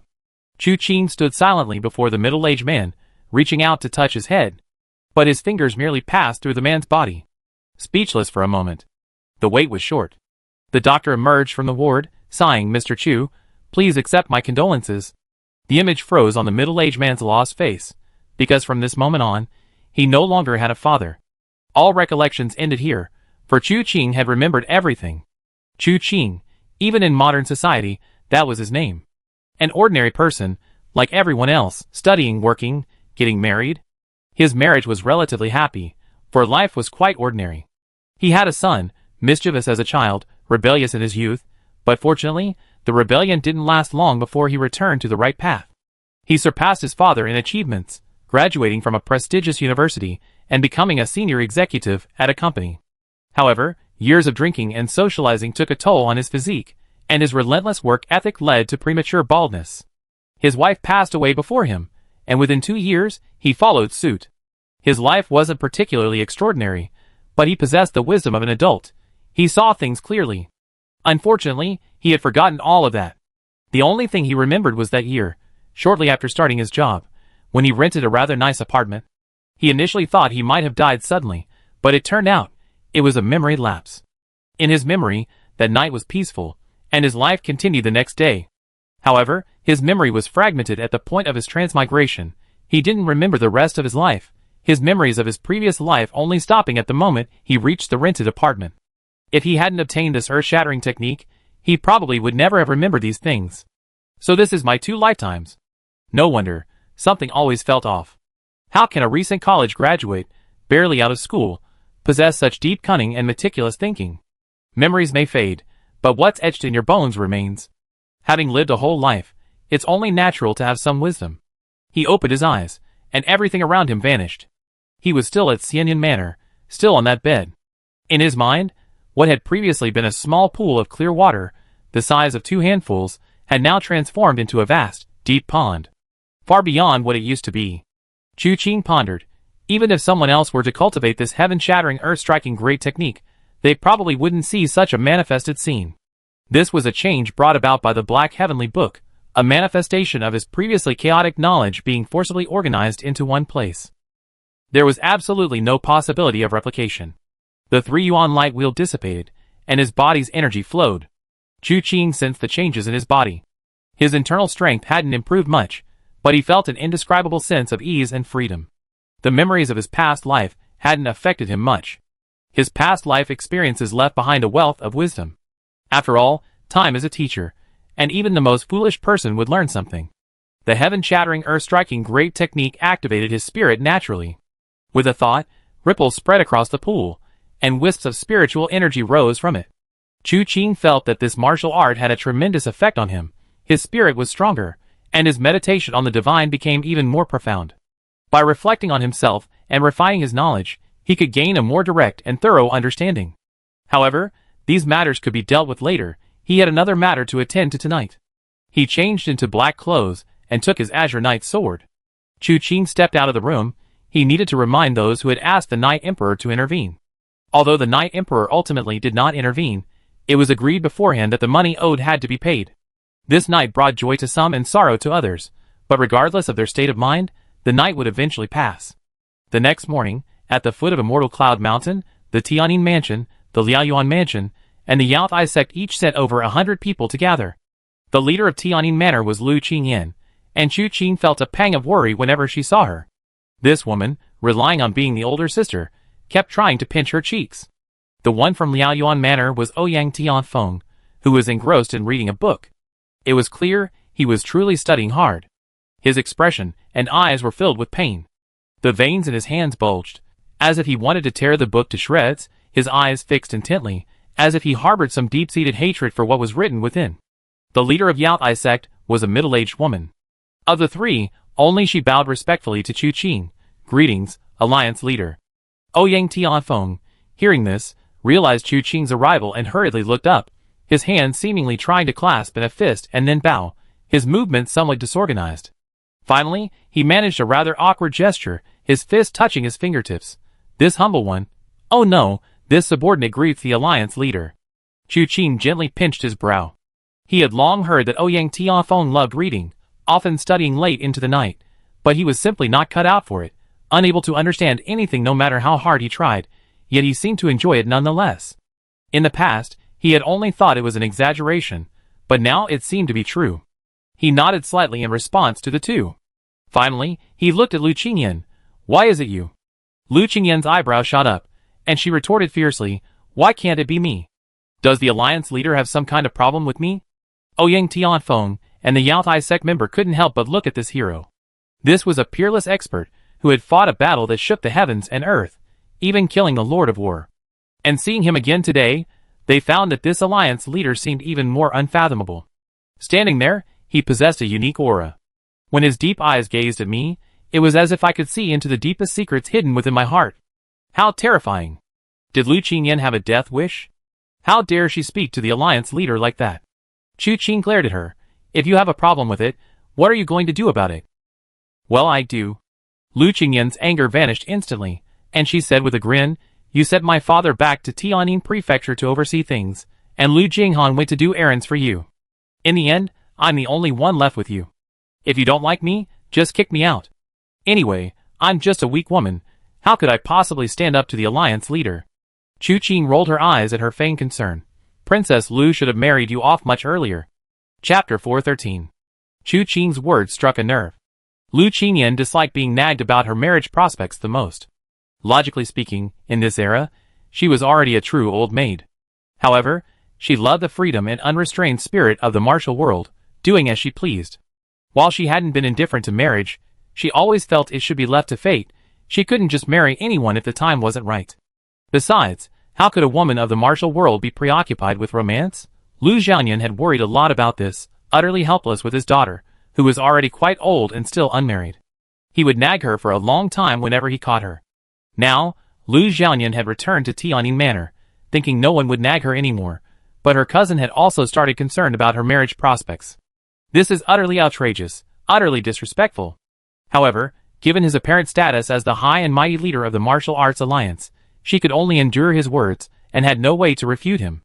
For a moment, she could only secretly send venomous glances at Chu Qing.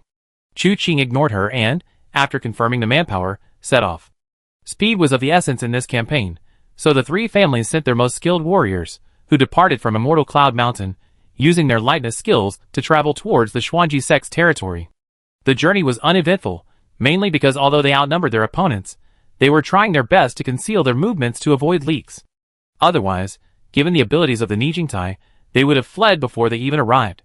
Even now, Chu Qing was still worried that with the results of the battle at Immortal Cloud Mountain announced, would the Nijingtai run away, traveling day and night, making the most of every moment. They finally arrived at the southern region headquarters. From the outside, nothing seemed amiss. The surrounding area was a desolate mountain valley, rarely visited by humans, with no trace on the ground. But both Zhou Huifeng and Wen Qianluo gave Chu Qing the same answer. The southern region headquarters was located here. The entrance was inside the valley, a hollowed-out area of the desolate mountain, riddled with traps and mechanisms. Chu Qing and the others didn't wait until they reached the valley itself, stopping outside to allow everyone time to rest and recuperate. The journey had been too arduous, and they needed a short break. Once they had recovered, they would be assigned tasks. They didn't need to go in and kill anyone. Chu Qing alone was enough. Their role was to prevent the people from the Mirror of Karma from escaping. If anyone tried to escape, they needed to stop them. Taking advantage of this moment, Chu Qing looked up at the mountain not far away. After a long silence, he spoke softly. This mountain isn't very big. Wu Qianhuan, Wenru, and Wen Qianluo, who were following behind him, couldn't help but exchange bewildered glances. What did he mean? Wen Qianluo couldn't help but ask, "You're not planning to flatten this mountain, are you? How about we give it a try?" Chu Qing turned around, his face showing a hint of eagerness. Wu Qianhuan opened her mouth, wanting to say something, but then remained silent. Wen Qianluo gasped, feeling that this man was too outrageous. Wenru nodded, "I think it's a good idea." "You think it's a good idea?" Chu Qing immediately grinned, "Then let's give it a try." With a thought, Chu Qing circulated his inner energy, and just as the 3-yuan light wheel was about to leap out from behind him, he suddenly stopped. Immediately afterward, Wu Qianhuan and the others discovered that Chu Qing's figure had vanished in an instant.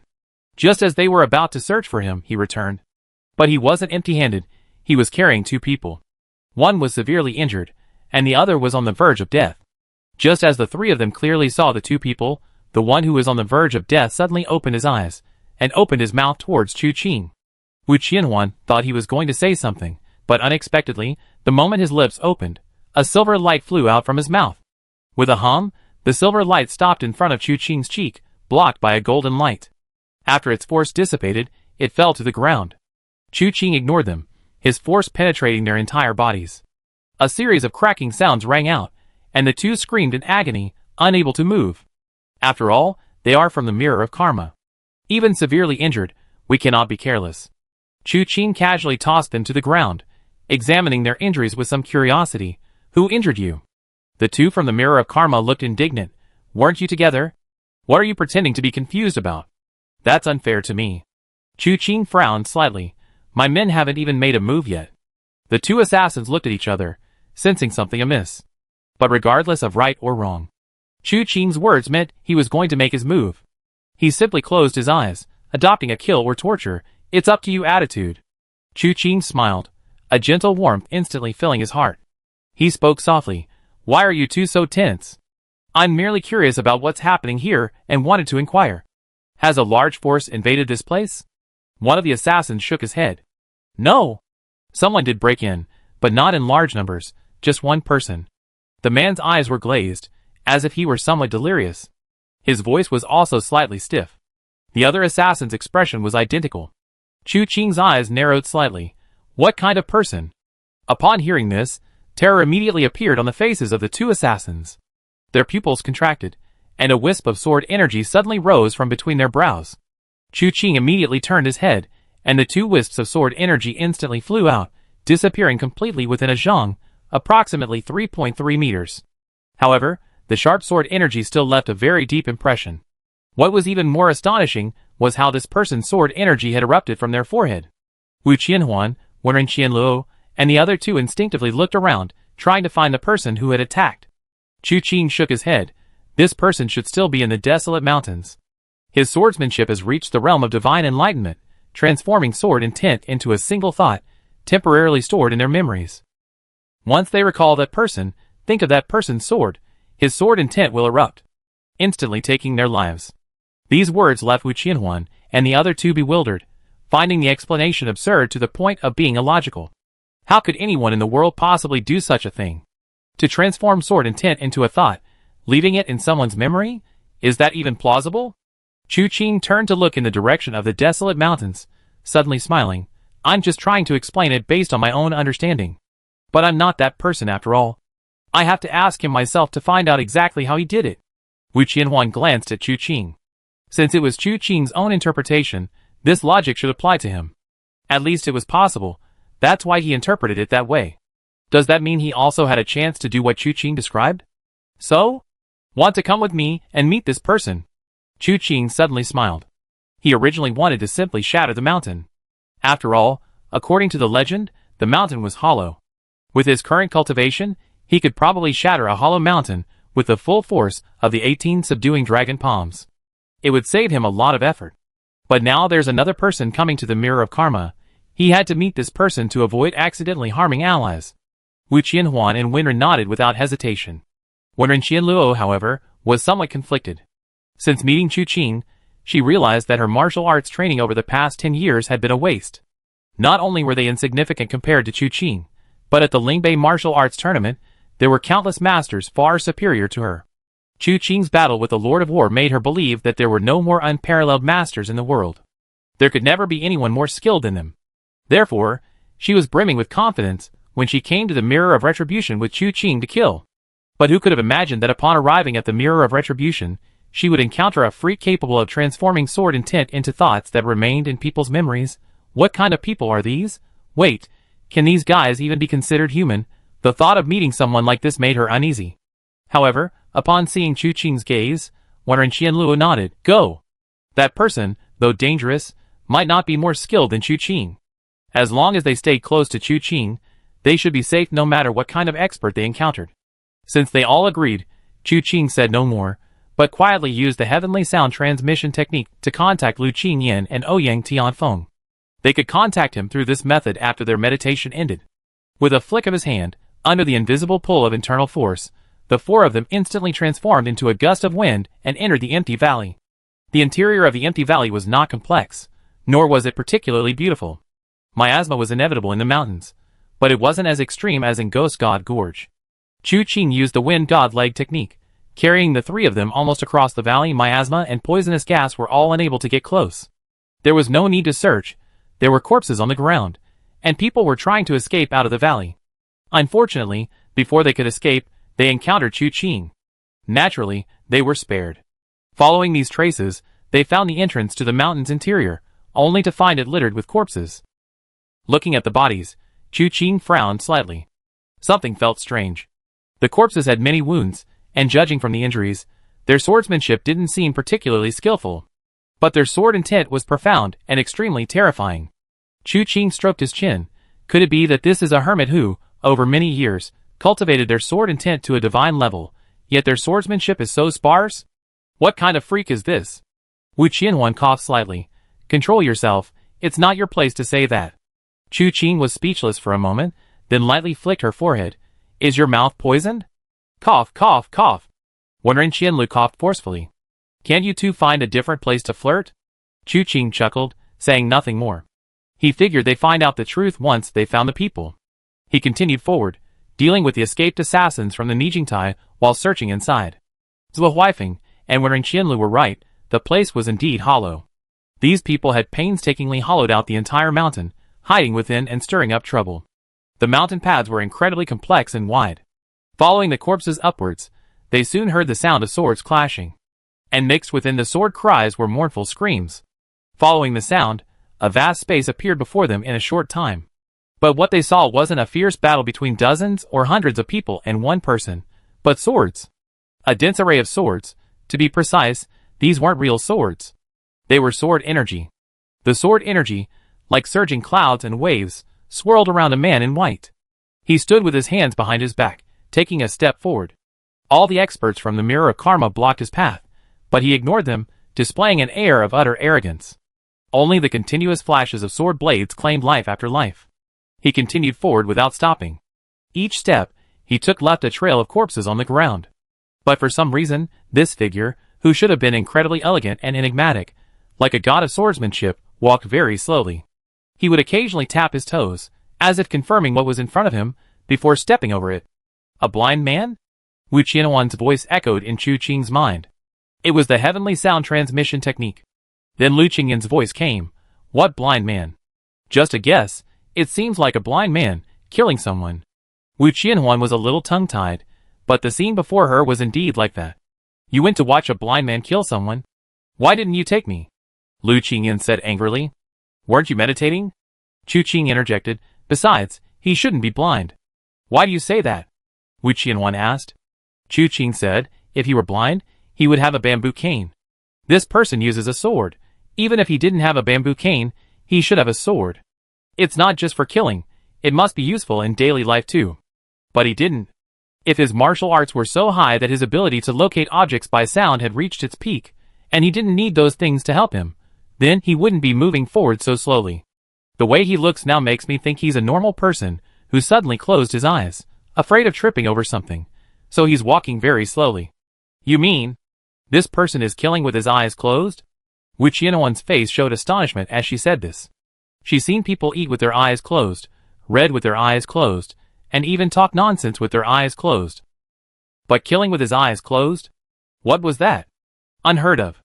Chu Qing was also puzzled, so she simply followed behind him to observe first. The more she looked, the more Chu Qing felt that this person's swordsmanship was indescribable. Not that it wasn't skillful, but rather that it seemed to possess an extremely strange ability. With not-so-skillful swordsmanship, he dragged his opponent's moves to the same not-so-skillful level, thereby killing them. What kind of swordsmanship was this? And, for some reason, the more Chu Qing looked, the more familiar this person's back seemed. Chapter 414. Before Chu Qing could connect this person's silhouette with any person in his memory, a loud crash resounded as the stone door slammed shut. The person before him vanished, but a hissing sound could be heard emanating from within the stone door. This must be a mechanism set up by the Mirror of Karma. Finally activated? However, how could such a mechanism possibly trap someone like this? Sure enough, in the next instant, streaks of sword energy suddenly pierced through the stone door and walls. These sword energies were wide and sharp. After piercing the stone walls and doors, they didn't fly out, but remained suspended within the walls. One after another, they grew wildly, and after reaching a certain point, all the sword energies suddenly moved. The sword energy spun like wheels. With a whoosh, the entire hall was shattered by the sword energy. The ground beneath his feet shook instantly, the surrounding area began to tremble and crumble, and the buildings collapsed. After all, it was a space built inside a cave, and for normal living, it would be quite sturdy. Even in the event of a struggle, it wouldn't collapse. However, such a large-scale attack made it truly difficult for the structure to withstand. After the stone shattered, pieces fell, and the passageway beneath their feet cracked. Chu Qing swiftly swept the three behind him aside, and a golden light enveloped the four of them. The ground beneath their feet collapsed, but they did not fall with it. They remained suspended quietly in midair. The stones that struck them shattered the moment they touched the golden light. This collapse did not last long. It stopped after a considerable space had been created. Amidst the chaos, Chu Qing searched and found the white-clad swordsman at the bottom of the pit. This time, due to the changed angle, Chu Qing and the others could see the man's face. This guy really did have his eyes closed. Wenru's excited voice rang out. Wu Qianhuan was taken aback. Little Ro, when did you become so human? Always. Wenru immediately replied in her mind. Chu Qing remained silent. He had always felt that although Wenru's outward appearance was calm and unassuming, her inner world was actually very active. This telepathic communication confirmed that. Only Wen Qianluo was unaware of their conversation. Looking at her surroundings and her own situation, she secretly swallowed. It was truly astonishing. She could feel that Chu Qing was currently holding her in midair with his internal force, yet she didn't feel uncomfortable. The surrounding golden light was filled with an inexplicable sense of security. But such a method didn't seem like something a martial arts master would use. It was more like the work of a deity. Let alone finding an ordinary person who didn't know martial arts and showing them this experience. Even if he had just met Chu Qing and hadn't witnessed his ridiculously high level of martial arts and didn't know his name, just hearing him demonstrate the ability to stand suspended in midair, enveloped in golden light, he would probably bow down in worship, thinking it was a deity in person. Could it be that the legendary gods, ghosts, demons, and monsters were all masters of his caliber who fought in front of ordinary people, and the stories became distorted and exaggerated? Chu Qing was unaware of Wen Qianluo's thoughts. He was staring intently at the white-clad swordsman. Despite the surroundings, this man remained remarkably elegant. His eyes were closed, his hands clasped behind his back, his posture as straight as a sword, and the sharpness of sword intent flowed around him, seemingly moving with his breath and dancing with his thoughts. He possessed the demeanor of a supreme master. In fact, he truly was a supreme master. Just that one strike had inflicted heavy casualties on the southern headquarters of the Mirror of Sin. Countless assassins were crushed beneath the rubble, some with broken bones, others on the verge of death. But Chu Qing carefully examined the young man's face, and realized he didn't recognize him. Who exactly are you? What grudge do you hold against my mirror of karma? Why would you resort to such cruelty? A cold, sharp voice slowly rang out. Chu Qing looked up, and saw a group of people gathered at the edge of the dilapidated building. They were all assassins wearing masks, but the leader wore a red mask. This was somewhat different. The masks of the Mirror of Karma were standard issue for missions. They also contained hidden markings to gain the trust of their companions. But the colors were usually black and white, regardless of the pattern. No other color had ever been seen. This was the first mask with color. Red? Red Ghost? Chu Qing wondered, when the Red Ghost raised his eyes and spotted Chu Qing and his group. No choice, he was too conspicuous. But before the Red Ghost could speak, a hissing sound rang out, and the space where he and the Mirror of Karma assassin stood was shattered. A massive sword aura even pierced through the mountain wall and flew off into the unknown. Among this group, besides the Red Demon, countless others perished or were wounded in an instant. The Red Demon leaped aside, dodging the sword energy, and simultaneously grabbed at the air with both hands, as if dragging a heavy object. Once pulled close, he slammed his hands together and pushed downwards. The combined palm prints formed an invisible yet massive palm print. With each layer that pressed down, a tremendous roar resounded, dust momentarily obscuring the sky, an immeasurable force, like the collapse of the heavens and the earth, engulfing the lower layers. The already dilapidated building suffered further immense destruction. But at that moment, a sharp sword light pierced through the palm print, instantly striking the Red Demon between the eyebrows. In that brief instant, a cracking sound came from the mask. In the blink of an eye, the entire mask shattered completely, revealing a face with bulging veins. The sword tip didn't pierce the Red Demon's brow, but the immense force sent him flying backward, almost transforming into a streak of starlight in midair before crashing into the mountainside and hurtling into the distance. At the same time, boundless sword energy rose from beneath his feet, instantly shattering the Red Demon's palm print. The white-robed swordsman stood with his hands behind his back, eyes closed, peering upwards with an unfathomable expression. Even with his eyes closed, what could he possibly see? Chu Qing's eyes narrowed slightly. Quite impressive. The Red Demon's martial arts were not weak. That palm strike might not have displayed his true skill, but even so, its power was far beyond ordinary.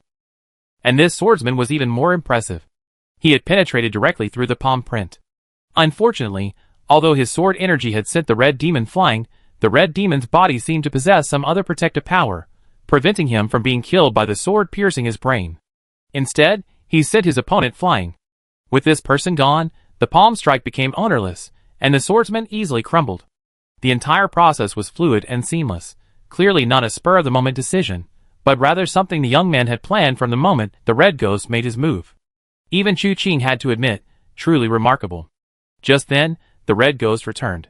The sword strike hadn't killed him, but it had unleashed the Red Ghost's ferocity.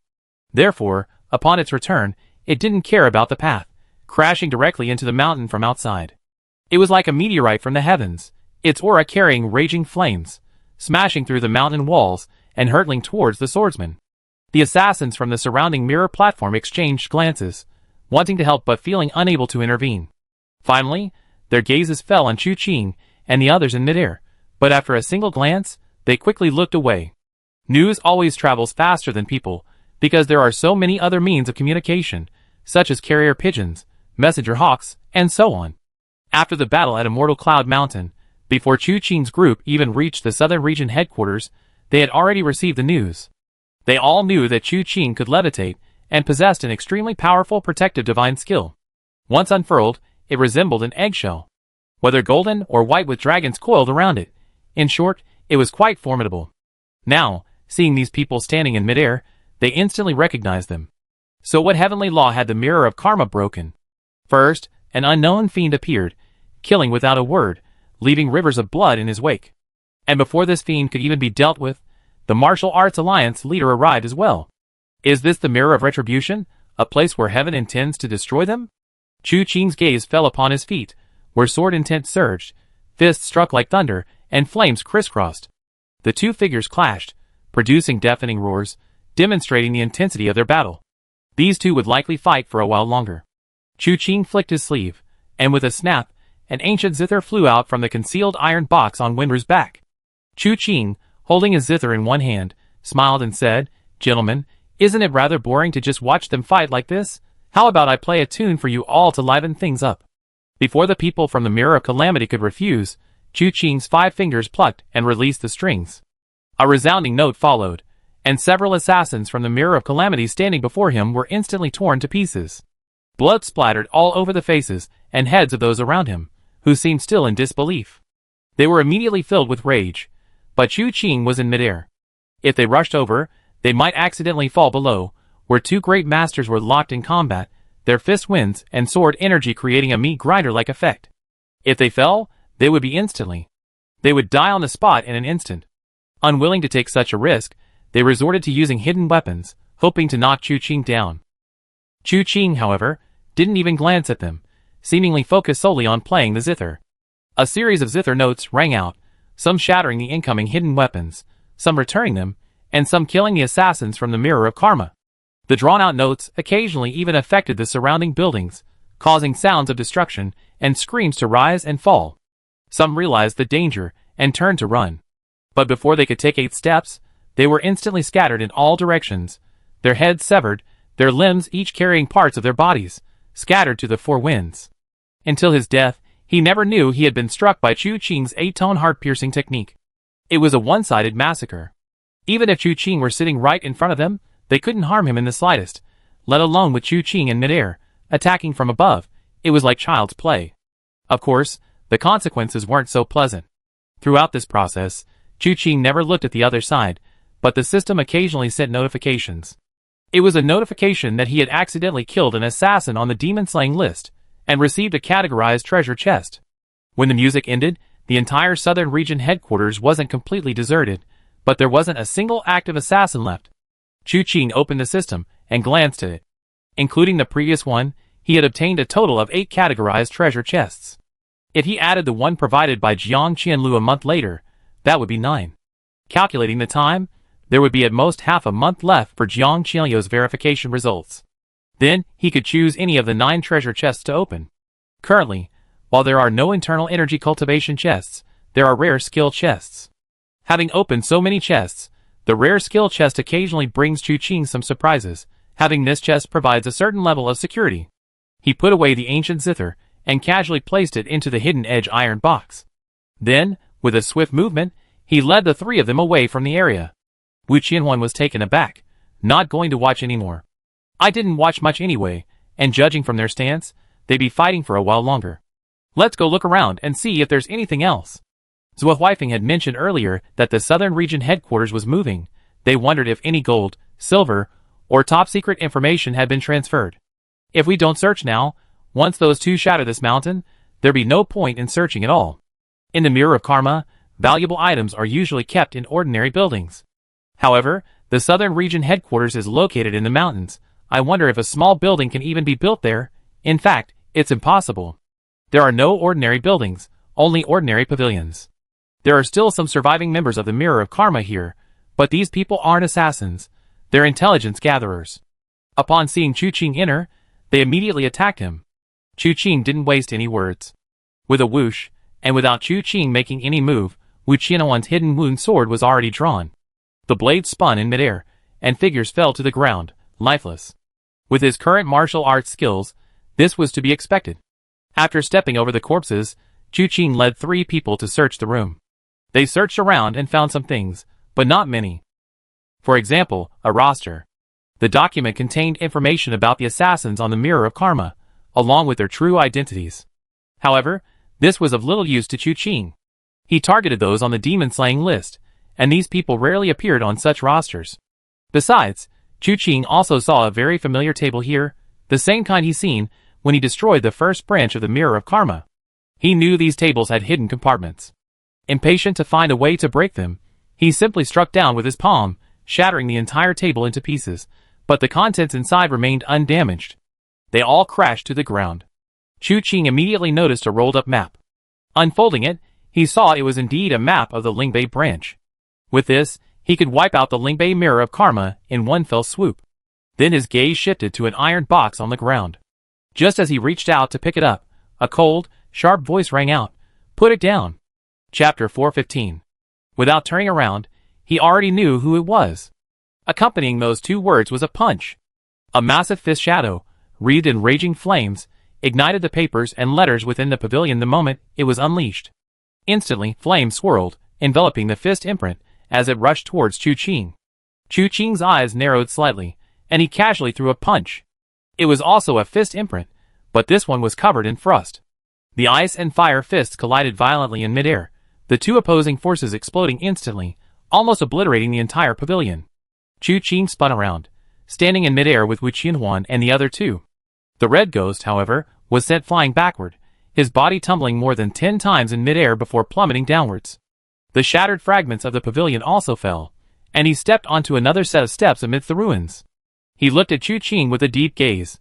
Then a voice rang out, "Why did you run away while we were fighting?" Looking in the direction of the voice, they saw the white-clad swordsman. His posture was elegant, chin slightly raised, exuding an air of aloof arrogance. Looking at him, Chu Qing suddenly clapped her hands and said to Wenru, "Doesn't he look like your senior brother?" Perhaps due to excitement, Chu Qing didn't say this aloud through the heavenly melody transmission. Wenru's voice came through their minds. Yes. Absolutely. Especially that expression, that smug posture. It's exactly the same, but this one actually knows swordsmanship. My senior brother only manages to hold on, with his shamelessness. Wu Qianhuan and Lu Qingyan were stunned. Little Ro's senior brother? Wu Qianhuan couldn't help but ask, is he a top disciple of the Tai sect? His name is Imo Duxing, Chu Qing said with a smile. He's truly a remarkable person. He doesn't know swordsmanship, yet he insists on using a sword. He doesn't learn any of the Tai sect's many unique techniques, focusing solely on swordsmanship, which is why his martial arts are mediocre. He always needs someone to accompany him when he goes out. If he went out alone, he probably wouldn't come back. That's why Cui Bunu named him Imo Duxing, and warned him never to travel alone. Ha ha! Lu Qingyan laughed without holding back. While laughing, she apologized to Wenro. I'm sorry. I didn't mean to laugh at him. But the thoughts in my mind are uncontrollable. It's alright. I often laugh at him in my heart too. Anyway, he doesn't know. Wenru is quite forthright and open-minded. Chu Qing couldn't help but glance at her, finding her expression as calm as an ancient well, without the slightest ripple. Wu Qianhuan, on the other hand, couldn't help but want to laugh, constantly trying to control her expression. While they were having their own internal monologues, Hong Gui felt a sense of powerlessness. That swordsman was too skilled. He had fought him for half a day without gaining the upper hand, and the leader of the Lingbei Martial Arts Alliance was an even greater foe. He wasn't even confident in dealing with one, let alone facing 2 at the same time. But looking at the iron box in Chu Qing's hand, he gritted his teeth and said, "Hand it over." Hearing his voice, Chu Qing turned to look at him, then at the box in his hand. "What's inside? Why don't you tell me?" This box seems unusual. It shouldn't be able to be opened by ordinary means. The mechanisms of the Xuanji sect? None of your business. Red Ghost gritted his teeth. If he hadn't been tripped up by that swordsman, how could these people have stumbled upon the General Pavilion? It's truly unbelievable. How did they know there were good things inside the General Pavilion? This item and the map were all hidden in a secret compartment on the table. Logically, they shouldn't be known to outsiders. Just now, seeing them find the General Pavilion, he rushed after them, getting slashed several times by that swordsman, all because he was worried about the General Pavilion's safety. Now look, what he feared most has come to pass. This is truly outrageous. That's quite unpleasant to hear. Chu Qing casually put the box away. I'm usually very receptive to advice. If we talk things out properly, everything is negotiable. But you insist on not talking properly, so there's no room for negotiation. Gentlemen, take your time fighting. I take my leave. Don't leave. Red Ghost cried out, leaping up to grab Chu Qing. The swordsman, quite composed, allowed the Red Ghost to attack without interfering. Chu Qing turned and unleashed a palm strike. A dragon's roar echoed in all directions. This palm strike, a soaring dragon, the massive dragon form imbued with yin and yang energy, crashed down with tremendous force. The moment the Red Ghost made contact with this force, his face darkened. He roared angrily, channeling his inner strength to try and push the force away, but to no avail. Instead, he was propelled by the force, plunging directly into the ground, causing the entire desolate mountain to shake. Cracks spread along the inner side of the mountain walls, making the already crumbling structures even more precarious. When the dust settled, a large crater appeared in the ruins. The Red Ghost climbed out of the crater, spitting out a mouthful of blood. His clothes, torn to shreds by the yin and yang energy, revealed his armor beneath. I knew it. Why did all those sword strikes on you clang like that? I thought it was some kind of protective technique, but it turns out it's armor. The swordsman spoke, and everyone couldn't help but look at him. He had one eye open, and one eye closed, furtively scrutinizing the red demon with his open eye. Chu Qing thought for a moment and said, "This man's protective technique must be quite advanced, otherwise, you would have killed him with your first strike." "That's true."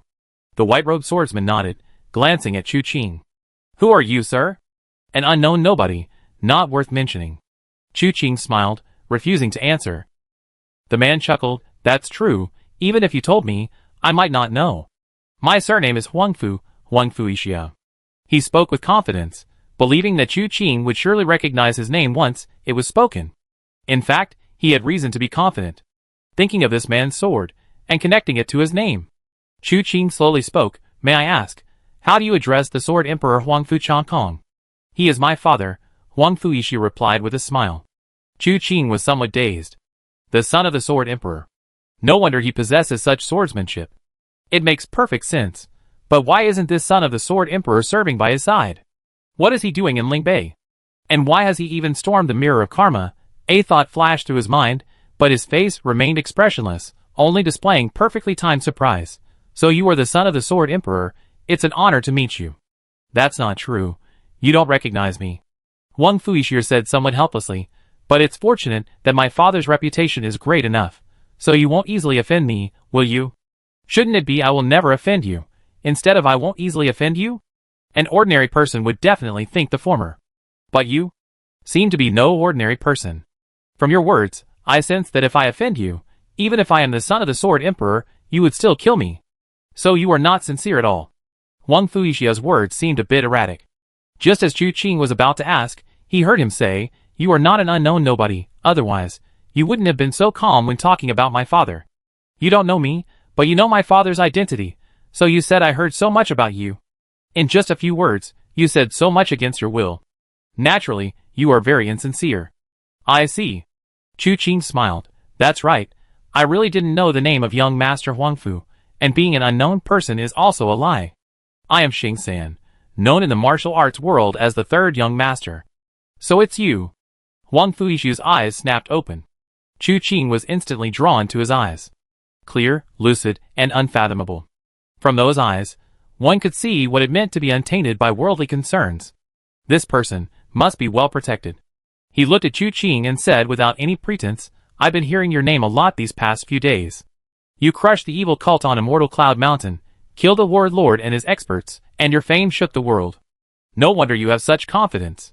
So, third young master, could you do me a favor?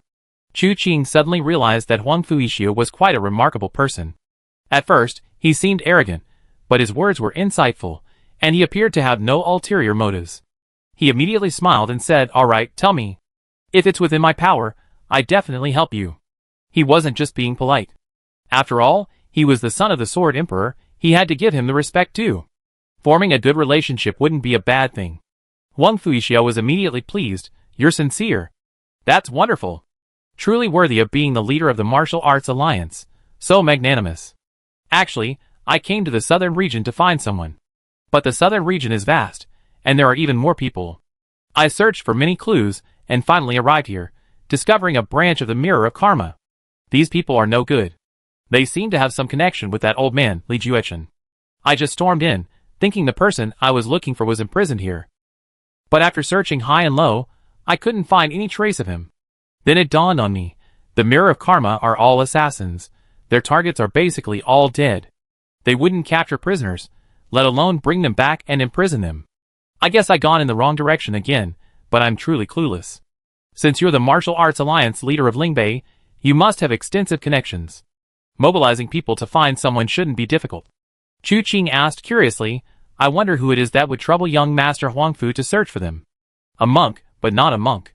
Wen Qianluo was immediately confused. "A monk, but not a monk? Then is he a monk or not?" No. Huang Fuishi waved his hands repeatedly. "Oh, not a monk." Wen Qianluo felt she understood. "Yes, he is a monk," Huang Fuishi said helplessly. "But didn't you say he wasn't a monk?" You just nodded. Wen Qianluo really felt this was nonsensical. Chu Qing was both amused and exasperated. Would these two start fighting over this? He didn't want Wen Qianluo to remain confused, so he said, "The person he's looking for is a monk. His Dharma name is not." "What? Not? Wait, his Dharma name is not." Wen Qianluo suddenly realized. "So that's why you said he wasn't a monk?" "Not. Is his master crazy? Who gives their disciple such a Dharma name?" Chu Qing wholeheartedly agreed. The three immortals of Nanling, each one of their names is incredibly strange. The fugitive scholar's wife fell ill, and forgot that the fugitive scholar was her husband, chasing him every day, forcing the fugitive scholar to constantly flee for his life. Not a monk, clearly a monk, yet his Dharma name is. It's like his upper and lower lips are constantly fighting when people talk about him. Of the three, only the title of Taoist priest sounded somewhat normal. But this only made Chu Qing more puzzled. Why does young Master Huangfu want to find someone who isn't a monk? I can't say. Huang Fuishi's smile seemed somewhat troubled. If I tell, my father will break my legs. Chu Qing nodded. In that case, I won't ask. However, the person you're talking about isn't a monk. As far as I know, he's currently in Lingbei. His exact location is hard to say. After this matter is settled, I have someone investigate. Then thank you very much. Huang Fuishi immediately burst into laughter. At this moment, the red ghost, who had crawled out of the pit and had been ignored for quite some time, leaped up. Have you forgotten about me? He was clad in armor, layers of flame swirling around him. With a furious roar, the intense flame surged to a monstrous height, accompanied by billowing black smoke. He brandished his hands, assuming a stance in midair. As he brought his hands together, a massive ball of true energy condensed in his palms, blazing with intense flames and billowing smoke. However, this move seemed extremely taxing on him. Upon performing this technique, his appearance visibly withered. After raising the ball of true energy high, his true energy suddenly expanded. He then hurled it fiercely towards Chu Qing and Huang Fuishio. Huang Fuishio was somewhat shocked. He knows who we are, and he still dares to attack. The Mirror of Karma is always so fearless. Chu Qing nodded. Huang Fuishio smiled with admiration, then closed his eyes. With a resounding boom, boundless sword energy erupted. Towering like a mountain, imposing and awe-inspiring. Chu Qing drew his sword in response. In an instant, the blade flashed, layer upon layer, endless and boundless. Heaven and earth, gods and demons, all are subdued. The sword light and the blade clashed in a flash, instantly shattering the fireball and striking the red ghost. The red ghost shuddered, half its body instantly torn apart by the blade light. Then, accompanied by a teeth-grinding sound, the other half of its body was destroyed by the sword energy. The blade light and sword intent flew forward one after the other, and with a single twist, they obliterated the red ghost's entire body, leaving no trace. The next moment, the unending sharpness burst forth from the mountain, rushing towards the starry sky. Lu Qingyan's exaggerated voice suddenly echoed in her mind. Oh my, what is that? Are there immortals hiding in the mountains? Why do I see such a strong light shining through the mountains? You're all inside, tell me, did you see some treasure? The Mirror of Karma, after killing so many people over the years, you must have collected a lot of good stuff. Remember to leave some for me. Chu Qing looked at the dilapidated scene around him and replied, I leave some for you. Besides what I took, the rest is yours. Chapter 416. In short, Lu Qingyan didn't quite believe what Chu Qing said. Her cousin seemed to be going through a rebellious phase, always going against her. Could he really be so kind? But then she thought he was, after all, the leader of the martial arts alliance. He should have some magnanimity.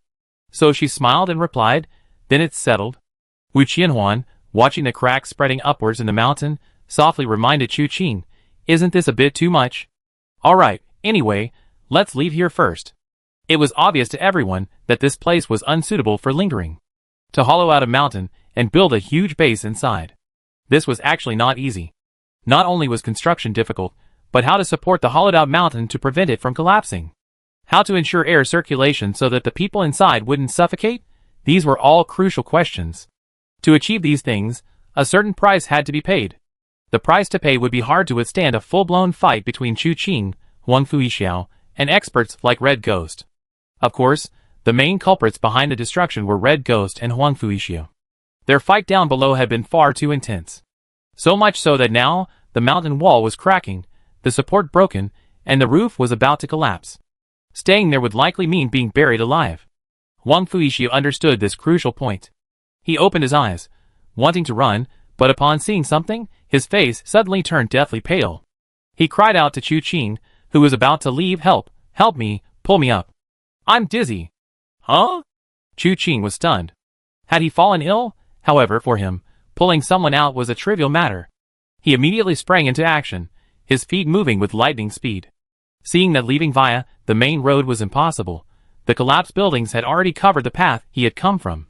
He simply kicked up the already crumbling mountainside, shattering it, and leaped away, carrying himself with him.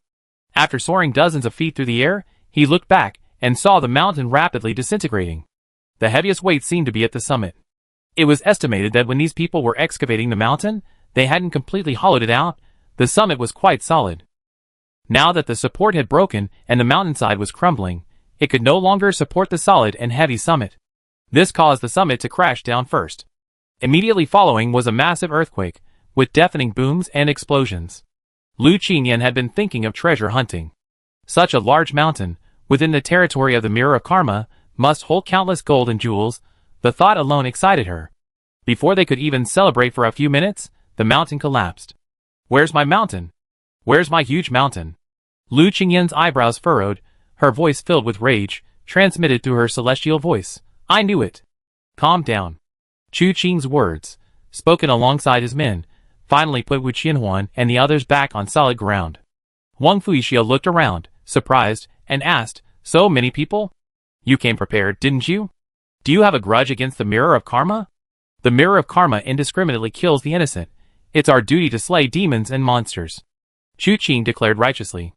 Huang Fuixiao thought for a moment, half true, half false. Never mind. Chu Qing suspected this young man possessed some kind of mind-reading ability, able to discern truth from falsehood in others' words. However, this was his skill, and Chu Qing had no intention of probing further. He simply asked, is your dizziness gone? I don't feel dizzy anymore when I can't see blood, Huang Fuixiao said with a smile. I have a strange natural ailment. Seeing blood and corpses makes me dizzy, lightheaded, and weak. Chu Qing suddenly realized this young man was afraid of blood. This wouldn't normally be a big deal, but for the son of the Sword Emperor, it became a major issue. After all, the son of the Sword Emperor was bound to witness the bloody darkness of the martial world, and killing was inevitable. But his inability to see blood was a serious problem. No wonder this man had kept his eyes closed when he stormed into the Mirror of Karma platform. He must have been cultivating some kind of extraordinary skill. Once he opened his eyes, he could kill even a 3 sovereign or 5 emperor with just his gaze. So it turns out it's simply a matter of avoiding bloodshed. That's quite a dilemma. Just as these words were spoken, Ouyang Tianfeng and the others came to pay their respects. They had come along to annihilate the Mirror of Calamity. But now, after traveling a long way to meditate and recuperate, before they could even do anything, the Mirror of Calamity's headquarters seemed to have collapsed. Now they were all somewhat bewildered, unsure of their exact purpose. Chu Qing coughed and said, "Things have changed, but the matter here is now settled. Let's leave here for now, and find a place to stay. I have some instructions for you." "Yes." Everyone nodded in agreement, and Huang Fuishu quickly said to Chu Qing, "Brother, don't forget my business." Unforgettable. Chu Qing was speechless. Judging from his earlier demeanor, he seemed like an arrogant expert, so why did he call him Big Brother so casually? Besides, this person looked 5 or 6 years older than him. Who was he calling Big Brother? Too lazy to argue, he led his men to search the surrounding area again, confirming that no one on or off the entire Mirror of Calamity had survived. Before leaving, they found a nearby town to stay in. Chu Qing unfolded the distribution map he had found at the Southern Region headquarters and began to trace it.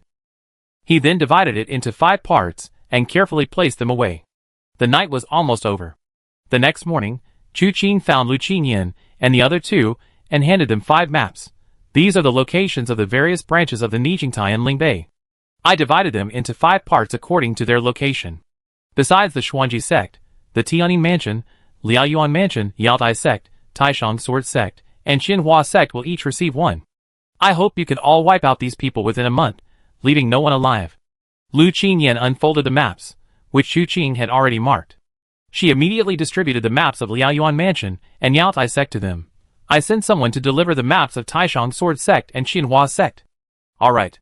Chu Qing nodded and said, "There's one more thing. Have you ever heard of someone who isn't a monk?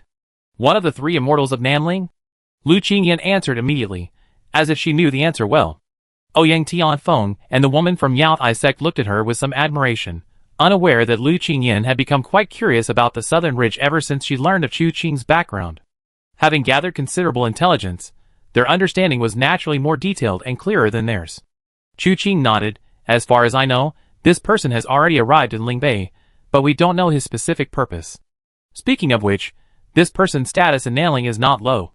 Unlike Lingbei, Nanling is constantly embroiled in war.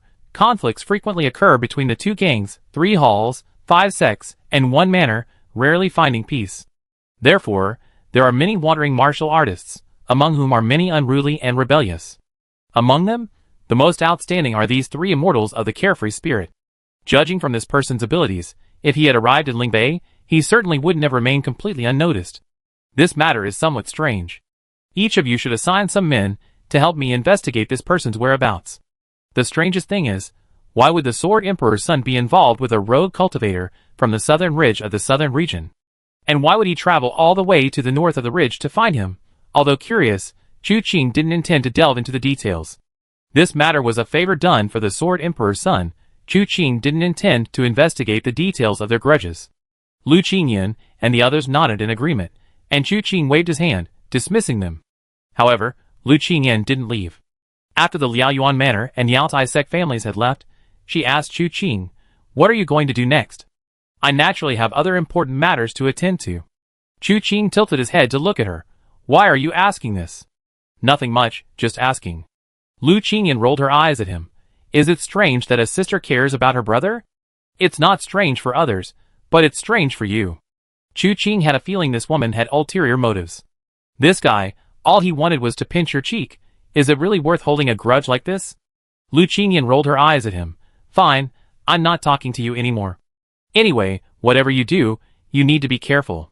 Don't think you can act recklessly just because you're skilled in martial arts. There are countless masters in the martial arts world.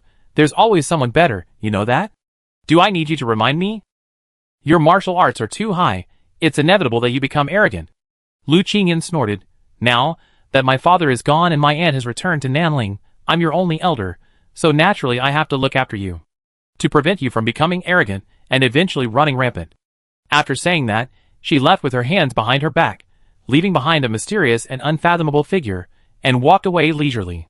Chu Qing's huge fist had nowhere to be used, and he was both amused and exasperated. Lu Qingyan and the others left that day, each going their separate ways to do things for Chu Qing. Wherein Qianluo also took her leave. Although she had only destroyed the southern region headquarters of the Nijingtai, she was still on a kill list, and not completely out of danger. But after understanding Chu Qing's arrangements, she still bid farewell. I suppose the Nijingtai is too busy to bother me now. I already bothered you all for a while, so I shouldn't disturb you any longer.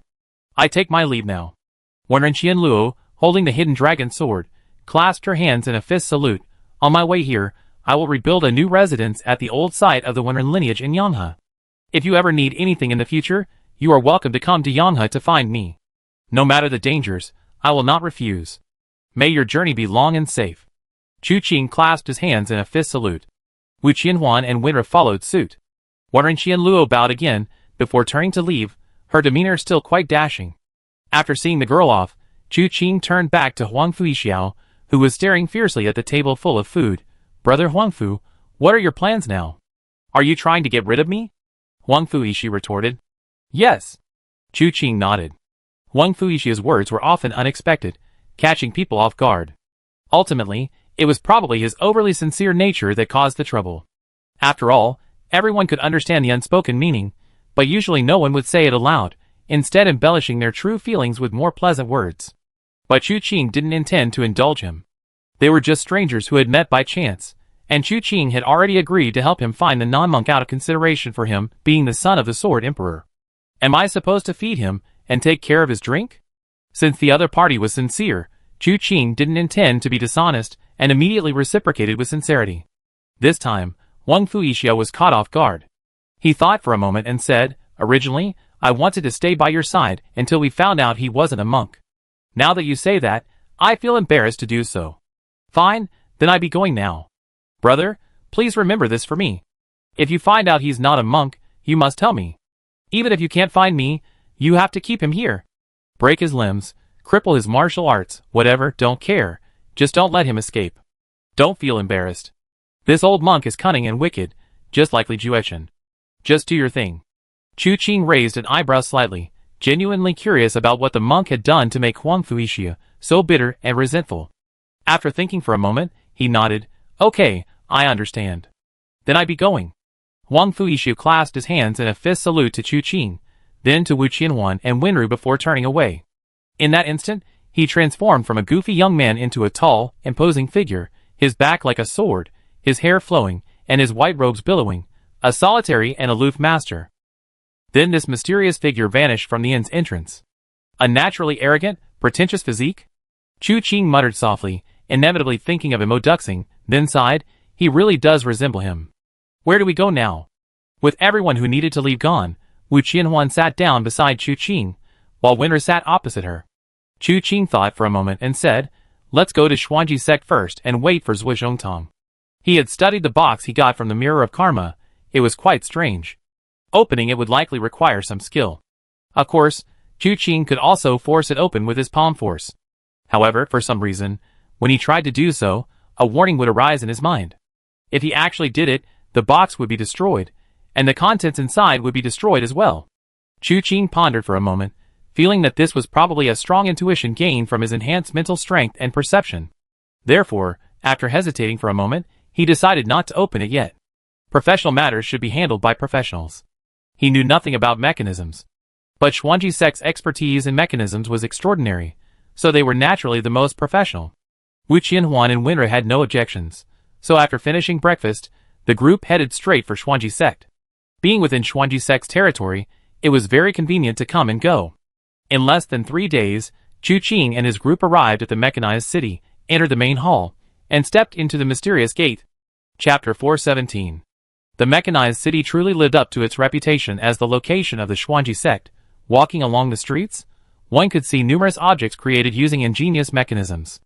From small children's toys, such as mechanical bamboo dragonflies and mechanical frogs, to large-scale water conservancy facilities, the city's drainage system and the defenses on the city walls were mostly constructed using mechanisms.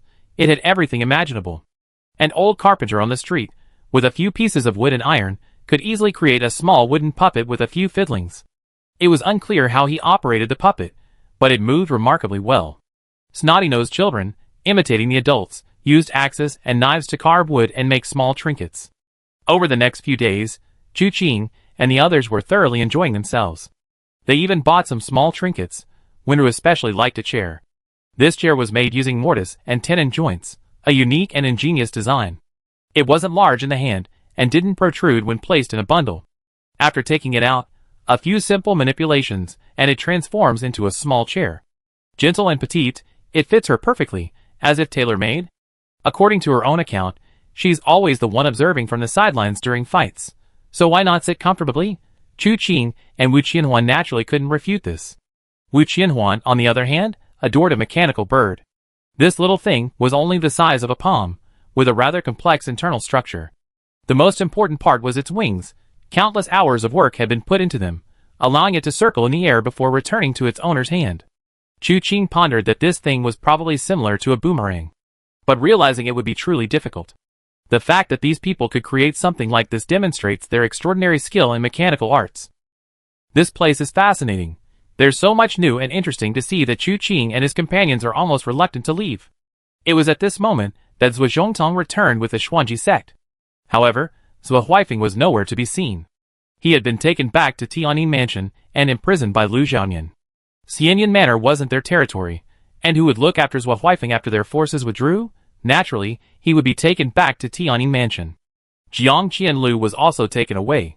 After the Xianyan Mountain gathering, Chu Qing first went to the southern region headquarters of Nijingtai, then brought Wu Qianhuan and Winru to the mechanical city, where they stayed for several days. The 1-month deadline was fast approaching. He planned to make another trip to Tianyin Mansion after dealing with matters in the mechanical city to check on the situation. Whether the Heaven and Earth 4 Directions vessel could be used was about to be answered. When Zhuo Zhongtong saw Chu Qing, his expression changed drastically. His feelings towards Chu Qing were complex. Chu Qing had saved Cheng Zhao's life, and he was deeply grateful to her. But then, Chu Qing publicly won over Zhuo Huifeng. This was, after all, his own father. Even someone blinded by love wouldn't abandon everything for love, especially when Zhuo Huifeng had been so considerate of him. But this matter had blown up too much, and he was truly helpless. And he was even more powerless against Chu Qing, the instigator. Therefore, even though he had achieved his goal and Cheng Zhao had accepted him, he was still depressed and sullen. Chu Qing didn't care about Zhuo Zhongtong's reaction and directly took out the box. "Can you untie this?" He got straight to the point, without any beating around the bush. Zhuo Zhongtong composed himself, took the box, examined it for a moment, and then silently said, "This is something from my Xuanji sect, called the Heaven and Earth Treasure Box, containing the principles of the heavenly stems and earthly branches. The Alliance leader was right not to force it open. This item is precious, but its most precious part is the oil hidden in the crevices. If you force it open, the oil will ignite, burning everything inside to ashes. However, I can open this. Then help me open this." "Yes." Zhuo Zhongtong nodded obediently. He hadn't considered using this to make demands of Chu Qing. After all, most of what he wanted was impossible to achieve. For example, getting Chu Qing to release Zhuo Huifeng. As for removing the life and death talisman from Cheng Zhao, he didn't even mention it. He silently placed the box on the table, and sat down to fiddle with it. He tapped and banged on the box, then reached under it, and rummaged around for something. Chu Qing examined it carefully, hoping to learn a trick, when suddenly, he heard a clicking sound coming from inside. The next moment, with a snap, the box opened. Chu Qing paused for a moment, then couldn't help but say, "It's like playing a game." Zhuo Zhongtong thought for a moment and said, "Like the Alliance leader killing someone." Chu Qing nodded, ignoring him, and focused his gaze on the box. The first thing he saw was a booklet with 3 words written on it, Fire Corps Chapter. Underneath this booklet were several sheets of paper and a letter.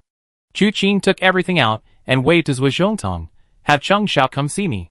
Zhuo Zhongtong's expression faltered for a moment, but he still nodded, "Yes." He then turned and left. Chu Qing then opened the Fire Corps chapter. He already knew of 2 martial arts with similar names. One was the Cold Corps Record, and the other was the Wood Corps Technique. Now it was the Fire Corps chapter. Although he had initially suspected that these martial arts should originate from the same source, and that their cultivation methods must be extremely complex, when he actually saw the contents of the manual, he still couldn't help but frown deeply. The manual stated that to cultivate the Fire Corps chapter, one must wield raging flames and have one's 5 internal organs burned away. This was difficult to understand. It sounded like one had to be burned alive, with all 5 internal organs reduced to ashes, in order to successfully cultivate it. But in reality, once you reached that point, the person is already dead, so what's the point of practicing? The most crucial element here is fire poison. Those who cultivate this martial art must first ingest a pill called the fire poison pill. This pill obliterates senses, putting the body in a very special state. Using this state, a ball of fire is generated in front of the body. Then, the palm is slowly rotated over the fire, channeling energy into the flames. This sounds easy, but it's actually not. The fire poison pill obliterates bodily senses, including the most important one, pain. Therefore, there's a limit to how deeply the flames scorch the skin. It can't go too deep, or it will burn the skin. Once the effects wear off, the arm is useless. But it also can't stray too far, otherwise, the energy won't be absorbed, and everything will be wasted. The fire poison pill will be wasted.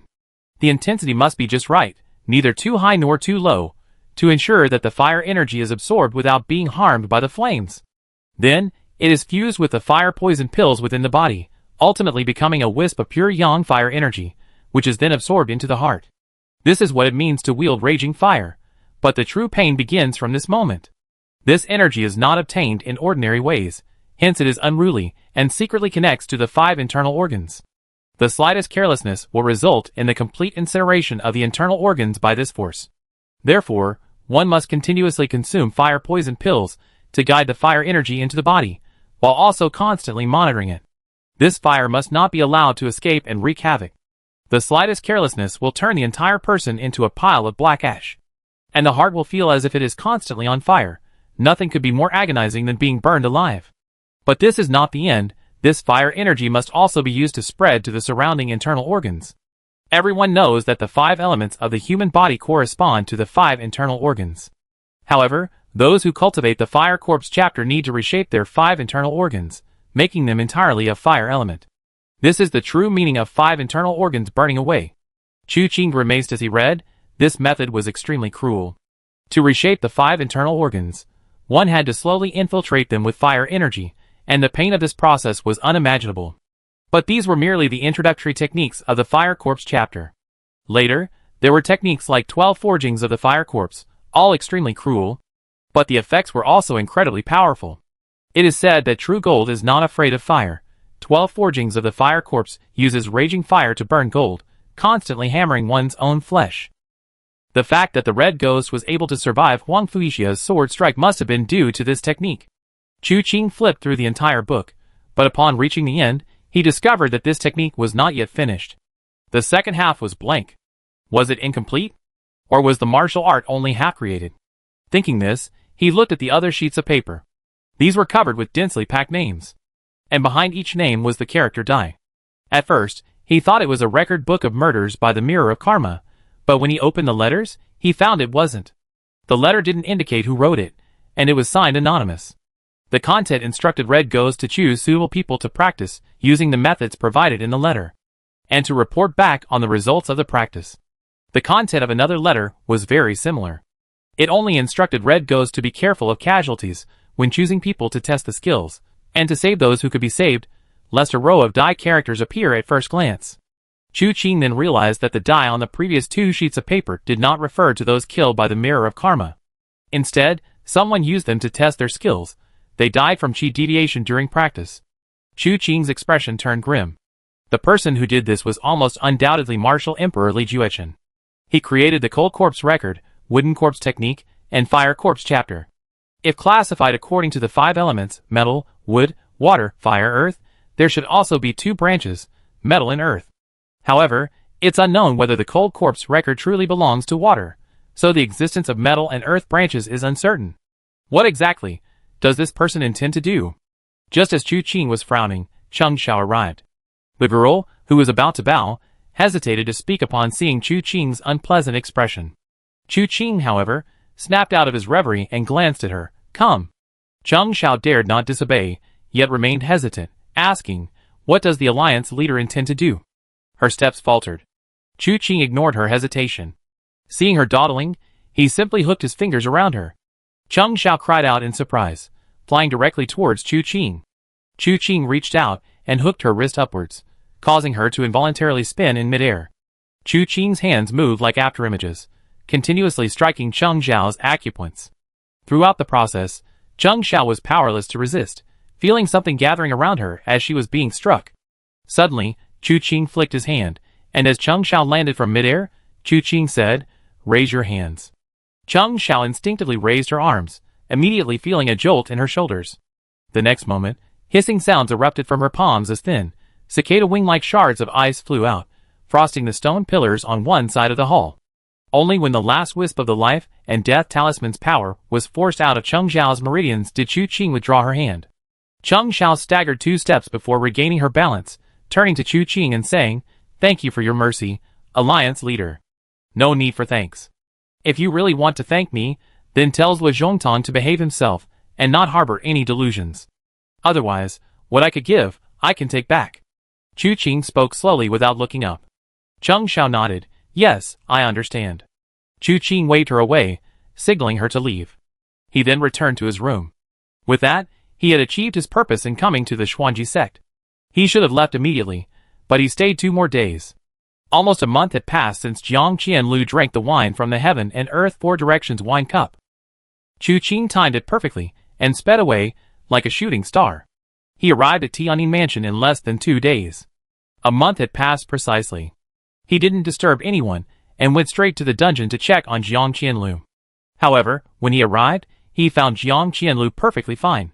He was sitting there peacefully, cross-legged in meditation. Although he didn't have a dantian to store his inner energy, his limbs and bones contained stored inner energy. For the past month, he had been trying to gather this inner energy into one place, so he could use it. However, this inner energy was rebellious, and wouldn't obey him, no matter how he tried to manipulate it. Until today, he sensed an anomaly in his inner energy, feeling that his month of hard work might be paying off, so he hurriedly sat down cross-legged to try and gather it. This happened around the same time Chu Qing arrived. Chu Qing observed him for a moment, but couldn't discern anything unusual. Just as he was wondering if the time was off, if he had misremembered, or if the Heaven and Earth 4 Directions vessel was nothing special, and if it was all just his imagination, a gust of wind suddenly swept around Jiang Qianlu. The next moment, he abruptly opened his eyes. His eyes were empty, clearly showing he had lost his mind. He stood up straight, and walked towards Chu Qing's direction. When he encountered the cell door, he swung his palm to strike. The force was extraordinary. The cell door shattered instantly, and Jiang Qianlu stepped out of the cell, his empty eyes looking at Chu Qing. "Vase. Give it to me." Chu Qing was slightly taken aback for a moment. After thinking for a moment, he took out the Heaven and Earth 4 Directions vessel. The moment Jiang Qianlu saw the Heaven and Earth 4 Directions vessel, his expression changed. He then leaped up and pounced on the vessel. Chapter 418.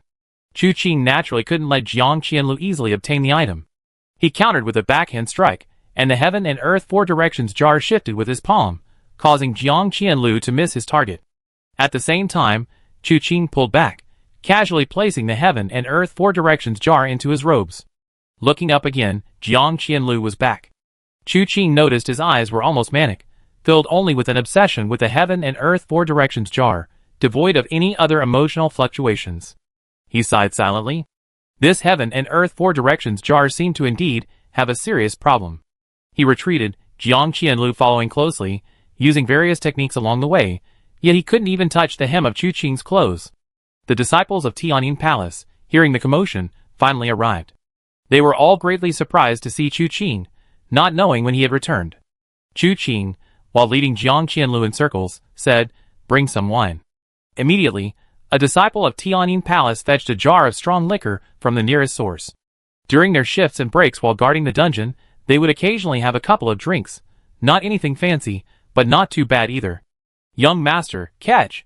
With a flick of his wrist, the wine jar was already in front of Chu Qing, who casually grabbed it and simultaneously pushed off with his foot, resulting in a loud bang.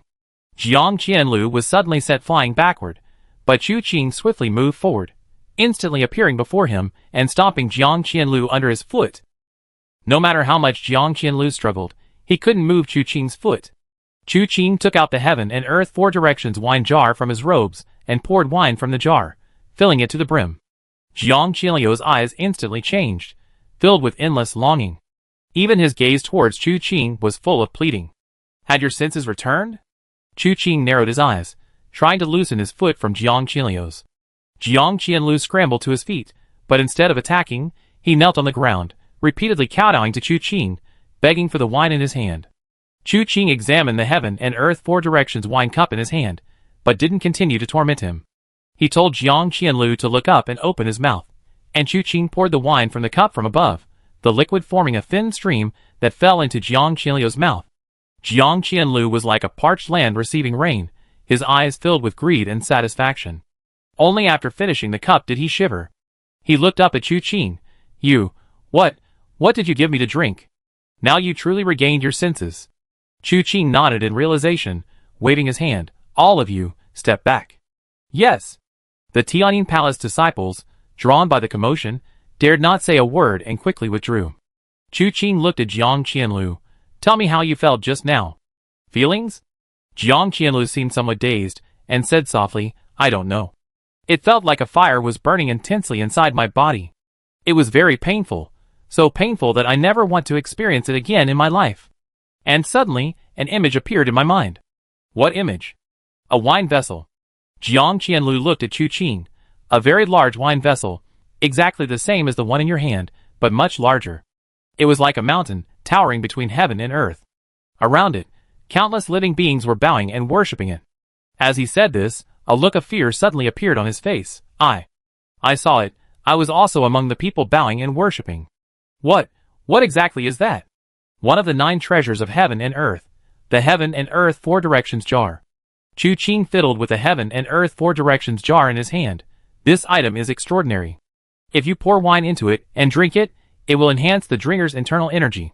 Even someone like you, with your dantian shattered and your qi collapsed, can regain internal energy through it. However, it seems that this thing is a double-edged sword. While you gain the benefits, you must worship it. Otherwise, you end up like you just now, suffering a fate worse than death. At this point, Chu Qing roughly understood the key point. The heaven and earth 4 directions jar can indeed enhance one's internal energy, but it also creates a strong dependence on it. One must drink it once a month, otherwise, one will lose their mind. And the process is extremely painful. Only by drinking wine modified by the heaven and earth 4 directions jar can the pain be relieved, sanity restored, and internal energy enhanced once more. Actually, Chu Qing could continue his research to see how Jiang Qianlu would behave if he wasn't given alcohol next month. Or, would his physical condition change after a few months? But this was no longer necessary for Chu Qing. The intense dependence on the heaven and earth 4 directions jar could be used as a control mechanism. The heavenly evil cult might need this thing, or perhaps there was a way to avoid its negative effects. But for Chu Qing, none of that mattered. He only wanted to know one thing, whether the heaven and earth 4 directions jar could be used by Wu Qianhuan and Wenru. Now the answer is clear. This thing must absolutely not be used by anyone close to you. That's enough. Therefore, before Jiang Qianlu could even marvel at witnessing the legendary 9 treasures of heaven and earth, Chu Qing had already pointed a finger. Not to mention Jiang Qianlu was caught off guard. Even if he had been fully prepared, he would have struggled to defend himself. The finger landed steadily on Jiang Qianlu's brow, and the next moment his body stiffened. He died on the spot. Chu Qing turned and left after sending out the finger. As he passed the disciples of Tianyin Palace, he softly instructed, dispose of the body and return it to Xuanji sect. Yes. The disciples on both sides bowed in agreement. Chu Qing turned and disappeared. He came and went in a hurry. Wu Qianhuan and Wenru were still at Xuanji sect, so he didn't have time to linger at Tianyin Palace. However, having come all this way, he still went to see Lu Xiaoyan before leaving.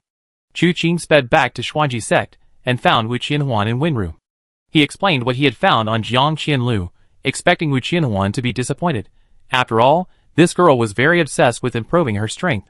However, to his surprise, Wu Qianhuan showed no disappointment after listening, simply nodding calmly. Chu Qing was somewhat surprised.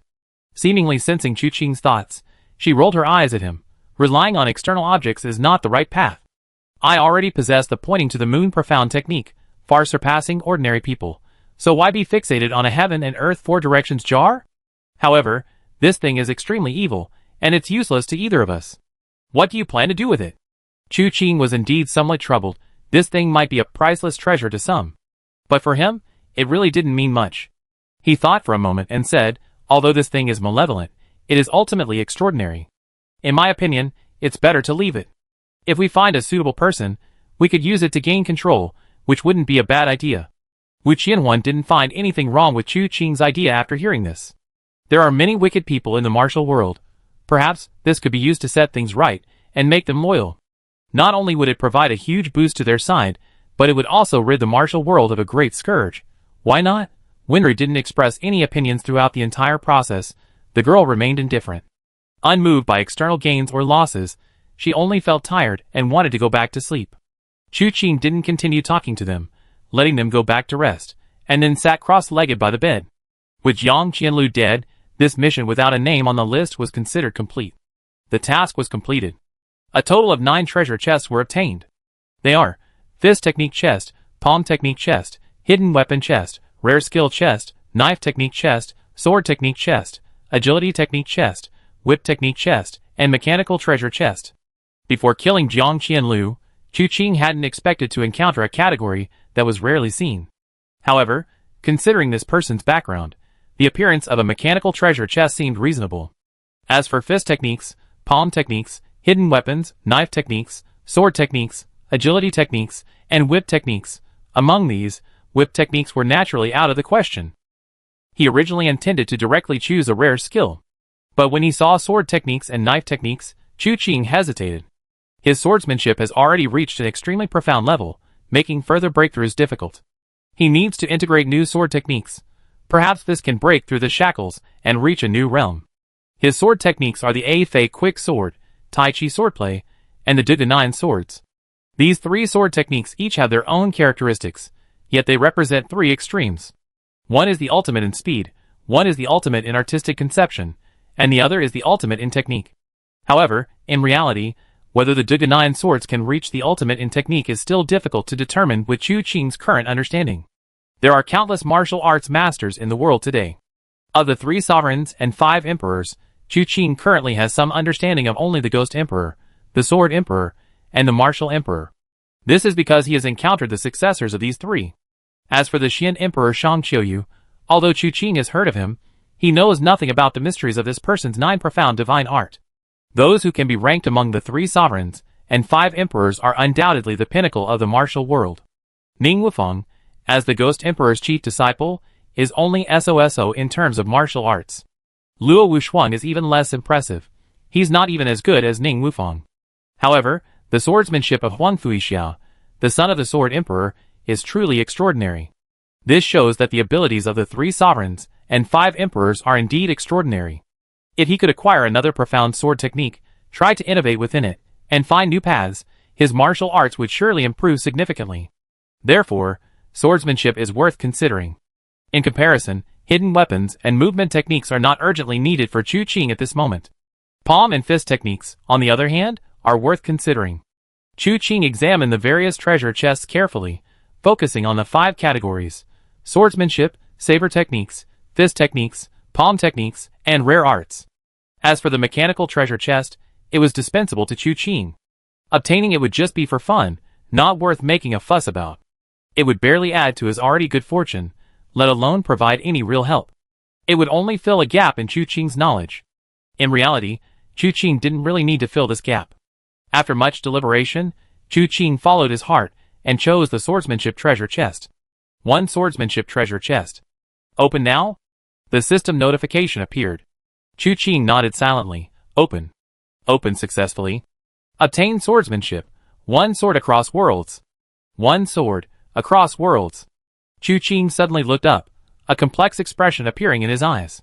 1 sword across worlds, unparalleled in attack. This was less of a swordsmanship and more of a single sword strike. This sword strike was enough to cleave the sea of suffering in the mortal world, separating the 2 shores of life and death. Its power was undeniable. However, for Chu Qing now, what he needed wasn't a particularly powerful sword technique, but rather a method that would allow him to think more deeply and draw inferences from other techniques. After all, with his current foundation, if he could fully unleash what he had learned, the resulting power would far surpass that of acquiring a new martial art. But ultimately, happiness still prevailed. After all, this time he hadn't been unlucky. He had unleashed a peerless sword technique, making all the effort he had put into reaching the top of the rankings worthwhile. Thoughts flashed through his mind like lightning, and the details of the sword technique were already integrated into his brain. In an instant, he had mastered it. But upon opening his eyes, Chu Qing's gaze turned thoughtful. The sword across worlds technique emphasizes the harmony of inner and outer strength, condensing one's internal energy into a single point and unleashing it with a single strike. This sword strike is earth-shattering. However, it also depends on the user's skill. With Chu Qing's current cultivation level of illuminating Jade divine strategy, incorporating the principles of yin and yang and the way of wind and cloud, few in the world could withstand this strike. However, this sword technique also has a flaw: the greater the power, the greater the backlash. It requires an extremely strong physique to withstand it. Otherwise, this sword technique would be a case of injuring the enemy 1,000 while harming oneself 800. Although Chu Qing was confident in his physical strength, especially with the blessing of his undying golden body, even if he unleashed the sword across worlds technique freely, he might not actually be able to harm himself. Furthermore, with the techniques of seated divine illumination and heaven-shattering earth-striking technique, even if one were to suffer injury, it could be quickly repaired. However, Chu Qing pondered deeply and felt something was missing. He simply sat cross-legged, using seated divine illumination to penetrate the sword's otherworldly depths, and then supplementing it with the heaven-shattering earth-striking technique to thoroughly dissect its intricacies. This sword technique was incredibly powerful, but from its mental cultivation method and moves, it was clear that it couldn't escape the word simple and brutal, which was precisely its weakness. Lacking a sense of harmony and a method of dissipating force, it was like an incredibly powerful gun. Firing it could kill someone, but the immense recoil would also shatter their shoulder. At this point, it was necessary to add a design to this gun, so that its power remained undiminished, but its recoil was significantly reduced. Only then could it be used effectively. But in his deep meditation, Chu Qing discovered that perhaps precisely because of this simplicity and directness, this incredibly powerful sword technique still had large blank spaces available for further study. The next moment, the room vanished, and Chu Qing, holding the Azure Knight sword, stood beneath the endless sky. Chapter 419. This was an illusory space created by the heaven-shattering, earth-shattering great technique, which Chu Qing used to adjust his sword as separation from the world. He held the sword in one palm, the blade horizontal between his hands, a red light emanating from the tip. Suddenly, his figure coiled, and the longsword slashed out. Boom! Boom!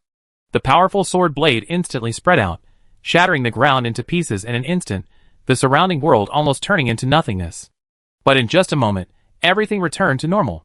Chu Qing briefly sensed himself and confirmed that his condition had not suffered any irreversible damage. He stroked his chin thoughtfully. 30% of my power is already like this. I used the heaven-shattering, earth-shattering great technique and the divine illumination technique to deduce that, although it was within an illusion, the actual power should be the same. His own condition was exactly the same. Sure enough, he could withstand the backlash of this sword move. He remained silent, sword in hand, for a long while before opening his eyes. A faint glint of sword light shone in his eyes.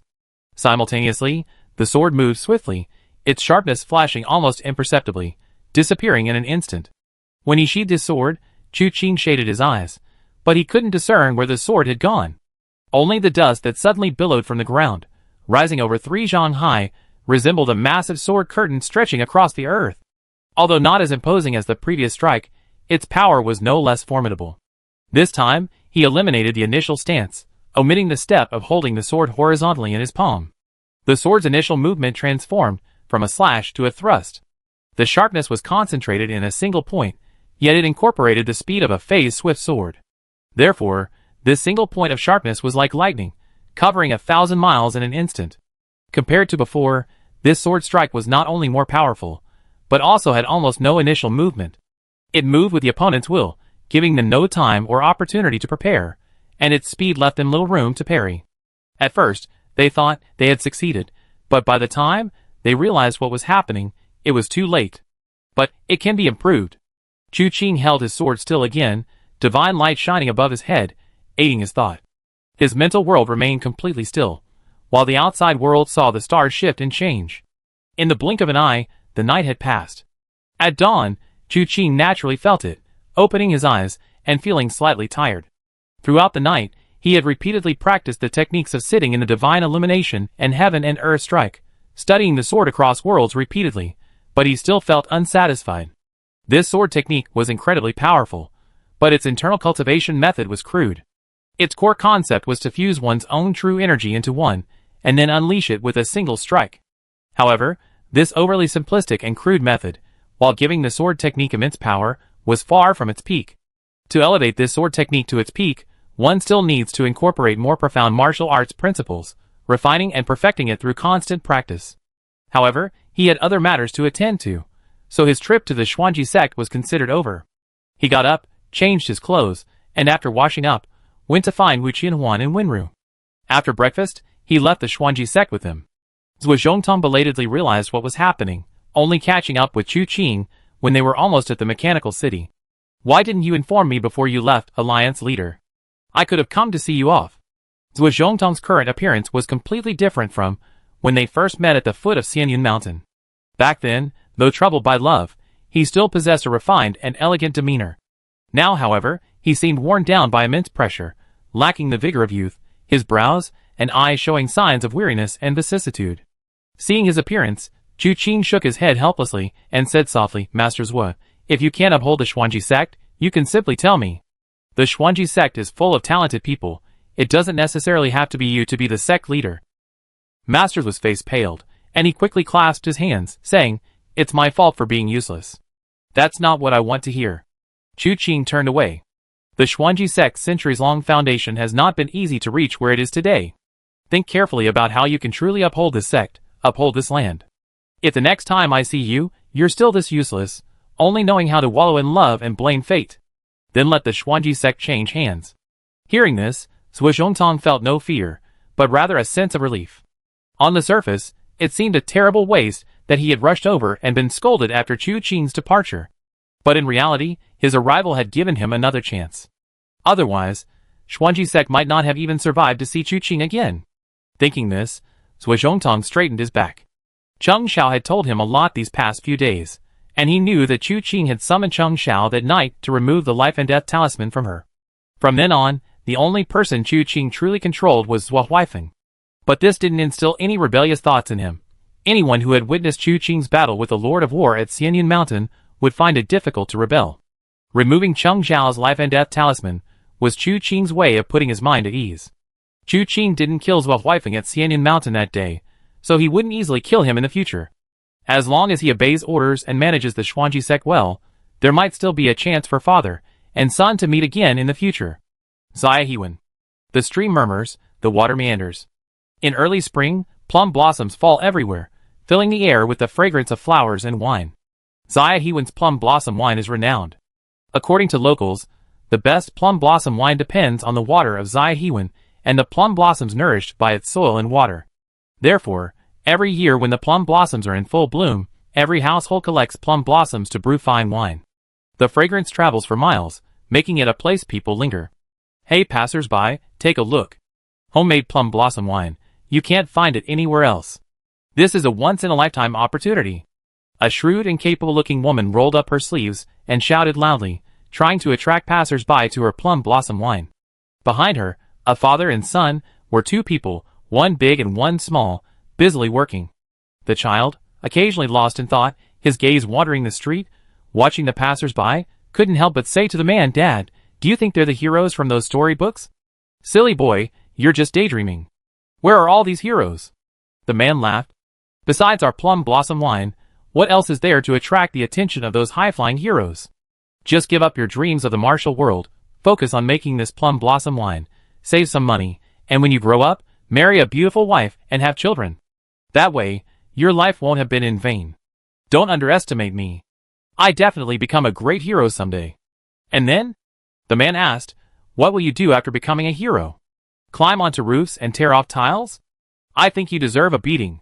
He made a move to strike, and the future hero, not daring to take his father's iron fist head-on, could only bow and admit his mistake.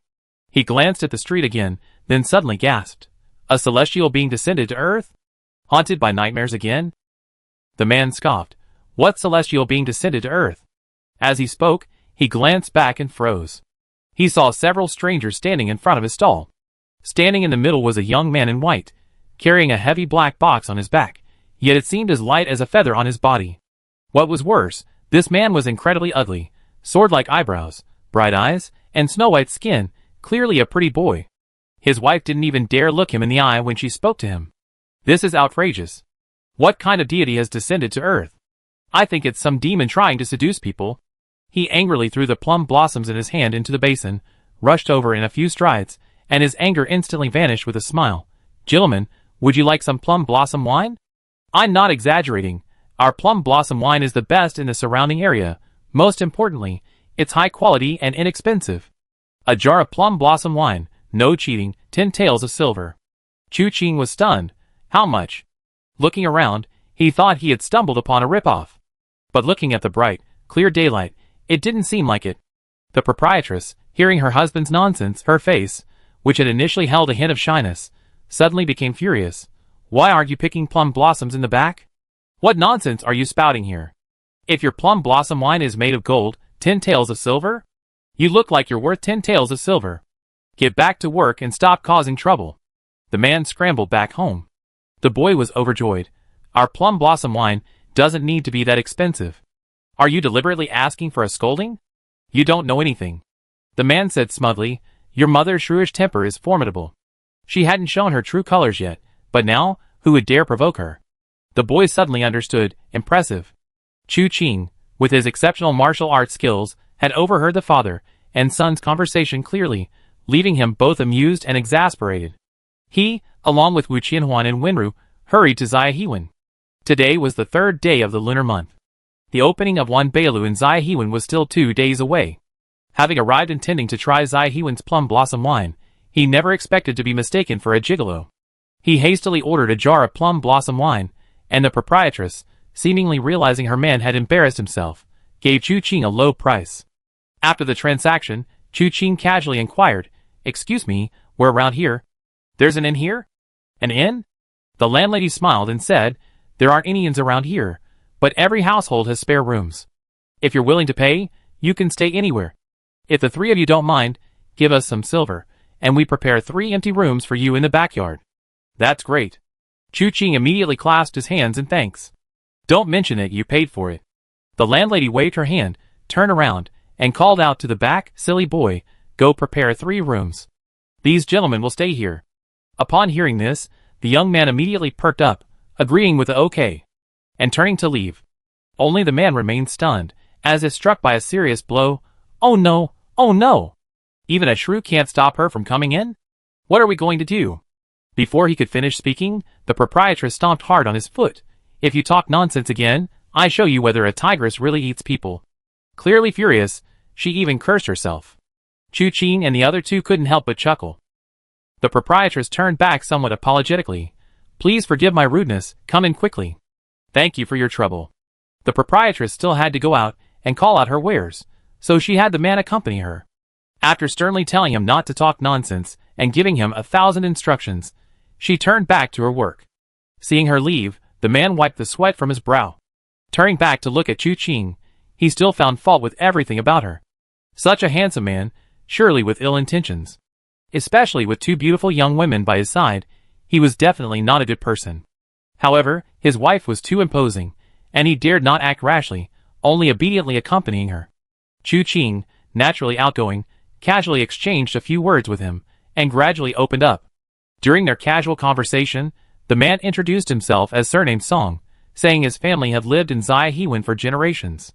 In the past, life was peaceful. During the farming season, they tilled the fields, and in the season of falling blossoms, they picked plums and brewed wine. A simple and unpretentious life. But recently, for some reason, many outsiders had suddenly arrived in Ziahewen. They didn't know why they had come. After a few more words, the young man emerged from the backyard, a few specks of dust on his clothes. He said the rooms had been prepared, but not 3, only 2. The last room couldn't be cleaned up in a short time. The landlady looked a little embarrassed upon hearing this, but Chu Qing said it was fine. 2 girls could share 1 room, and he could have his own. The landlady felt bad, and told Chu Qing to pay less. It was a small matter, and Chu Qing didn't take it to heart. He followed the young man to show him his room, and then the young man went to get busy. The room wasn't great, but the young man cleaned it very well. Chu Qing sat on the Kong, heated brick bed, and Wu Qianhuan said with a smile, "This family is quite interesting. The couple is so loving, and even though the child is so big, the husband is still jealous." She glanced gently at Chu Qing's face. "It's all because of third brother's face. Yeah, he didn't look like this before. How did you become so fair-skinned and rosy-cheeked? My internal energy is perfected, so my appearance doesn't age. Not only will I look like this now, But I look like this even decades from now, when I'm 70 or 80. Chu Qing snorted. Wu Qianhuan was taken aback. Then what about me? 30 years from now, if we go out together, won't people mistake me for your mother? How dare you? Chu Qing roared, making a move to strike. Wu Qianhuan giggled and dodged repeatedly. Wenru silently watched the two fooling around, speechless. If they really wanted to fight, with Chu Qing's martial arts skills, Wu Qianhuan would have nowhere to hide. Her inner speechlessness finally boiled down to two words: childish. Chu Qing and Wu Qianhuan paused, looking at Wenru together. They hadn't expected to be criticized like this. They exchanged a glance, and then dragged Wenru into the fray. After the three of them played around for a while, they calmed down. Chu Qing then said, however, 7 or 8 out of 10 things that Manager Song said to me were lies. Moreover, this person is very discreet and possesses considerable internal strength. Chapter 420. Wu Qianhuan and Wenru exchanged a glance, both realizing something was amiss. Wu Qianhuan asked in surprise, "Why didn't you say so sooner? The reason you decided to stay here is because he knows martial arts?" "No." Chu Qing shook his head. "When I decided to stay here, I hadn't discovered he possessed martial arts skills. I only noticed something was off when I spoke to him later. There are many inconsistencies in his words, but most of them are nothing to worry about. They're just ramblings born of jealousy. However, his background is probably not simple. He's certainly not a local from Zaihewen. He didn't use the heaven-shattering earth-striking technique to investigate the truth, nor was there any need to. It was just a chance encounter. There was no need to delve into the details. Anyway, they would be leaving after the Wan Bailu gathering in 2 days." Wu Qianhuan understood Chu Qing's thoughts and smiled, saying, "Everyone has their secrets, but since we only met by chance, there's really no need to pry." Chu Qing and his companions didn't discuss the family much. After a brief chat, they prepared to go for a stroll. The river bend was beautiful this season, with peach blossoms everywhere, dotting the houses and making it look like a paradise. It was fortunate they didn't have cell phones, otherwise, any casual snapshots would have been perfect. Not many people knew about Wan Bailu, and although there were a few familiar faces in the river bend, it wasn't to the point where it was teeming with armed martial arts practitioners. However, Chu Qing hadn't expected to see someone he knew so easily. Big Brother. Huang Fuixiao, dressed in flowing white robes, and with an arrogant expression, suddenly jumped up and waved to Chu Qing. Chu Qing was stunned for a moment before the man appeared before him. "Brother, long time no see." "It doesn't seem like that long." Chu Qing thought carefully. It had only been about half a month since they parted. "Young Master Huangfu, why are you here?" Wu Qianhuan asked in a low voice. Huang Fuixiao winked at Chu Qing and said, "Naturally, it's because of Wan Bailu. I long heard that you can't buy anything at Wan Bailu. There's something I wanted to buy for a long time, but I don't know if Wan Bailu lives up to its reputation." "What do you want to buy?" Chu Qing asked curiously. "Not the monk's whereabouts? That bald thief isn't worth all this trouble," Huang Fuixiao said smugly. Chu Qing's face darkened. "So, you're planning to make me go through all this trouble?" No, brother, don't misunderstand. I misspoke." Huang Fuixiao grinned. "But the thing I want to buy is probably very difficult to find. Even Wan Bailu might not be able to do that. Brother, I thought it through. If Wan Bailu doesn't have what I want, then it's a fraud, a liar. Then I burn Wan Bailu down to the ground, to prevent it from harming the martial world." Chu Qing nodded repeatedly. "Your idea is very creative, I support you. But when you do all this, could you please pretend you don't know me? I'm worried people will misunderstand that we're in cahoots, and when they attack you, they might attack me too." "What's there to be afraid of?" Huang Fuixiao said excitedly. "Perfect. You and I, brothers, can join forces again. Wan Bailu is laughable." Chu Qing had no interest in playing along with his madness, and made an excuse to run away. However, Huang Fuixiao was incredibly clingy, especially after meeting Chu Qing. It was as if he met an old friend in a foreign land. He followed like a tail, impossible to shake off. Chu Qing was too lazy to pester him. If he wanted to follow, so be it. But when Chu Qing and the others arrived at a rather famous local restaurant, seeing Huang Fuixiao casually sit down, Chu Qing reminded him, "Order what you want, and pay the bill yourself." "Brother, why are we being so distant?" "Don't be silly. We only met once. Besides, even brothers have to keep clear accounts. We're not that close." Chu Qing rolled his eyes, and called the waiter for food and drinks. Huang Fuixiao looked aggrieved. "If my dad knew I was hated by everyone outside, I wonder what he'd think. He'd probably lament that his parenting methods were a complete failure, raising such a son." Wow, big brother, you know you can't keep your mouth shut. If my dad hears this, he might come looking for you to fight. Wang Fuixia's emotions came and went quickly. Seeing that Wu Qianhuan had ordered a few dishes and the waiter was about to leave, he hurriedly grabbed him and said a few more things he wanted to eat, but they were basically the same as what Chu Qing and the others had ordered. The waiter was confused. They came together, so why were they ordering 2 tables of food? But it's a fool not to make money, so the waiter didn't care. He immediately agreed and turned to leave. Chu Qing's gaze swept around the restaurant. There weren't many people, just a few scattered around, each sitting at a table eating, their expressions somewhat indifferent. Moreover, these individuals possessed extraordinary bearing, yet they were remarkably reserved. They seemed like ordinary people. After Chu Qing's gaze shifted from one of the old men, he heard Huang Fuixi whisper in his ear. The old man you're looking at is nicknamed Northern Sword Elder, the Lord of Northern Sword Mountain. The so-called Southern Blade and Northern Sword are quite famous in the martial arts world. But you're so young, brother, you probably haven't heard of him. After all, he's not from your southern region. Not from the southern region. Chu Qing suddenly realized. Wanbeilu was no ordinary place. Every appearance of its inn was a grand event. Inevitably, people from all corners of the land would attend, each seeking their own purpose. It seemed this Wanbeilu gathering would allow him to witness many masters. Wang Fuixiao, a man of wide experience, casually pointed out to Chu Qing that this small inn housed several experts. Besides Bei Jiantianwen from the Southern Saber and Northern Sword faction, there was also Qianlu Gongzi from the Northern region. This man, only around 30 years old, already possessed martial arts skills that placed him among the top in the martial world. And what Huang Fuixi meant by the pinnacle of power is likely far from simple. However, what truly intrigued Chu Qing was the holy monk Jiasha from the great Sumeru Zen temple in the western regions. Huang Fuixi said that this person claimed to be a reincarnated Buddha, now in his 8th cycle of reincarnation. Furthermore, the great Sumeru Zen temple is truly remarkable. Although the reincarnated Buddha was born without any cultivation, he was naturally versed in Buddhist principles, possessing profound and extremely high levels of Buddhist knowledge. By matching the clues left behind by the previous living Buddha before his passing, the reincarnated body could be easily found. After being brought into the great Sumeru Zen temple, a sudden awakening of past and present lives would be used, and all the Buddhist supernatural powers cultivated over countless lifetimes would return and be bestowed upon one person. Overnight, he could transform from someone completely ignorant of martial arts into a peerless master who roamed the world. As the two discussed this person, Jiasha, sensing something, glanced up at Chu Qing and Huang Fuixiao, then smiled slightly, nodded to Chu Qing, and continued to lower his head. Drinking and eating meat, Chu Qing clicked his tongue. Buddhism has precepts, but this reincarnated living Buddha seemed to have no intention of abiding by them. Instead, it was a case of wine and meat passed through the intestines, but Buddha remains in the heart? Just as he was marveling at this person's unrestrained nature, he heard a series of thumping sounds, and another group of people came upstairs. 4 people came up, but they possessed 4 distinct characteristics: tall, short, fat, and thin. Huang Fuixi raised an eyebrow slightly. They really came too. Who are they?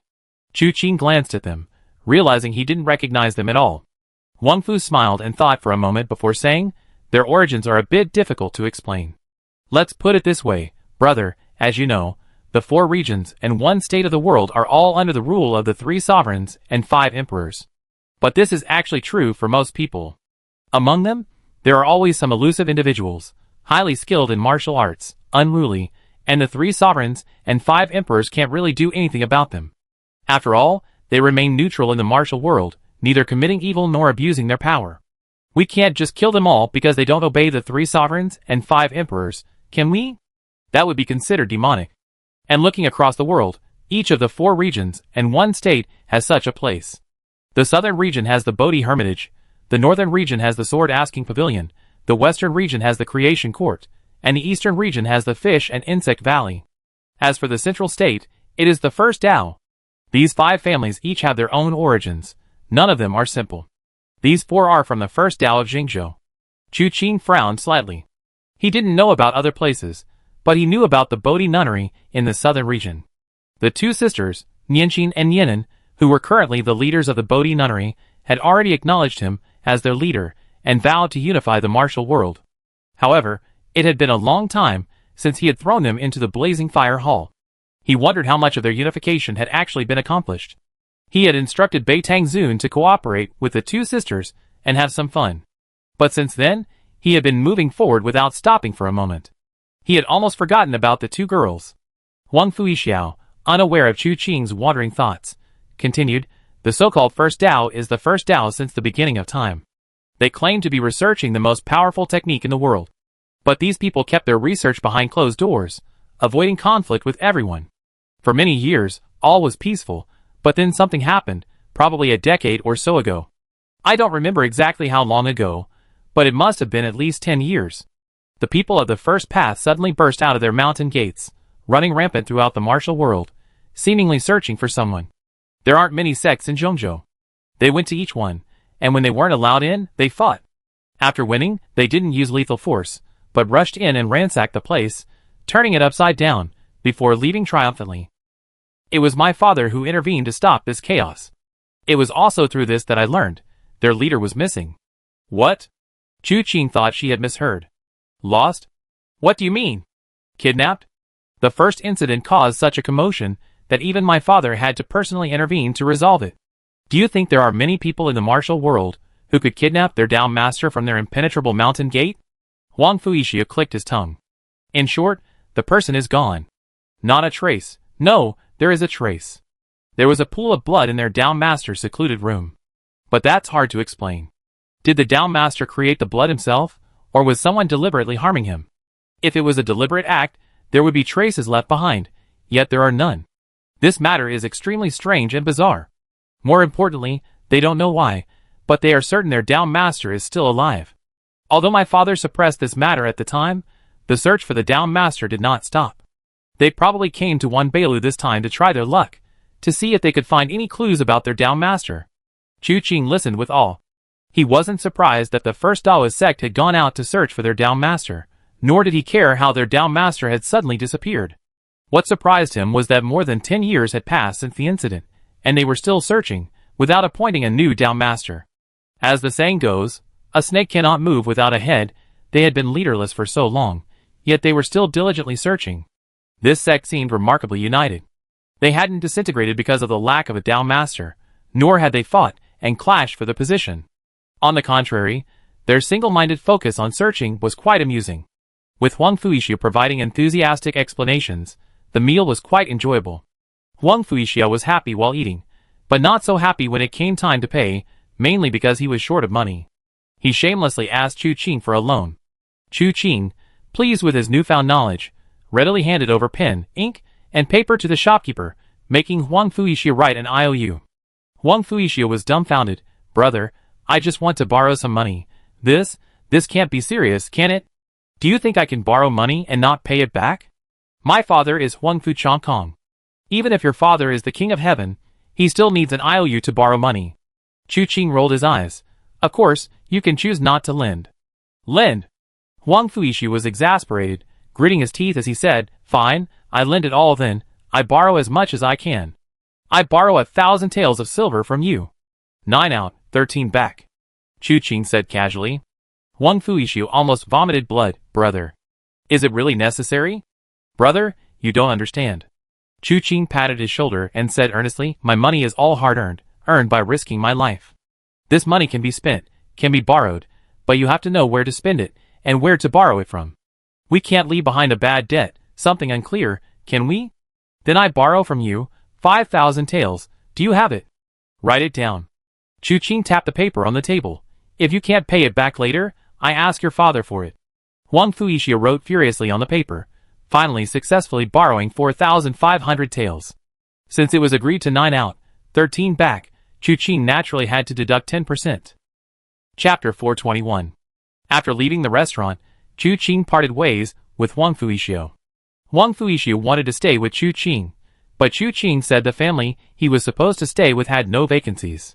He realized Chu Qing wasn't lying, so he gave up the idea. On the way back, Wu Qianhuan thoughtfully said to Chu Qing, Huang Fuixia seems simple and straightforward, but I always feel he's not so innocent.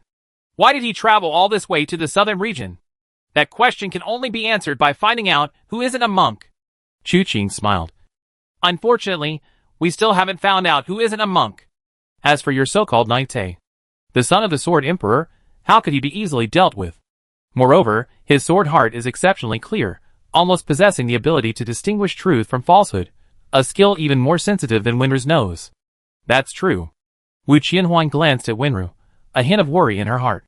She understood the limitations of the heavenly fragrance body's olfactory abilities, and knew Chu Qing had pinned his hopes on Wan Beilu, but she wondered if Wan Beilu actually knew the location of Tianfu Temple. Back at their lodgings, the family of three was preparing dinner. When Chu Qing and his companions returned from the restaurant, they asked if they needed their dinner brought out. After receiving a reply that Chu Qing didn't need it, the landlady happily went back to her work. The manager, surnamed Song, watched Chu Qing like a thief, fearing this pretty boy might cause trouble and steal his wife away. The young man, however, looked at Chu Qing and his companions with stars in his eyes. Even after the group returned to their room, they could still find the kid hiding in the corner, spying. Chu Qing didn't tolerate it and directly grabbed the boy. "You're so young. Why aren't you learning anything good? What are you spying on here for?" The boy, unable to break free from Chu Qing's grip on his arm, quickly begged for mercy. "Big brother, spare me." "Aye. Speak quickly." Chu Qing's expression darkened slightly. The boy had never experienced anything like this before, and couldn't tell if Chu Qing was bluffing or genuinely intending to attack him. So he hurriedly said, I thought you guys were martial arts masters, that you practiced martial arts whenever you had free time." I just wanted to learn a little. In the future, I also want to roam the martial world, helping the weak and punishing the wicked." This wish was simple and unpretentious, not exceeding Chu Qing's expectations. He casually released the boy's arm. "You're so young, you don't know the power. Let alone whether we're even martial arts masters, or whether we practice martial arts in our spare time. If you really practiced it, and you came to peak, you committed a grave taboo in the martial world. If you encounter someone with a violent temper, killing you alone wouldn't be enough. What if they killed your whole family?" The boy's face paled. "No, it can't be that bad, can it? Even if I'm wrong, what does it have to do with my family? This has nothing to do with reason." "Reason?" Chu Qing smiled. "It can be reasonable, but it depends on the situation. For example, you're falsely accused of murder, and you have sufficient evidence to prove you're not the killer.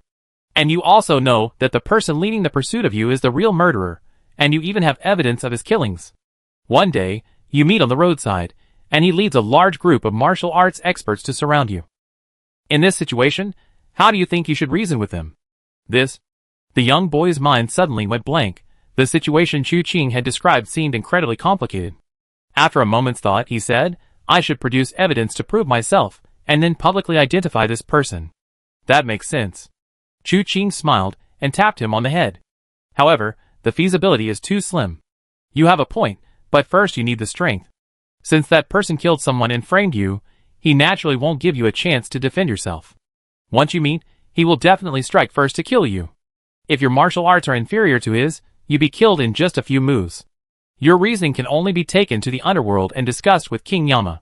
The boy shrank back. "But it shouldn't be like this, shouldn't it? Don't I even have a chance to speak?" "Yes, you do, but you have to fight for it yourself."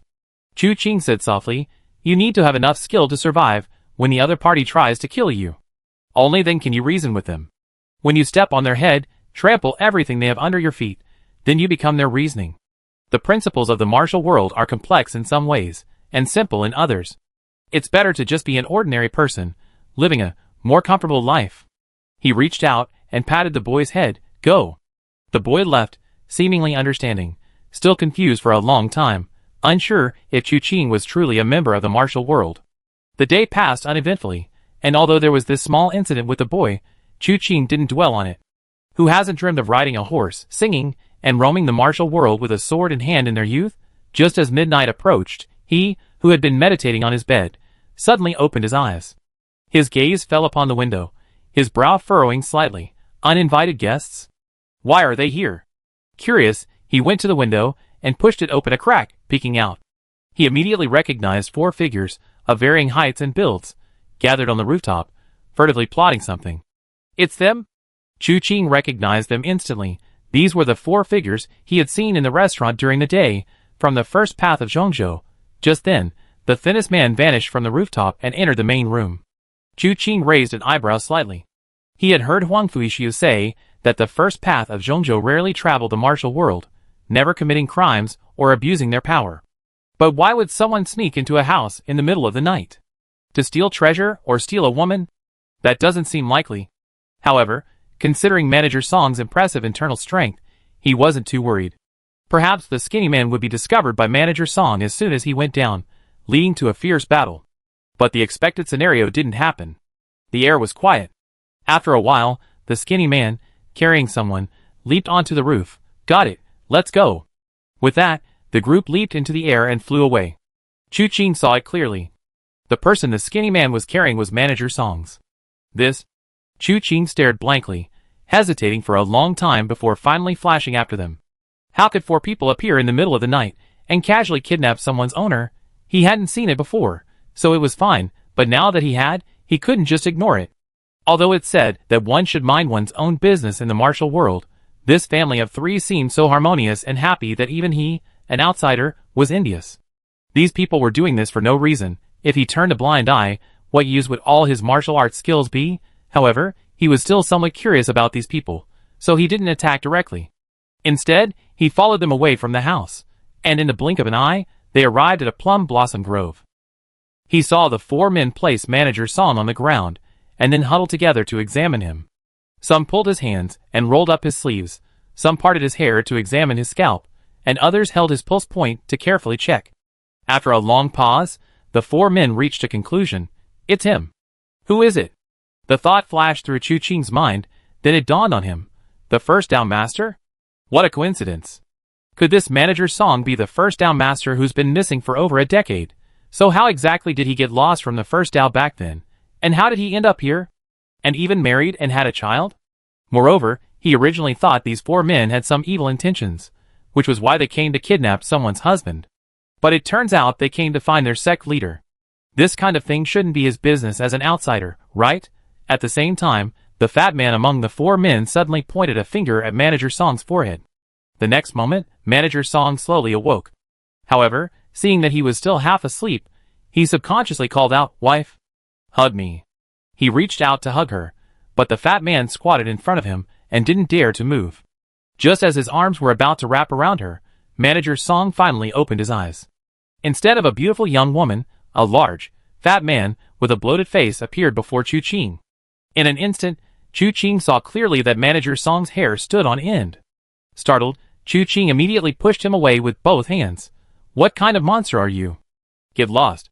The fat man didn't retaliate, letting Manager Song push him like a rolling ball, sending him tumbling 2 or 3 meters. He rolled over and stood up, still like a ball. He patted his chest. Something's not right. How come he has so little strength? Where's his internal energy? His internal energy seems to still be there, but he doesn't seem to know how to use it? Someone else interjected. The group of men talked amongst themselves, but Manager Song, terrified, turned pale. "You, who are you?" he cried. The 4 men, of varying heights and builds, exchanged glances, and then knelt down in unison. "Greetings, Dao Master," they cried. Manager Song stared in disbelief, then turned and ran, muttering, "Crazy." He didn't seem to be faking it, he genuinely didn't understand. Moreover, Chu Qing had sensed during the day that this man possessed extraordinary internal energy, but now, watching him fight, he was clumsy and awkward. Despite his powerful internal energy, he couldn't seem to use it effectively. His movements and posture were completely ordinary. "Dao Master." The fat man, seeing him run, immediately reached out to pull him back. But the thin man beside him stopped him. "What are you doing?" the fat man roared. The skinny man said helplessly, "Just let him go for now. He clearly doesn't remember us. The Dao Master has probably lost his memory. We have to proceed cautiously and methodically in this matter." Amnesia? How could the Dao Master, with his unparalleled martial arts, suffer from amnesia? The fat man frowned, but didn't continue the chase. Given the current situation, even if they caught up, this person obviously wouldn't immediately agree to return as the Dao Master. The best way was to make him remember. Then everything would fall into place naturally. Chu Qing, who had been following Manager Song all this way, could roughly guess what the 4-person group of tall, short, fat, and thin people were thinking since they hadn't caught up. He felt a mix of amusement and exasperation. This whole situation seemed a bit chaotic. He had chased after them tonight intending to uphold justice, but now it seemed like a completely unnecessary effort. But just then, another unexpected event occurred. A pitch-black figure suddenly appeared silently. A dagger, curved like a snake and as black as ink, was aimed directly at Manager Song's heart, plunging down fiercely. This sudden turn of events occurred amidst flashes of lightning and thunder. Anyone else present today would have had a negligible chance of saving Manager Song's life from this single blow. This person's appearance was too sudden, his attack without warning, and his strike utterly ruthless, revealing only his unpredictable and vicious nature. But today, it was Chu Qing present. In the instant the change occurred, illuminating Jade Divine strategy was unleashed. Before the terror on Manager Song's face could even fully register, he was already involuntarily thrown backward, narrowly missing the dagger's heart by a hair's breadth. At the same time, Chu Qing was already beside Manager Song, grabbing his shoulder and shifting him to the other side. Then, his 5 fingers, like dragon claws, seized the dagger. At this point, Chu Qing still didn't know who the other party was, or why they wanted to kill Manager Song. Therefore, although he intervened to save the man, he had no intention of taking his life. He used the dragon claw hand technique, his movements fluid and controlled. The next moment, his 5 fingers had already seized the man's wrist joint. With a swift pull and twist, Chu Qing had completely locked the man's arm in a lock. But before Chu Qing could ask anything, the man suddenly released his grip, the dagger falling from his hand. He reached forward with his other hand, seemingly trying to catch it. Most others could have succeeded, since Chu Qing had one hand locking the man's wrist and the other on Manager Song's shoulder. There was no third hand to stop him. But he had the sword-capturing technique. In the man's determined gaze, the dagger unexpectedly shot forward a foot. He grabbed at empty air, stunned for a moment, then tried to grab again, completely ignoring his bound arm and the excruciating pain in his arm. Even so, he failed. The dagger seemed to have grown legs, whizzing around and flying into the air. Even through the mask, one could sense the other's speechless expression.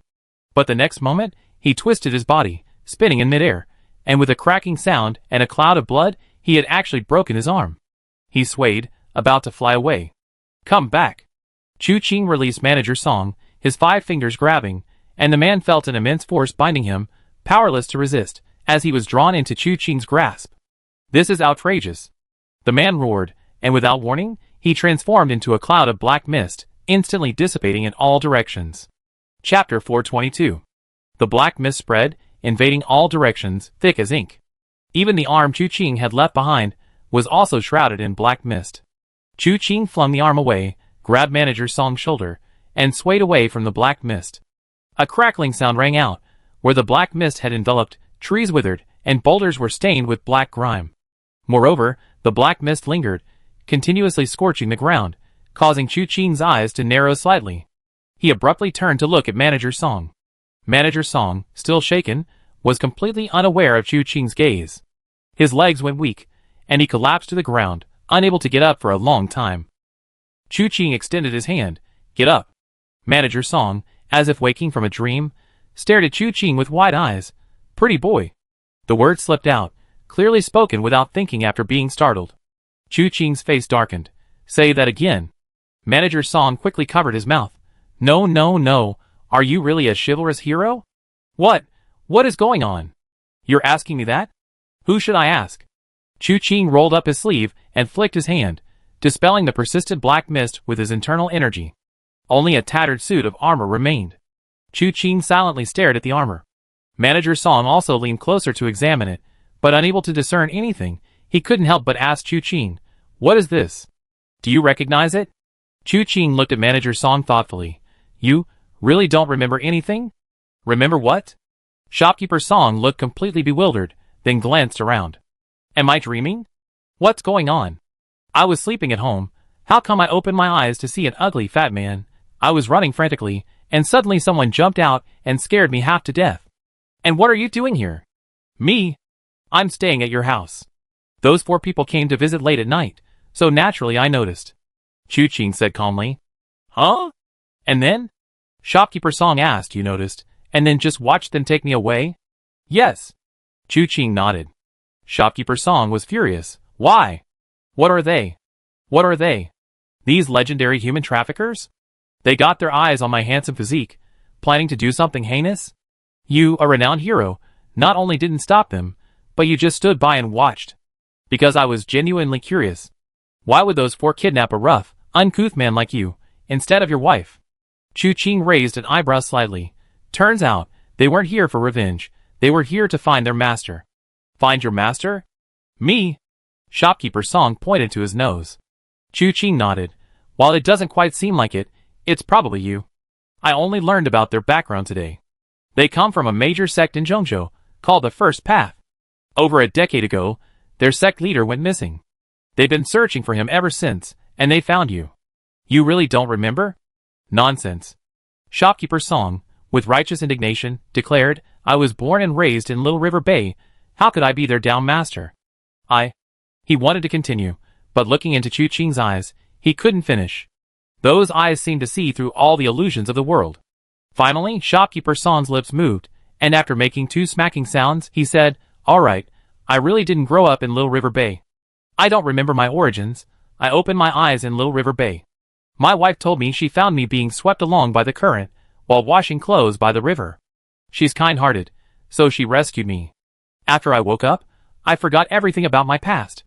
My wife's family name is Song, so I took their surname, Song. My parents-in-law were still alive then. They saw that I was honest, kind, and hard-working, which is why they betrothed their daughter to me. Never mind, why tell you all this? He shook his head at the end, then determined the direction and headed home. Chu Qing followed behind him, laughing. You don't remember your past, so you really might be the down master of the first Dao. What does it matter whether I am or not? Shopkeeper Song didn't turn his head. I'm doing quite well now. The first Dao? I never even heard of it. Where is Zhongzhou? I never even left Ziahewen in my life. The place you're talking about is as far away as the ends of the earth. Even if I really were that down master you're talking about, I couldn't actually become that down master. This life, I have a wife, kids, a warm bed, I have everything, I lack nothing. Why would I give up such a good life and be like you, killing and hacking every day? Look at that person just now, you don't even know him, and he doesn't know you. He just died out of nowhere. What kind of life is this? Chu Qing nodded. That makes sense. I can't even argue with that. Right? Shopkeeper Song turned to look at Chu Qing, grinning. So, whether it is or isn't, it doesn't matter to me. Being able to grasp the present is the most important thing to me. As for the past, let it be the past.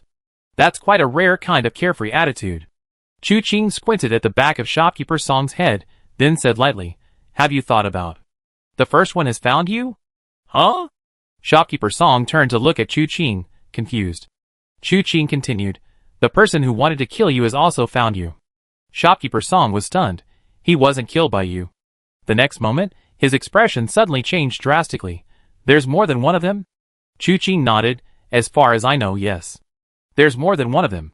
The person who came to kill you this time has only ordinary martial arts skills. But it's unusual. I couldn't even sense his presence before he made his move. Never mind, you don't understand what this means. Just know this, they're incredibly powerful. Extremely powerful. So powerful that if it weren't for me today, anyone else would be dead. These words sounded incredibly arrogant, and Manager Song was conflicted, unsure whether to believe them. He looked at Chu Qing, thinking for a long time. You look so young, not much older than my son. Speaking with such arrogance, who exactly are you? By the way, if you really have some important identity, why are you running around to the river bend? To buy plum blossom wine, Chu Qing laughed. I'd be a fool to believe you. Shopkeeper Song said this, but his expression wasn't relaxed. Chu Qing's words made sense. Although he had lost his past memories, the First Path had found him. They wouldn't care about his amnesia, they would definitely try every means to get their hands on him. However, if what they said was true, and he really was that so-called down master, at least the First Path wouldn't harm him or his family. But this down master was also a Jianghu person. He had enemies. The one who suddenly jumped out to assassinate him earlier must have been one of those enemies. The First Path wouldn't harm his family, but his enemies would.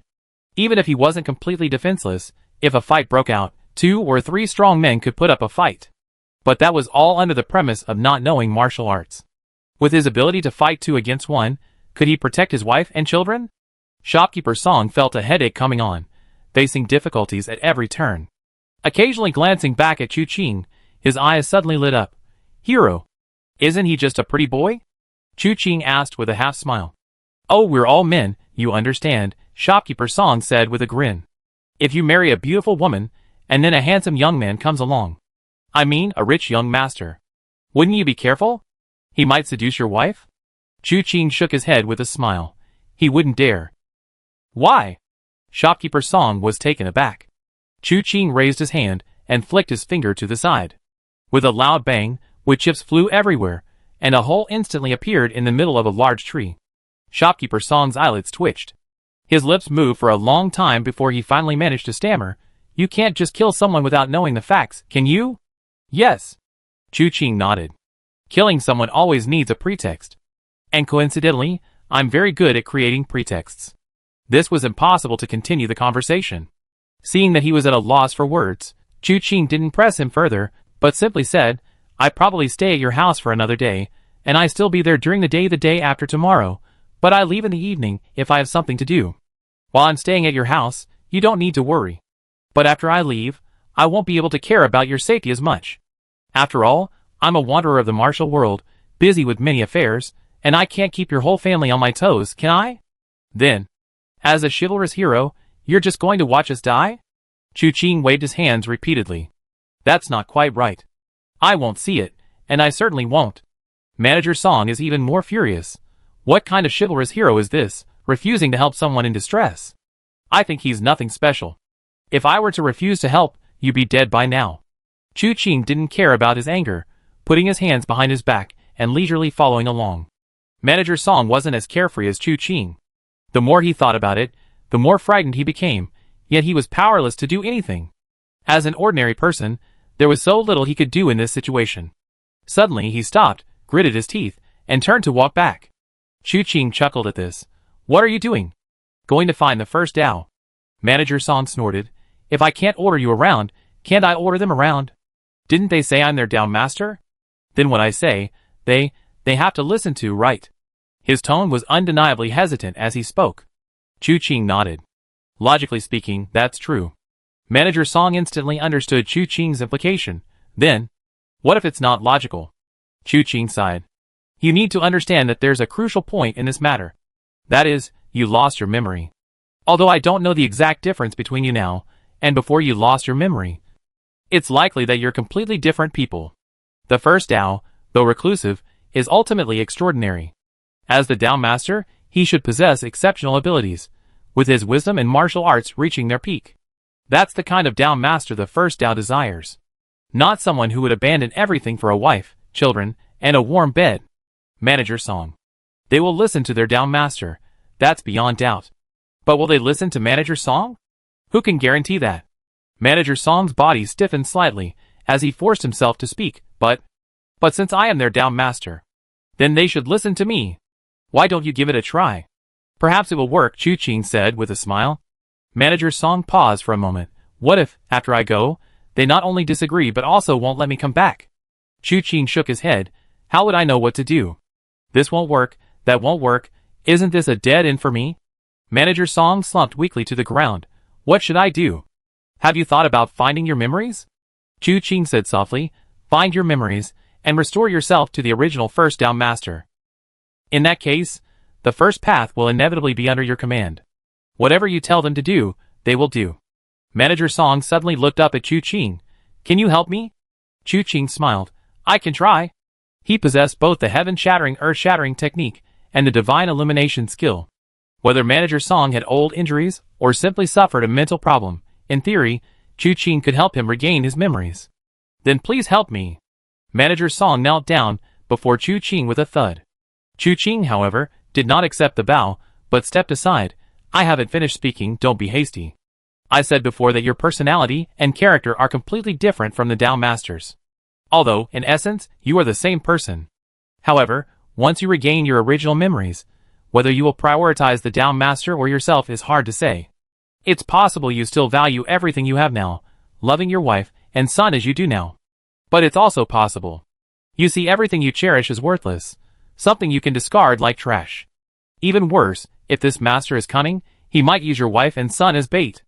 After all, once your identity is exposed, your relationships will be crystal clear. There's a high chance someone with ulterior motives will exploit this. If they go along with it, it won't be difficult to expose those who want to harm you.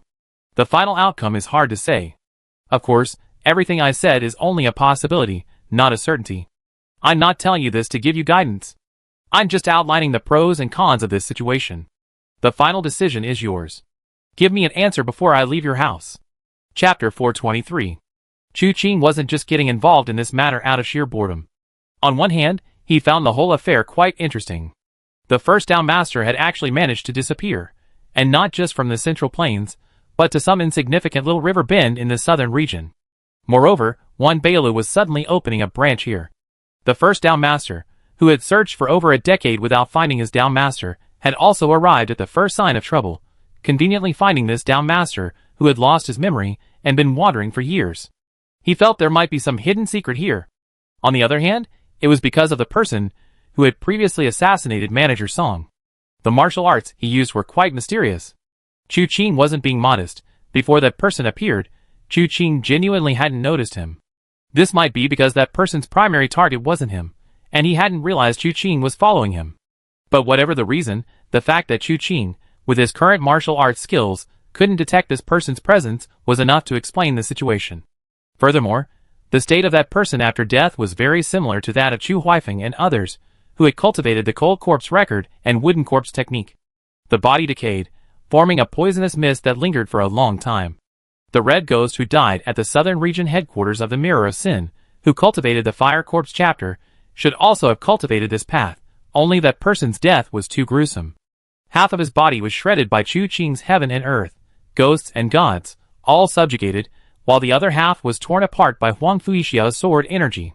In an instant, nothing remained of his body, whether his form turned into mist afterward was indistinguishable, as it was all taken away by the sword energy and blade light, leaving not a trace. In addition, the person who assassinated Manager Song tonight left behind a suit of armor. Chu Qing was extremely familiar with this. It was one of the suits of armor that Zhou Huifeng had forged using new iron. But this suddenly made things very strange. The first Dao Master disappeared years ago, and no trace of him has been found for over 10 years. Then, more than 10 years later, the first Dao Master has just been found, only to be assassinated immediately. Moreover, the assassin is very likely a member of the martial Emperor Li Juechen's faction. What kind of grudges and entanglements exist between this great master among the 3 sovereigns and 5 emperors and the Dao Master? Chu Qing was quite curious about this. However, he couldn't just abruptly help Manager Song regain his memories. A slight misstep could result in a widow and an orphan. Therefore, he explained the pros and cons, letting Manager Song make his own decision. If he chose to regain his memories, Chu Qing might be able to satisfy his curiosity and gain a better understanding of the martial Emperor Li Juechen, whom he had interacted with many times, even though they had never met. If he chose not to regain his memories, then there would be many more variables. The first assassination attempt wouldn't end easily. If the martial Emperor's men failed once, they would surely return with renewed force. The more they acted, the more Chu Qing could learn. The situation became increasingly interesting. After a period of silence, Chu Qing returned to his room after escorting the distraught Manager Song back, and continued his meditation and cultivation. For some time now, he had been pondering the one sword separates worlds technique. This sword technique had been revised countless times, its power increasing with each iteration, yet Chu Qing always felt that this sword strike hadn't reached its peak, always feeling incomplete. However, to reach even greater heights, he needed not only martial arts knowledge and talent, but also a worthy opponent to test his skills against. At Chu Qing's level, finding a worthy opponent is incredibly difficult. If the Heavenly Slaughter Lord is no match for him, then even the other 3 would likely pose little threat. Looking further up, they are all extremely rare figures in the martial world. How easy is it to encounter them? And even if one does meet them, a fight is not guaranteed. Therefore, he might as well slowly wear them down, hoping that perseverance will eventually pay off. The next 2 days were unexpectedly peaceful. The first path didn't come looking for Manager Song, and no one attempted to assassinate him. Only Manager Song himself seemed restless, occasionally speaking incoherently, leaving his wife and children bewildered. Chu Qing speculated that the first path was probably searching for a way to restore Manager Song's memories. As for the martial Emperor, news transmission takes time, and in these 2 short days, it's unlikely anything significant will happen. In short, it's good that nothing is happening. Chu Qing didn't stay cooped up at Manager Song's place all the time. He often went out with Wu Qinhuan and Wenru. The invitation Li Xianni gave Chu Qing listed the location and time. But the exact location was hard to say. The area around Xia Hewen was peaceful. No one was seen gathering to build houses, nor were there any distinguished figures lingering among the common people. Except for the occasional outsider, who who attracted the attention of the locals. Everything was extremely calm. And so, the day passed until nightfall. The invitation said, Zayahiwan, stars fill the sky, Zanbala, but alas, the weather is uncooperative. It rained tonight, so the stars are nowhere to be seen. Wu Qianhuan and Winter had also gathered around Chu Qing, looking at the gentle spring rain outside the window, each in silence. After a long pause, Wu Qianhuan finally spoke, It's raining today, will one Bailu be closed? Before Chu Qing could reply, Winter pointed to a corner of the sky, What's that? Chu Qing and Wu Qianhuan looked in the direction of her voice, and saw a point of light floating and swaying in midair. A lantern. Chu Qing raised an eyebrow. It was a calming lantern. But releasing calming lanterns on a rainy day, whose genius came up with that idea? Wouldn't the rain get the lanterns wet? Was the material used to make the lanterns special, or was there something special about their design? Several questions arose in Chu Qing's mind, but then he saw the lanterns rise one after another into the sky, like countless stars arrayed above the heavens. Let's go! Using lanterns as stars, and stars as guides, it was clear that one Bailu was open. The three of them didn't linger, they immediately took to the air and headed towards one Bailu. In this era of working at sunrise and resting at sunset, most people would already be asleep by this time. Those who could attend the Wan Bailu gathering were no ordinary people. Therefore, although many people ventured into the night and into the rain, they did not attract the attention of ordinary people. Upon approaching the Wan Bailu, Chu Qing and his companions exchanged bewildered glances. The Wan Bailu stood by the river, not very large, a 3-story building. But its jewel-like splendor was extraordinary. From the outside, the entire building seemed to be crafted from gold, inlaid with pearls, agate jade, and precious stones. Reflected in the firelight, it shone with an otherworldly brilliance. Yet, Chu Qing and his companions had passed by this place earlier that day and had not seen this 3-story treasure building. Where did this building come from? He was guessing what was going on when a voice called out, Big Brother! Chu Qing didn't need to turn around to know it was Huang Fuixiao. Sure enough, the man stood with his hands behind his back, using his lightness skill to leap over the void and land in front of Chu Qing. A fine, dense aura of sword energy swirled around him, protecting him from the rain. Let's go in together. Chu Qing glanced at him, somewhat suspecting that this kid didn't have an invitation and was planning to freeload. Seeing his look, Huang Fuixiao's face fell, and he reluctantly took out the golden invitation from his robes. I'm not here to freeload without an invitation. Then when are you going to pay me back? Chu Qing's tone shifted. I definitely pay you back later. 9 out, 13 back, interest compounding. Don't forget. Huang Fuixiao's face darkened. To be honest, in all my years in the martial world, you're the first person to talk to me like this. One thing at a time. The son of the Sword Emperor can't just default on a debt, can he? Chu Qing raised an eyebrow. Or are you planning to use the Sword Emperor's name to threaten me? No, I wouldn't dare. Huang Fuixiao quickly waved his hand. I definitely pay you back. Any amount of silver is fine. After saying that, he gestured with his arm. There will be a long queue later. Let's leave. Actually, at this very moment, people were already entering Wan Bailu. No one caused trouble. No one cut in line. Everyone lined up obediently and took out their invitations. Wan Bailu wasn't welcoming any stunning beauties, but 2 teenagers. Their faces were rosy, their smiles broad, like bobblehead dolls in a painting. What's particularly interesting is that, in addition to their slightly over-the-top smiles, they were both wearing hats. The hats were quite tall, with words on them. One read, Bringing in Wealth. The other read, Bringing in Treasure. But Chu Qing could tell at a glance that these two were not human. There was no breathing, no pulse, no heartbeat, only the faint sound of machinery turning emanated from their bodies. What astonished Chu Qing was that these two moved with practiced ease, every action perfectly natural. If Chu Qing hadn't possessed profound internal strength and keen senses, he might have been deceived.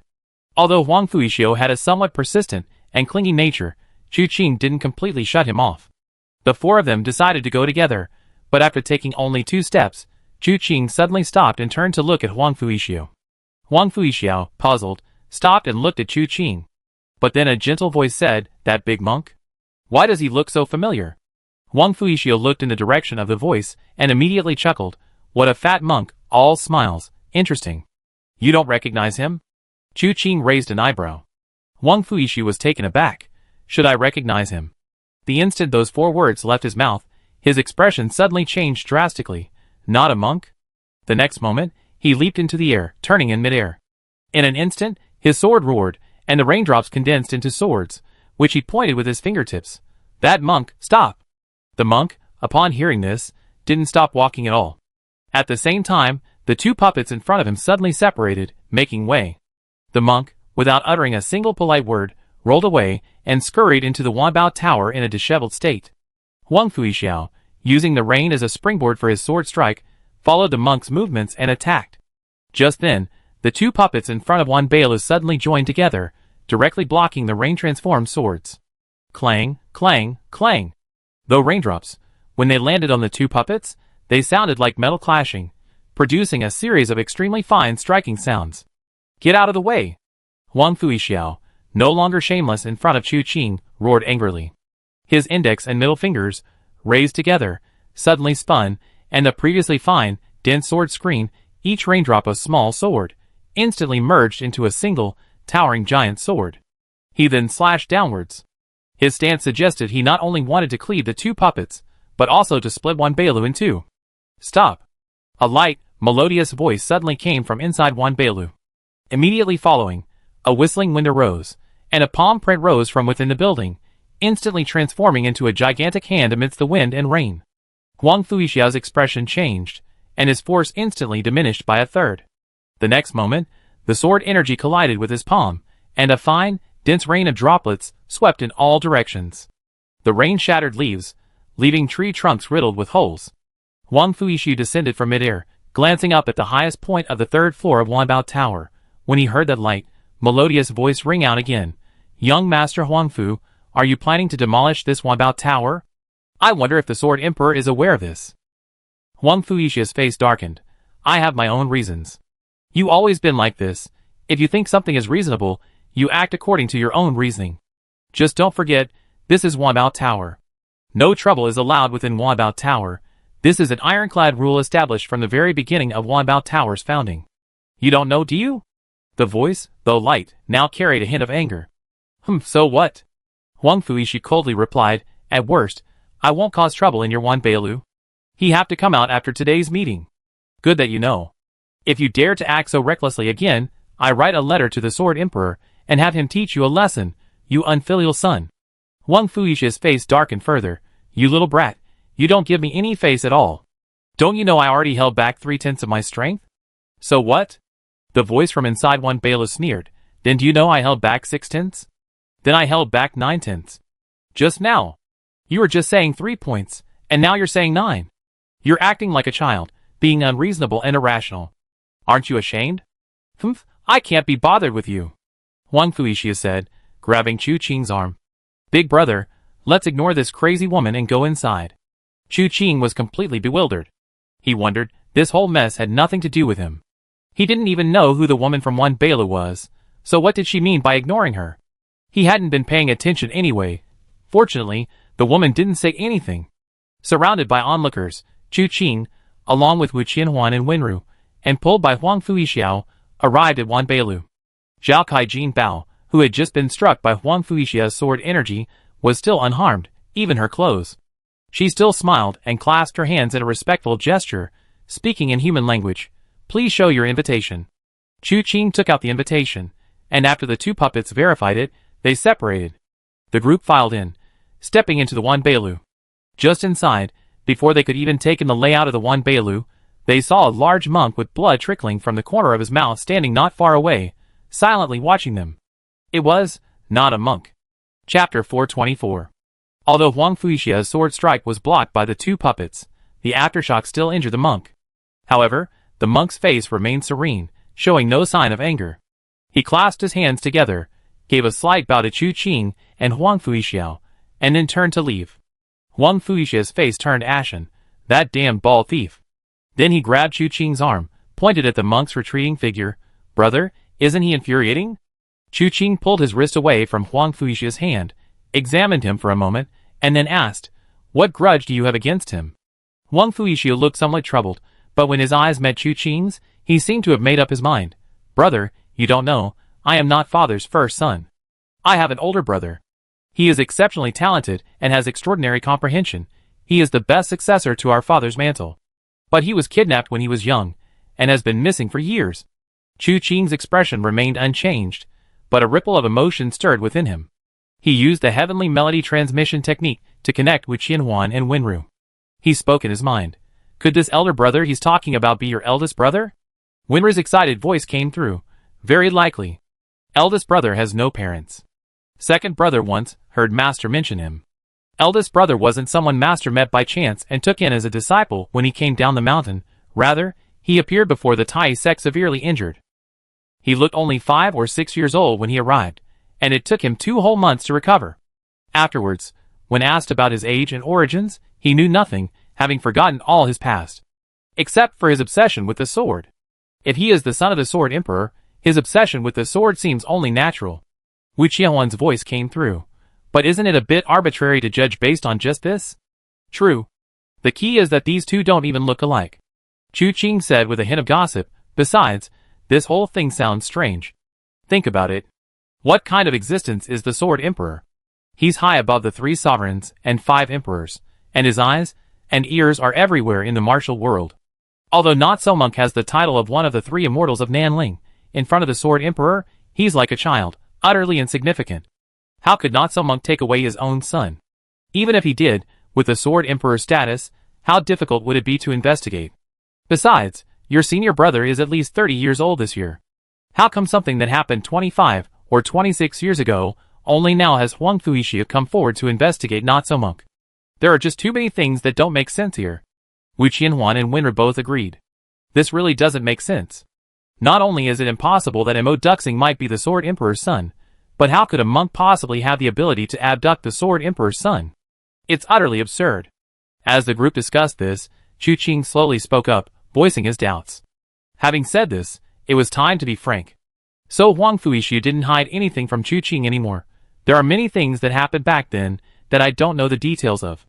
My father, because of the sword technique he cultivated, allowed everything to be left to fate, to fall with the wind. Even if things involved his son, it wouldn't change its own trajectory. When I was young, he mentioned my elder brother, only lamenting the weak bond between father and son. To be honest, I didn't care much about this lost brother when I was young. After all, if father only had me as a son, I would naturally inherit his mantle. However, after I turned 13, I discovered I fainted at the sight of blood and collapsed at the sight of a corpse. Under these circumstances, what right did I have to inherit the name of the Sword Emperor? I am not short-sighted. I know that even if I were to usurp the title of Sword Emperor in the future, it wouldn't last long. Rather than that, it's better to give it to someone more capable. Looking at the world, who is more qualified than him. That's why I began to focus on investigating what happened back then. Father had also investigated back then. By comparing the two, clues gradually emerged. After several years, we finally discovered that it wasn't the monk's doing. This great monk, perhaps sensing something, disappeared from the martial world after that. His last appearance was by chance. He crossed the Tongtian Ridge and went from the south ridge to the north. I came south with my sword, not for anything else, but to find him. Chu Qing raised an eyebrow and glanced at Huang Fuixia. What if he's dead? Huang Fuixia wasn't offended, but simply shook his head. The possibility is slim. Whoever stole the Sword Emperor's son, it couldn't have been for just the purpose of killing. Otherwise, since he was able to take my brother away, he must have had the opportunity to kill him back then. And what if he doesn't want to go back with you after he finds you? Chu Qing asked again. Huang Fuixia gave a bitter smile.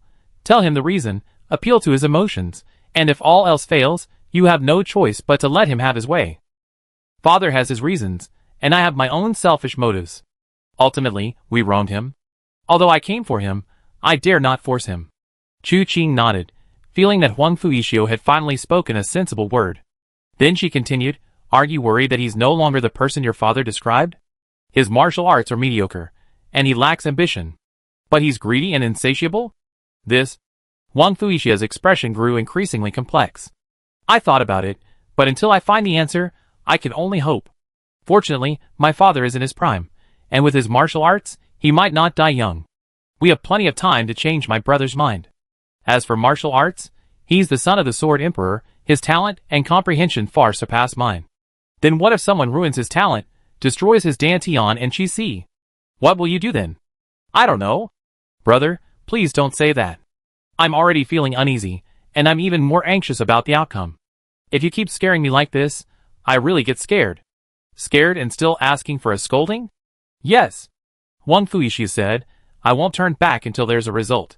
That's it then. Chu Qing said, prepare for the worst, so you won't be at a loss later. Truly worthy of being called elder brother. Wang Fuixi nodded repeatedly, that makes sense. Just then, a young woman approached, gave a slight bow, and said to Huang Fuixiao, young master Huang Fu, my young lady invites you in. I won't. Huang Fuixiao was about to wave her hand in refusal. The girl continued, Miss said that if you don't go, she write to Senior Sword Emperor and ask him to make the decision for her. Huang Fuixia's resolute attitude immediately crumbled. After glancing at Chu Qing, she said, I'm going with my elder brother. Chu Qing waved his hand and said to the girl, Miss, you understand. I only met this young master Huang Fu twice. We're hardly acquainted. Then I won't disturb this young master and his lady's meeting. The alliance leader is indeed very kind. The girl gave another curtsy of thanks, and then said to Chu Qing, the Wanbao Tower has 3 floors. Except for the last room on the 3rd floor, which is inaccessible, you can enter freely in all the others. The alliance leader has come here with a one-site make money token from the Yaotai sect master. You can use this token to go to Yuanji Pavilion for a chat. Oh! Chu Qing was somewhat puzzled. Wang Fu smiled and said, those are the things left behind by the previous owner of the One Glimpse of Wealth token. You can inherit them all with this token. However, I suspect these things aren't for you. But if you have nothing to do, brother, you could help pass them on. Chu Qing nodded thoughtfully. The girl then introduced Chu Qing to the Wanbeilu. The first floor was the main hall, a vast and diverse place with gourmet food, fine wine, rare antiques, martial arts manuals, and other items, all clearly priced and freely available for buying and selling. There was also a treasure pavilion. If you wanted to sell something, you could go to the treasure pavilion and have the Wanbeilu's masters examine your item and give you an estimate. Alternatively, you could go to the 3rd floor, put on a mask, change clothes, find a quiet room, and participate in the treasure exchange game, exchanging your items for items held by others. If you don't find anything you like, you can wait for the next round. The 2nd floor consists of individual rooms where various transactions are conducted one-on-one. It's said in the martial arts world that in Wanbeilu, you can buy anything as long as you have money. This is no exaggeration. Exquisite martial arts manuals, rare antiques, and even stunning beauties that you can't find on the 1st floor can all be found on the 2nd floor. The 3rd floor mainly operates as an exchange shop, as mentioned earlier, so there's no need to elaborate. After explaining everything to Chu Qing, the girl left with Huang Fuixiao. Although Huang Fuixi was somewhat unwilling, especially angry at Chu Qing's disloyal behavior, he obediently followed, seemingly completely under the girl's thumb upstairs. Chu Qing's purpose here was clear, to find traces of Tianfu Temple. Logically, he should go directly to the 2nd floor. However, Huang Fuixiao and the girl were right ahead, so Chu Qing decided to cut them off. Chu Qing decided to lead with Qinhuan and Wenru to Yuanji Pavilion first. There weren't many people there. Upon entering, they saw a short old man sitting behind the counter, inquiring about the wealth-making token. Chu Qing, being on higher ground, could see him clearly. The old man was indeed short. Even with a stool added to his chair, his head couldn't protrude beyond the counter. Wenru, standing outside the counter, couldn't see inside even on tiptoe. The contrast between the two almost made Chu Qing burst out laughing. He took out the wealth-making token from his pocket and handed it to the old man. The old man fumbled around for a moment. Oh, it's Master Liuya. Please follow me, everyone. He jumped down from the stool. The old man was hunched over, his back bent, his hands behind his back. He was smaller than a 7 or 8-year-old child. On the surface, Wenru remained calm, but through the heavenly voice transmission, she cried out, he's not even as tall as me. He's not even as tall as me. He is not as tall as me. Wu Qianhuan subconsciously rubbed her ears, then remembered that these things weren't meant to be heard. She was both amused and exasperated. Wenru was usually aloof and indifferent, and she assumed she didn't care about height. Turns out, deep down she was quite concerned about it. At 1.5 meters tall, she was indeed rather petite. No wonder she was so smug facing the 1.3 meter tall old man. Proud? Chu Qing thought to herself, you can only bully old people. So what? He's not even as tall as me anyway. He's old. He must have been taller than you when he was young. Chu Qing retorted. This time, Wenru was silent for a while. Chu Qing thought she had accepted reality. Suddenly, Wenru had a whimsical thought. So when you're old, will you still be shorter than me? You won't be as Tall as me. Chu Qing subconsciously looked at Wenru, who looked up and met his gaze. The huge difference in height made Wenru slightly dejected. Especially when Chu Qing reached out and patted her head. Good girl. Wenru's face remained expressionless, but inwardly she thought, damn it. I'm not a child. You too. How old are you? Can you stop fooling around? Wu Qianhuan was speechless. The young lady of Luochen Manor, the leader of the Lingbei Martial Arts Alliance. It was fortunate that outsiders couldn't hear this, otherwise, who knows how much they would laugh at her. Under Wu Qianhuan's forceful suppression, the two quieted down. The old man led Chu Qing and his group into Yuanji Pavilion. After searching for a while, his gaze fell on a box overhead. This is it, please wait a moment. After speaking, the old man pushed a ladder aside, climbed to a position within Chu Qing's reach, and opened the box. 10,000 taels of gold, a purse, a secret manual, and a letter. The old man brought the items down and handed them all to Chu Qing. The 10,000 taels of gold, of course, wasn't real gold, it was silver notes, notes from Wanbao Money House. Along with the purse, the manual, and the letter, everything was placed in a box. Chu Qing took it and glanced at it, not looking at anything else much. After all, this wasn't for him. Judging from the act of leaving a letter, it was clearly meant for Ji Yeshua. As for the manual, Chu Qing immediately saw the name, and couldn't help but be slightly taken aback. The Eternal Love Manual. Thoughts inevitably arose in his mind. Ji Yeshua cultivated the White Jade Longevity Scripture, a method that could preserve youth and prolong life, but as for immortality, that was naturally impossible. Cultivating this martial art would diminish the 7 emotions, leaving one flawless like white jade. White jade, though beautiful, is still stone. Being like jade inside and out means being like stone inside and out, without ripples or emotions. Unmoved by external things is the reason for longevity. This willow leaf hermit probably knew that Ji Yeshua would return to the Yaotai sect, inherit the sect, and cultivate the White Jade Longevity Scripture, and from then on, there would be no more meetings. Therefore, with a sliver of hope, he sent her that seeing makes you rich token. He left this eternal love technique here. If one day Ji Yeshua uses this to come here, she can see this letter, see this secret manual. However, Ji Yeshua was addicted to seclusion, and in the blink of an eye, nearly 60 years had passed. Xiao Hua's hair had turned white, and in the end, it was all for naught. Chapter 425. The story of Ji Yeshua and this willow leaf hermit, buried 50 years ago, wasn't of much interest to Chu Qing. However, Chu Qing was very interested in the Eternal Love Manual. From the name of this manual, it was clear that the willow leaf hermit's purpose in storing it here was most likely to neutralize Ji Yeshua's White Jade Longevity Scripture. The White Jade Longevity Scripture extinguishes the 7 emotions, turning a person into a stone. He wanted to use this Eternal Love Manual to help her rekindle the lamp of the 7 emotions, reigniting the flame of the 6 desires. Does that mean this thing can imbue people with emotions? The biggest problem with gentleness is that he's naturally devoid of emotions. Could he perhaps learn from this power? He pondered this, then glanced at the old man again. These things are all mine now. Indeed. The old man smiled and said, whether the alliance leader wishes to keep them for himself or give them to someone else is entirely up to you. Before you leave, you can also choose to redeposit these items. One Bailu will ensure that none of them suffer any damage. Chu Qing nodded. Then thank you very much, sir. You're too kind, alliance leader. After saying this, the old man led everyone out. As he passed Wenru, he glanced at her and smiled. Was he mocking me for being shorter than him? The question arose in Chu Qing and Wu Qianhuan's minds. Their emotions were slightly agitated. However, their faces remained impassive. Chu Qing and Wu Qianhuan quickly tried to comfort her, but after thinking about it, they felt that even without comforting her, Wenru probably wouldn't react. This girl was a master strategist. She would never actually fight someone over something like this. Leaving Yuanji Pavilion, Wu Qianhuan sighed.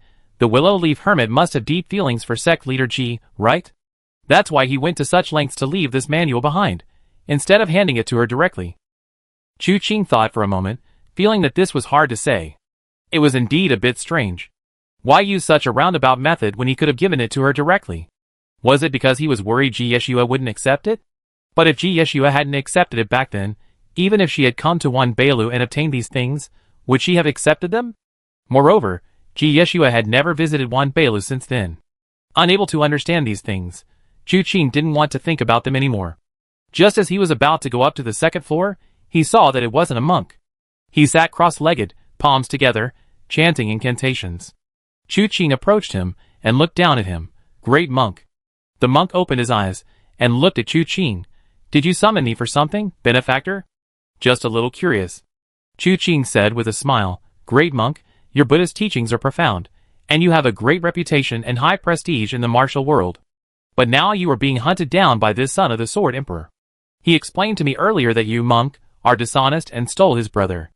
Logically speaking, this shouldn't be the case, but the truth of the matter is not something I can argue, nor am I bothered to argue. Now, what I'm curious about is, have you considered that this Wanbao Pavilion only exists tonight?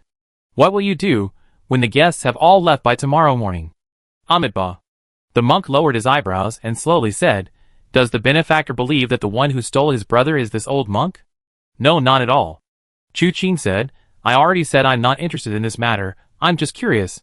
How do you plan to break this deadlock? I'm in the game, but outside of it. The monk didn't say it explicitly, leaving Chu Qing with a cryptic answer. Chu Qing chuckled, Interesting. You mean, although you're in the game, your mind has already transcended it. Quite the ambition, then I wait and see. He clasped his hands in a fist salute and headed upstairs. Wait a moment, benefactor. The monk called out to him again. Chu Qing turned to look at him. Does the great monk have something to say? This old monk has something priceless. If you would trade your life for mine, would you be willing? Whose life? Chu Qing's eyes narrowed slightly. My life. I refuse. Chu Qing waved his hand dismissively and went upstairs without another word. The monk, however, remained silent, simply watching the three figures ascend the stairs before closing his eyes again. The stairs weren't long, and they soon reached the top. A maid-like girl approached, gave a slight bow, and then spoke. Would you three honored guests like to continue upstairs, or perhaps stay here a little longer? Upstairs? What about staying here? If you wish to continue upstairs, I will lead you to the stairs to the third floor. If you wish to stay here and conduct business with my Wanbao Pavilion, please wait a moment while I see which room is available so I can guide you there. The maid explained politely and calmly. Chu Qing nodded and said, Then I stay. I have something to investigate. All right, there are currently no guests in the high room. Please follow me. She turned and left as she spoke. Chu Qing glanced at her retreating figure, then Wu Qianhuan gently tugged at his sleeve, a forced smile playing on her lips as she mentally asked, Was it pretty? It was all right, a little less so than you, Chu Qing replied casually. Wenru suddenly turned to look at Wu Qianhuan, whose face flushed red as she glared at Chu Qing. Then she looked at the girl leading the way. Actually, Wu Qianhuan wasn't intentionally jealous, it was mainly because most of the maids in Wanbeilu were dressed rather inappropriately. The fabric was thin and revealing. This maid was no exception. Not only was she exceptionally beautiful and had a stunning figure, but her clothes were also made with minimal fabric. And from behind, her swaying hips were alluring. Even as a woman, let alone a man like Chu Qing, she felt embarrassed just looking at her. Chu Qing's cheerful voice rang out again through the heavenly melody transmission. All right, whether it's the puppets greeting guests outside or the maids and servants serving inside, none of them are ordinary characters. These girls' cultivation levels are all quite high. Wanbeilu has been famous in the martial arts world for many years, so it's only natural that it has such a foundation. Wu Qianhuan said softly, I'm rather curious. What's the background of that person on the third floor? I don't know. The matter was quite significant, and Chu Qing hadn't inquired with Huang Fuixiao, but she suspected it was far from simple. Judging from her frequent letters to Huang Fu Changkong, accusing Huang Fuixiao slander, her elders must at least be among the 3 sovereigns and 5 emperors. The rumor that Wanbeilu was backed by the 3 sovereigns and 5 emperors made sense. With the heavenly melody transmission and Wu Qianhuan's gentle, casual conversation, they had already arrived at the high room. The door opened, and the young woman stood there. Please come in, gentlemen. I'll be waiting at the door. Please tell me if you need anything. Chu Qing nodded and stepped into the room. The room was small, containing only a table, behind which sat another woman. Chu Qing was somewhat surprised. Is this Wanbeilu some kind of matriarchal society? Everywhere you look are women, men are rare. The young woman smiled. You flatter me, sir. The mistress of the house is a woman, and Yuning is still unmarried, so naturally, women are the primary servants. I see. Suddenly, it makes sense. Chu Qing nodded. Several chairs were placed before the table. The 3 of them sat down, and the young woman said, I received guests in the high room, hence the name Ihai. May I ask what you wish to buy? Can you really buy anything? Chu Qing asked. Of course. Ihai nodded. Of all things in this world, except for the sun and moon, which are unattainable, even if you desire stars, we can get them for you. Then forget it. Who knows if there's radiation up there? Chu Qing shook her head with a smile. This left Yihai a little confused, not understanding what radiation meant. However, as a member of Wanbeilu, she was naturally knowledgeable and wouldn't be fooled by a customer. Whether he heard of it or not, she wouldn't be surprised. She immediately asked with a smile, "What does the customer want?" Tianfu Temple. Chu Qing went straight to the point. "I want the location of Tianfu Temple." Tianfu Temple. Yihai paused for a moment, then took out paper and pen and wrote down the 3 characters Tianfu Temple. She then pulled a rope next to the table. The next moment, an opening suddenly appeared in the wall. She placed the paper inside the wall, then pulled a rope, followed by the sound of a machine starting up. Yihai said to Chu Qing, "Please wait a moment, sir." "All right." Chu Qing nodded, knowing there was another mechanism inside the wall. The girl writing down the 3 characters for Tianfu Temple was a way of transmitting information to her team, who would then compile and summarize the information about Tianfu Temple. Then it would reach Yihai.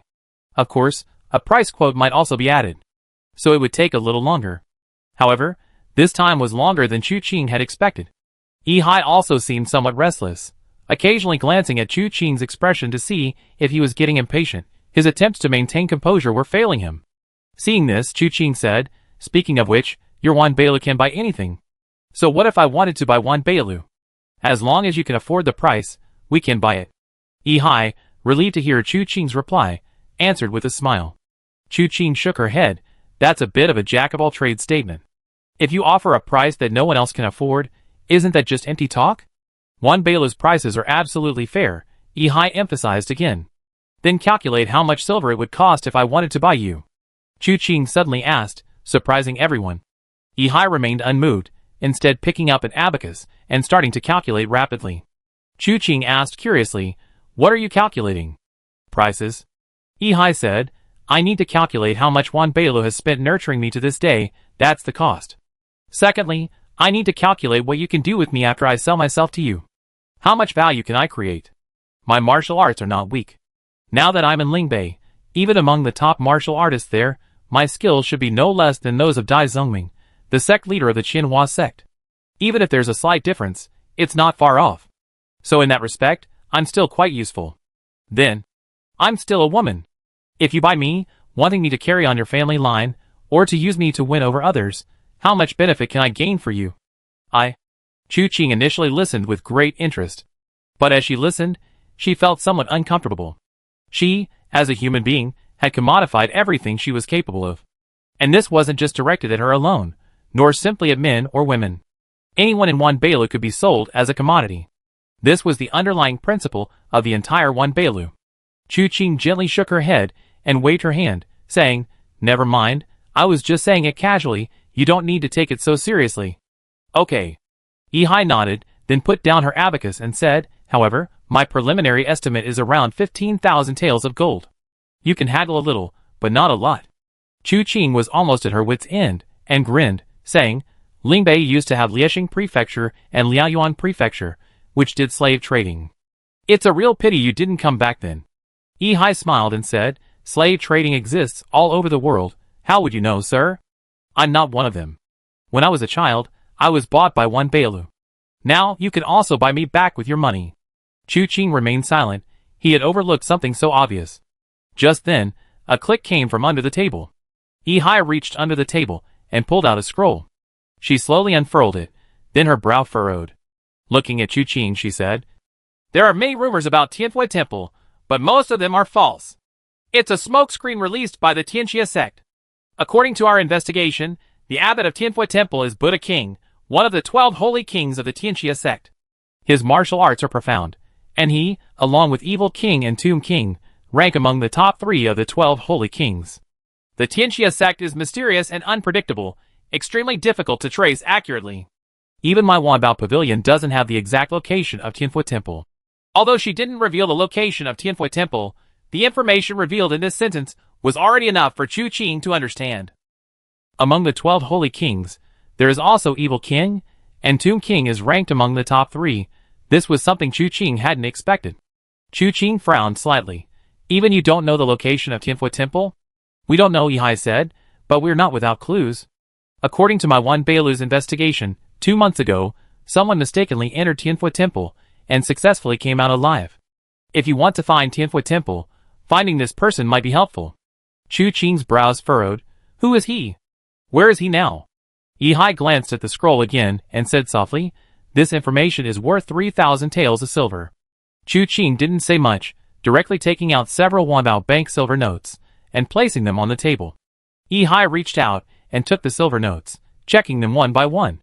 After confirming there were no problems, he said, this person's name is Wan Chunhua, known in the martial arts world as the Lone Whale Blade. As for his whereabouts, he is currently inside Wan Bailu. Chapter 426. Lone Whale Blade, Wan Chunhua. Chu Qing memorized the name, then looked at Ehai. Where is he at Wan Bailu? 3rd floor. Yibao Bureau. According to Wan Bailu's investigation, this person came to Wan Bailu seeking something, possibly to save his life. Is Tianfu Temple hunting him down? Not just Tianfu Temple. Ehai said, actually, he mistakenly entered Tianfu Temple just to save his life. Then who did he offend? Chu Qing asked again. Ehai held up one finger. This information, 1,000 taels. Chu Qing was speechless, truly worthy of Wan Bailu. After saying that, he took out 2 500 tael silver notes and placed them on the table. Please forgive me, esteemed guest, but news from Wan Bailu doesn't come easily. It requires countless people to gather, making it extremely costly. After saying this, Ehai picked up the silver note, checked it as usual, and then opened the scroll, saying, the person he offended is the daughter of Emperor Xian, Shang Qiuyu. Shepherd Boy. Chu Qing was slightly taken aback, not expecting to hear the name Shepherd Boy in this place, at this moment. He tapped his finger lightly on the table. How did he offend Shepherd Boy? Ehai recited from the scroll. The Lone Whale Blade comes from the northern region. The northern region is vast and desolate, rife with bandits and brigands, causing great suffering to the people. When they could no longer tolerate it, they would gather everyone in the village, raise a bounty, and ask a wandering knight for protection. Wan Chunhua was such a wandering knight. He took the bounty, naturally protecting the villagers, but in doing so, he offended a group of notorious bandits in the northern region. They called themselves the 31 Heroes of Filiu, but in reality, they were 31 wicked thieves. This group had a large number of men under their command. Wan Chunhua killed their men, so naturally he incurred their wrath. Chu Qing raised an eyebrow. So, Wan Chunhua was driven out of the northern region by them. No. Ehai shook his head. Wan Chunhua, alone with his sword, fought across thousands of miles, wiping out the 31 heroes of Fei Lu. 31 heads were arranged into a human head tower to commemorate the innocent souls who died at their hands. It was because of this battle that he earned the name Lone Whale Blade. A lone whale battles the desert. How can a pack of sharks be his enemy? Chu Qing clapped his hands lightly. A true hero. But why would such a person kill a maid? And how did he leave the northern region? Wan Chunhua became famous after one battle, receiving high praise from various forces in the northern region. Today one side invites him for drinks, tomorrow another invites him to a banquet. Although he often declined, he couldn't refuse anyone's request. As a result, one time, while drunk, he slept with Bai Tian's concubine, the master of the Great Wind Pavilion in the northern region. The master of Dafeng Tower was furious. Although he initially offered his concubine to Wan Chunhua to fulfill their wishes, after Wan Chunhua refused, he couldn't suppress his anger and fought her. Wan Chunhua eventually escaped from Dafeng Tower. But this news spread throughout the northern region overnight. The master of Dafeng Tower cursed him, saying he was blinded by lust and unworthy of being human, and vowed to fight him to the death. He even united various factions and forces in the northern region to hunt down Wan Chunhua. But after that, no one knew where Wan Chunhua went, until he killed the shepherd boy's maid. However, by then, several months had passed since his last appearance. It's said that Wan Chunhua wasn't in good condition at the time. He was pale and had multiple wounds, the culprit unknown. After killing the maid, his identity as a shepherd boy was exposed. Knowing he had committed a grave offense, he fled, and finally stumbled upon Tianfu Temple by chance. Listening to Ehai recount Wan Chunhua's story, Chu Qing couldn't help but look at Wan Bailu with even greater respect. After all, Wan Chunhua had been through so much trouble that he was already extremely wary. After leaving Tianfu Temple, he certainly wouldn't just tell anyone he had trespassed there. Where did Wan Bailu get this information? Judging from the tone, it seems Wan Chunhua told him himself. That's not impossible. Wan Chuanhua's arrival at Wan Baolu was either due to chance or because he received an invitation from Wan Baolu. Receiving an invitation from Wan Baolu meant that they had arranged for someone to meet him before the establishment opened. They would naturally have a deep understanding of this person's situation. But regardless of the circumstances, Chu Qing was even more eager to have his own intelligence organization. After this thought flashed through his mind, Chu Qing tapped his finger on the table again. Wan Chunhua wanted to come to Wan Baolu to find a master protector through the Bao Bureau. Chu Qing pondered that this should coincide with what the monk was thinking. But how exactly did they get into such a mess? One offended the son of the Sword Emperor, and the other offended the daughter of the Xian Emperor? It would be a shame if these two didn't become sworn brothers. Does the honored guest have any further questions? Just as Chu Qing was pondering this, Yihai spoke again. Chu Qing looked up at her and suddenly asked, "No questions. I'd like to buy something else from you." "All right." Yihai nodded. "What do you need?" Intelligence was just one of the items sold at Wan Baolu. According to Wan Baolu's rules, nothing in the world was off limits for sale. Chu Qing remembered this, so he said, "I want to buy a secret manual, one that involves the 7 emotions and 6 desires. Please wait a moment." After saying this, Yihai wrote Chu Qing's request on a piece of paper, pulled a mechanism, and sent it into the wall. A moment later, a new scroll appeared in Yihai's hand. She opened it, glanced at it, and then placed it in front of Chu Qing. "This is the list and price list. Please take a look, esteemed guest." Chu Qing only glanced at it before being stunned. The scroll was densely covered with the names of various secret manuals, such as 7 Emotions and 7 Desires Eternal Regret Technique, 9 Revolutions Blooming Flower Great Method, 6 Desires Heart Sutra, and so on, countless in number. Chu Qing even saw Eternal Love Technique among them. However, the prices listed behind them left Chu Qing speechless. 10,000 taels of gold, 80,000 taels of gold. It was clearly beyond the reach of ordinary people. Chu Qing considered himself wealthy, but not to that extent. He glanced at Yihai. "Is this price list correct?" "Reference price," Yihai said.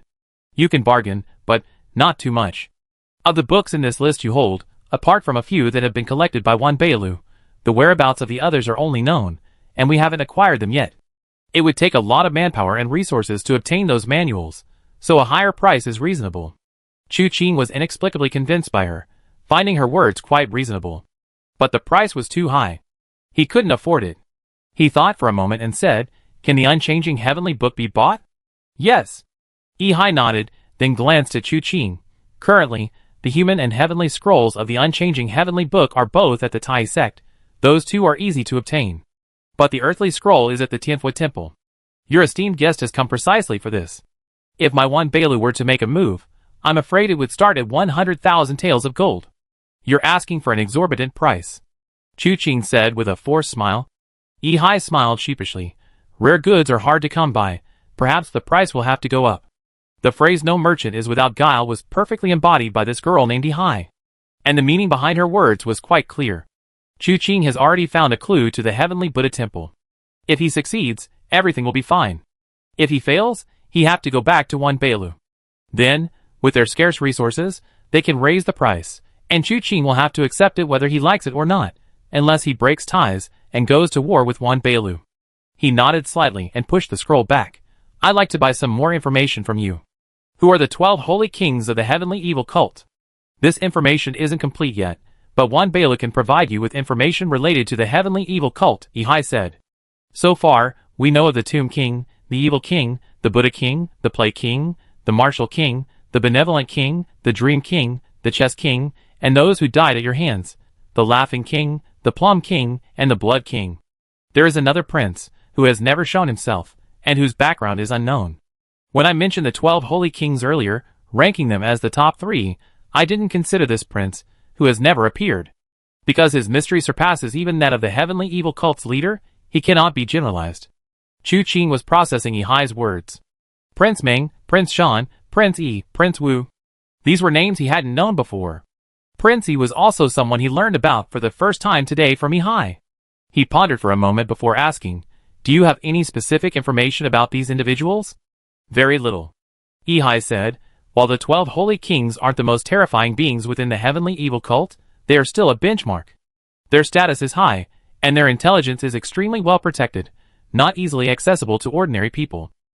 However, In the battle at Immortal Cloud Mountain, there were actually 2 other princes present. They're just holding each other back, which is why they haven't shown up for this battle. Oh! Chu Qing was taken aback. Which 2? The 2 princes, good and evil. Yihai said, as far as my Wan Balin knows, our esteemed guest and prince could have met several times already. Upon hearing this, Chu Qing remained relatively calm, but Wu Qianhuan and Wenru were both somewhat alarmed. They had always been by Chu Qing's side. They knew exactly who he had met. In an instant, an image appeared in their minds. A small, old man in gray robes, hunched over, with a full head of silver hair. What was his name again? Oh, Xingshan. They remembered passing by that pavilion before heading to Xianyan Mountain, where Mu Chunyu was being chased by Sancho, and Xingshan was there too. He had once told Sancho a story about a villain. The evil deeds that person committed were truly unsettling from head to toe. He murdered his father, mother, and even cooked his own child, then invited guests to share the remains. It was utterly inhuman, unworthy of being called human. Chu Qing slowly exhaled. Prince Shan. What is your plan? I don't know. Yihai sighed. Before the heavenly evil sect appeared in the martial world, Wan Bailu knew everything.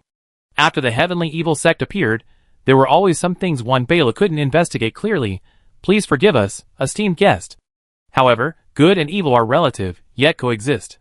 During the battle at Xianyan Mountain, Prince Evil should have appeared and joined forces with the Lord of War. But Prince Shan blocked him. While you were fighting at Xianyan Mountain, the 2 factions of good and evil also clashed 100 miles away. This benevolent prince seems to disapprove of the heavenly evil sect's actions. She paused, a hint of apology on her face. I apologize, esteemed guest. Please don't take what I said to heart. Wan Bailu's business information is not based on speculation. You will have to judge for yourself whether the benevolent prince is truly good or evil. Chu Qing thought for a moment and said, for now, that's about all I need. Can I come back to buy more later? You can come before closing time, Yihai said. Welcome, esteemed guest. Please come back anytime. All right. Chu Qing nodded, then glanced at Wu Qianhuan and Wenru. Is there anything you want? Both shook their heads. Chu Qing then stood up. In that case, let's go. Yihai stood up and watched her leave. After leaving the room, she saw the maid from before still standing at the door. Upon seeing Chu Qing and the others emerge, the maid gave a slight bow.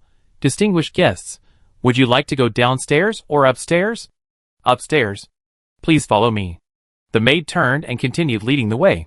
Soon they arrived at another set of steps. The maid said, going up will lead to a secret room. Inside, there are clothes and masks for you to choose from. After you leave, other maids will guide you to participate in the treasure exchange game. All right. Chu Qing nodded, saying nothing more, and led Wu Qianhuan and Wenru upstairs. Sure enough, at the end of the stairs was a room. Inside were black hooded coats and various masks. Chu Qing casually picked one that fit and put it on, but Wenru frowned, feeling none of them were suitable. She was petite, and although the clothes here were plentiful, with all sizes available, her size made her too easily recognizable. Masks and hooded coats were meaningless. Wu Qianhuan noticed her embarrassment and suddenly said, why don't you go to the 3rd floor yourself? We go look around on the 1st floor. Chu Qing thought for a moment and nodded, saying, all right. Anyway, there shouldn't be any conflict inside Wan Bailu, so there wouldn't be any danger. Thinking this, he took out a handful of silver notes from his pocket and handed them to Wu Qianhuan and Wenru. Buy whatever you want, don't be stingy. Wu Qianhuan was taken aback, then suddenly laughed. I remember, you even made money off me before. Chu Qing chuckled. How could he still remember something from so long ago? He shook his head. I almost forgot. You 2 are both young ladies from wealthy families. How could you be short of money? Wu Qianhuan snatched the silver note. Who said we weren't short? We're very short. All right, we're going downstairs. Be careful. Okay. Chu Qing nodded, gently parting ways with Wu Qianhuan for the time being. Chapter 427. After dressing, Chu Qing casually put on a mask and left the room. A maid, also wearing a mask, gave Chu Qing a curtsy and said softly, honored guest, please follow me. You know who I'm looking for? Yes. The maid said softly, Sister Yihai has already instructed that you should follow me. All right. Chu Qing was slightly surprised. How could Wan Bailu not make money with such service? It truly lived up to its great reputation in the martial arts world. Following the maid, Chu Qing soon arrived at a room. The maid opened the door and led Chu Qing inside. Upon entering the room, he saw an 8 immortal table in the center. A candle was lit in the middle of the table, and 3 people were sitting quietly waiting. Upon seeing Chu Qing enter, they all glanced at him, but then looked away. The exchange of treasures on the 3rd floor couldn't reveal their identities. On one hand, it's to avoid being tempted by wealth and end up being killed after acquiring a valuable treasure. However, this aspect doesn't account for a large portion. After all, one Bailu itself possesses many treasures. Just a few of them would be enough to cause a bloodbath in the martial world. The primary purpose is to avoid trouble. The Treasure Exchange Bureau doesn't inquire about the origin or destination. If you see it, you see it. If you get it, you get it. If you don't buy it then, you don't ask about it afterwards. Asking is useless. One Bailu won't reveal anything, and the seller conceals their identity, making it impossible to trace. Whether the item was obtained through robbery, tomb raiding, or fraud, it doesn't matter. One Bailu didn't pursue the matter, the seller's identity was unknown, and the buyer's identity was unclear. In the end, the matter was naturally dropped. However, if they revealed their identities, the outcome would be completely different, involving a wide range of people, and no one could predict what would happen in the end. Chu Qing silently walked to a chair and sat down, his gaze sweeping over the 3 people one by one. However, under their disguises, unless one had X-ray vision, it was impossible to discern their origins. Of course, Chu Qing could also use the heaven-shattering, earth-shattering technique to probe the secrets hidden in these people's hearts. But doing so would break one Bailu's rules. He had only come for Tianfu Temple, and now that the clues were right in front of him, he naturally wouldn't create unnecessary complications. He just didn't know which of the 3 before him was Wan Chunhua. Not long after, more people arrived one after another. An 8 immortal table was set up for 8 people. After the room was full, the masked maid entered and spoke softly, "Greetings, distinguished guests. The treasure exchange is about to begin. Before we begin, let me explain the rules. First, it is entirely voluntary. There is no coercion. Second, think carefully beforehand, so you won't regret it later. Third, avoid conflict. Harmony brings wealth. Any guest who violates any of these 3 points will be asked to leave. Please do not put me in a difficult position." After she finished speaking, she closed the door and stood quietly to the side, remaining silent. As the door closed, the entire room seemed to be instantly shut out from the outside world. Not a sound could be heard. The 8 people present remained silent. After a moment, someone coughed and deliberately changed their voice, saying, "I have something for you gentlemen to appraise." Chu Qing looked in the direction of the voice, and saw that the person who entered was carrying a box. He placed the box on the table, opened it, and took out a Buddha statue. He placed it next to the candle, and everyone looked closely. The statue was made entirely of white jade, with a solemn and dignified appearance. In the flickering candlelight, a halo of light shone behind it. A mysterious feeling instantly filled him. Chu Qing's eyes narrowed slightly, and someone exclaimed in surprise, "A solemn and dignified appearance, compassionate towards the suffering of all beings. Could this be the Vairocana Jade Buddha from the Great Sumeru Zen Temple in the western regions?" After this, someone beside Chu Qing spoke up. "It is said that the Vairocana Jade Buddha is the most precious treasure of the Great Sumeru Zen Temple, containing infinite mysteries. Some even speculate that this Jade Buddha may contain the supreme mental cultivation method of the Great Sumeru Zen Temple, the Mahavajrana Tathagata Wheel-Turning Sutra." I knew it. Why would the holy monk Jiasha of the Great Sumeru Zen Temple, a recluse, suddenly appear here? So it's for you. Chu Qing immediately recalled the holy monk she had met while dining with Huang Fuixiao that day. It was said that this person had reincarnated 8 times, but she didn't know if it was true. Judging from Huang Fuixiao's words, this person's martial arts must be unparalleled, and as a Buddhist, he shouldn't be tempted by external things. But if it was for the Great Sumeru Zen Temple's most precious treasure, then that made perfect sense. After they finished speaking, the vendor coldly said, "If you are interested in this treasure, I will name my price." "What do you want?" A slightly weathered female voice rang out. The vendor paused for a moment and said, "Something that can increase internal energy, elixirs, or a divine martial arts manual. Depending on the quality, the requirements differ. If none of them are available, I want one person's life." "Who?" This time, it was the man beside Chu Qing who spoke. His voice was slightly aged, but his true voice was unrecognizable. This time, the room fell silent. After a long while, the man slowly spoke, "Martial Emperor. Li Juechen." Upon hearing this, the entire room became so quiet you could hear a pin drop. Chu Qing subconsciously glanced at the maid standing in the corner of the room. But she saw that her eyes, beneath her mask, or completely expressionless. Chu Qing's heart skipped a beat. Others might not know the identities of those sitting here, but the people from Wan Beilu certainly did. And yet, the maid hadn't even shown the slightest surprise at the sudden appearance of Li Jueqin's name. Chu Qing couldn't help but suspect that Wan Beilu had also planned this all along. Martial Emperor Li Jueqin. What had he done this time that someone would go so far as to steal the Vairocana Jade Buddha from the Great Sumer Zen Temple and hire someone at Wan Beilu to kill him? Furthermore, Chu Qing had always felt that Wan Beilu was inextricably linked to the 3 sovereigns and 5 emperors. It was highly likely that the 3 sovereigns and 5 emperors were backing Wan Beilu, otherwise, they wouldn't have expanded their business to such an extent. So, this person at Wan Beilu mentioned killing Li Jueqin. Wasn't he truly worried that Wan Beilu would prevent him from seeing the light of day? Or was the relationship between Wan Beilu and the 3 sovereigns and 5 emperors completely different from what Chu Qing suspected? His mind raced with thoughts, then fell silent again. Looking at the others in the room, none of them uttered a sound. Were they frightened by the name Li Jueqin, or did they have other plans? After a while, the woman with the slightly aged voice slowly said, Li Jueqin. Who can rival the current martial emperor? Looking across the world, only those among the 3 sovereigns and 5 emperors could kill him. Someone else laughed and said, this brother must have come to the wrong place. Looking for someone to kill the martial emperor here? How could you even think of that? The Vairocana Jade Buddha is indeed wonderful, but one must be alive to enjoy it. Besides, no matter how good this object is, it's not worth killing one of the 3 sovereigns and 5 emperors for. Someone capable of killing the 3 sovereigns and 5 emperors wouldn't even consider the Great Sumeri Temple's treasure. Even if the Great Sumeri Temple's unparalleled martial arts were placed before him, he might not even give it a second glance. That makes sense. Clearly, this Jade Buddha alone is far from enough to kill a supreme ruler like the 3 sovereigns and 5 emperors. The merchant's expression was hidden behind his mask, making it difficult to discern, but his clenched hands revealed his turbulent emotions. He still forced a smile and said, therefore, if you cannot kill, consider bartering. Chu Qing slowly spoke, I want to know the reason. What reason? The merchant looked at Chu Qing.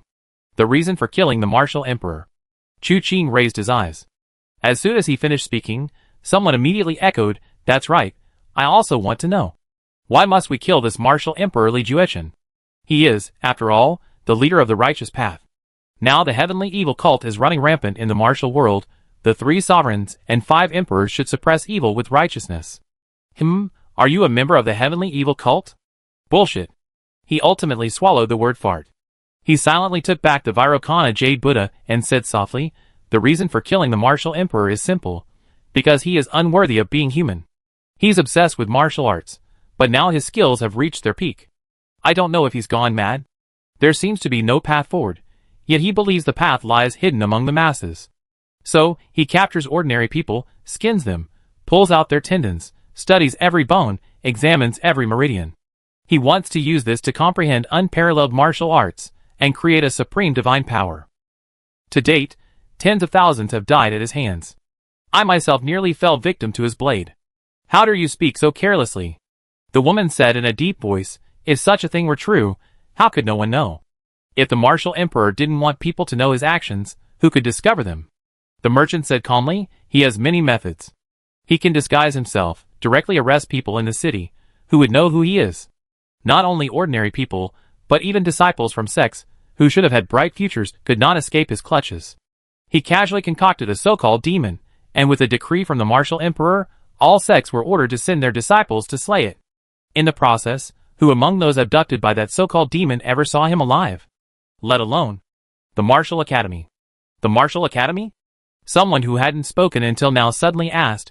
The Martial Academy was established by the martial emperor to spread martial arts throughout the world, strengthen the people and the race, and set a precedent for all ages. Children from ordinary families can also enter the Martial Academy to cultivate the martial emperor's ultimate techniques. This good thing has been sung about by countless people. What's the problem with that?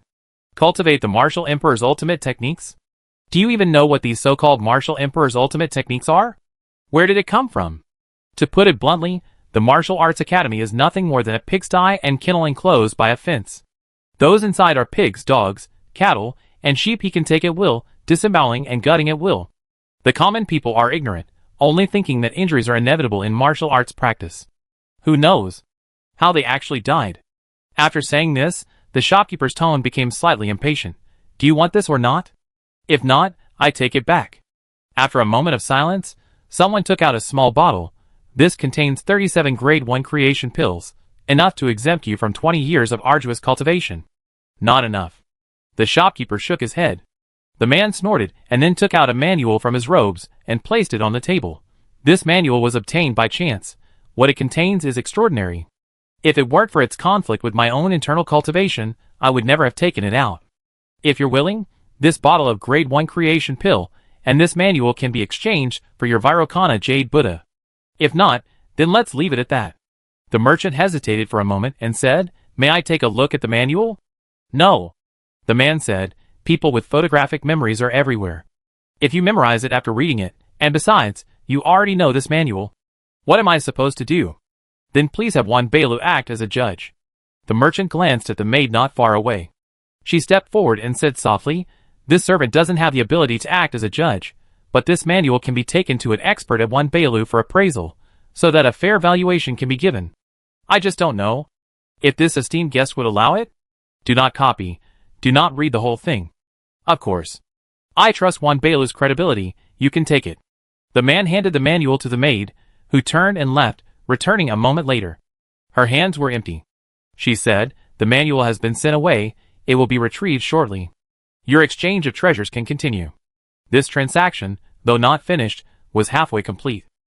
The first-grade creation pill and the Vairocana Jade Buddha were each taken back by their respective owners, awaiting Juan Bailu's assessment of the manual before continuing the deal. At this very moment, a transaction also appeared before Chu Qing, triggering a commission. Assassinate Martial Emperor Li Juechen. Accept? Chu Qing stared at the system notification in silence. The last system notification from the warlord was in blood-red font. It was challenging, but manageable. But this time, the characters of the commission appeared as if they had just been pulled from a pool of blood, still dripping wet. Clearly, killing Martial Emperor Li Juechen would be no easy feat. Moreover, he was, after all, one of the 3 sovereigns and 5 emperors. No matter how much evidence emerged, Chu Qing couldn't easily make a judgment about this person. He needed to see it for himself before making a decision. Therefore, after hesitating for a long time, he temporarily put the task aside, intending to consider it later. Just as Chu Qing was thinking this, someone spoke up. I need to restore someone's memories. Does anyone have a way to do so? Whether it's medicine, a secret technique, or anything else, as long as it doesn't harm oneself, it's acceptable. As for the reward, it's a promise from the first path. Chapter 428. The number 1 path in Central Plains. The moment the words number 1 path were uttered, they indeed attracted the attention of everyone present. Chu Qing was speechless. Judging from this, the person before him should be one of the 4 men of the number 1 path, tall and short, fat and thin. It was just unclear which of the 2 tall and thin ones it was. The Juan Bailu's establishment of the Treasure Exchange Bureau, concealing their appearance, was originally a form of protection. But he completely ignored this, directly uttering the words number 1 path. It was hard to say whether the people of the number 1 path truly lacked experience in the martial world, or whether they were simply too skilled and daring. His words inevitably led people to speculate that the number 1 path had been searching for its leader for over 10 years, and now asking about a method to restore memories might mean the leader had lost their memory. Of course, while this speculation was valid, what they would actually do was anyone's guess. Furthermore, the reward he offered was also somewhat uncertain. Sure enough, someone immediately asked, What kind of promise is this so-called first path's promise? As long as this method is verified to be effective, the first path will unconditionally do one thing for it. This matter is neither good nor evil, neither right nor wrong, as long as it does not harm the first path and is within its capabilities, even at a great cost, the first path will complete it. As these words fell, the eyes of the person who had previously presented the Jade Buddha gleamed, but then dimmed. While the promise offered by the first path was very good, he couldn't provide what the other party wanted. Moreover, no one could say for sure whether the first path could handle the current martial emperor. Everyone else was also tempted. In the martial world, there are always things one wants to do but cannot, or is unable to do. The first path was a hidden sect in Zhongzhou, with a profound foundation and astonishing strength. If they could get their help, that would be ideal. But after their initial interest, they all fell silent. Memory is not something that can be easily restored. A slight misstep could not only prevent them from obtaining the first path's promise, but could even lead to a blood feud. For a moment, the entire room of the Treasure Exchange Bureau was deathly silent. Chu Qing also remained silent. He had an agreement with Manager Song, but the expiration date had passed. Manager Song had not yet contacted him about restoring his memory, so there was no need to make a fuss now. Ultimately, the transaction initiated by this person failed due to a lack of response. Another long silence followed, until someone knocked on the door, and the maid opened it to retrieve the previously sent out manual. He glanced again at a piece of paper placed on the manual, and said softly, "The appraisal results are in. This manual records a peerless martial art. However, it's not entirely righteous. The demonic path harms others for personal gain. While this technique won't harm others, prolonged practice will damage oneself. It's truly a method that injures the enemy 1,000 while harming oneself 800. One Bailu values it at 3,000 taels of gold." He then handed the manual to the owner. Injures the enemy 1,000 while harming oneself 800. The owner of the Jade Buddha slowly exhaled, finally speaking in a deep voice, "I won't trade." "Then so be it." The owner of the first-grade creation pill put away the manual and said calmly, as one Bailu said, "It's entirely voluntary. There's no forcing." This deal thus fell through. Anyway, one Bailu would remain open until dawn, and the Exchange Bureau would continue. A suitable opportunity would eventually arise. The owner of the Jade Buddha wasn't willing to settle, so they would seek another chance. At this moment, silence fell once more. Just as the maid standing silently to the side was about to speak, a person, who hadn't spoken until now slowly said, "I have a sword called Shark Slayer." With that, he raised a sword. Its scabbard was made of python skin, and its hilt was jet black, its deep, restrained presence commanding respect. The next moment, the man drew the sword 3 inches, the chilling blade coming into view. The blade was as clear as a mirror, radiating an icy aura. Those present were all experts, yet they instinctively squinted, feeling as if the blade could pierce their eyes. Perhaps to give them time to adjust, after a pause of 2 or 3 breaths, the man finally drew the sword completely. With a flick of his wrist, the blade was revealed to the assembled crowd. The blade was straight, its tip angled. It was 3 inches wide, and approximately 3 feet 2 inches long, emanating a chilling aura that seemed to pierce the bone. "A fine blade," someone exclaimed. The man wielding the shark-slaying blade murmured, "This blade is forged from the shining cold iron of the East Sea, imbued with a chilling energy that can be activated with internal force. Weighing 9 pounds and 9 ounces, its sharpness is unparalleled." He casually picked up a strand of hair, held it in his palm, and blew on it. Letting the hair fall slowly, it instantly severed in 2 upon touching the blade. Nothing could surpass the power to cut a hair with a breath. After doing this, he sheathed the shark-slaying blade and asked in a deep voice, "Are any of you interested in this blade? Indeed a fine blade. What is the price?" Someone spoke up, asking, "I don't want gold or silver, I don't want treasures or secret manuals." The man with the knife spoke calmly, "I wish to exchange this knife for a life." The people present were quite indifferent. Anything could be bought in the Wanbao Pavilion, so someone wanting to buy a life with a knife was perfectly reasonable. Therefore, they simply waited quietly for the man to continue. The man didn't speak, but instead said, "I cannot reveal this person's name for now. Otherwise, you will all know my identity. I can only tell you that this person's martial arts are unparalleled. He is no ordinary person. More importantly, he has a vast power base, with countless experts under his command. If you don't have enough confidence in yourself, please back down. If you consider yourself to possess unparalleled martial arts skills, and are capable of fighting, then please dismiss everyone else, and leave only those interested to speak with me privately." "All right." The maid nodded. "Please follow me, esteemed guest." The man nodded, picked up the shark-slaying blade, and followed the maid out of the room. A moment later, the maid returned. "If any esteemed guest is interested in this shark-slaying blade, please follow me." The crowd exchanged glances. Some shook their heads. "This blade is fine, but not for me. I can't bring myself to kill. This blade is not meant for me." Some shook their heads, others gave reasons.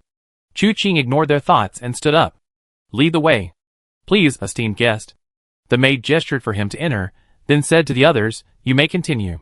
She then led Chu Qing out of the room to another room, opened the door, and invited Chu Qing inside.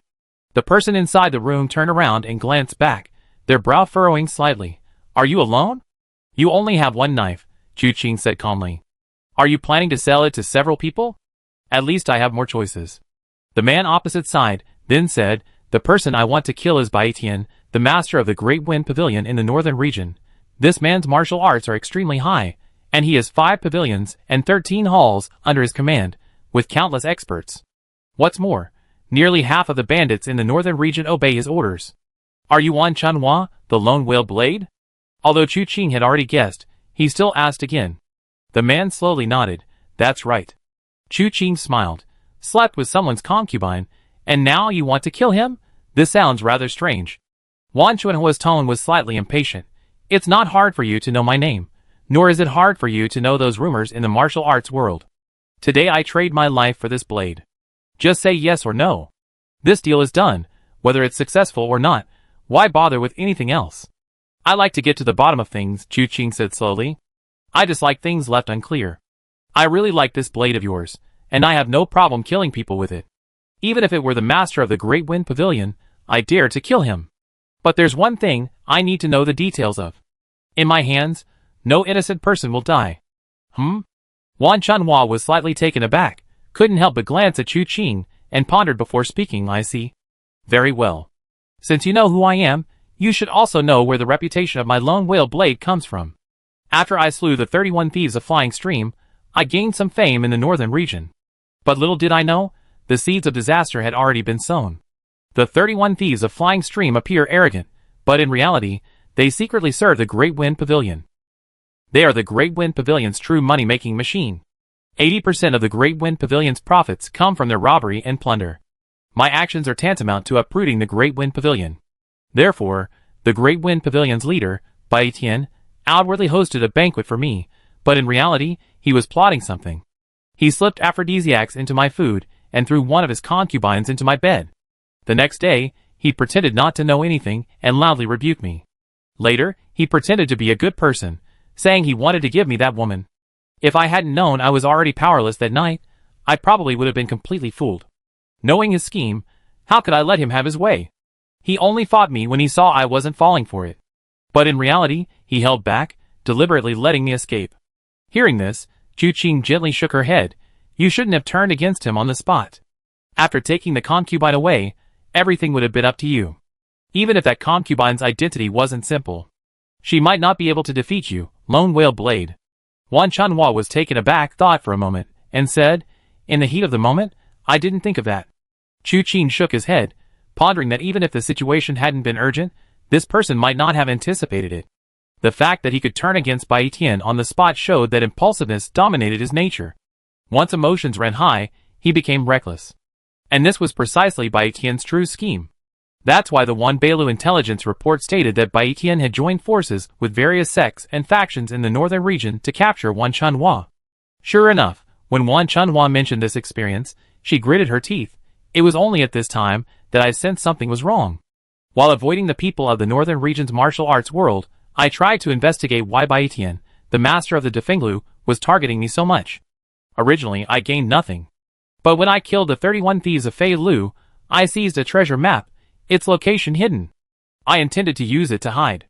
But unexpectedly, after I found its location, I discovered correspondence between the 31 thieves of Fei Lu and Bai Tian. It seems this was a backup plan left behind by the 31 thieves of Fei Lu, fearing that Bai Tian would discard them after their usefulness was over. Where is the letter?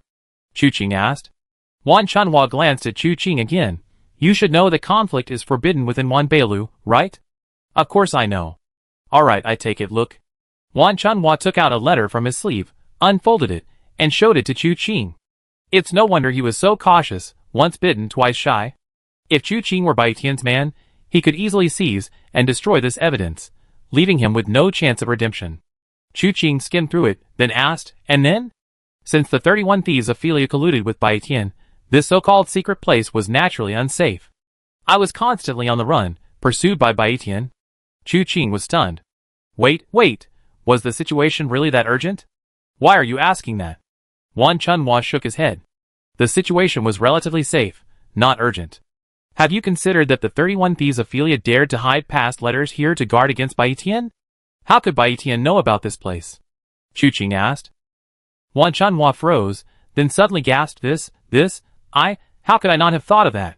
Blinded by a leaf. Chu Qing sighed. Where did you run off to after that? I originally intended to go to Zhongzhou to hide, But because Bai Tian kept sending people to hunt me down, I was constantly on edge. I accidentally mistook a girl for a pursuer and killed her, and thus, I offended a powerful figure. Wan Chuanhua's voice was filled with a sense of despair as he spoke, especially when he thought about how he could have been safely hiding in that secret place.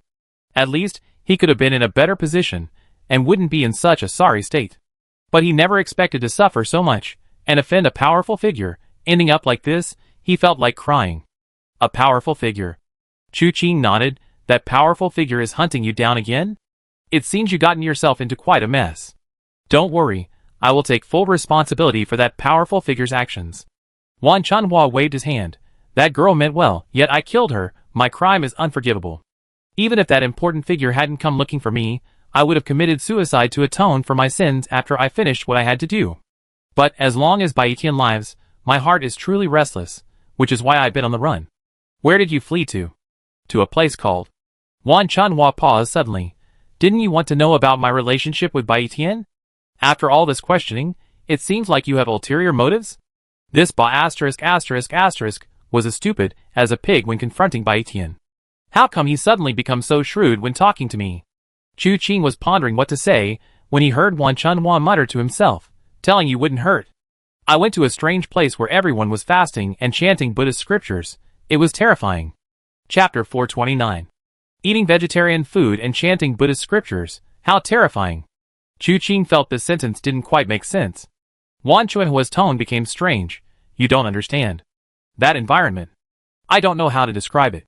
It's as if everyone is living in a dream, and strange smiles occasionally appear. They bowed and worshipped in one direction, saying it was the abode of Buddha. I initially thought it was the Great Thunder Temple, but they told me it was called the Heavenly Buddha Temple. Chu Qing looked up at Wan Chunhua. The Heavenly Buddha Temple? So, there are people in the Heavenly Buddha Temple? Yes. Wan Chunhua immediately nodded and said, more than just there are many. There are no elderly people. Mostly young and middle-aged people. They said the elderly have all gone to the Heavenly Buddha Temple to enjoy their blessings. They say that after a lifetime of busy work, the ultimate goal is to go to the Buddha seat in the Heavenly Buddha Temple and enjoy eternal peace. I don't know if it's true or not. That place was truly bizarre. Everyone there seemed unusual. I had intended to blend in and escape the powerful figure's pursuit.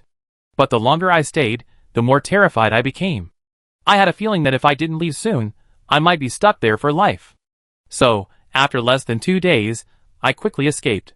He paused slightly, scratching his head. It's strange, but for the first few days after I left, it was as if there was a Buddha in my mind, chanting scriptures every midnight. It made me feel like I had gained some wisdom. But when I tried to recall carefully, I couldn't remember the contents of the scriptures at all. After a full 2 weeks, the Buddha gradually disappeared. And I fell ill because of it, suffering from a high fever for 3 whole days before finally recovering. Chu Qing listened, his brows furrowed. The situation at Tianfu Temple seemed even stranger than he had imagined.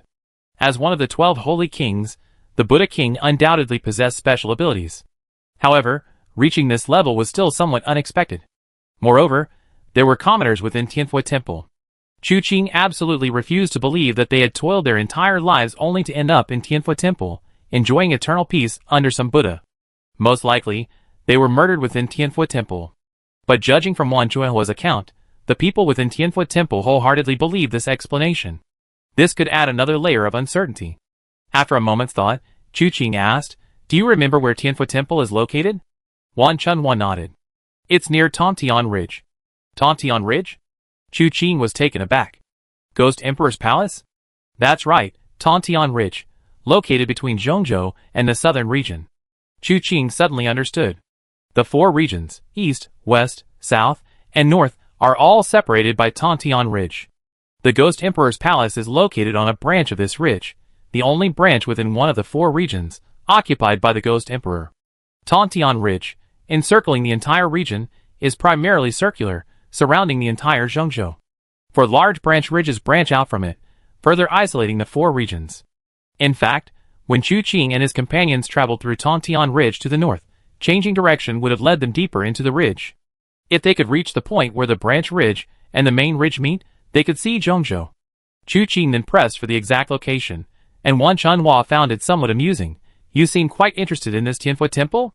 Of course, Chu Qing said frankly. There are many legends about Tianfu Temple in the southern region, but most people have only heard about it, and few have actually seen it. Not a single person has ever returned alive from Tianfu Temple. I'm naturally curious about it. Tell me in detail, and after the Wan Bailey gathering, we go to Tianfu Temple and broaden our horizons. Wan Chunhua waved her hands repeatedly. No. I don't know why, but the more I think about that place afterwards, the more terrified I feel. Everything there seems so strange. Especially Wanfo Forest. As far as the eye can see, there are endless Buddha statues, each with a different posture, extremely bizarre. It's like, as you look at them, you be sucked into the Buddha statues, and the things inside will take over your body. The Buddhist sect is vast. How could there be such evil beings? Chu Qing frowned. Who can say for sure? Buddhism is vast, but are they true Buddhas or evil Buddhas? Who knows? Wan Chunhua seemed quite clear-headed this time. Chu Qing nodded, agreeing with this statement. Wan Chunhua then said, I told you everything I should and shouldn't have said. I don't know your true identity. Tell me now, can you help me? Yes. Chu Qing nodded. However, I can't go to the northern region right now. This deal will have to wait. After I finish my business in the southern region, I will head to the northern region to help you kill Bai Tian. How can it be so inconvenient for us wanderers? Wan Chunhua didn't understand. Chu Qing rolled his eyes. You're a wandering knight, I'm different. And you? I am a great hero. Wan Chunhua was speechless for a moment, then his eyes darkened. Anyone can talk big. Bai Tian's martial arts are unparalleled. You might not even be able to kill him. I test your mettle first.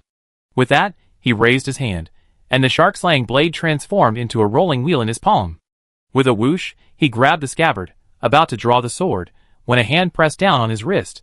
Fighting inside Wan Bailu? Are you sure? Just a friendly spar, no conflict. After Wan Chunhua finished speaking, he circulated his inner energy into his wrist, trying to forcefully draw the sword. But his strength was useless. No matter how hard he tried, he couldn't move Chu Qing's hand an inch. You? Wan Chunhua looked up. Chu Qing smiled slightly, his 5 fingers hooked, and suddenly changed his move. Wan Chunhua thought he had his chance, and was about to exert his strength, when suddenly, he felt his hand go empty. With a clang, the shark-slaying blade was in Chu Qing's hand, leaving Wan Chunhua with only an empty scabbard.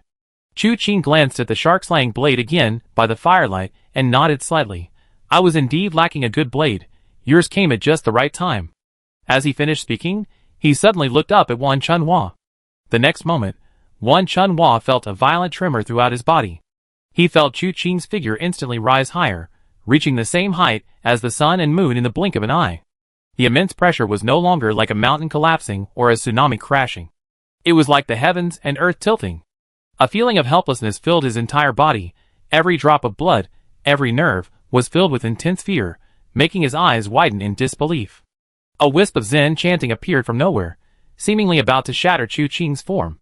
Wan Chunhua looked up, her face filled with horror. Behind her stood a Buddha statue, majestic and dignified, exuding boundless Buddhist power. However, Wan Chunhua had never practiced Buddhist martial arts since she could remember. Where did this Buddha statue come from? I knew it wouldn't be this simple, Chu Qing sneered, his voice like the will of heaven. The next moment, a strange voice spoke. Amitabha, lay down your butcher's knife, and you will become a Buddha. Chu Qing chuckled. Butcher's knife? You mean this? As soon as the words left his lips, Chu Qing, who had previously stood shoulder to shoulder with the sun and moon, now held a knife in his hand. Like a towering mountain hanging upside down in his palm, it was majestic and imposing, its sharp edge gleaming. Suddenly, Chu Qing swung the knife in a slash. Wan Chunhua didn't even think, immediately closing her eyes. Looking was useless. She couldn't dodge, couldn't block, couldn't withstand it. The only thing she could do was close her eyes and wait for death. The golden light emanating from his image shone brightly. But the instant it touched the blade, it was shattered into pieces. Wan Chunhua's body trembled violently, and he coughed up a mouthful of blood. When he looked up again, where was Chu Qing, who was said to be as powerful as the sun and moon? Chu Qing was indeed holding the shark-slaying blade, but the blade was pointed diagonally at the ground, and his eyes, peering through the mask, were watching him with a half-smile. Wan Chunhua suddenly realized, was that all an illusion? There's truth and falsehood. Chu Qing said, there can't be anyone in this world who can rival the sun and moon, but after your rampage at Wanfo Temple, you left something on yourself. Wait, aren't they Buddhists? How did they leave something on me? I know they're ghosts. You're a Taoist priest Who catches ghosts, aren't you? Wan Chunhua thought he had figured it out. Chu Qing sighed, realizing his judgment of Wan Chunhua was flawed. He had initially thought that Wan Chunhua's impulsive actions when Bai Tian tricked him with a concubine were due to rashness. Now it seemed that wasn't the case. This man was simply not very bright. You're overthinking it. There are no demons or monsters in this world, but there are all sorts of strange martial arts. Chu Qing said, the people in Tianfu Temple were probably bewitched by these martial arts. And you, being in their midst, were also influenced. But you are, after all, highly skilled in martial arts and possess intuition. You listen to your heart and escape Tianfu Temple as quickly as possible.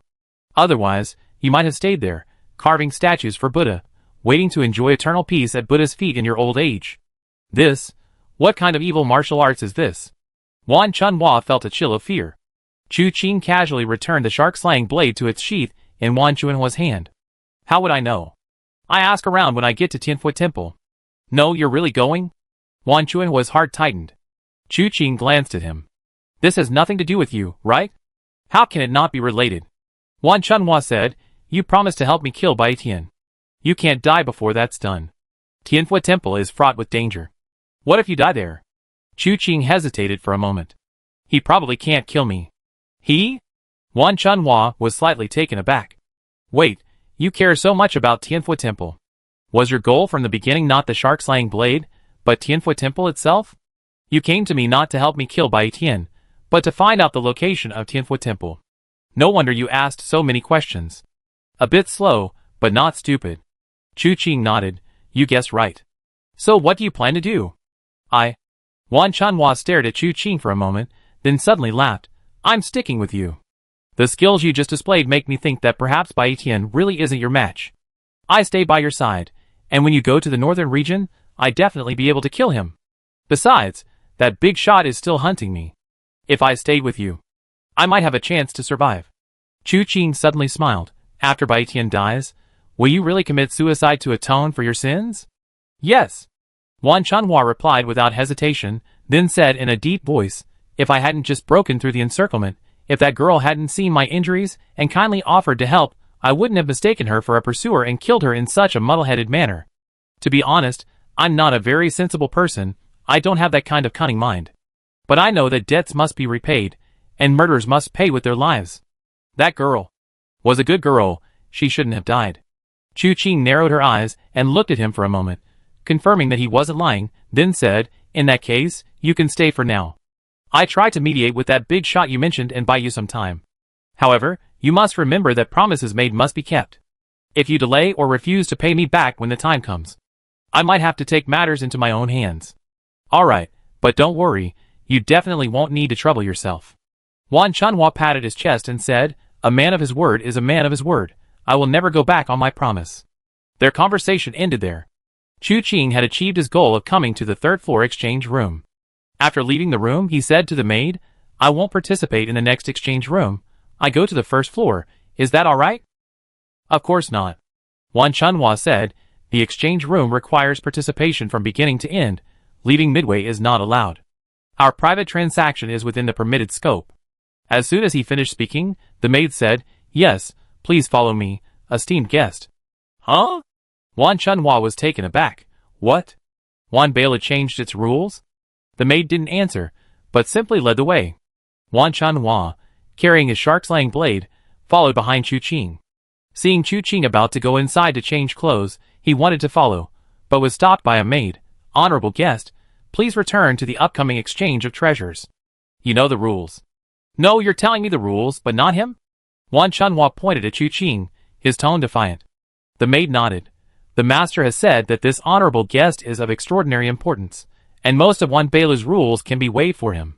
Wan Chunhua was so angry he almost cursed. Before he could utter a string of profanities, Chu Qing poked his head out. Let him come with me. Yes. The maid nodded, making way. Honorable guest, please. Wan Chunhua huffed and puffed as he entered, pointing at himself. What kind of honorable guest am I? I'm just a stepchild. Chu Qing ignored him, and so did the maid. After giving Chu Qing a slight bow, she returned to continue presiding. Chu Qing had already removed his hooded cloak and casually taken off his mask. Wan Chunhua looked up, her expression instantly changing. Just as she was about to speak, A sword's clang resounded throughout the entire Wanbeilu. Chu Qing frowned slightly. What nonsense is this brat spouting now? Chapter 430. Who are you talking about? Wan Chunhua asked instinctively. Chu Qing shook his head, sensing that the sword energy wasn't coming from the third floor, but rather from the first floor. Wang Fuixiu ran down to the first floor and got into another fight. This is Wanbeilu, after all. Is this kid really not worried about being kicked out? He didn't take it seriously, but instead asked Wan Chunhua, "Did you have something to say just now?" Wan Chunhua thought for a moment. "I forgot. Wait, that's not right. How come you're so young? You have a problem with young people?" Chu Qing raised an eyebrow. "No, not at all." Wan Chunhua quickly shook his head. "It's just that I find it hard to believe. You're so young. I think you are too young to be my son." Chu Qing laughed. "You really haven't died before, have you?" Wan Chunhua's scalp tightened. Sensing Chu Qing's chilling killing intent, he realized the offense of his words and quickly waved his hand, saying, I was just talking nonsense. I can't control my mouth. Please don't take it to heart." As he spoke, he removed his mask, revealing a rather flamboyant, yet slightly weathered face. Rough skin, thick sweeping eyebrows, and a scar above his left eye, though it seemed the eyeball wasn't injured. His overall appearance was less like a wandering knight, and more like a wild and unrestrained bandit. If Chu Qing hadn't believed Wanbeilu wouldn't lie, he would have suspected that this guy was one of the 31 thieves of Flying Stream, who had killed Lone Whale Blade Wan Chunhua and then impersonated him. He thought it over in his heart, but didn't say a word. He simply said, "I'm not a petty person. This is the first time. I tolerated it. If you offend me again, I'll likely bring your head as a witness when I kill Bai Tian." Alright, you're not that old, but I don't know where you get this murderous aura from." As he spoke, the sound of a sword rang out again. Chu Qing was genuinely curious now. Who had repeatedly provoked this son of the Sword Emperor? He immediately led Wan Chunhua downstairs to the second floor, and with the help of a maid, they went to the stairwell on the first floor. Halfway down, they saw that for some reason, everyone on the first floor had gathered in one place. "That's a gambling table. Gamblers are here?" Wan Chunhua glanced over, then suddenly rubbed his hands together. "You can gamble on anything at Wanbeilu's gambling tables. Some people have lost their wives and children here, while others have become rich overnight. If I didn't have other things to do, I would definitely try my luck first." Chu Qing ignored him and strode towards the crowd. Wan Chunhua reminded him, "They're all experts. It won't be easy to get in." Before he could finish speaking, the crowd suddenly parted. Wan Chunhua instinctively thought these people were just being polite, but then he noticed their expressions had changed drastically, and realized that Chu Qing had used some kind of method. He hurriedly followed behind Chu Qing, inwardly marveling. Although Chu Qing's methods, comparable to the sun and moon slaying evil Buddha, astonished him, when he saw Chu Qing's true face, he instinctively felt he was too young. A young man with no experience is unreliable. This saying is so widely circulated because it holds true. Based on Wan Chunhua's own experience, he had encountered many young talents, but none of them were reliable. Therefore, he initially underestimated Chu Qing's age. But now it seemed he couldn't compare him to ordinary people. This person was unfathomable. As Chu Qing ventured deeper, he forcefully fought his way from outside the crowd into its heart. Suddenly, the space opened up around him. Looking up, he saw two people sitting opposite each other at a table. Wan Chunhua didn't recognize either of them, so he nudged Chu Qing's arm with his elbow. "Who are these two?" His voice was a bit loud, drawing attention from those around him. Wan Chunhua didn't seem to care, but Chu Qing said softly, "I don't know them either." He truly didn't know them. One of the two sitting there was a young man wearing a mask. The mask wasn't large, taking up about a quarter of his face. To be precise, it only covered one eye, and the mask was quite luxurious, inlaid with glass and diamonds, shimmering with iridescent light. His fingers were slender and fair, like a woman's hands. His gaze held a hint of mockery, his posture relaxed, radiating ease. Sitting opposite him was a young woman. The woman was strikingly beautiful, her bearing exceptionally refined, aloof and noble, like a celestial being descended to earth, inspiring no disrespect. However, Chu Qing's gaze didn't linger on her, but rather on Huang Fuixia behind her. This dignified son of the Sword Emperor, why was he acting like a fool? He stood sullenly behind the woman, his eyes fixed on the man opposite him, as if he wanted to tear him to pieces. On the other side of the woman stood Wu Qinhuan and Wenru. Chu Qing was somewhat puzzled. How did they end up together? Immediately using his telepathic communication technique, he connected with Wu Qinhuan and Wenru, asking, "What's going on?" The two women had also seen Chu Qing and immediately began talking at once. After separating in the third-floor changing room, they strolled around the first floor. The Wanbeilu was filled with a dazzling array of goods, and the two women were having a good time. However, at this moment, Huang Fuixia came down with the girl. Wu Qianhuan told Chu Qing that the girl claimed her surname was Jiang, and Huang Fuixia also addressed her as Miss Jiang. Moreover, she was the owner of the Wanbeilu. Although the girl had a cool and aloof demeanor, she was very approachable towards Wu Qianhuan and Wenru, and the group quickly became acquainted through casual conversation. Then, trouble arose. A maid from the Wanbeilu came over, saying that someone was cheating at the gambling table, using methods so sophisticated that ordinary people couldn't see through them. The Wanbeilu had plenty of silver, and didn't mind someone winning at all. Winning or losing is a matter of skill, and Wanbeilu has always respected such abilities. Therefore, they didn't want to get involved, but unexpectedly, the maid said that the distinguished guest had declared he wanted to gamble with Wanbeilu. Only then did Miss Jiang have no choice but to show herself. Upon appearing, the man was captivated by Miss Jiang's beauty, and declared he would win her away at the gambling table. Huang Fuixia was instantly enraged and nearly drew his sword to kill him. This was also the first time Chu Qing sensed Huang Fuixia's sword intent. Miss Jiang stopped Huang Fuixia and gambled with the man, but unexpectedly, the man's gambling skills were superb. They agreed on a best-of-3 match, and he won his first round against Miss Jiang. Afterwards, he uttered some offensive words, provoking Huang Fuixia to erupt in fury once more. Ultimately, it was Miss Jiang who stopped them. Now the two faced off in the second round. If Miss Jiang won, all would be well. If she lost again, the man could take her away and do whatever he wanted with her. Wu Qianhuan and Wenru chattered amongst themselves, with Wenru's rather excited voice ringing out, "He just wants to sleep with Miss Jiang." Shameless, despicable. Chu Qing glanced at her, seeing her indifferent expression, but who would have thought that her heart was so turbulent? Speechless for a moment, he asked, "Who taught you this?" Wenru snorted, "Sister Wu taught me." Judging from her tone, she seemed quite proud of herself. Chu Qing pondered for a long time, but couldn't figure out what was so impressive about it. Wu Qianhuan hurriedly explained, "It has nothing to do with me, it's Zaira who learned it on her own."